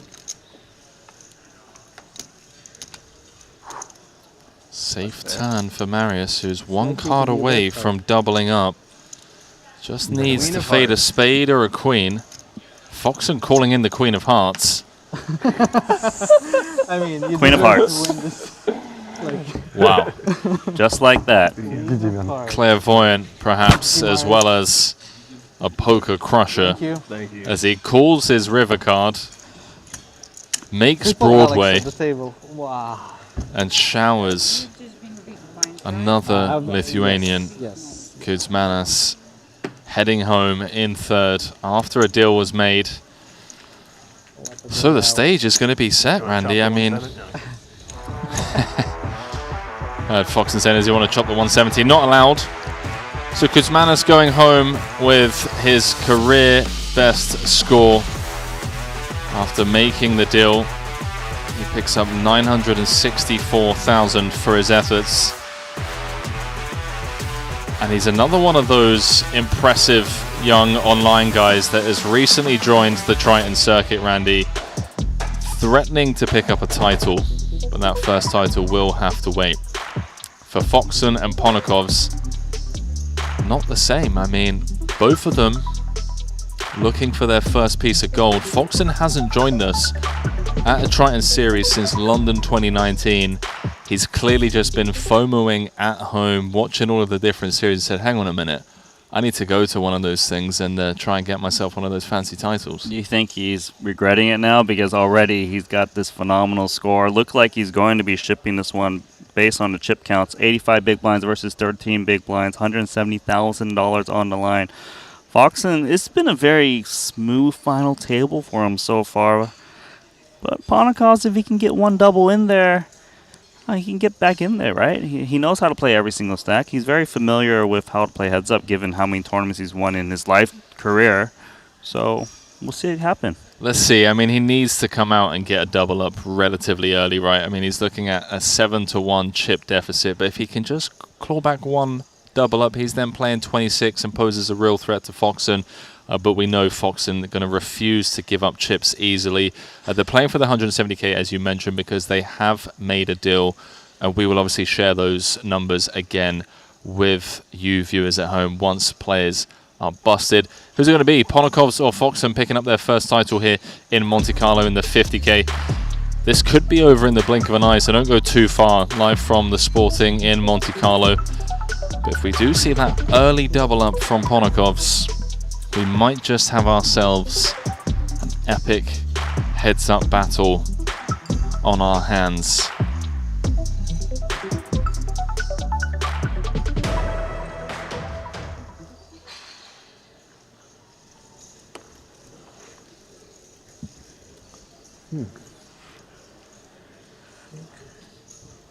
So King Queen, open jamming first hand. Jack 9 suited makes the call. It could be over just like that.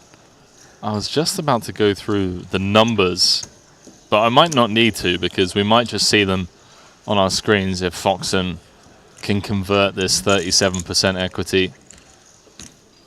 All brought to you by BetACR. 8 million chip pot. How about Queen Jack 3? It was. Top pair for Ponikovs.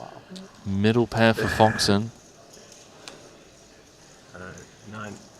Foxen needs a jack or a 9 to get this over and done with. Hand number 1 of heads up and to lift his first trophy. Doesn't find it. Ponikovs gets that early double just as we said. Foxen down to 72 bigs. Ponikovs up to 26. Here we go, Randy. Yeah. We've got ourselves a heads up match. 21 mil place 8 million. I mean, if Ponikovs doubles up again, he's the chip leader. It's as simple as that. Yeah, we have a pretty good heads-up match now, which is what we want to see between these two players. Very skilled. Fight for every pot, tooth and nail. 20 bigs. Ponikovs had 2 final tables in Montenegro, including a 3rd place finish in the 125k main for 2.2 million. In Jeju, he had a really rough series. Monte Carlo last year, he had 2 final tables. London, he had 4 final tables, including a 4th place finish in the 250k Luxon Invitational for 2.5 million. So he's had so many 7-figure scores on the tour, over 10.5 million in Triton earnings. Not gonna check. The elusive walk. It This really is gonna helps be with the his blinds go up in 18th 20 cash. seconds for your case of getting a walk. Yeah, that's good strategy. Okay, I need to stall for 10 minutes. Actually, 9.5. I can get 6. Oh, that's 60% of a level I can do. Actually 65% because the first 30 seconds. Yeah, I won't do it. No, I won't. You know, Randy, we were talking about how they reduced the clock from 35 minutes to 10 minutes so that they can try and speed run this whole 4-handed sit and go shenanigans All in. to get into that 100k. That is what we're going to be bringing everyone at home once this heads up match is over and done with. We're obviously going to be crowning the champion, having an interview, and then from there we're going to be picking up coverage of the 100k, which currently has 97 runners, so 9.7 million in the prize pool already. It's Spain's Juan Pardo, chip leader. Tan Xuan in second. Ramin Hajiv in third. A tough old field. We've got a pretty sick. So you're saying they're doing us a favor as well. by trying to reduce the blind so that the viewers can have more coverage of double the buy-in. That's exactly what I'm saying, Randy.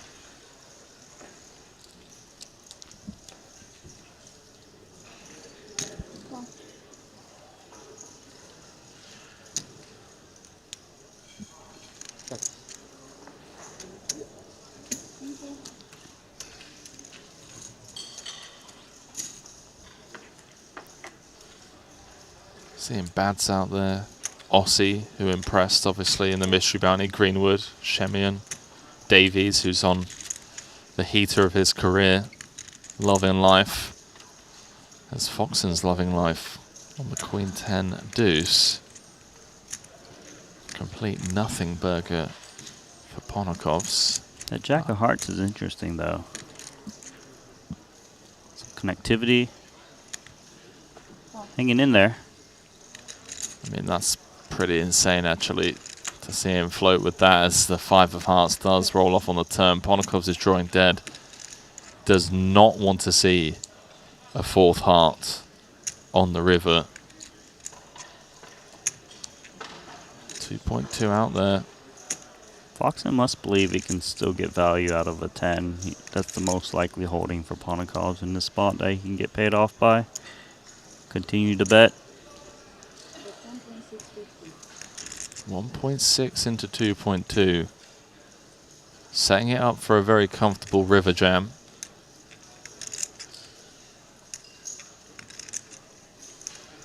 Be so sick to see Foxen go on to win this. I think he was chip leader in the 25k pretty early on. He was chip leader in the Mystery Bounty as well at one point.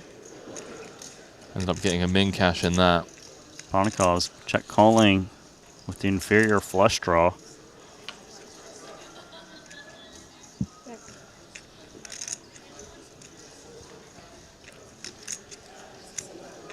Let's see if Foxen was setting up a jam. He was up against a weaker queen. Now be chopping. Yeah, Foxen doesn't need to be worried about a better kicker given that Ponokov didn't raise the big blind after he limped.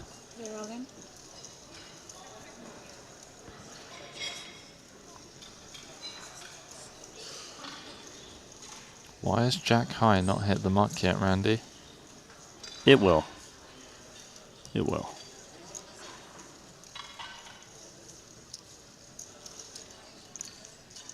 He's also wondering, like, I mean, he called the flop, called the turn.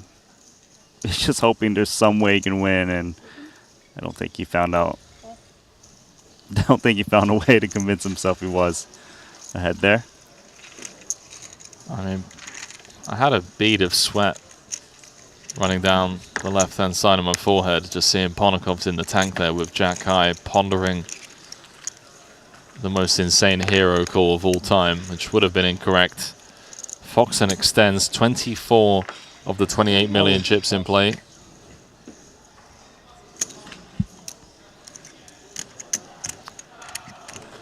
$29 million actually, but who's counting?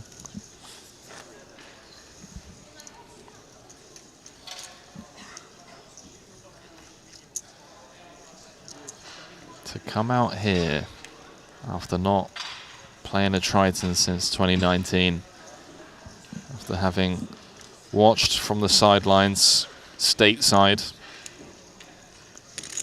to say, I've had enough. You go and show those Triton guys what's up. Cool.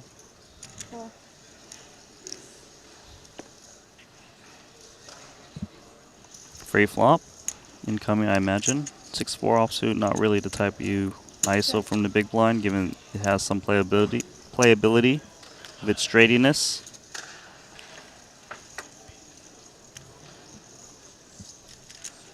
Well, these two hands are going to collide on the 8-3 deuce.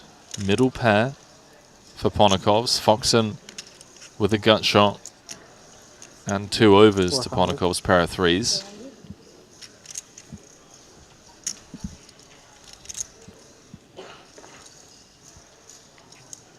Seems like check call and check raise are both reasonable with this holding.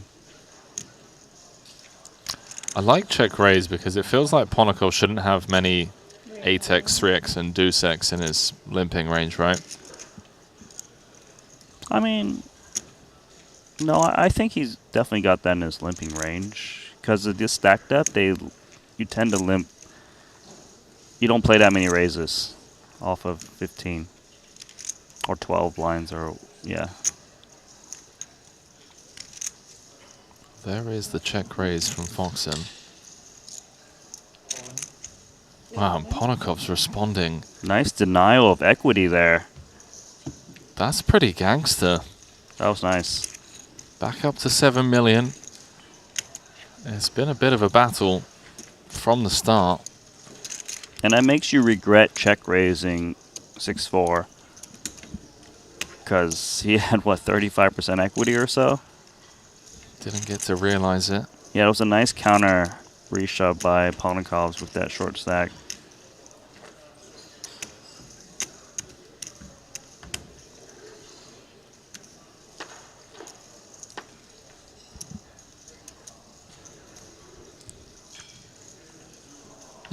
This is going in, Randy. Yes, just which way is it going in? Is it limp trap or is it raise call? It looks like limp trap. 15.5 bigs back. Ponokov starting the hand with 17 big blinds. This one just rips it in.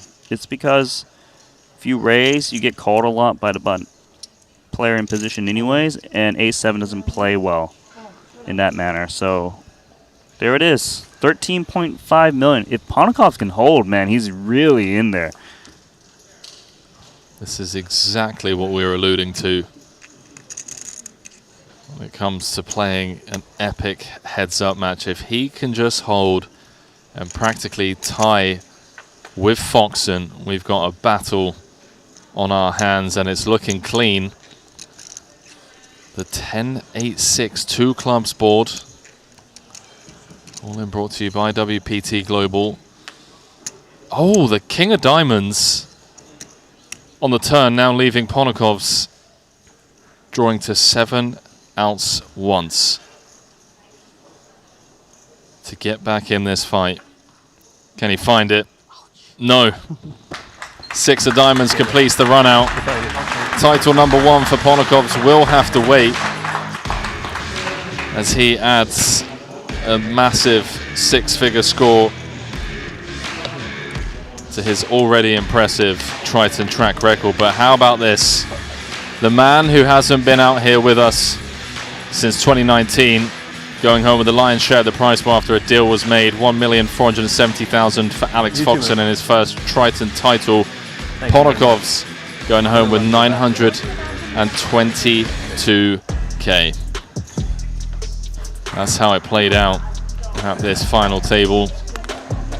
It was a pretty stacked one, Randy. I mean, we had 2 very early bust outs. Alex Theologius came in with just 5 bigs. Lundlund came in with 11. We saw them bust early, and then there was a bit of a traffic jam 7-handed for quite some time. And it wasn't really until the departure of the Sleeping Dragon in 5th that the deal was made, and then the pace just really picked up because it went from ICM to Chip EV. Yeah, but basically at this final table, when I stepped in with 7 players, it was Foxen with a lot of the chips. Marius had a decent amount of chips himself, but then he made that kind of call with the ace-jack against 2 9s, turn set, lost that position, and Foxen was just raising relentlessly. It was a matter of who's going to get 7th, who's going to get 6th, and who's getting those pay jumps. And like you said, it got to the final 4. They made a deal. Understandable given the skill level of everyone, want to reduce that variance. And, you know, we had a heads-up match where Ponokov's might have been able to get back in there if he just held that last hand. Dude, he was 2 cards away from pulling it back and then just having an epic heads-up battle with Foxen, but not to be. King of Diamonds on the turn, giving Foxen the dub. And also, just to sing the praises of Foxen a little bit more, for me, a world-class final table performance from him. I mean, he had a tough competition, especially in those guys from the Baltics, the likes of Ponokovs, Kuzmanos, and Mikolaitis. I mean, you did say chip leader coaching video, promo video coming in, right? Clips from this tournament. It was no problem for him throughout. He played amazing. He did what he's supposed to do as a chip leader. Congratulations, 1.47 million and trophy in your pocket, Alex Foxen. Certainly a deserving champion. Of course, they brought the levels down to 10 minutes so that they could jump into the 100K, which is running behind us. So we are going to be throwing it, obviously, to an interview with our champion, but just want to let the viewers know that after the break, after we've heard from Foxen, we are going to be jumping into that 100K. And I tell you what, the table we've got is really a treat. We'll talk about that more. For now, let's have a word with our champion from event number 5 from the 50K, Alex Foxen. I am here standing alongside our champion, Alex Foxen. Alex, you first joined the Triton Tour 2019, 2 stops with us, and then you took a long hiatus, this long 5-year hiatus, and what a comeback, sir. You cashed in the mystery bounty. Here you are clinching your first title. It's gotta feel good. Yeah, it definitely feels great. I mean, there's no high-stakes series like this one, so missing it in the last bit like I did was definitely a little painful in some ways, seeing the fields, seeing how big they are, and but kind of had some other priorities, not wanting to do as much travel. But feels really good to make it out here and have one of them go well right away. I love that. I ran into you in the elevator during that short break when it was 7-handed. You gave off like full Avenger vibes. I mean, I looked over and you're just like, yeah, I got the chip lead and I'm basically going to take it down. Yeah, I mean, the tournament went really smooth for me. I was really fortunate. I ran really good in a lot of spots, had the best hand a lot. And yeah, everything just felt like it was going right. I felt good about the way that I played. Just was feeling confident and excited. So, nothing to feel but excited going into that spot. So I just tried to enjoy it. Yeah, and I talked about this long sabbatical that you took. I was really happy. I first ran into Kristen, like when the tour first started. I was so happy to see her, so happy to see you here. And you mentioned taking this break because not wanting to travel so much. Is it now fair to say, after this comeback and this win, that we're going to be seeing a lot more of Alex Foxen on the Triton Tour? Yeah, I definitely think the Foxens will be on the Triton Tour a lot more. I think that was already decided before this outcome came to be. Just seeing how well everything's run, the whole operation is pretty impressive, and the fields are great. There's really, as I said before, no comparison in terms of high stakes poker from what I can see. So we definitely, after even just the first tournament or two, without any good results, we're like, man, we can't miss any more of these. So yeah, you'll definitely be seeing more of us. Well, we love to hear that. And it's a pretty sweet payday for you, sir. Deals were made. You are taking home $1.47 million. Right. And now it is time. Let's bring out Tournament Director Luca Vivaldi. This is what you want in your hands, presenting that beautiful hardware. Ladies and gentlemen, your 50K champion, Alex Foxen.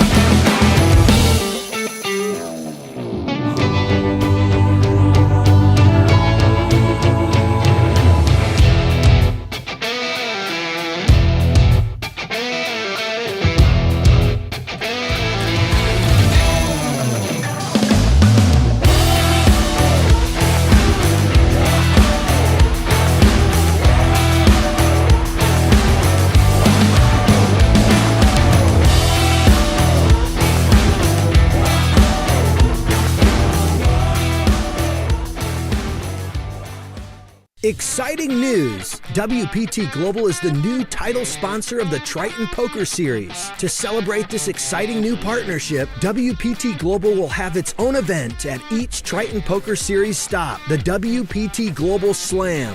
Look out for your opportunity to qualify online. Download WPT Global with code Triton and get a 100% deposit match up to $1,500 now. Sign up today and join the action. Online poker is back in the USA and Canada, and it's back bigger than ever. To celebrate the launch of Club WPT Gold Sweepstakes Poker, we're kicking off a $5 million invitational free roll in the poker capital of the world, Las Vegas. Only 2,000 seats are available, and it's invite only. Register now with code Triton for a chance to win a seat. And did we mention the first place prize is a whopping $1 million. Pre-register now at clubwptgold.com. Ready to dominate the tables? With GTO Wizard, the world's #1 AI-powered poker solver, you can instantly study any spot in cash games, MTTs, and spin and goes. Build custom solutions for your games, accounting for factors like rake, annies, or tournament payout structures. Plus, you can upload and analyze your hand histories with just one click. Beat the best, crush the rest at GTOWizard.com. Looking for the ultimate platform to place your bets on the biggest sporting events? Look no further, because BetACR.eu, Triton Poker's official betting partner, is here. Whether it's the thrill of soccer, the intensity of football, or the fast-paced action of basketball, BetACR.eu covers it all. With real-time updates and competitive odds, you're always ahead of the game. BetACR.eu also offers exclusive poker events that you won't find anywhere else. Test your skills and make every hand count.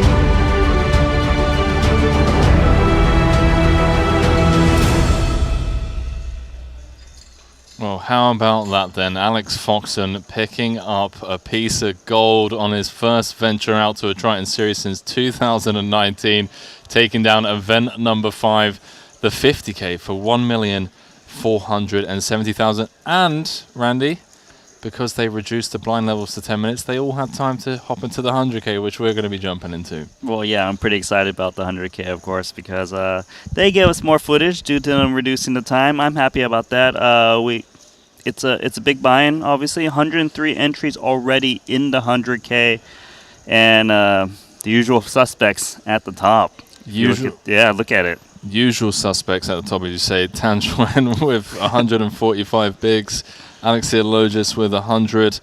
Julien, who bust the 50K final table in 5th, bro. He didn't have as much time to build a stack, and he's already in 3rd. He bust the 50K in 5th, jumped in this tournament about 30 minutes ago, 45 minutes ago. Call it an hour, if you will, and is already in 3rd place in this 100K, first 6-figure buy-in of the trip.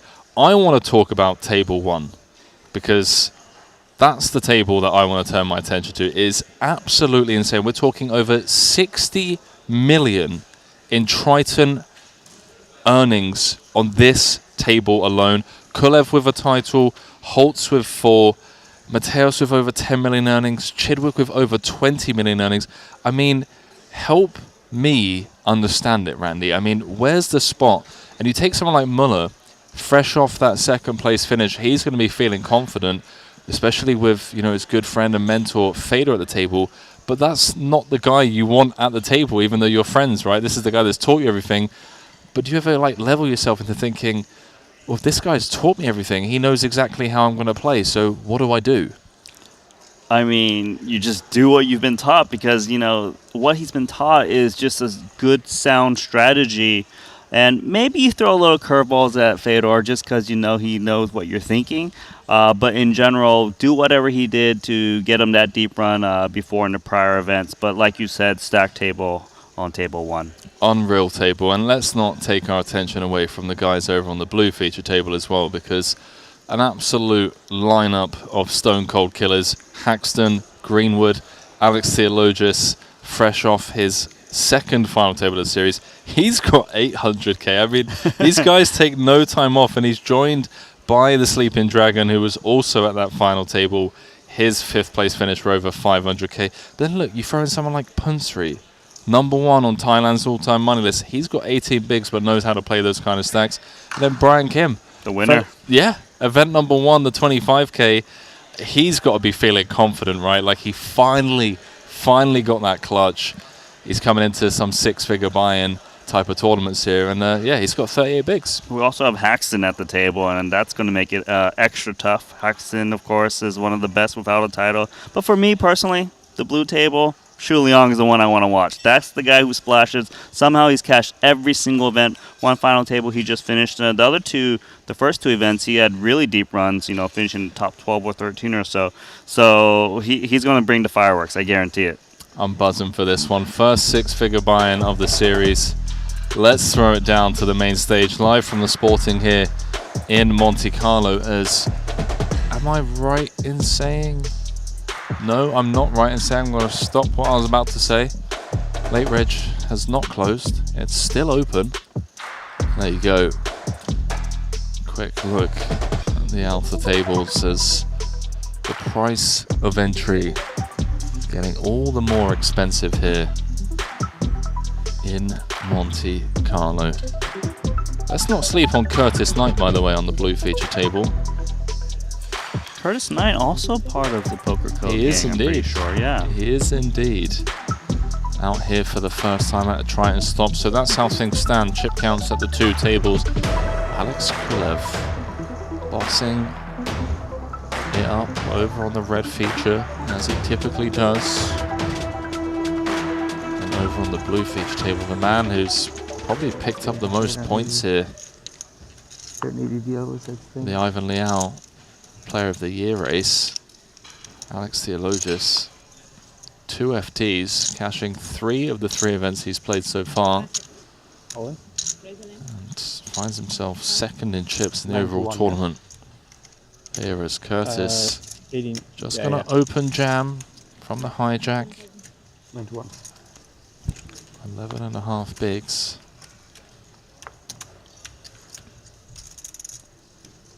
Should be a bit too rich for 2 4s. Rarely ever smashing it. I'm gonna have to call that. Haxton's calling. He's dominated. I'll tell you what, Ike. I would like I'm starting. Me too. Hopefully the stream doesn't show it. Yeah, I had a empathy. pair. for Haxton. I know he's done well in life. He's got all the money, you know, this, that, and the other. Okay, let's hope. When are we going to see him lift the Triton trophy, man? I mean, he's in rough shape here. Still has 27% equity. Curtis Knight taking a sip of some Perrier. Upset. He sees a favourable flop. And just turns like dead. Queen of Spades. He bounces back up. I did not have to starting stack. No, 40-minute clock on this one. I had the ace of Triton. This is the last level of registration. At the end of this level, Late Reg will close. And then we're going to play 2 more levels. And then bag and tag for day 2. 12 levels of play here today. What do you think, Randy? I mean, we've got 40 minutes left on the clock before Late Reg is closed. We've got 103 runners. I'm going to go with... I'm going to say... 115. I was about to say the same number, to be honest. Let's Yeah. go, my man. Sounds about right. Yeah, I think another 10 or 12 players. I mean, let's look at who's on the outside looking in. Yeah, there's some players just waiting, right? Nacho Barbero, Linus Love, Espen Jorstad, Mario Mosbach, Roberto Perez, Ren Lin, Nicky P. I mean, these are all guys that are probably chomping at the bit to get back into the action. Xu Liang, look at that. 8-7 offsuit in the hijack. You know, this is where he's comfortable. When he's got a lot of chips, he can raise these hands. He doesn't want to play with just 5 bigs, doesn't know what to do. Bro, 10-5 off. exactly. He literally folded the 10-5. He's like, I hate this, guys. Like, I don't know what I'm supposed to do. Give me 100 big blinds, though. Spot for hacks in the reshove. He's going to get called by Alex. Oh, yeah. Alex was trying to get tricky. Flatting in position against Xu Liang. He's flipping against Ike. And Alex did bust first that final table today, but he also pulled the 400k bounty, so morale is high, but not on that flop. 9-7 deuce. Ike the only player over heart in hand. I folded ace queen of hearts too. And just hands him dead. Is this the tournament, Randy? I mean, you were saying it wasn't not too long ago, but now he's looking like he's got a bigger stack. Take 1, 2, 5. And when you have that king jack. Maybe it is for Haxton. Back on over to the red feature table. Over 60 million in Triton earnings. With several titles spread out between these guys. Look at Orpin's hand. That's a monster. With the turn, though. So this went Nakdali opening to 16k from under the gun. Fedor calling from the cutoff. Orpin defending the big. Came ace-6-4, 2 diamonds. Yaman checked. Fedor bet 14k. Orpin just called. Yaman got out of the way. Now on the queen of clubs turn. Fedor's bet 55k. You can see Orpin asking how much Fedor's got behind to see if he can get how much remaining if he does make his hand. Is there any fold equity? I would imagine not so much, given it's just 75k back.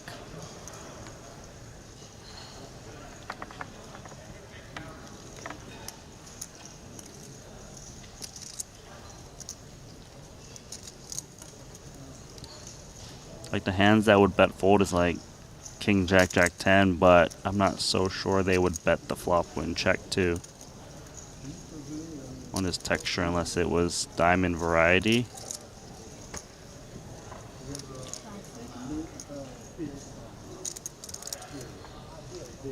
Does he ever just think Fedor's up to no good? It's tough. Tough for him to be up to no good here.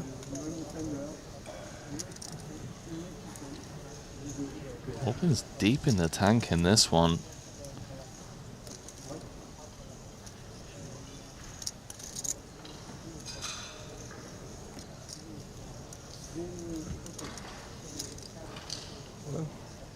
Wow, jams it. Yeah, he's going jam and a snap call from Fedor with the ace-jack.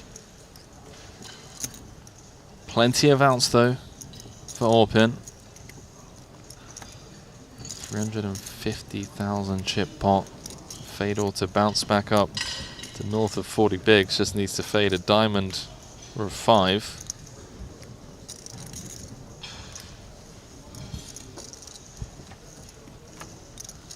Oh, it's the dirty way. Ouch. The 5 of clubs. Fedor going to be sent to the re-entry desk. It's not a cheap re-entry, it's another $100,000 going into the prize pool, courtesy of Fedor Holtz. Courtesy of Orpin getting there, bro. I mean, that's an interesting one. I mean, utilizing 2 time banks there felt like, you know, a lot of options were on the table. Maybe felt like it's much better to try and just push some equity with the 8 high.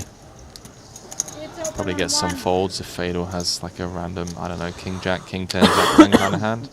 Yeah, but it's weird because Fedor wasn't the pre-flop raiser, it was Noctali.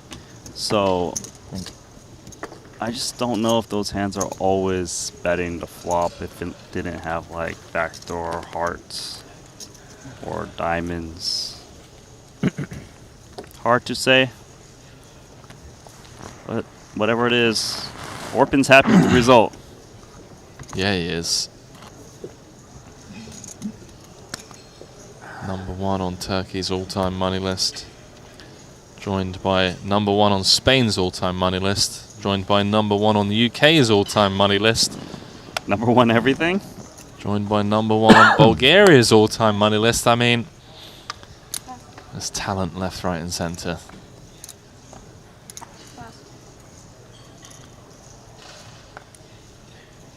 Solid start of a hand on the button. Ace 10 for Muller. 16. 316.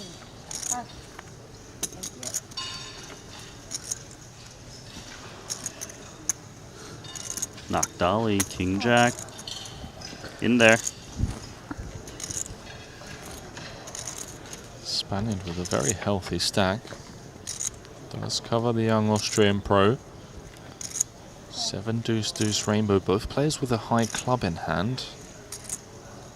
Yeah, that king of clubs should get Noctali to at least check call 1 on the flop. It's enough equity. King high could even be good.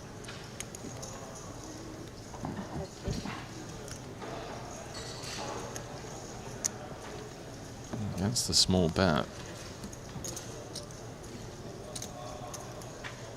Noctali going nowhere. 60k out there. And well, if king high was good on the flop, it's still going to be good on this turn, Randy. Yeah, that's actually a good card for Noctali from his point of view.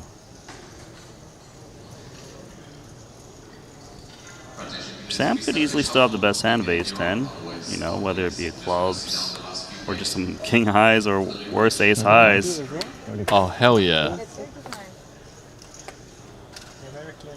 Pure value bet and equity denial against clubs. No nonsense from Noctali though. That's just muck it. Nice little pick up there on the button. Congrats. Muller. Fresh off that score, of course. Who are we congratulating? Is it Foxen? I mean, one would assume, right? Is that what he said? Congratulations? 2 people said congratulations to mystery player. Guess we'll see. We've jumped on over to the blue feature.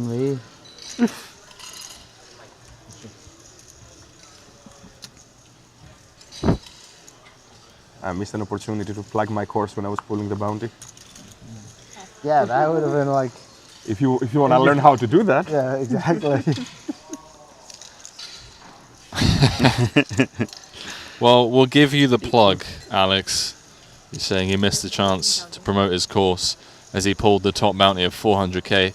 And it would have been a perfect time for him to say, and if you want to learn how to do that, guys, sign up to my course. So yeah, you feel around, you look for, you know, the one that has that special moment, that feeling, and that's the one you pull. Fair play. He only had 2 pulls, bounties, so...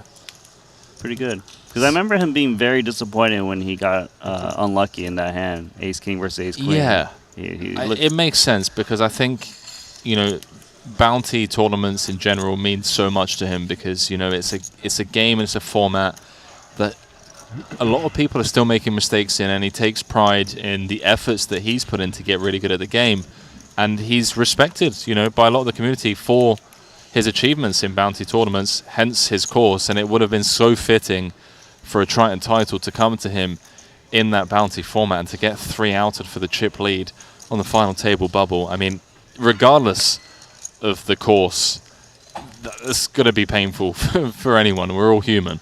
Yeah. So, onto this one. Haxton open. Punat flatted in position with King Jack off of a smaller stack. Didn't felt it was strong enough to rejam, but didn't want to outright fold either. Flops. Pretty good against Haxton. Worthy of getting chips in if necessary. You know, I've got a lot of lucky friends, Randy. I think Punsri's up there as one of the luckiest out of my friend group. Okay, but why are you saying he's lucky all of a sudden? I don't know. Ike's got ace. Yeah, Ike's got ace queen. Punat's pilled one off with the king jack. He's going to get value for at least one street, you know. I thought maybe you guys went in on lotto tickets or something and you guys won the Thailand lottery. I don't know. Maybe that's something we should do. I mean, maybe you're onto something there, man. All jokes aside, we're both very lucky people. I'm the luckiest person I know. Yeah. I think you are pretty lucky. Where are you going with this, Randy? No, I know your story. King Jack, bit vulnerable with 3 spades. Slight north of pot size bet remaining. 21. Yeah, still value to be had though from 9s through queens. Maybe even some 8x. 7s with a spade.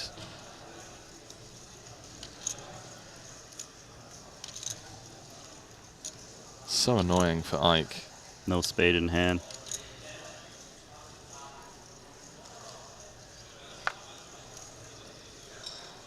Feels like Ike is a little confused how Punat has a king in this spot, but what are you going to do? You've got nothing.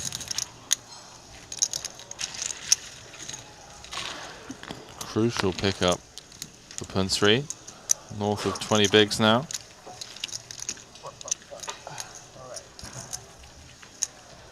Good one.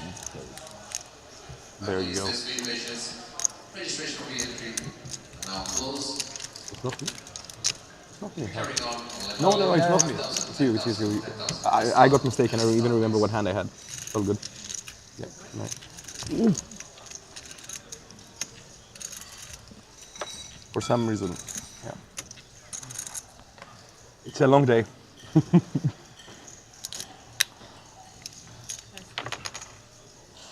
It is a long day. I mean, we forget about it in the booth, right? Like we're in here for 6, 7. Yeah, they're playing from the get-go. They're rebuying. Yeah, 1 p.m. until 1 a.m. most days. I mean, if you're running deep, obviously. A lot of guys in from the start. But they got the adrenaline kicking in, you know?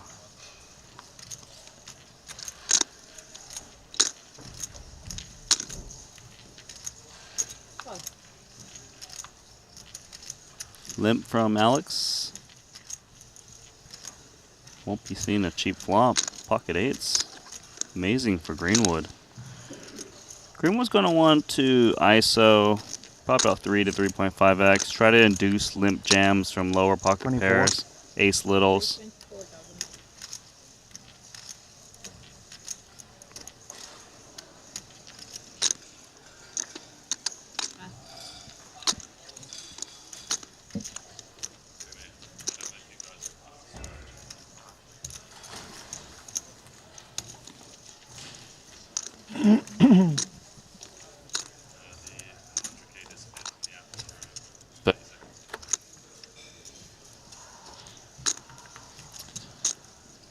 How about this top 3, man?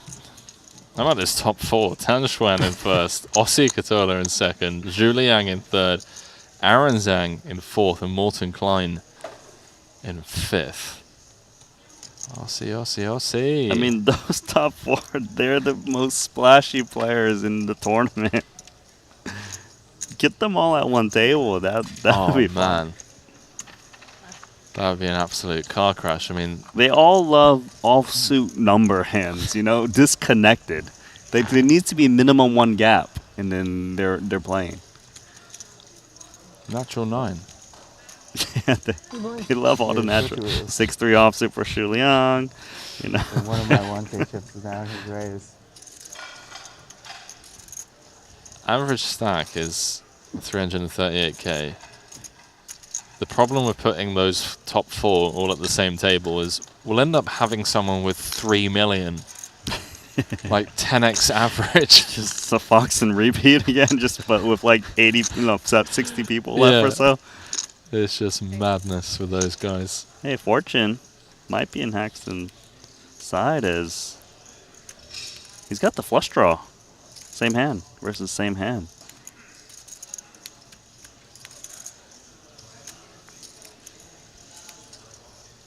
Morihine gonna continue.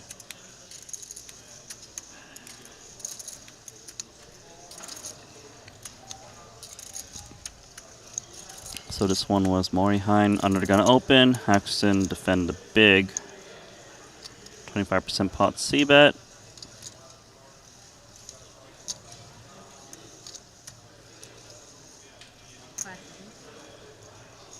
$27. This is getting fun. Check raise. 2.67x or so. Really uncomfortable for Morihane, who, through no fault of his own, you know, c-betting on the ace-high board with the top pair. It is one of those where Ike from the big is supposed to have a lot more flushes than the Frenchman, especially against the under the gun open. It almost feels like there's always a turn bet coming, you know? But the price is just so good. I feel like you just call, see what develops. You know, maybe it comes favorable to you. Maybe it's another heart where you're like, all right, you got it. 9's a decent card, actually, for Morihane. Yeah, I mean, at least he's drawing live, right? Against if a he flush. Was, yeah, if he was up against the flush. Plus, if you're up against ace-6, counterfeit that. I wonder how many one heart holdings Ike's supposed to have here on the big. I think he has quite a few, right? Like King of Hearts, Queen of Hearts, Jack of Hearts. Yeah, there's some. But at the same time, I feel like Morihane has all of those as well. Like, why does it have to be Ace of Clubs, Jack of Spades? Why can't it be Ace of Clubs, King of Hearts? And Ike's just owning himself. Yeah, I hear you.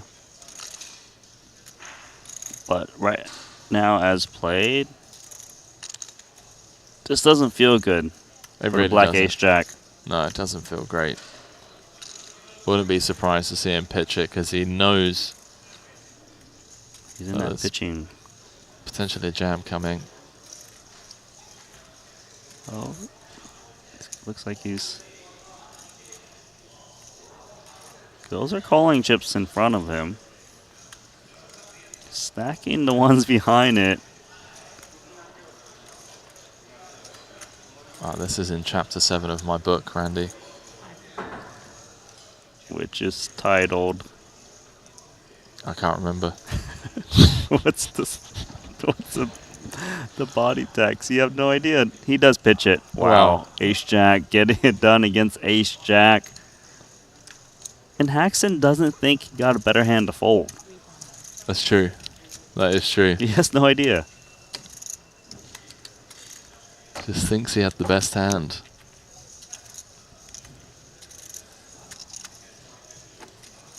Ike Haxton with the bounce back to 291k. That hand was some dark magic. I mean, how did he... Prince of Darkness, Randy. I know, but how do you get that result? Prince of Darkness, Ike Haxton.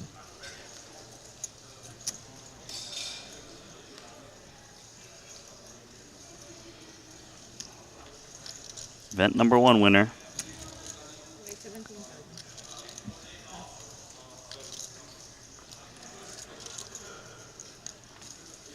Oh, hell yeah. You got excited. I mean, Sleeping Dragon's got a suited ace, bro. That's what we're all here for. He's like, yeah, this is good stuff. At least we get to see it flop, and you know, from there, it's just, you know, I mean, anything can happen. Back to the cards. Let's give it like some. Let's give it the deal. 3 to the party.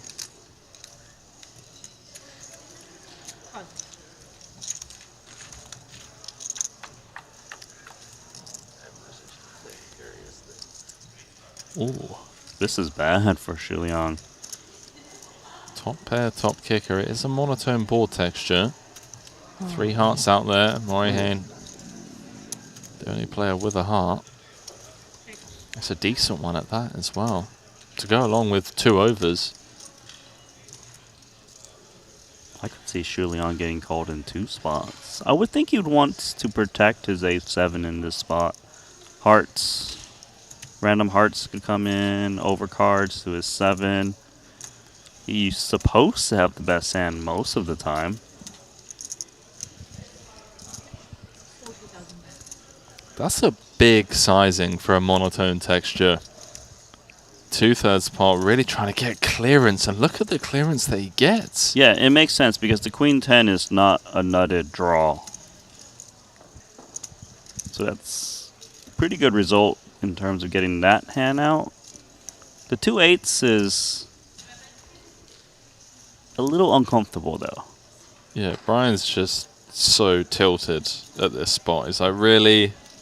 Against Sleeping Dragon? He's really? Like, it's hard to play turns if another bet comes in. Especially on that turn.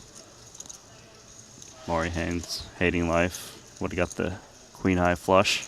Now I have to ask, Randy, does Brian still have like high hearts in this spot? Like, does he ever trap with like, let's say aces, ace of hearts? Yeah, I think it's reasonable. There wouldn't be much merit to check raising the flop. Well, set of 8s is looking good. How about that? But it's still a 4 flush. Yeah. I mean, but now he's beating 7s, 3s, and deuces. If that was ever in the Shuliang range, which, you know, after a few days of commentating on him, we've come to realize that a lot of cards are in his range. To value bet or to induce? Surely Liang knows his hand's no good. Question is, does he want to get a hand like black queens to fold? He has to ask himself, what heart is he value betting in this spot? It'd have to be a decently sized heart, right? Is he betting like, oh my god, did he say all in? Oh, this man is so entertaining to call the action on because you just never know what he's going to come with. Never know. Don't. Like the moment we saw him deal ace-7 of diamonds, we were like, okay, let's just buckle ourselves in, put the seatbelt on, and enjoy the ride. How many X pot is this? It's 2x pot. Brian Kim's playing 246k effective.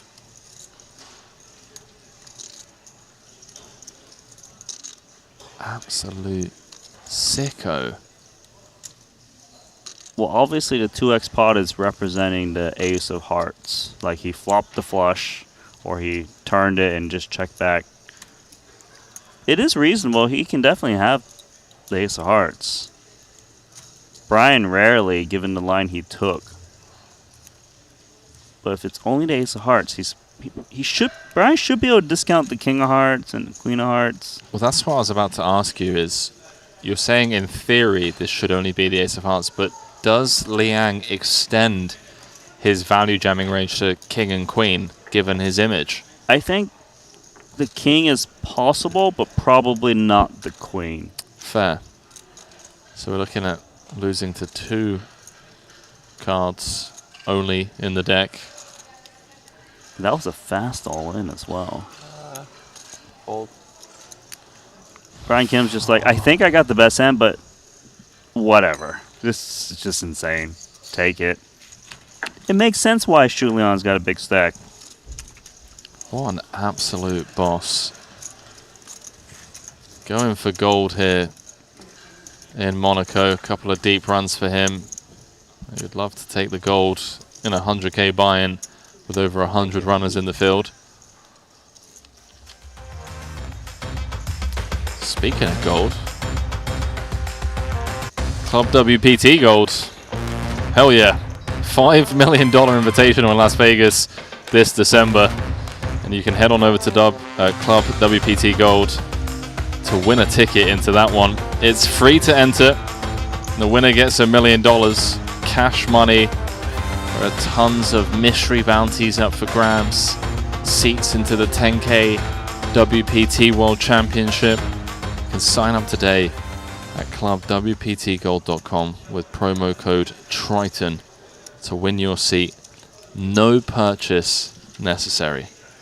So you literally have zero excuses to not head on over right now whilst you've got the Triton stream up. Reg yourself into one of the free rolls, free of charge, and potentially win 7 figures in Vegas.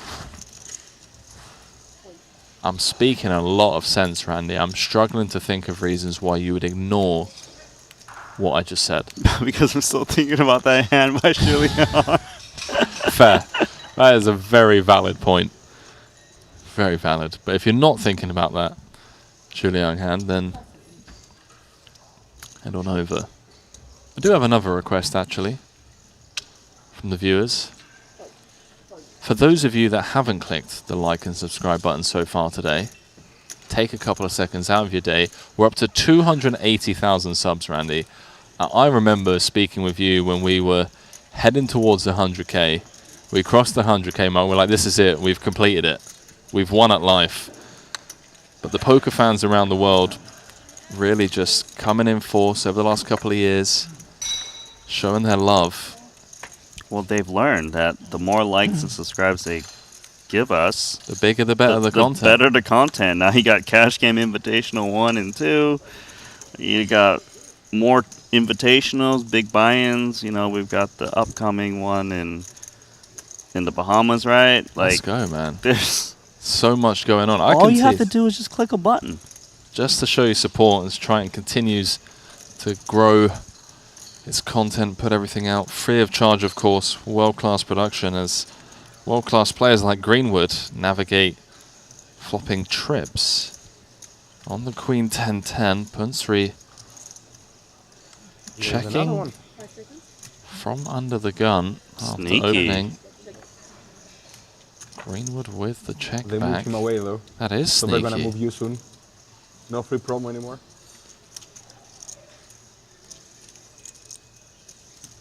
Not a good turn card for putting out Bones 3. More reasons for him to think his hand is good.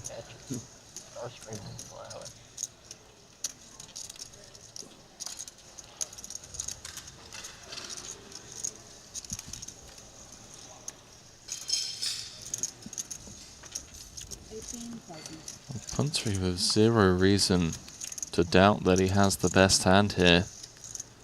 As played, 18 into 52, round third pot.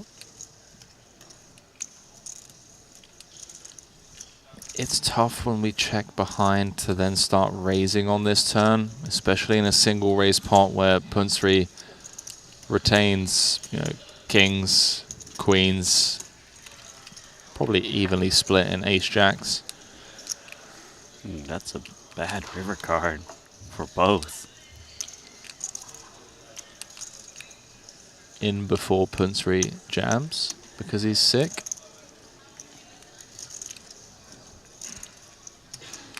If he jams, Randy, I take back what I said about him being lucky. He's just a straight up savage. I don't think he would jam in this spot, right? Full house blockers? No. Check, check. And just has too much showdown. Everyone gets to see that Greenwood tried to trap. Yeah. Unfortunate for him because he probably missed a little value due to the run out. Oh, okay. Mateos all in. Ace 10.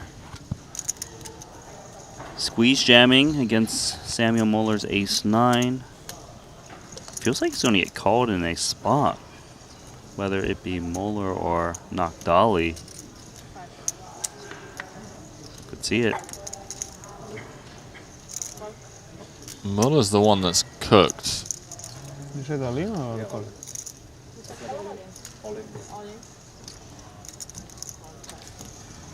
McDally might have called it off against his fellow countryman. Would have been very live against the ace-10. As it stands, Muller is hunting a 3 outer, or some spades or clubs. Some opportunities, 10% of the time.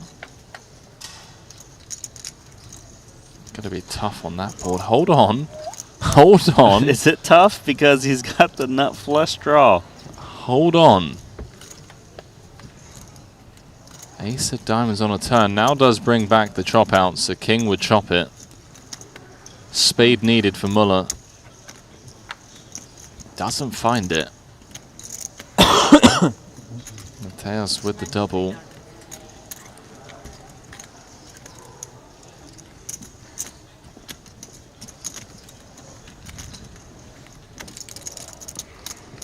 Up to 210,000 in chips. Decent stack. Good for 26 bigs.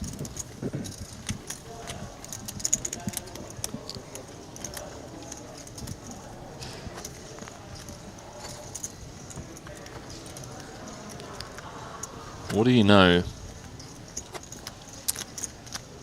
The Finnish casino owner, Ossi Ketula, has claimed the chip lead. He's now playing 1.3 million. The double KO, where he flopped bottom set.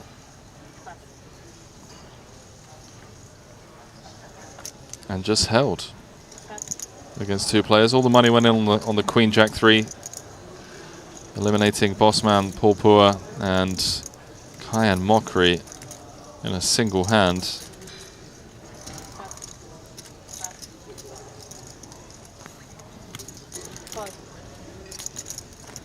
Mateos limping into Badzikowski. 4-3 off versus the Queen 5. Similar stack size. We're going to take a flop.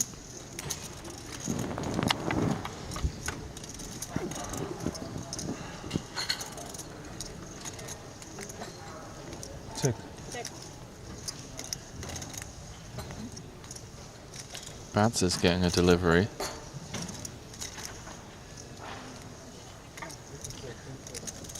Oh, I needed to get the shades out. There was no delivery to him. I respect it. It's all in the eyes, Chico. All in the eyes. Does check through. As Mateos now turns a pair. That's picking up a gut shot.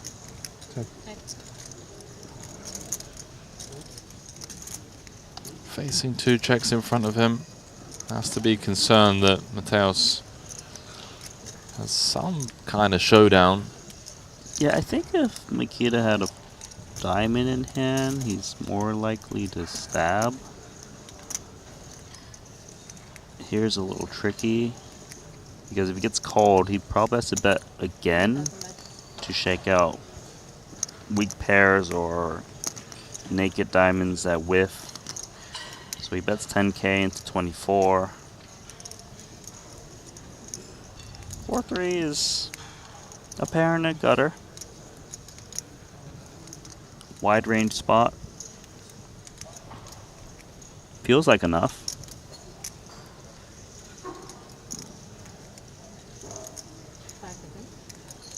$46. Oh, this is turning into a bluff. Attacking better 4s, 6x. Diamonds that aren't strong. You know, I came to this trip, Randy, kind of, I was excited because I was like, okay, you know, I'm going to be in the booth, get to call the action on some of the best players in the world. I'm going to treat it like a little study session, you know. Good to see what the best are up to. I started studying Hold'em about 4 weeks ago. Going to be heading out to Macau playing cash. I might just give up right now. That's so true. I might just give up. I might just cancel it. My plans for next year no longer exist. I was like, you know, I'm going to go play some cash games, play some No Limit. I've been in the PLO streets for the last few years. Recently decided that I wanted to give Hold'em a go. Back to PLO. Yeah, you know, it's safer there. Look, it's fun to watch. You learn a lot, obviously, watching these guys play and just seeing them trying to take a little bit of EV from each other, trying to deviate at the right times. It's good. It's good content. Oh, it's great content. Great content, don't get me wrong. It is great content.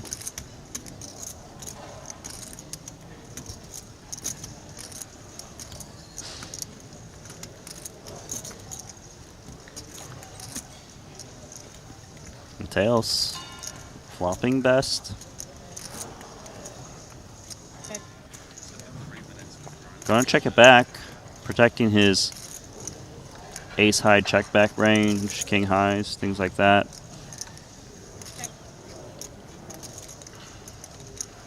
Randy, I just want to say we were both wrong, by the way. I'm looking down at the field, up to 122 runners. It's already surpassed, and its registration is still open. It's still open. It's insane, man. I mean, that's 12.2 million in the prize pool already, with late reg still open for a few more minutes. So we were off by quite some margin. That could just be players rebuying, not even the ones sitting on the sideline yet. Could be, yeah. I mean, it looks like Linus Lovso hasn't rebought. Roberto Perez, Ren Lin, Nikita Kuznetsov, Michael Soiser. Oh, man. What a day. Stakes are getting higher. Oh, 100k 8 max. The structure to this one a bit different than what we're used to. We've got this 100k. Then tomorrow, event number 7 is the 30k Turbo Bounty Quattro. Just a little bit of a sweetener, if you will, before the 200k Invitational, which starts on the 7th. So yeah, we got this 100k on. The people that bust the 100k, they get to go and flick in the 30k as they warm up and wait for the 200k Invitational.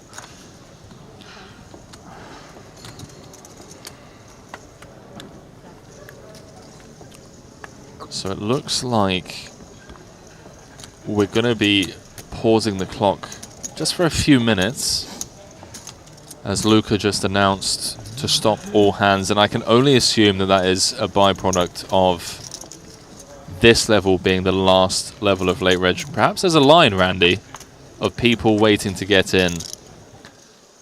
That is how things stand. So open Kisachoglu, chip leader at this table. Yaman Nakdali, bottom of the chip counts at this one, with 14 bigs. As the stakes get higher here in Monte-Carlo, event number 6, the 100k. So just like I suspected, we're just going to throw it to a 3-minute commercial break. Don't go too far. Continuing coverage when we return.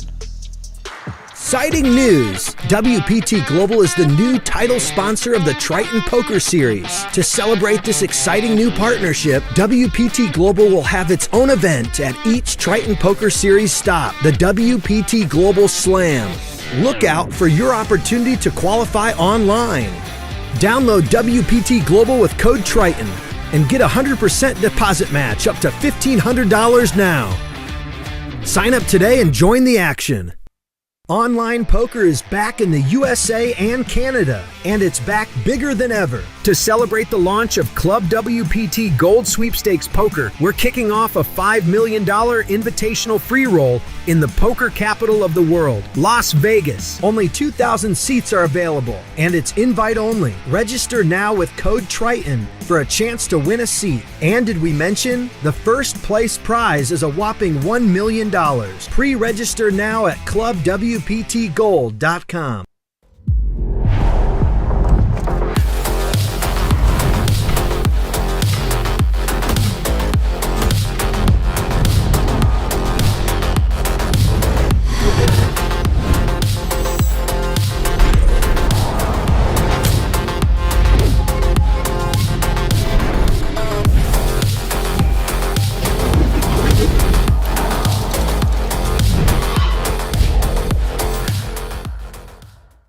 for the ultimate platform to place your bets on the biggest sporting events?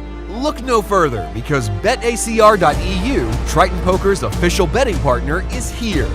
Whether it's the thrill of soccer, the intensity of football, or the fast-paced action of basketball, BetACR.eu covers it all. With real-time updates and competitive odds, you're always ahead of the game. BetACR.eu also offers exclusive poker events that you won't find anywhere else. Test your skills and make every hand count.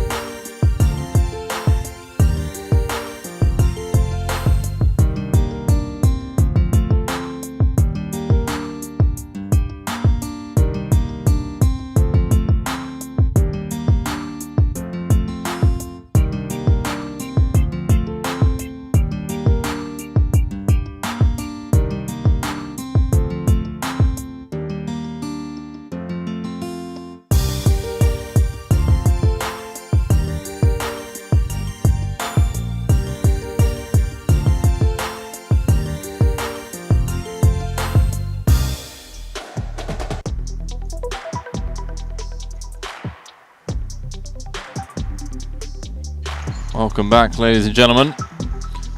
Continuing coverage of event number 6.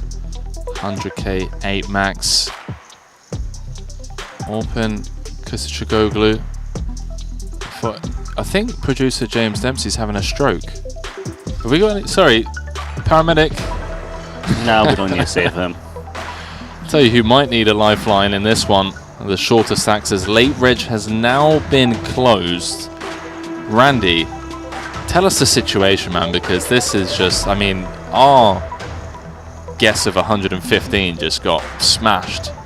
131 entries. So it's about like 2x what we expected to enter. I think we assumed about 15 more entries. 30 more people came in. Wow. 131 runners in this one, meaning a prize pool of 13.1 mil.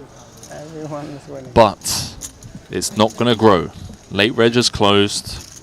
No more re-entries. If you bust now, you're on the outside looking in, and you're playing the 30k tomorrow. That's it. Well, Makita needs to have some restraint if he doesn't want to bust these 2 5s, but it's going to be hard to do so against Adrian Mateos, who opens a wide range, and he does jam. How much is that? Chidwick's got ace-jack. Yo, just quickly, bro. Where did Fedor get that jacket from? That is a dope jacket. Ali Najad would be proud of that. Chidwick facing the hijack open, cut off rejam. He's gonna take it. Time to gamble. I mean, not much of a gamble. Look at Makita, he's like, I know I'm beat somewhere. Gamble, my friend. Gamble. I mean, it's a big pot. 85? No 5? No 5. With 5, I would be crying. You want to know? Bro. I forwarded 2 cards that don't help you. That's the best mustache I've ever seen. Agreed. 2 random hands. 3-way all in. Bats in rough shape. That's what I wanted to say. Wow. Mateos is just drawing dead. Yeah, it didn't. Ace 10. That's because he said gamble pre-flop. Too much. Oh, you can chop, no? Oh! 5 on the turn. How can I check? How on earth King Queen is no chop? has he spiked the 2 outer? He's trolling, I don't know. I'll remember this. Isn't it? What? What do you say? I mean, if King and Queen comes, it's a chop, no? Ah, yeah. Bad spiking the 2 outer. You said he's drawing dead. I just said you're not drawing dead. That's Triples up. Good game, Adrian. Then in the side pot between Chidwick and Mateos. I mean, yeah, of course. After the 5, I also understand that he's drawing dead. Chidwick showering Really? Adrian See, but- only losing 86k in it because of the side pot between Mateos. I mean, poker's a sick game, man. And every single one of these people in this tournament, through free will, chose to play this game. With their own money, they decided that, okay, despite the fact that nonsense like that happens, I'm still going to part ways with this 100k and click the reg button. Well, the reason is because they just want to compete with the best. Some people just play for the competition, you know? And what better place in the highest stakes than Triton? Simple as that. That did not. It did not stink. Did not feel anything.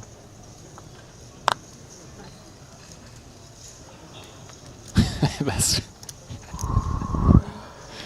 the guy's just saying that it didn't sting Mateos. I mean, 143. close spot for Fedor. The 6 is on the button. Does have a couple of people behind to worry about. It's also open jam of 14 bigs from +1, which should have a different range. It might even contain 7s and 8s. He's going to reshove. Gets the blinds out of the way. Good choice by him because he is the slight favorite with that slight blind overlay. All-in brought to you by WPT Global.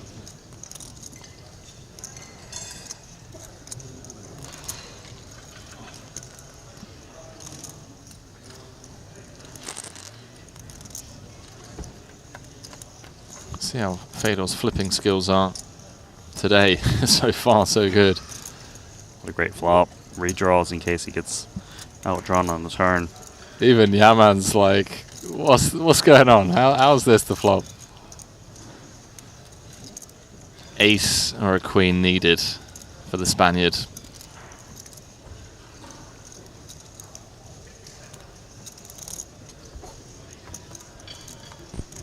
Doesn't find it. The Spanish are dropping like flies on table 1. Back-to-back eliminations as we see the 2 Spaniards depart. Mateos quickly followed by Nagdali. And with late registration closed, they've got nowhere to go but to hit the showers, Randy. Yeah, and grind the 30k tomorrow. Turbo bounty.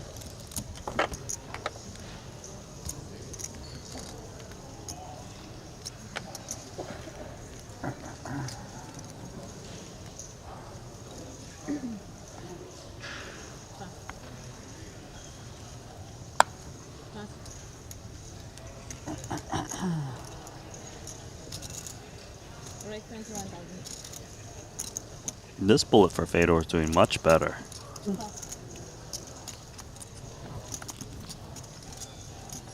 Wait, when was he bust? Did he not bust earlier? Was it just in my head? No, I feel like you're right, but I'm struggling to think how he bust though. Remember? Was it against Aussie? No, it was against Orpin, right?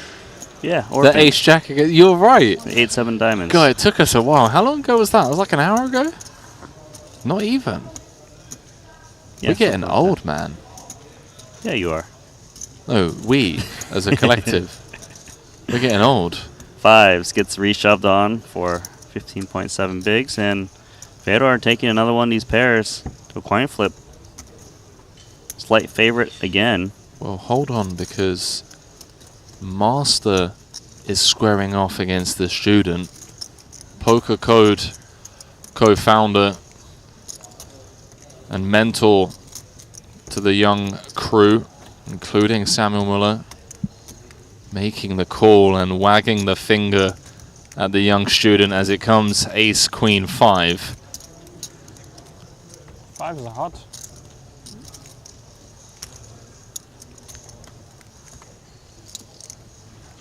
Muller.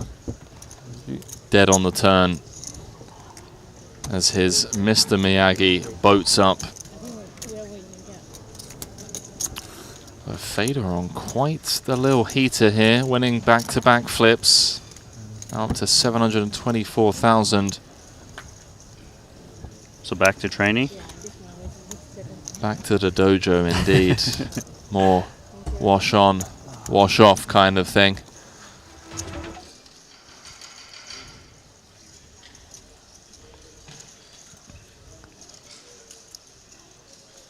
Not today, Daniel-san. Not today. Not today, Samuel-san.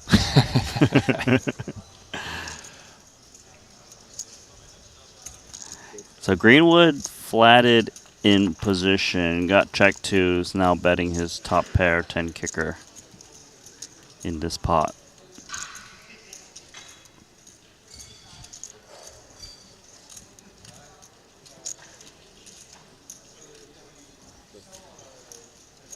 Tom with the check fold. Thanks. Yeah. So 131 runners in this one. Prize pool of 13.1 million. Just phenomenal stuff. So looking at a top prize of 3,046,000. We have 4 7-figure payouts in this one, which is just absolutely Yes. insane. Northern Greece. It's called Saloniki, the second biggest city after Athens.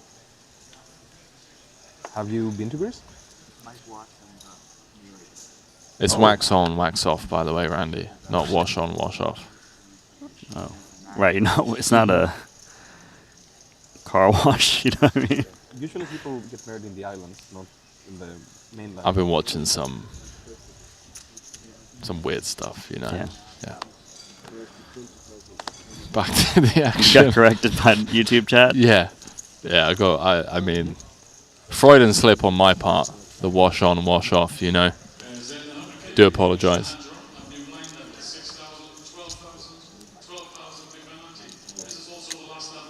Punat, min raising UTG ace 8 offsuit off of 12. People getting married in Greek islands is like a very big tradition. They come from all over the world. There you go. If anyone out there is planning on getting married anytime soon. Greek islands, apparently a hot spot.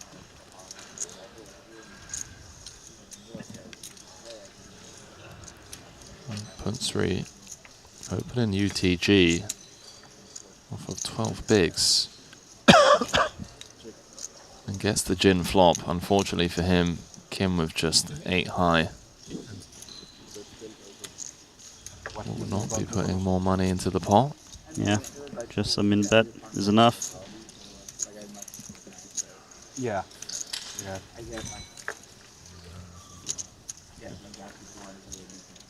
Mm-hmm.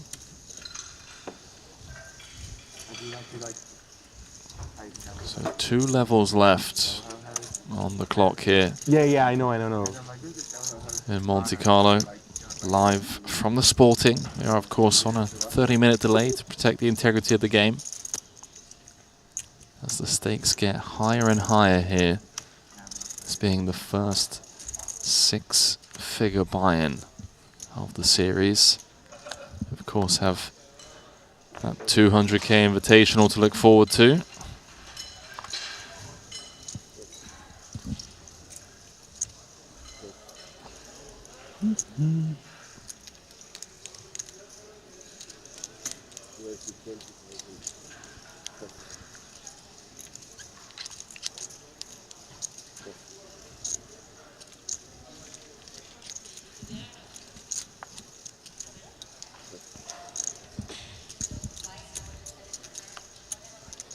This is problematic for Punat. Good enough hand to defend. Oh, pip by 1 in terms of kicker. Always the pip, man.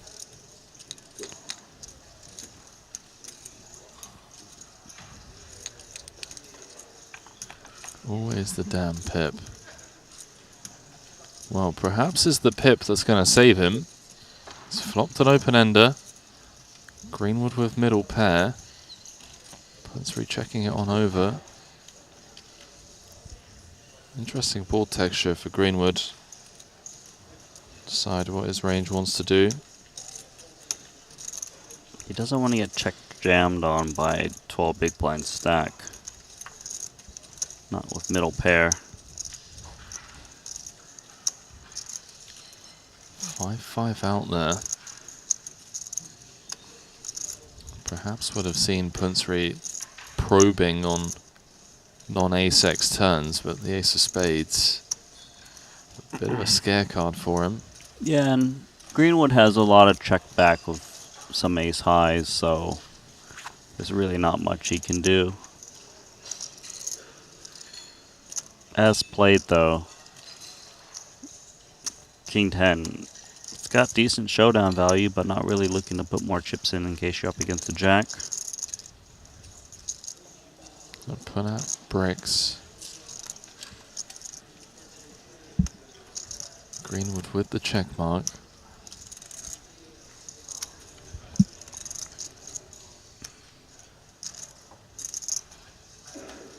Punat shouldn't think the King 9 is good. It's just, can he credibly represent a hand? I think he can. But if he's up against some like weak ace that's never folding, I suppose you just show down his 10 and win it a decent amount of the time against random hands. Be pretty thin.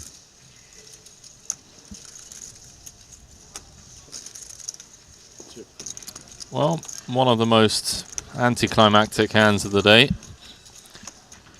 The checks all the way down to the river. Greenwood picking that one up. Punsri somewhat fortunate to not lose more money in that one. All the chances. Still didn't game.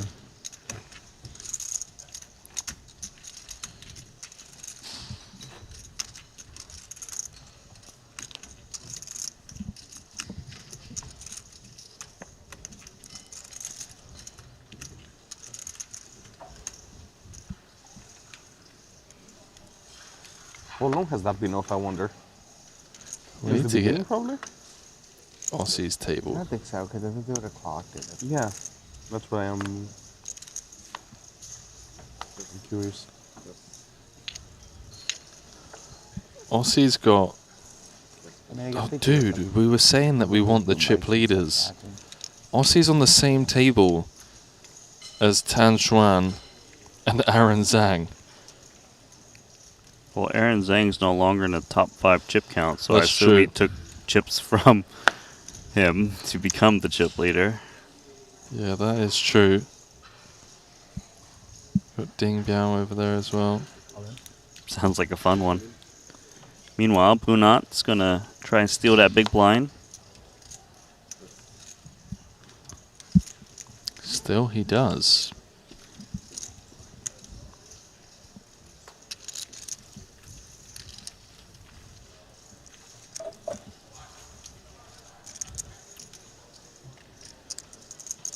Can sense that a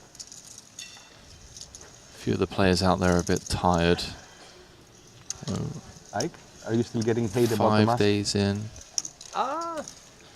There's a lot to go. Twitter, sure, but I mean, nobody bothers me about it in person, so I don't care. I haven't had people yelling at me on Twitter. It's entertaining. I mean, my offer still stands. Which offer? I said next time I get a Windows photo, I'm gonna. Oh yeah. Gonna wear a mask, just just to see what it's like. But unfortunately, might need to wait for Triton 2026. Right? Yeah. I mean, PLO, those are basically sit and go. Exactly. Greenwood's got jokes. Alex was asking Ike if he gets any heat for wearing the mask. You borrowing already got over 1% of the dips in this one. It's like only on Twitter, which he finds entertaining.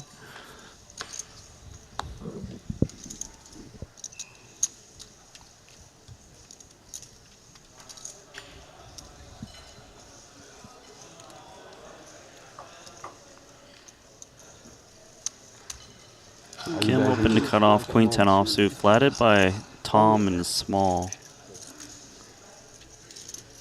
Yeah, that is very interesting indeed. Like, if I'm on poker news, I get a lot of shit. For Triton, nobody cares.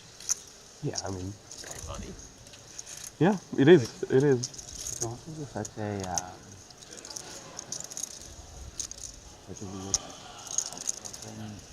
So king high texture for Brian Kim, very c-bettable with his type of hand.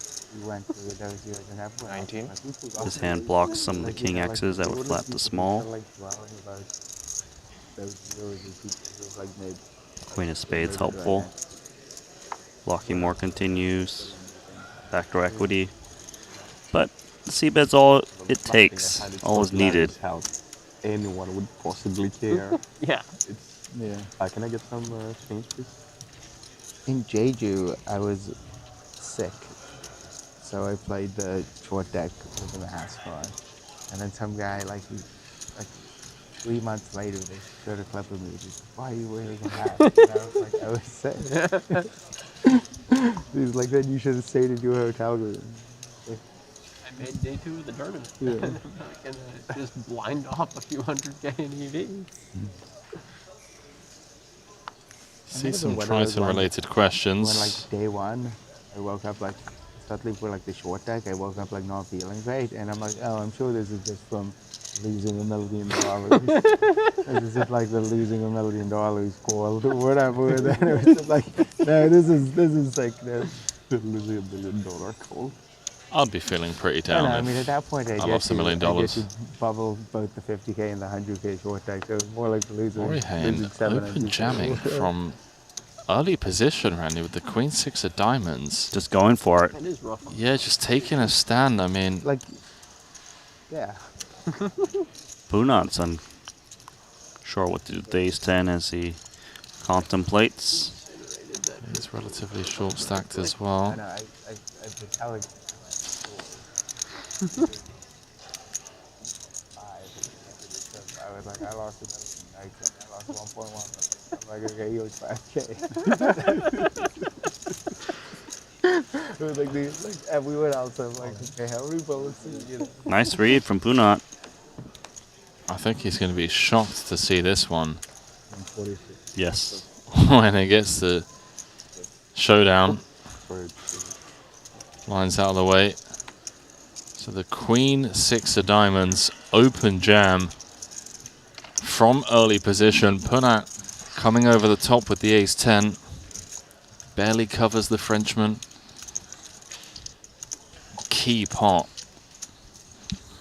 for both, not to state the obvious. I mean, Orihane's going to be out of here as he can convert this 38%. You guys are luring me to conversations that I haven't played a single hand. I also haven't. I doubled through you. We're just socializing here. No, I haven't played lots. Wow. Sometimes you just know. You're the culprit. What a flop. Distracting us. The king, queen, 3, 2 diamond board. 10 clubs on a ton does now present additional outs for Punsri. But only a couple. Ace jack or a 10 needed. Doesn't find it. As the Frenchman was clearly frustrated and hot under the collar about being on the short stack. Guess the double. Let's see if he now becomes a more patient man. So questions from the chat. We have had a $1 million buy-in. In fact, there was a £1 million buy-in with 50,000 going to charity. That's the one that Aaron Zhang won. Of course, Bryn Kenny got the lion's share of the prize pool in that one. Biggest Triton, I think, must have been whilst I was away in Jeju. There was just insane numbers over there. from what I saw. Yeah, misses the hand. Yeah, and then our second biggest buy-in is going to be the one coming up. We're going to have the 500K Invitational where we're going to have 6. Yeah. That's going to be huge. I'm just going to Pretty low stakes if you ask me. Two players putting in 500K to pair, that's $1 million apiece. It's going to be good. That's insane. You're going to want to watch that. Because we've been doing like 200K Invitational, like here. Yeah. 250. Between 200 and 250, yeah. And then we're like, you know what? Let's spice it up. It's just like everyone fires 2 bullets anyway. let's make it a 500K. So, Burnett crippled after losing that one, obviously. Down to just 2 bigs. Nice hand for Greenwood in a spot where he's going to get action from Theologist. Queen Jack offsuit dominated, and he's got position with the ISO 3.5x.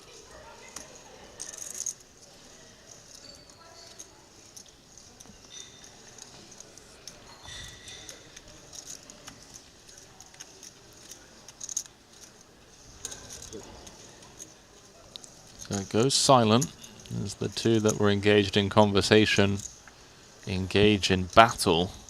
Blind v blind. Here comes King 9-5 Rainbow. Beautiful flop for Greenwood, top pair. Very decent kicker. Backdoor clubs. Interesting decision for Alex as well, if he faces a bet. Should face a bet.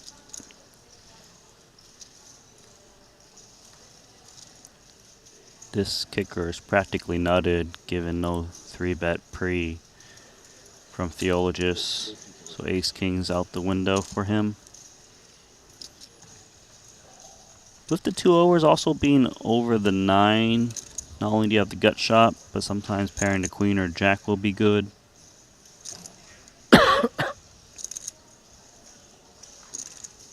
Especially because Greenwood is going to be very balanced out of the big with hands that he 3.5x's with. So going to contain hands as strong as this, but also going to have a lot of raggedy hands as well. Maybe hands that we have dominated, like some Jack 3-0, Queen 4-0 type stuff. Yeah, 10 deuce off. These hands are probably isolating, taking the stab. Trips now for Greenwood. This is nice. Obviously wants to get value out of a worse king or 9x. 5x possible too.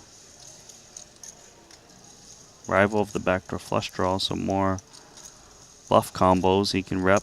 They're credible.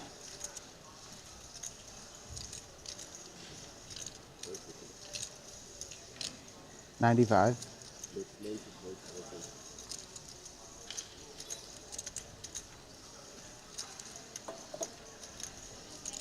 Goes Geo.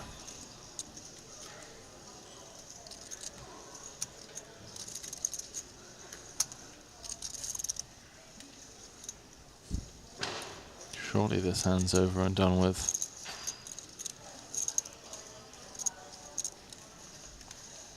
He's reaching for calling chips.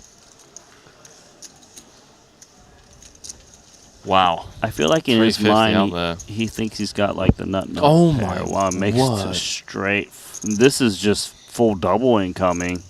Greenwood's out of here. He was just joking about how his next Triton victory is going to come in 2026.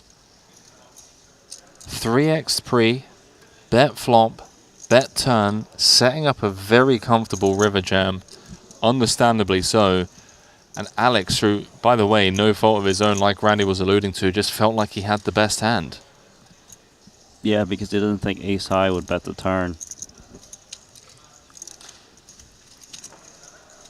Greenwood effectively jamming 177 of his 187.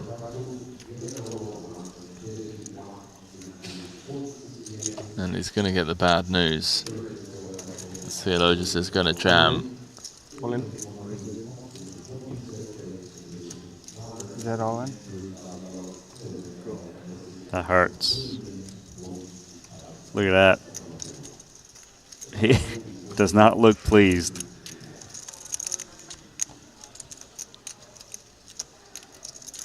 Wow. We all felt that one. 100K buy-in. Gone. Like that. Just the look of shock on Greenwood's face as the two hands were tabled. He's mashing away on that phone. Yeah, like the cognitive dissonances. It took time for his brain to just kind of figure out what just happened. We've all been there. I mean, that's brutal as we jump back into this mystery hand. By the way, open raise 21K. Makita called from the cutoff. Flop and check, check. Turn. Open bet 46K. Bad's called. The river open went blockish, sizing down. 35K and Makita has pounced. My first reaction when he puts that downsize bet on the river is like some kind of maybe river to ace or like a king queen that just doesn't think worse will call. So it's just trying to give your opponent a good price.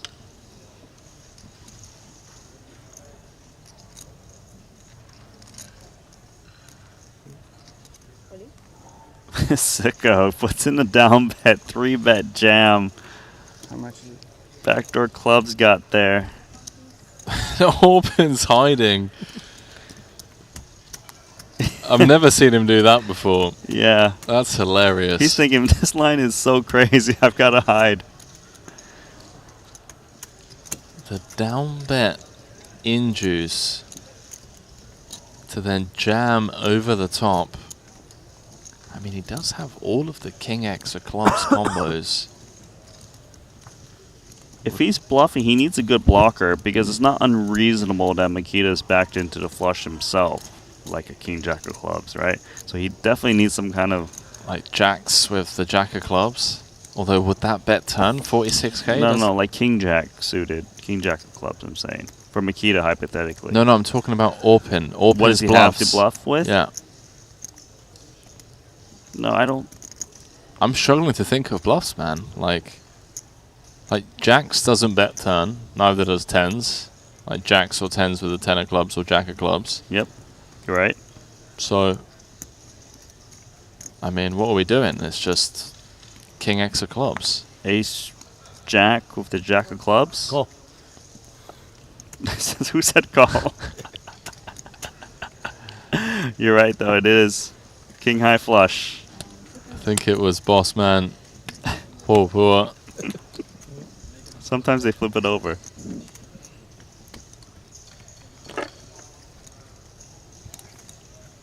Open with a big old smile on his face after getting his man to put 175K out there. I mean, perhaps though. If they could see your club, you would be. You almost slept. Given that Bad's folded a straight, Orpin may be costing himself there by going for the small bet in juice. Had he bet like 60%, maybe Bad's jams for value. Or at least raises more than 175. Yeah, but it's also possible that Bass just calls then at that point too. That is true. So getting 175K is a lot of chips. That is true. Hello, Patrick Antonius. 27 bigs. Probably like Donald Duck. Donald Duck like jumping in the in the pool.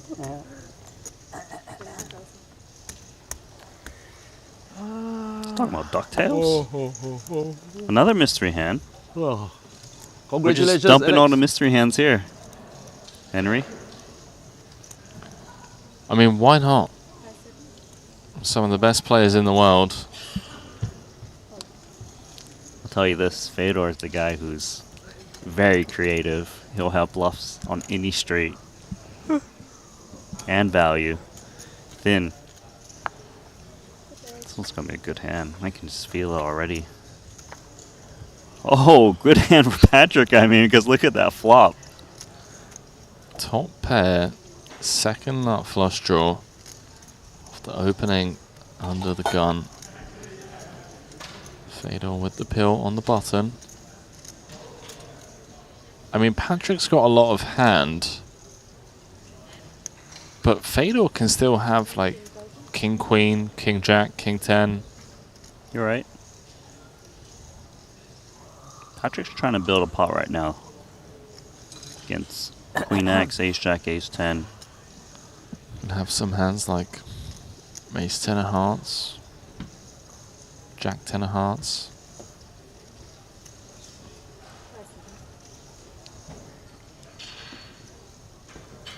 Let's make the call.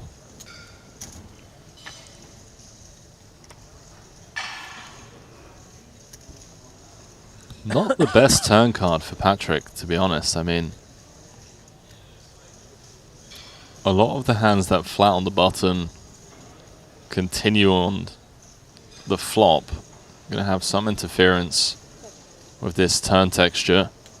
Yeah, there's definitely some improvement to Fedor, whether it be the best hand or pair straight draw.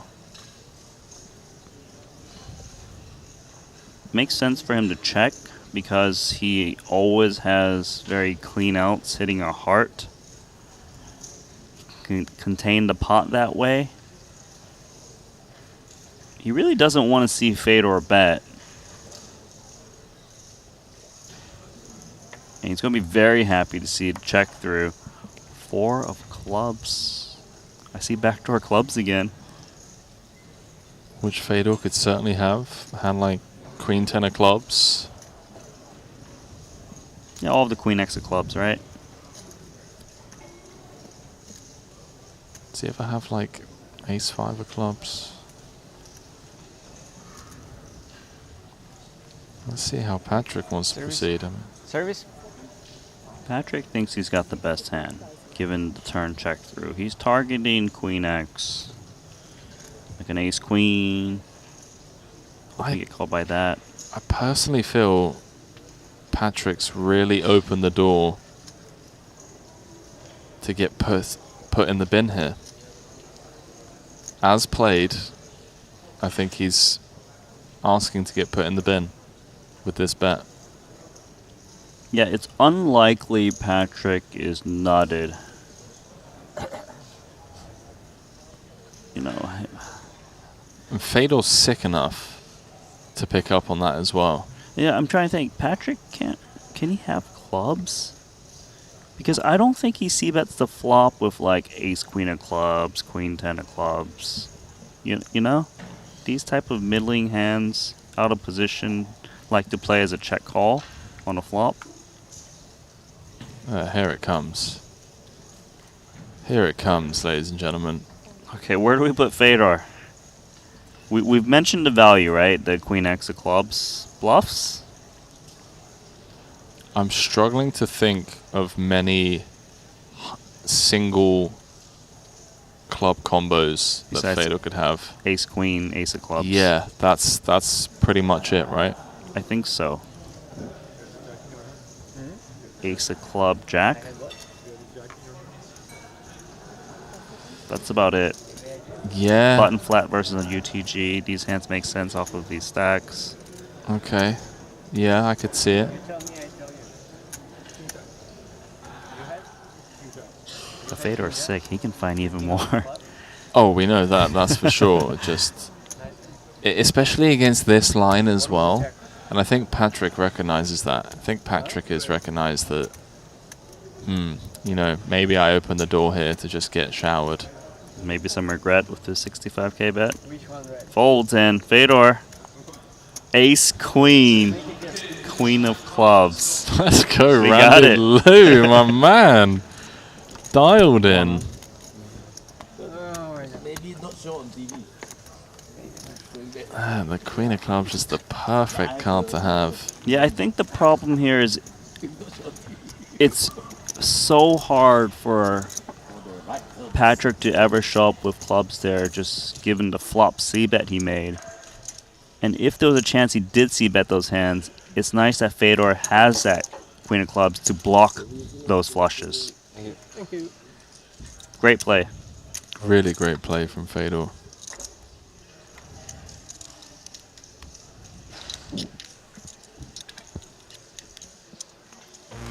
So hold on. Ike's down to 8K. We'll talk about that after. The #1 training app for poker players. You can see Aspen Jorstad, WSOP main event champ, rocking the GTO Wizard patch. So he's always out there putting out content over on their website. ICM spots, chip EV spots, how to approach final tables.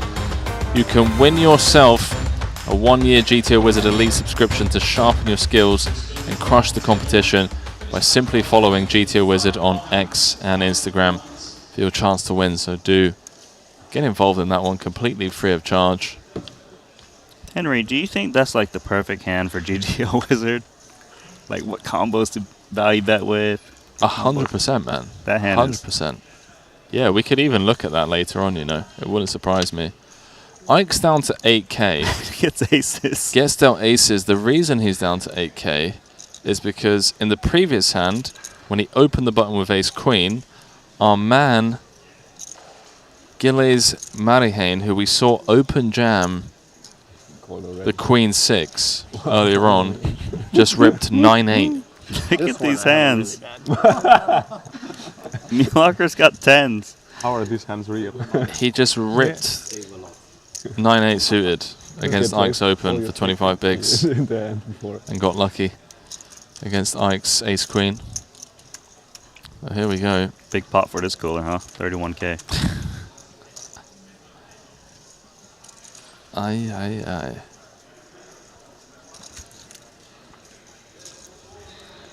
I mean, at this point, you just want a 10 to come, just to put you out of your misery. Okay, he does want to win this hand, alright? He's still in it. Still in it. Actually, it's a great start for you. If Ike would have doubled the hand before, you would have been bust now. Yes, it's a great start. Great. It's sick. Well, I'm gonna be the smartest and say it. Yeah, but the cards would not have been the same.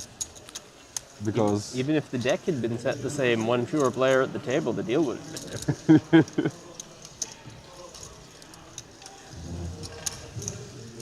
Guys nerding out about butterfly effects. So Ike's still in with a chance as the blinds go up to 6K, 12K, the final level of play today. 13.1 million in the prize pool. Tomorrow, the players that bag and tag are going to be coming back and battling it out for 3,046,000. Runner-up's going to get 2,063,000. So we're going to have our, well, it's not $1 million heads-up match, but close enough. A near 7-figure heads-up match. Third's going to receive 1,376,000, and fourth will be receiving the last of the 7-figure payouts. Be going home with 1,127,000. 23 places paid in this one. Min cash of 152K. Tournament chip leader is none other than the man that made the Royal on that mystery bounty final table. Ossi Ketula.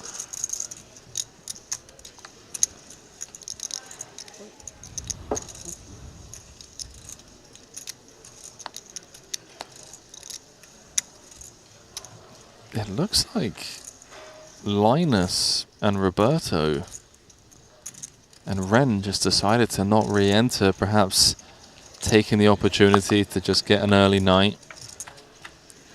Gonna try and come in fresh for that 200K Invitational that's just round the corner. I think it's also because Linus and Roberto Perez, they come from a cash game background. They like to play with more blinds. So if they don't build stacks early? They're just like, it's not worth the variance. Different ways of thinking.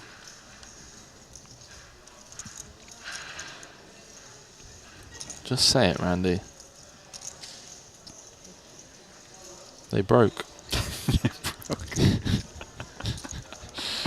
I'm I'm joking, of course. I mean, well, nicely put. Two of like the biggest cash game crushers. The cash game guys are always flush with cash, man.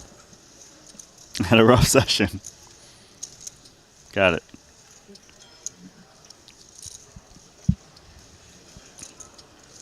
Jack 7 still best.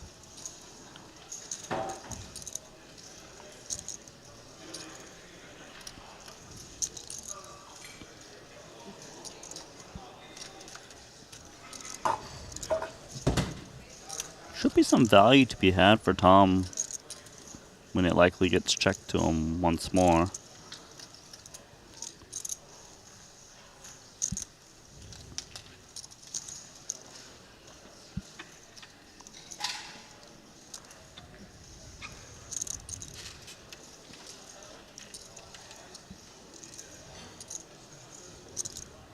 Surely going to try and squeeze something out here. I mean, he's facing 3 checks in front of him. 36k out there. Yeah, there it is. 75% pot.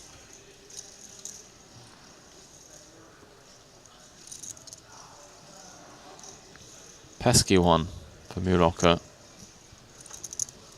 Just ace high.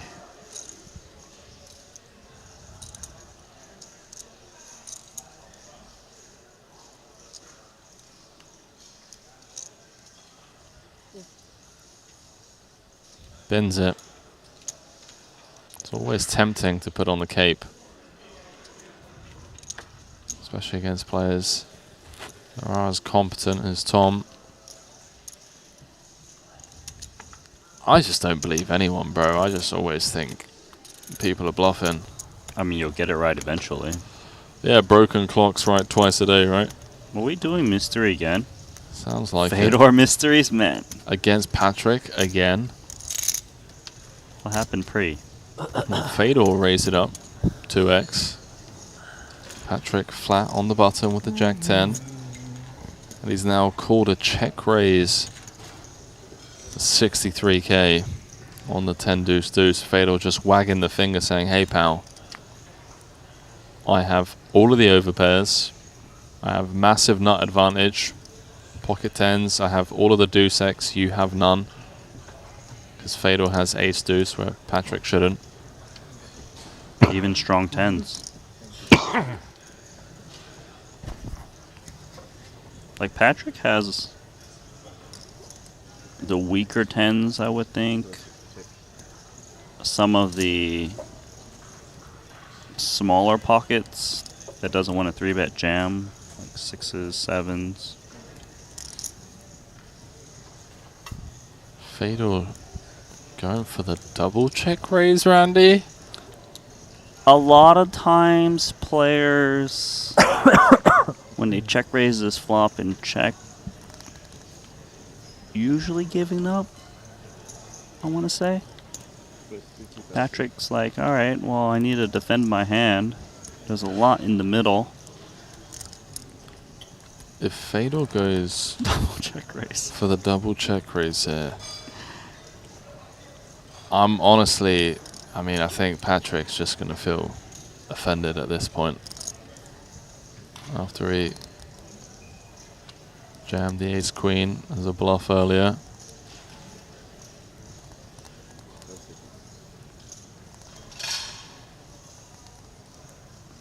Okay, he didn't do it. We're okay? I mean, I just think Fedor has the nuts here, bro. Which like, one? He's just giving, like, just, he the beats whole range. Jack 10, yeah. He's just giving Patrick as much rope as possible. Well, as played, after check raising flop, checking turn, I would think Patrick would still want to value jam 108 into 316. Yeah, he's now beating, you know, ace 10, king 10. Fedor is actually jamming himself. What an odd line. Check raise flop, check call turn, and now lead jamming. Perhaps just because he expects so many 10x to check back in position. Yeah, Fedor just wants it all. Force. Oh my gosh. GG. Okay. The year Fedor's back? Oh, that was just grim. That makes sense now. The line makes sense. He was Chop is fair. nutted Take chop. in the one hand you didn't think he had. Pocket fours. Now it makes sense. You said over pairs, deuce, tens. I knew he had the nuts, bro. I knew he had it. 6, 7. What's happening here? Julian's giving Ike a spin for his 31k. Dead. Ike on the bounce back from 8k back up to 111. I mean, Yeah, give him 19. He's worked hard. 19, yeah. nah, that Fedor hand's sick.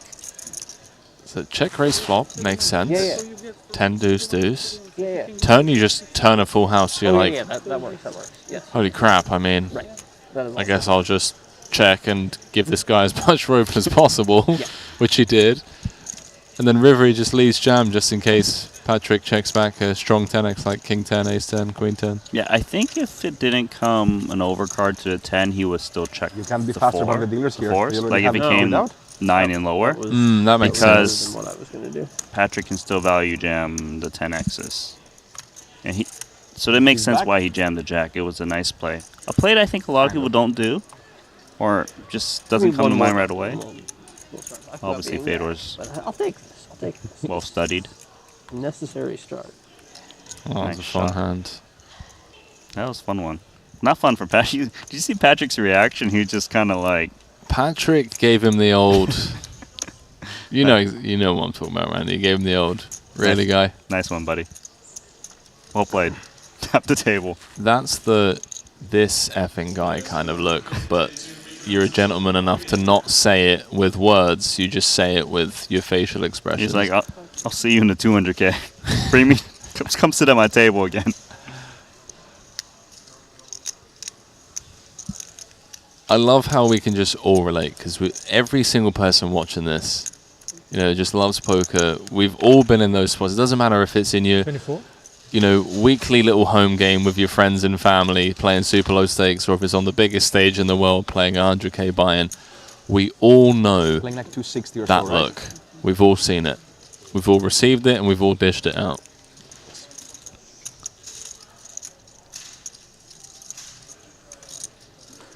It's a look that Alex Theologist got earlier on from Sam Greenwood as well. He did. He did get that look, didn't he? There's a few of that today, and the highest buy-in we've shown so far.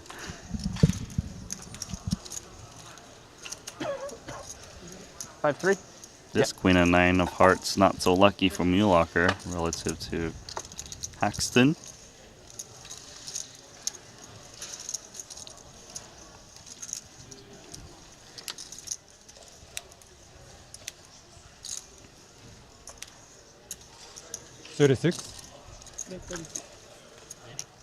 Sizable. Thereabouts, half pot. Who have we got jumping in here? It's like Chan. Is it Wailong Chan? It is indeed.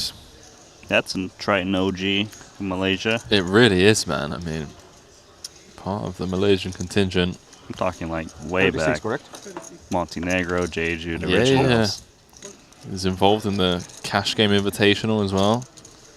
Playing some 500 1K. Played the Triton Million too. Thank you so much. I'd like to order for takeaway like that. Wait, there was a Triton Rusher in 2018? I think it was one of those smaller, not like a full tour. Okay. He came third in the 100K Super High Roller there for 472,000. This guy's got a lot of cashes under his belt.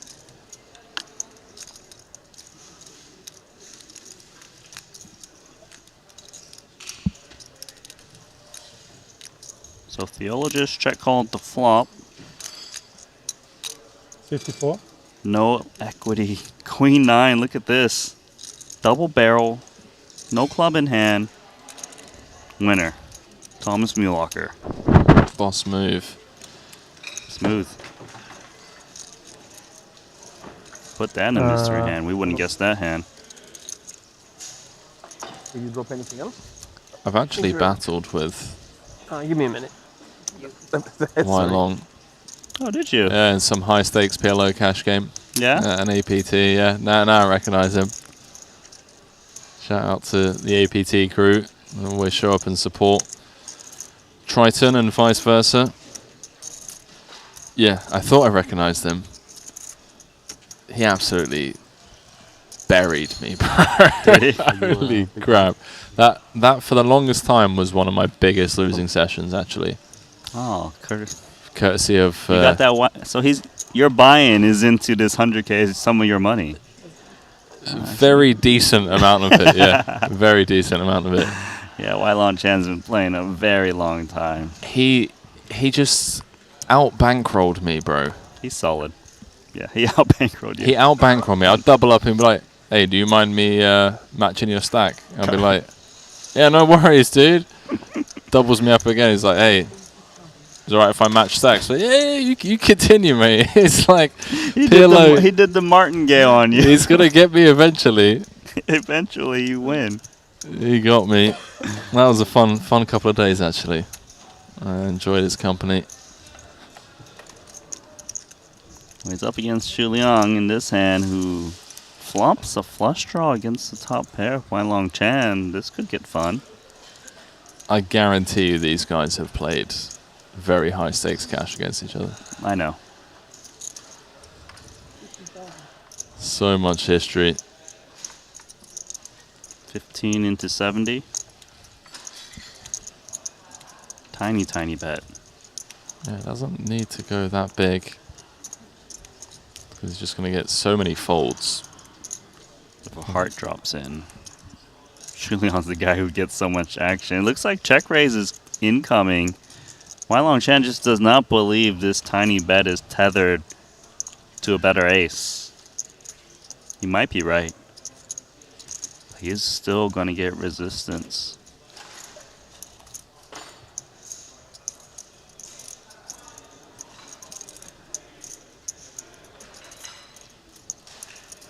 I wonder if Sleeping Dragon just says, hang on a minute. What's going on here? I just have the strongest ace-X. You shouldn't have any from the big. Just comes with call, though. I mean, the reason you call also is you don't mind inferior hearts staying around and, you know, stacking it when flushes come in. Cautious against two pair set instead of deuces mainly. Clean turn card for Wai Lon Chan, and he's very confident, still betting. He just doesn't believe that he's up against a bigger ace.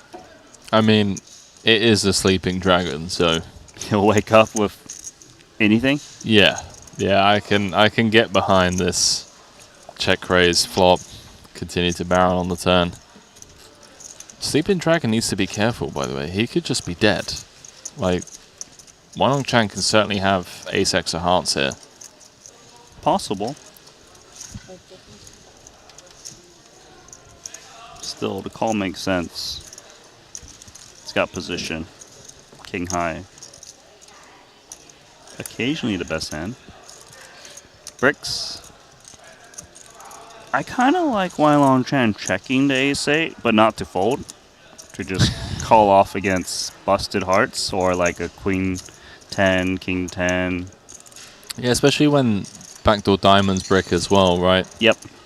A lot of those king 10, queen 10s that you mentioned that have backdoor diamonds that stick around on a turn. If he jams here, he's just saying, call me worse ace. And that's very possible to be in Xu Liang's range and might even call it off. A check would be nice. Never to fold for 137k remaining with 320 in the middle. You can see he's kind of debating What's better? Well, he's going to jam. Sleeping Dragon with just king high. And even losing to some bluffs. Like king 10 of diamonds. King 9 of diamonds, I don't know. 6-5 of hearts.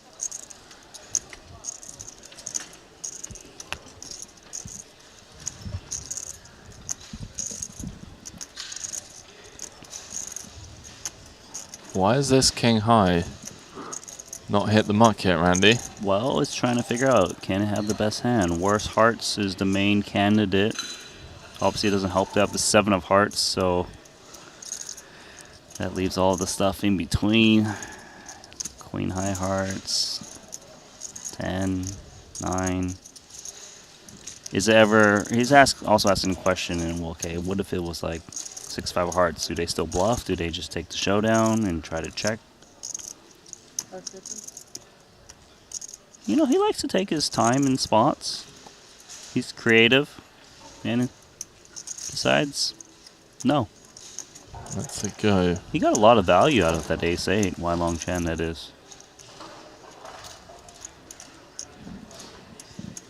Really nice.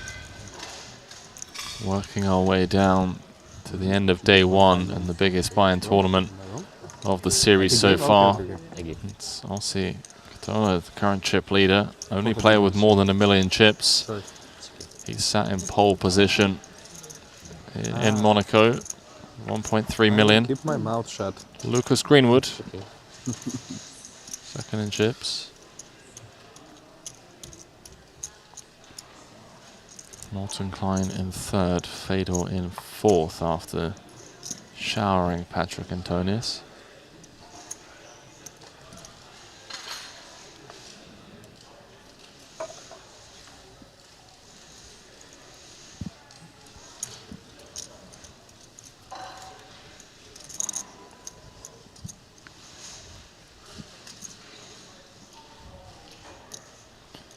Morihane gonna open up front. I feel like he's really fun to watch with a lot of chips. He just got this boss kind of look about him, and you know, some of the hands he played already, you know. Yeah, this guy looks like he exited 7 different startups that all made billions. He looks like an AI company co-founder. You know? You know exactly what I'm talking about. AI company go. Yeah. I mean, sure. He looks like he builds computers on a weekend for fun. Like and the fact that he's got the gamble in him as well makes me love him even more. We know he's got the gamble. So Queen 6 suited and an 8-9 suited rejam. Was that what you said? No, the Queen 6 was just the open jam, remember? Yeah. From I remember that one. Like 12 bigs. But yeah, the 8-9 suited was a 25 big blind rejam from the small versus a button open. 4 ways. Lots of diamonds in these holdings. There's Ike that flops best. Has less than pot. Let's see how Ike proceeds with this one, by the way. I kind of think he just outright rips it. The reason I say that is players tend to c-bet into 4 a lot less. He's still going to check. I wouldn't have minded it.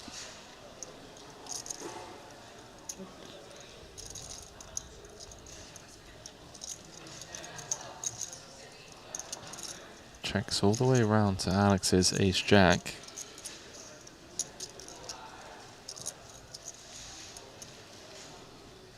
Looks like he's going to take a little tickle. This 2 is overs. Great for Haxton, right? Because he's now got another 28K in there. Well, I don't think Alex is going to be folding to the check jam if Ike check jams, which one can assume he will. Just because it's so little more, and maybe he's got the best hand. If not, 2 overs to the 10. I see what you're saying. That's going to get rid of the sevens for Morihane. Alex makes the call. I'm happy to see that one. I mean, that he's ahead. Could have easily been against a stronger 10. Does need to fade the 6 outs twice. We already saw one ace folded. Yeah, let's just get a 10 right away. Wow. Ike's just asking for a 10 right away. There you How go. about the jack of clubs? Yourself. We'll see. No, I mean, just sweat at least. All right. Not to be Ike Axton in the 100k. Just got super unlucky and a couple of big spots, including this hand that sent him home. Getting it in good is all one can ask for over the long term. The left, the rest to variance. Be gentle, be gentle. Gentle with the boss, Yes. 100k. Have to, sorry. Have a good hand. One very good card. Oh, same suit. Ace. That's close. Deuce. Wait.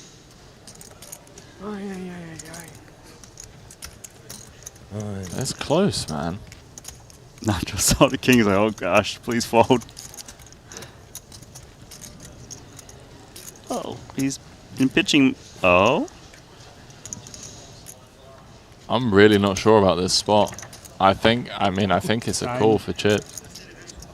for chips. Oh, I don't know this Should be called. spot. Paul saying he doesn't know this spot. Check high and high. Queen high.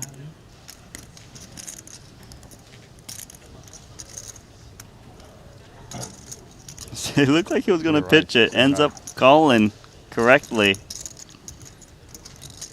But I run very good against you always. Ask your card, no more good. The ladies, wow, you almost folded. Oh my god. Yeah, lucky I used Thunder. That's a bad card for me. Oh my, what a flop. It's never easy, Paul. Unless it comes a club on the turn, it's very easy. Use. Put a 4. Let you have 2 outs. Use. Ooh, flash draw. Nacho did say he gets lucky against boss. It was nice playing with you. He said GG's, and it is GG's I ran indeed. good against you always. Okay, GG. That was a fun run out. Merci. I think he's going to look back on that Salut, one Sandra. and study it with the boys later on, and they're going to tell him it was a good call. Wow, I'm peaking in the day. Oh my god, I never had more chips than this. Big one. Yeah. Barbero, I feel the 345k. we finish in 14 minutes? Sit up with one. Yeah. That's it? Fatal Holtz has taken the chip lead. What a life. Alex Theologis in second after eliminating Ike. Aussie still with north of $1 million. He's third in chips. He runs super well. Well, it looks like the Chinese delegation, they're no longer in the top. Tan Xuan, Xu Liang, and Aaron Zhang, but they're still doing all right. Book actually. How to win flips. And ICM is for poor people. I think it's gonna be a bestseller.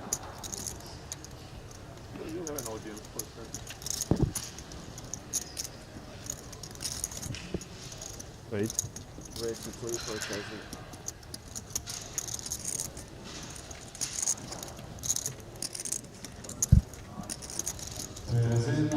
Don't do it, Bats.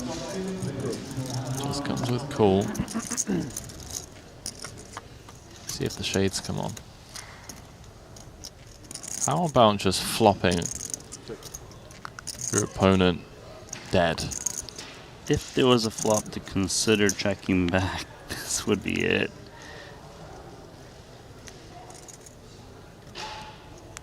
Is he gonna He's going to put in a min bet. He's trying to induce a check raise and build the pot in case he is up against an 8x. Bads with a potential check raise hand, BT dubs. Like, that's 7-6 of clubs. Blocking 8-7, 8-6. Wrapped around the 8s. Backdoor clubs as you see him pounce. This is exactly what Barbera was looking for. Oh, he's jumping for joy. Bet sized it perfect.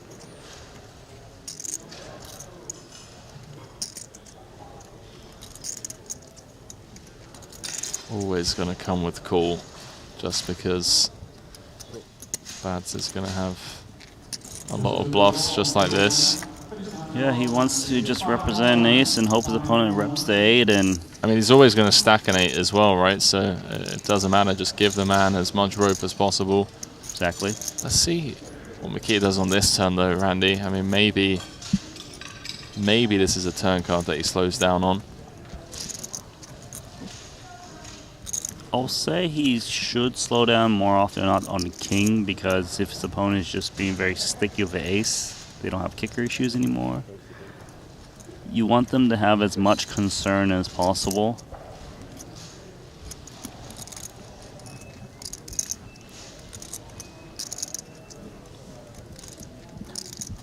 I feel like Nacho's got to check this one back. For his opponent to not follow through on the turn means an 8 is just so unlikely.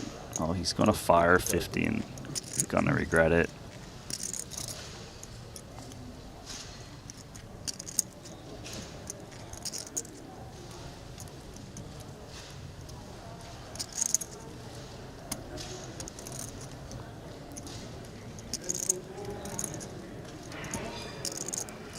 Seven high hasn't hit the mark yet, but I think it is now. There we go. I had nothing.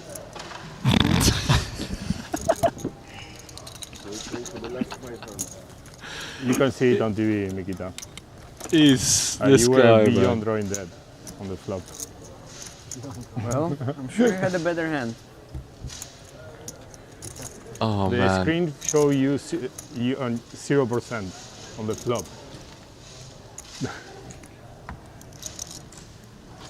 Zero. Well, it wasn't 0 because it could have been runner, straight flush. Man, how do you don't have the 8? What a scam. Is the only person I know that complains about winning He pots. doesn't have the 8. That was loving life when he check raised. Just imagine I'm gonna see like 10-9 on the stream. No, I swear I had it, yeah. Why would I? The hand is over, why would I lie? We've seen him lie before in these spots, Randy. Mm-hmm.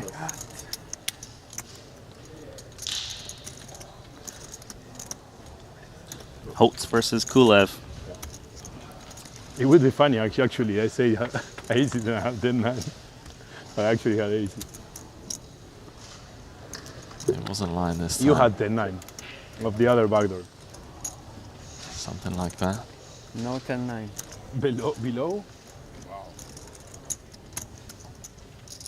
Should I check this out? I had a very pretty hand. 7-6 of clubs. I needed the turn to be a club. Being very honest in that conversation. The 8 of clubs was there? I mean, yeah. Oh wow, I could lose. Could have lost. So I wasn't drawing dead, huh? I'm not sure, maybe there was ace of clubs. I don't know which one the club It was ace of clubs. It wasn't ace of clubs. But there was a backdoor. Fatal with the c-bet. As he extends his lead atop of the chip counts. No, I think the ace of clubs was there. Chip leading the 100k. 55 Okay, left as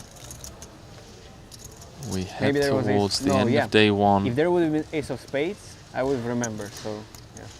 Then there was ace of clubs. Just because ace of spades looks so special.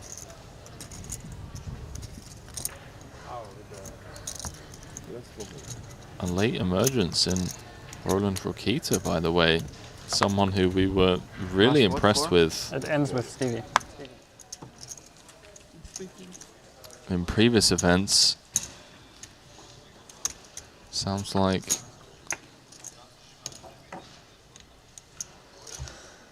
Sounds like there's 3 hands left. As Holtz just said, it ends with Stevie on the button. Holtz was about to go into the big blind.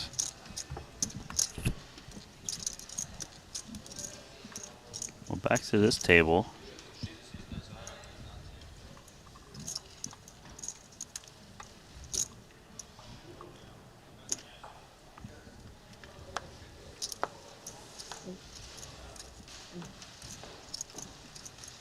Aces.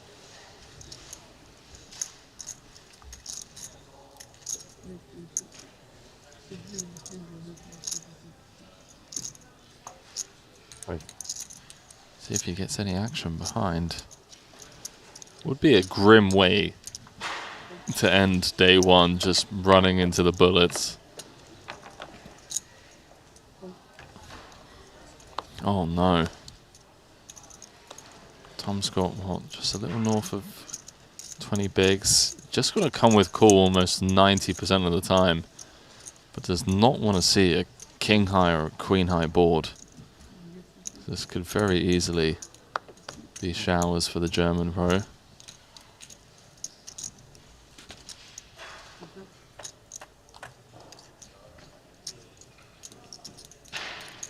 That's just a disastrous flop. Not to state the obvious, Randy. Yeah, this is bad. Real bad. Michael Jackson. Like, his hand is good enough to even consider check raising the flop of King Queen. Wouldn't surprise me, and I wouldn't fault him for it. I mean, nothing wrong with calling as well. But definitely losing a lot. 65. Yeah, there it is. Music to the ears of Waliong Chan.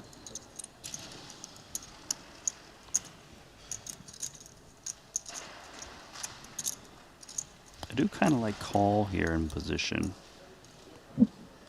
You don't have to let it check through, given, you know, your opponent has to act first. Unless you really think your opponent always has a king, but I think these players are so balanced that they definitely have bluffs. Also nice to have the ace of hearts. Yeah, and the SPR is going to be less than 1 going to the Queen of Hearts turn.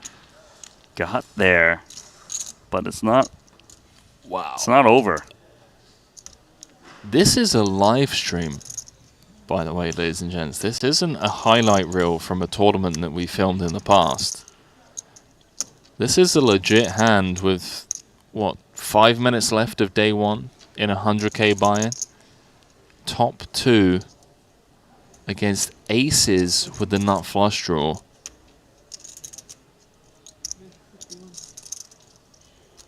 Tom opting to go for the non-all-in.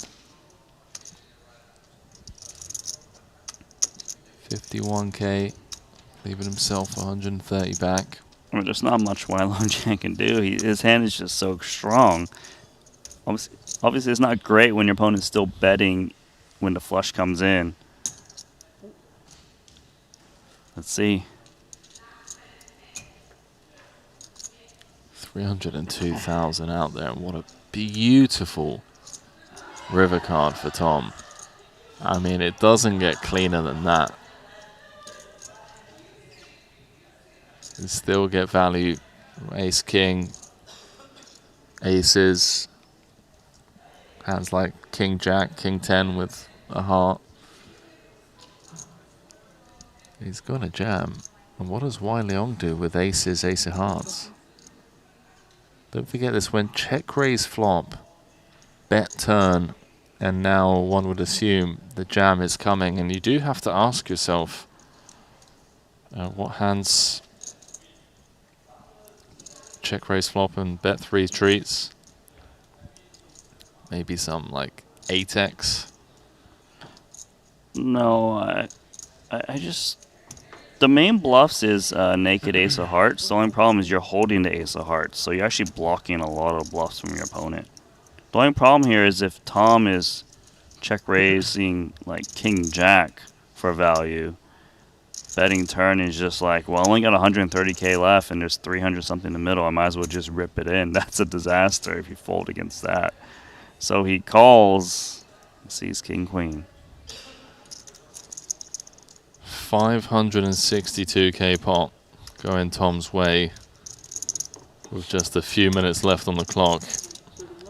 Up to almost 50 big blinds. And Wan Leong Chan just mocked the aces once he got shown the top two. None of this like, oh, look how lucky you got, dude. You know, this guy, bro, he's... No, he's just asking, it's okay if I can cover you? I'm lucky. Okay, I can reload? Oh, man. How about this for a top five? I mean, Fedor in pole position, Morton Klein in second, Alex Theologis in third. It feels like every time I'm talking about the top 5, top 10 stacks, Alex's name is thrown in the mix so far this series. Ronald Rakita in fourth, Lucas Greenwood in Peter, I fifth. hope you didn't check back flush. I don't mind if you had the straight.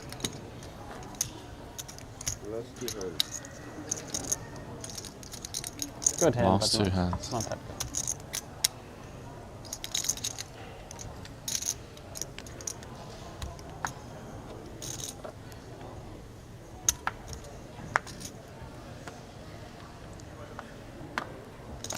You know what? Oh, I thought I was going to be mystery hand time for a second because it didn't show Orpin's cards, but he folded. Queen Jack from Mikita Bodzikowski. 21 bigs. Trump went down. 24. 57. Oh. This is the last one? No, the next one. Tomorrow's going to be a long day, by the way.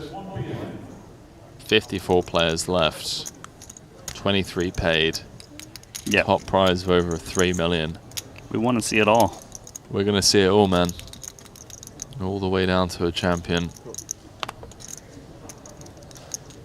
As expected. I mean,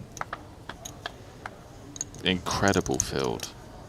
Phil Ivey in the mix. Ben Tollerine. Been some incredible hands already. I can't wait to see tomorrow's.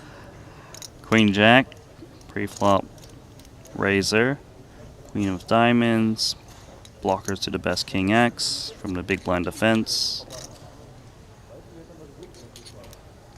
2 overs to the middling cards. 33.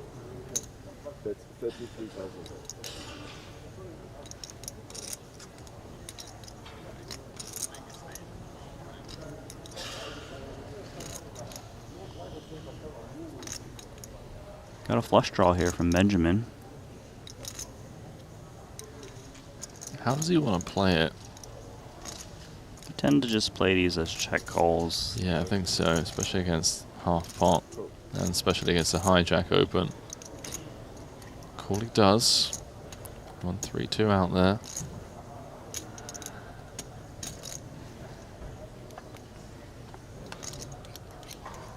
That's a fun turn card. Potentially see Ben lead on this turn.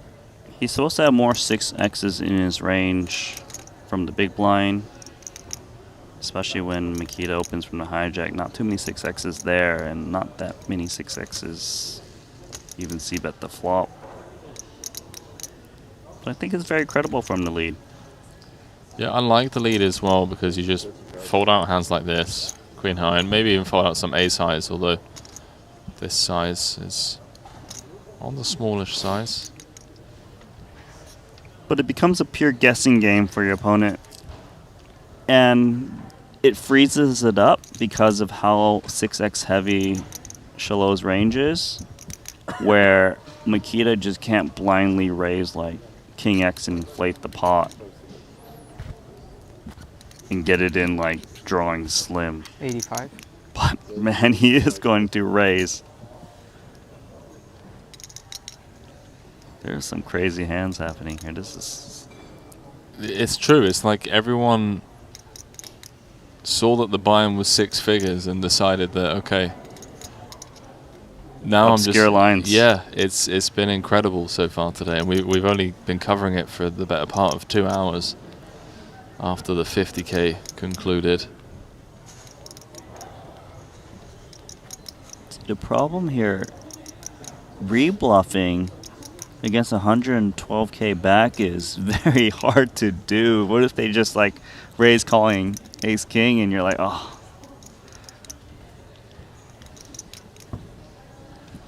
And he's not drawing to a nutted diamond. Could just be dead, bro. I mean, he's calling. 302 out there. Oh, gets there. 5 of diamonds. Completes the run out. Salle does get there. Could have been cooked, man. I mean, well, he's contemplating just open ripping the last 112K effective. it's weird to me because if he leads, the only size is jam, and in my opinion, and correct me if I'm wrong, you're never getting better to fold, and you're never getting called by worse. You're never getting called by worse by really strong players, and obviously this tournament is just full of strong players. Because the way the hand's playing out, he should always have a flush if he lead jams. He also has all of the full houses. We're at a minimum. At a minimum, yeah.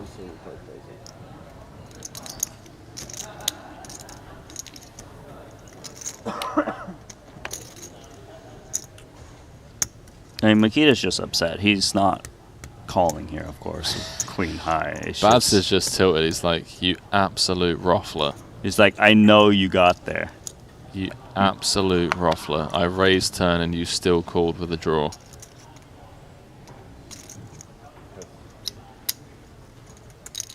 Hey, listen, man.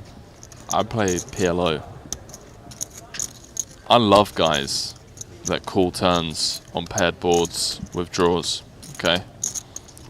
I'm a big fan of those guys. They can stay in my game. Although a little different in PLO, but I know what you're saying.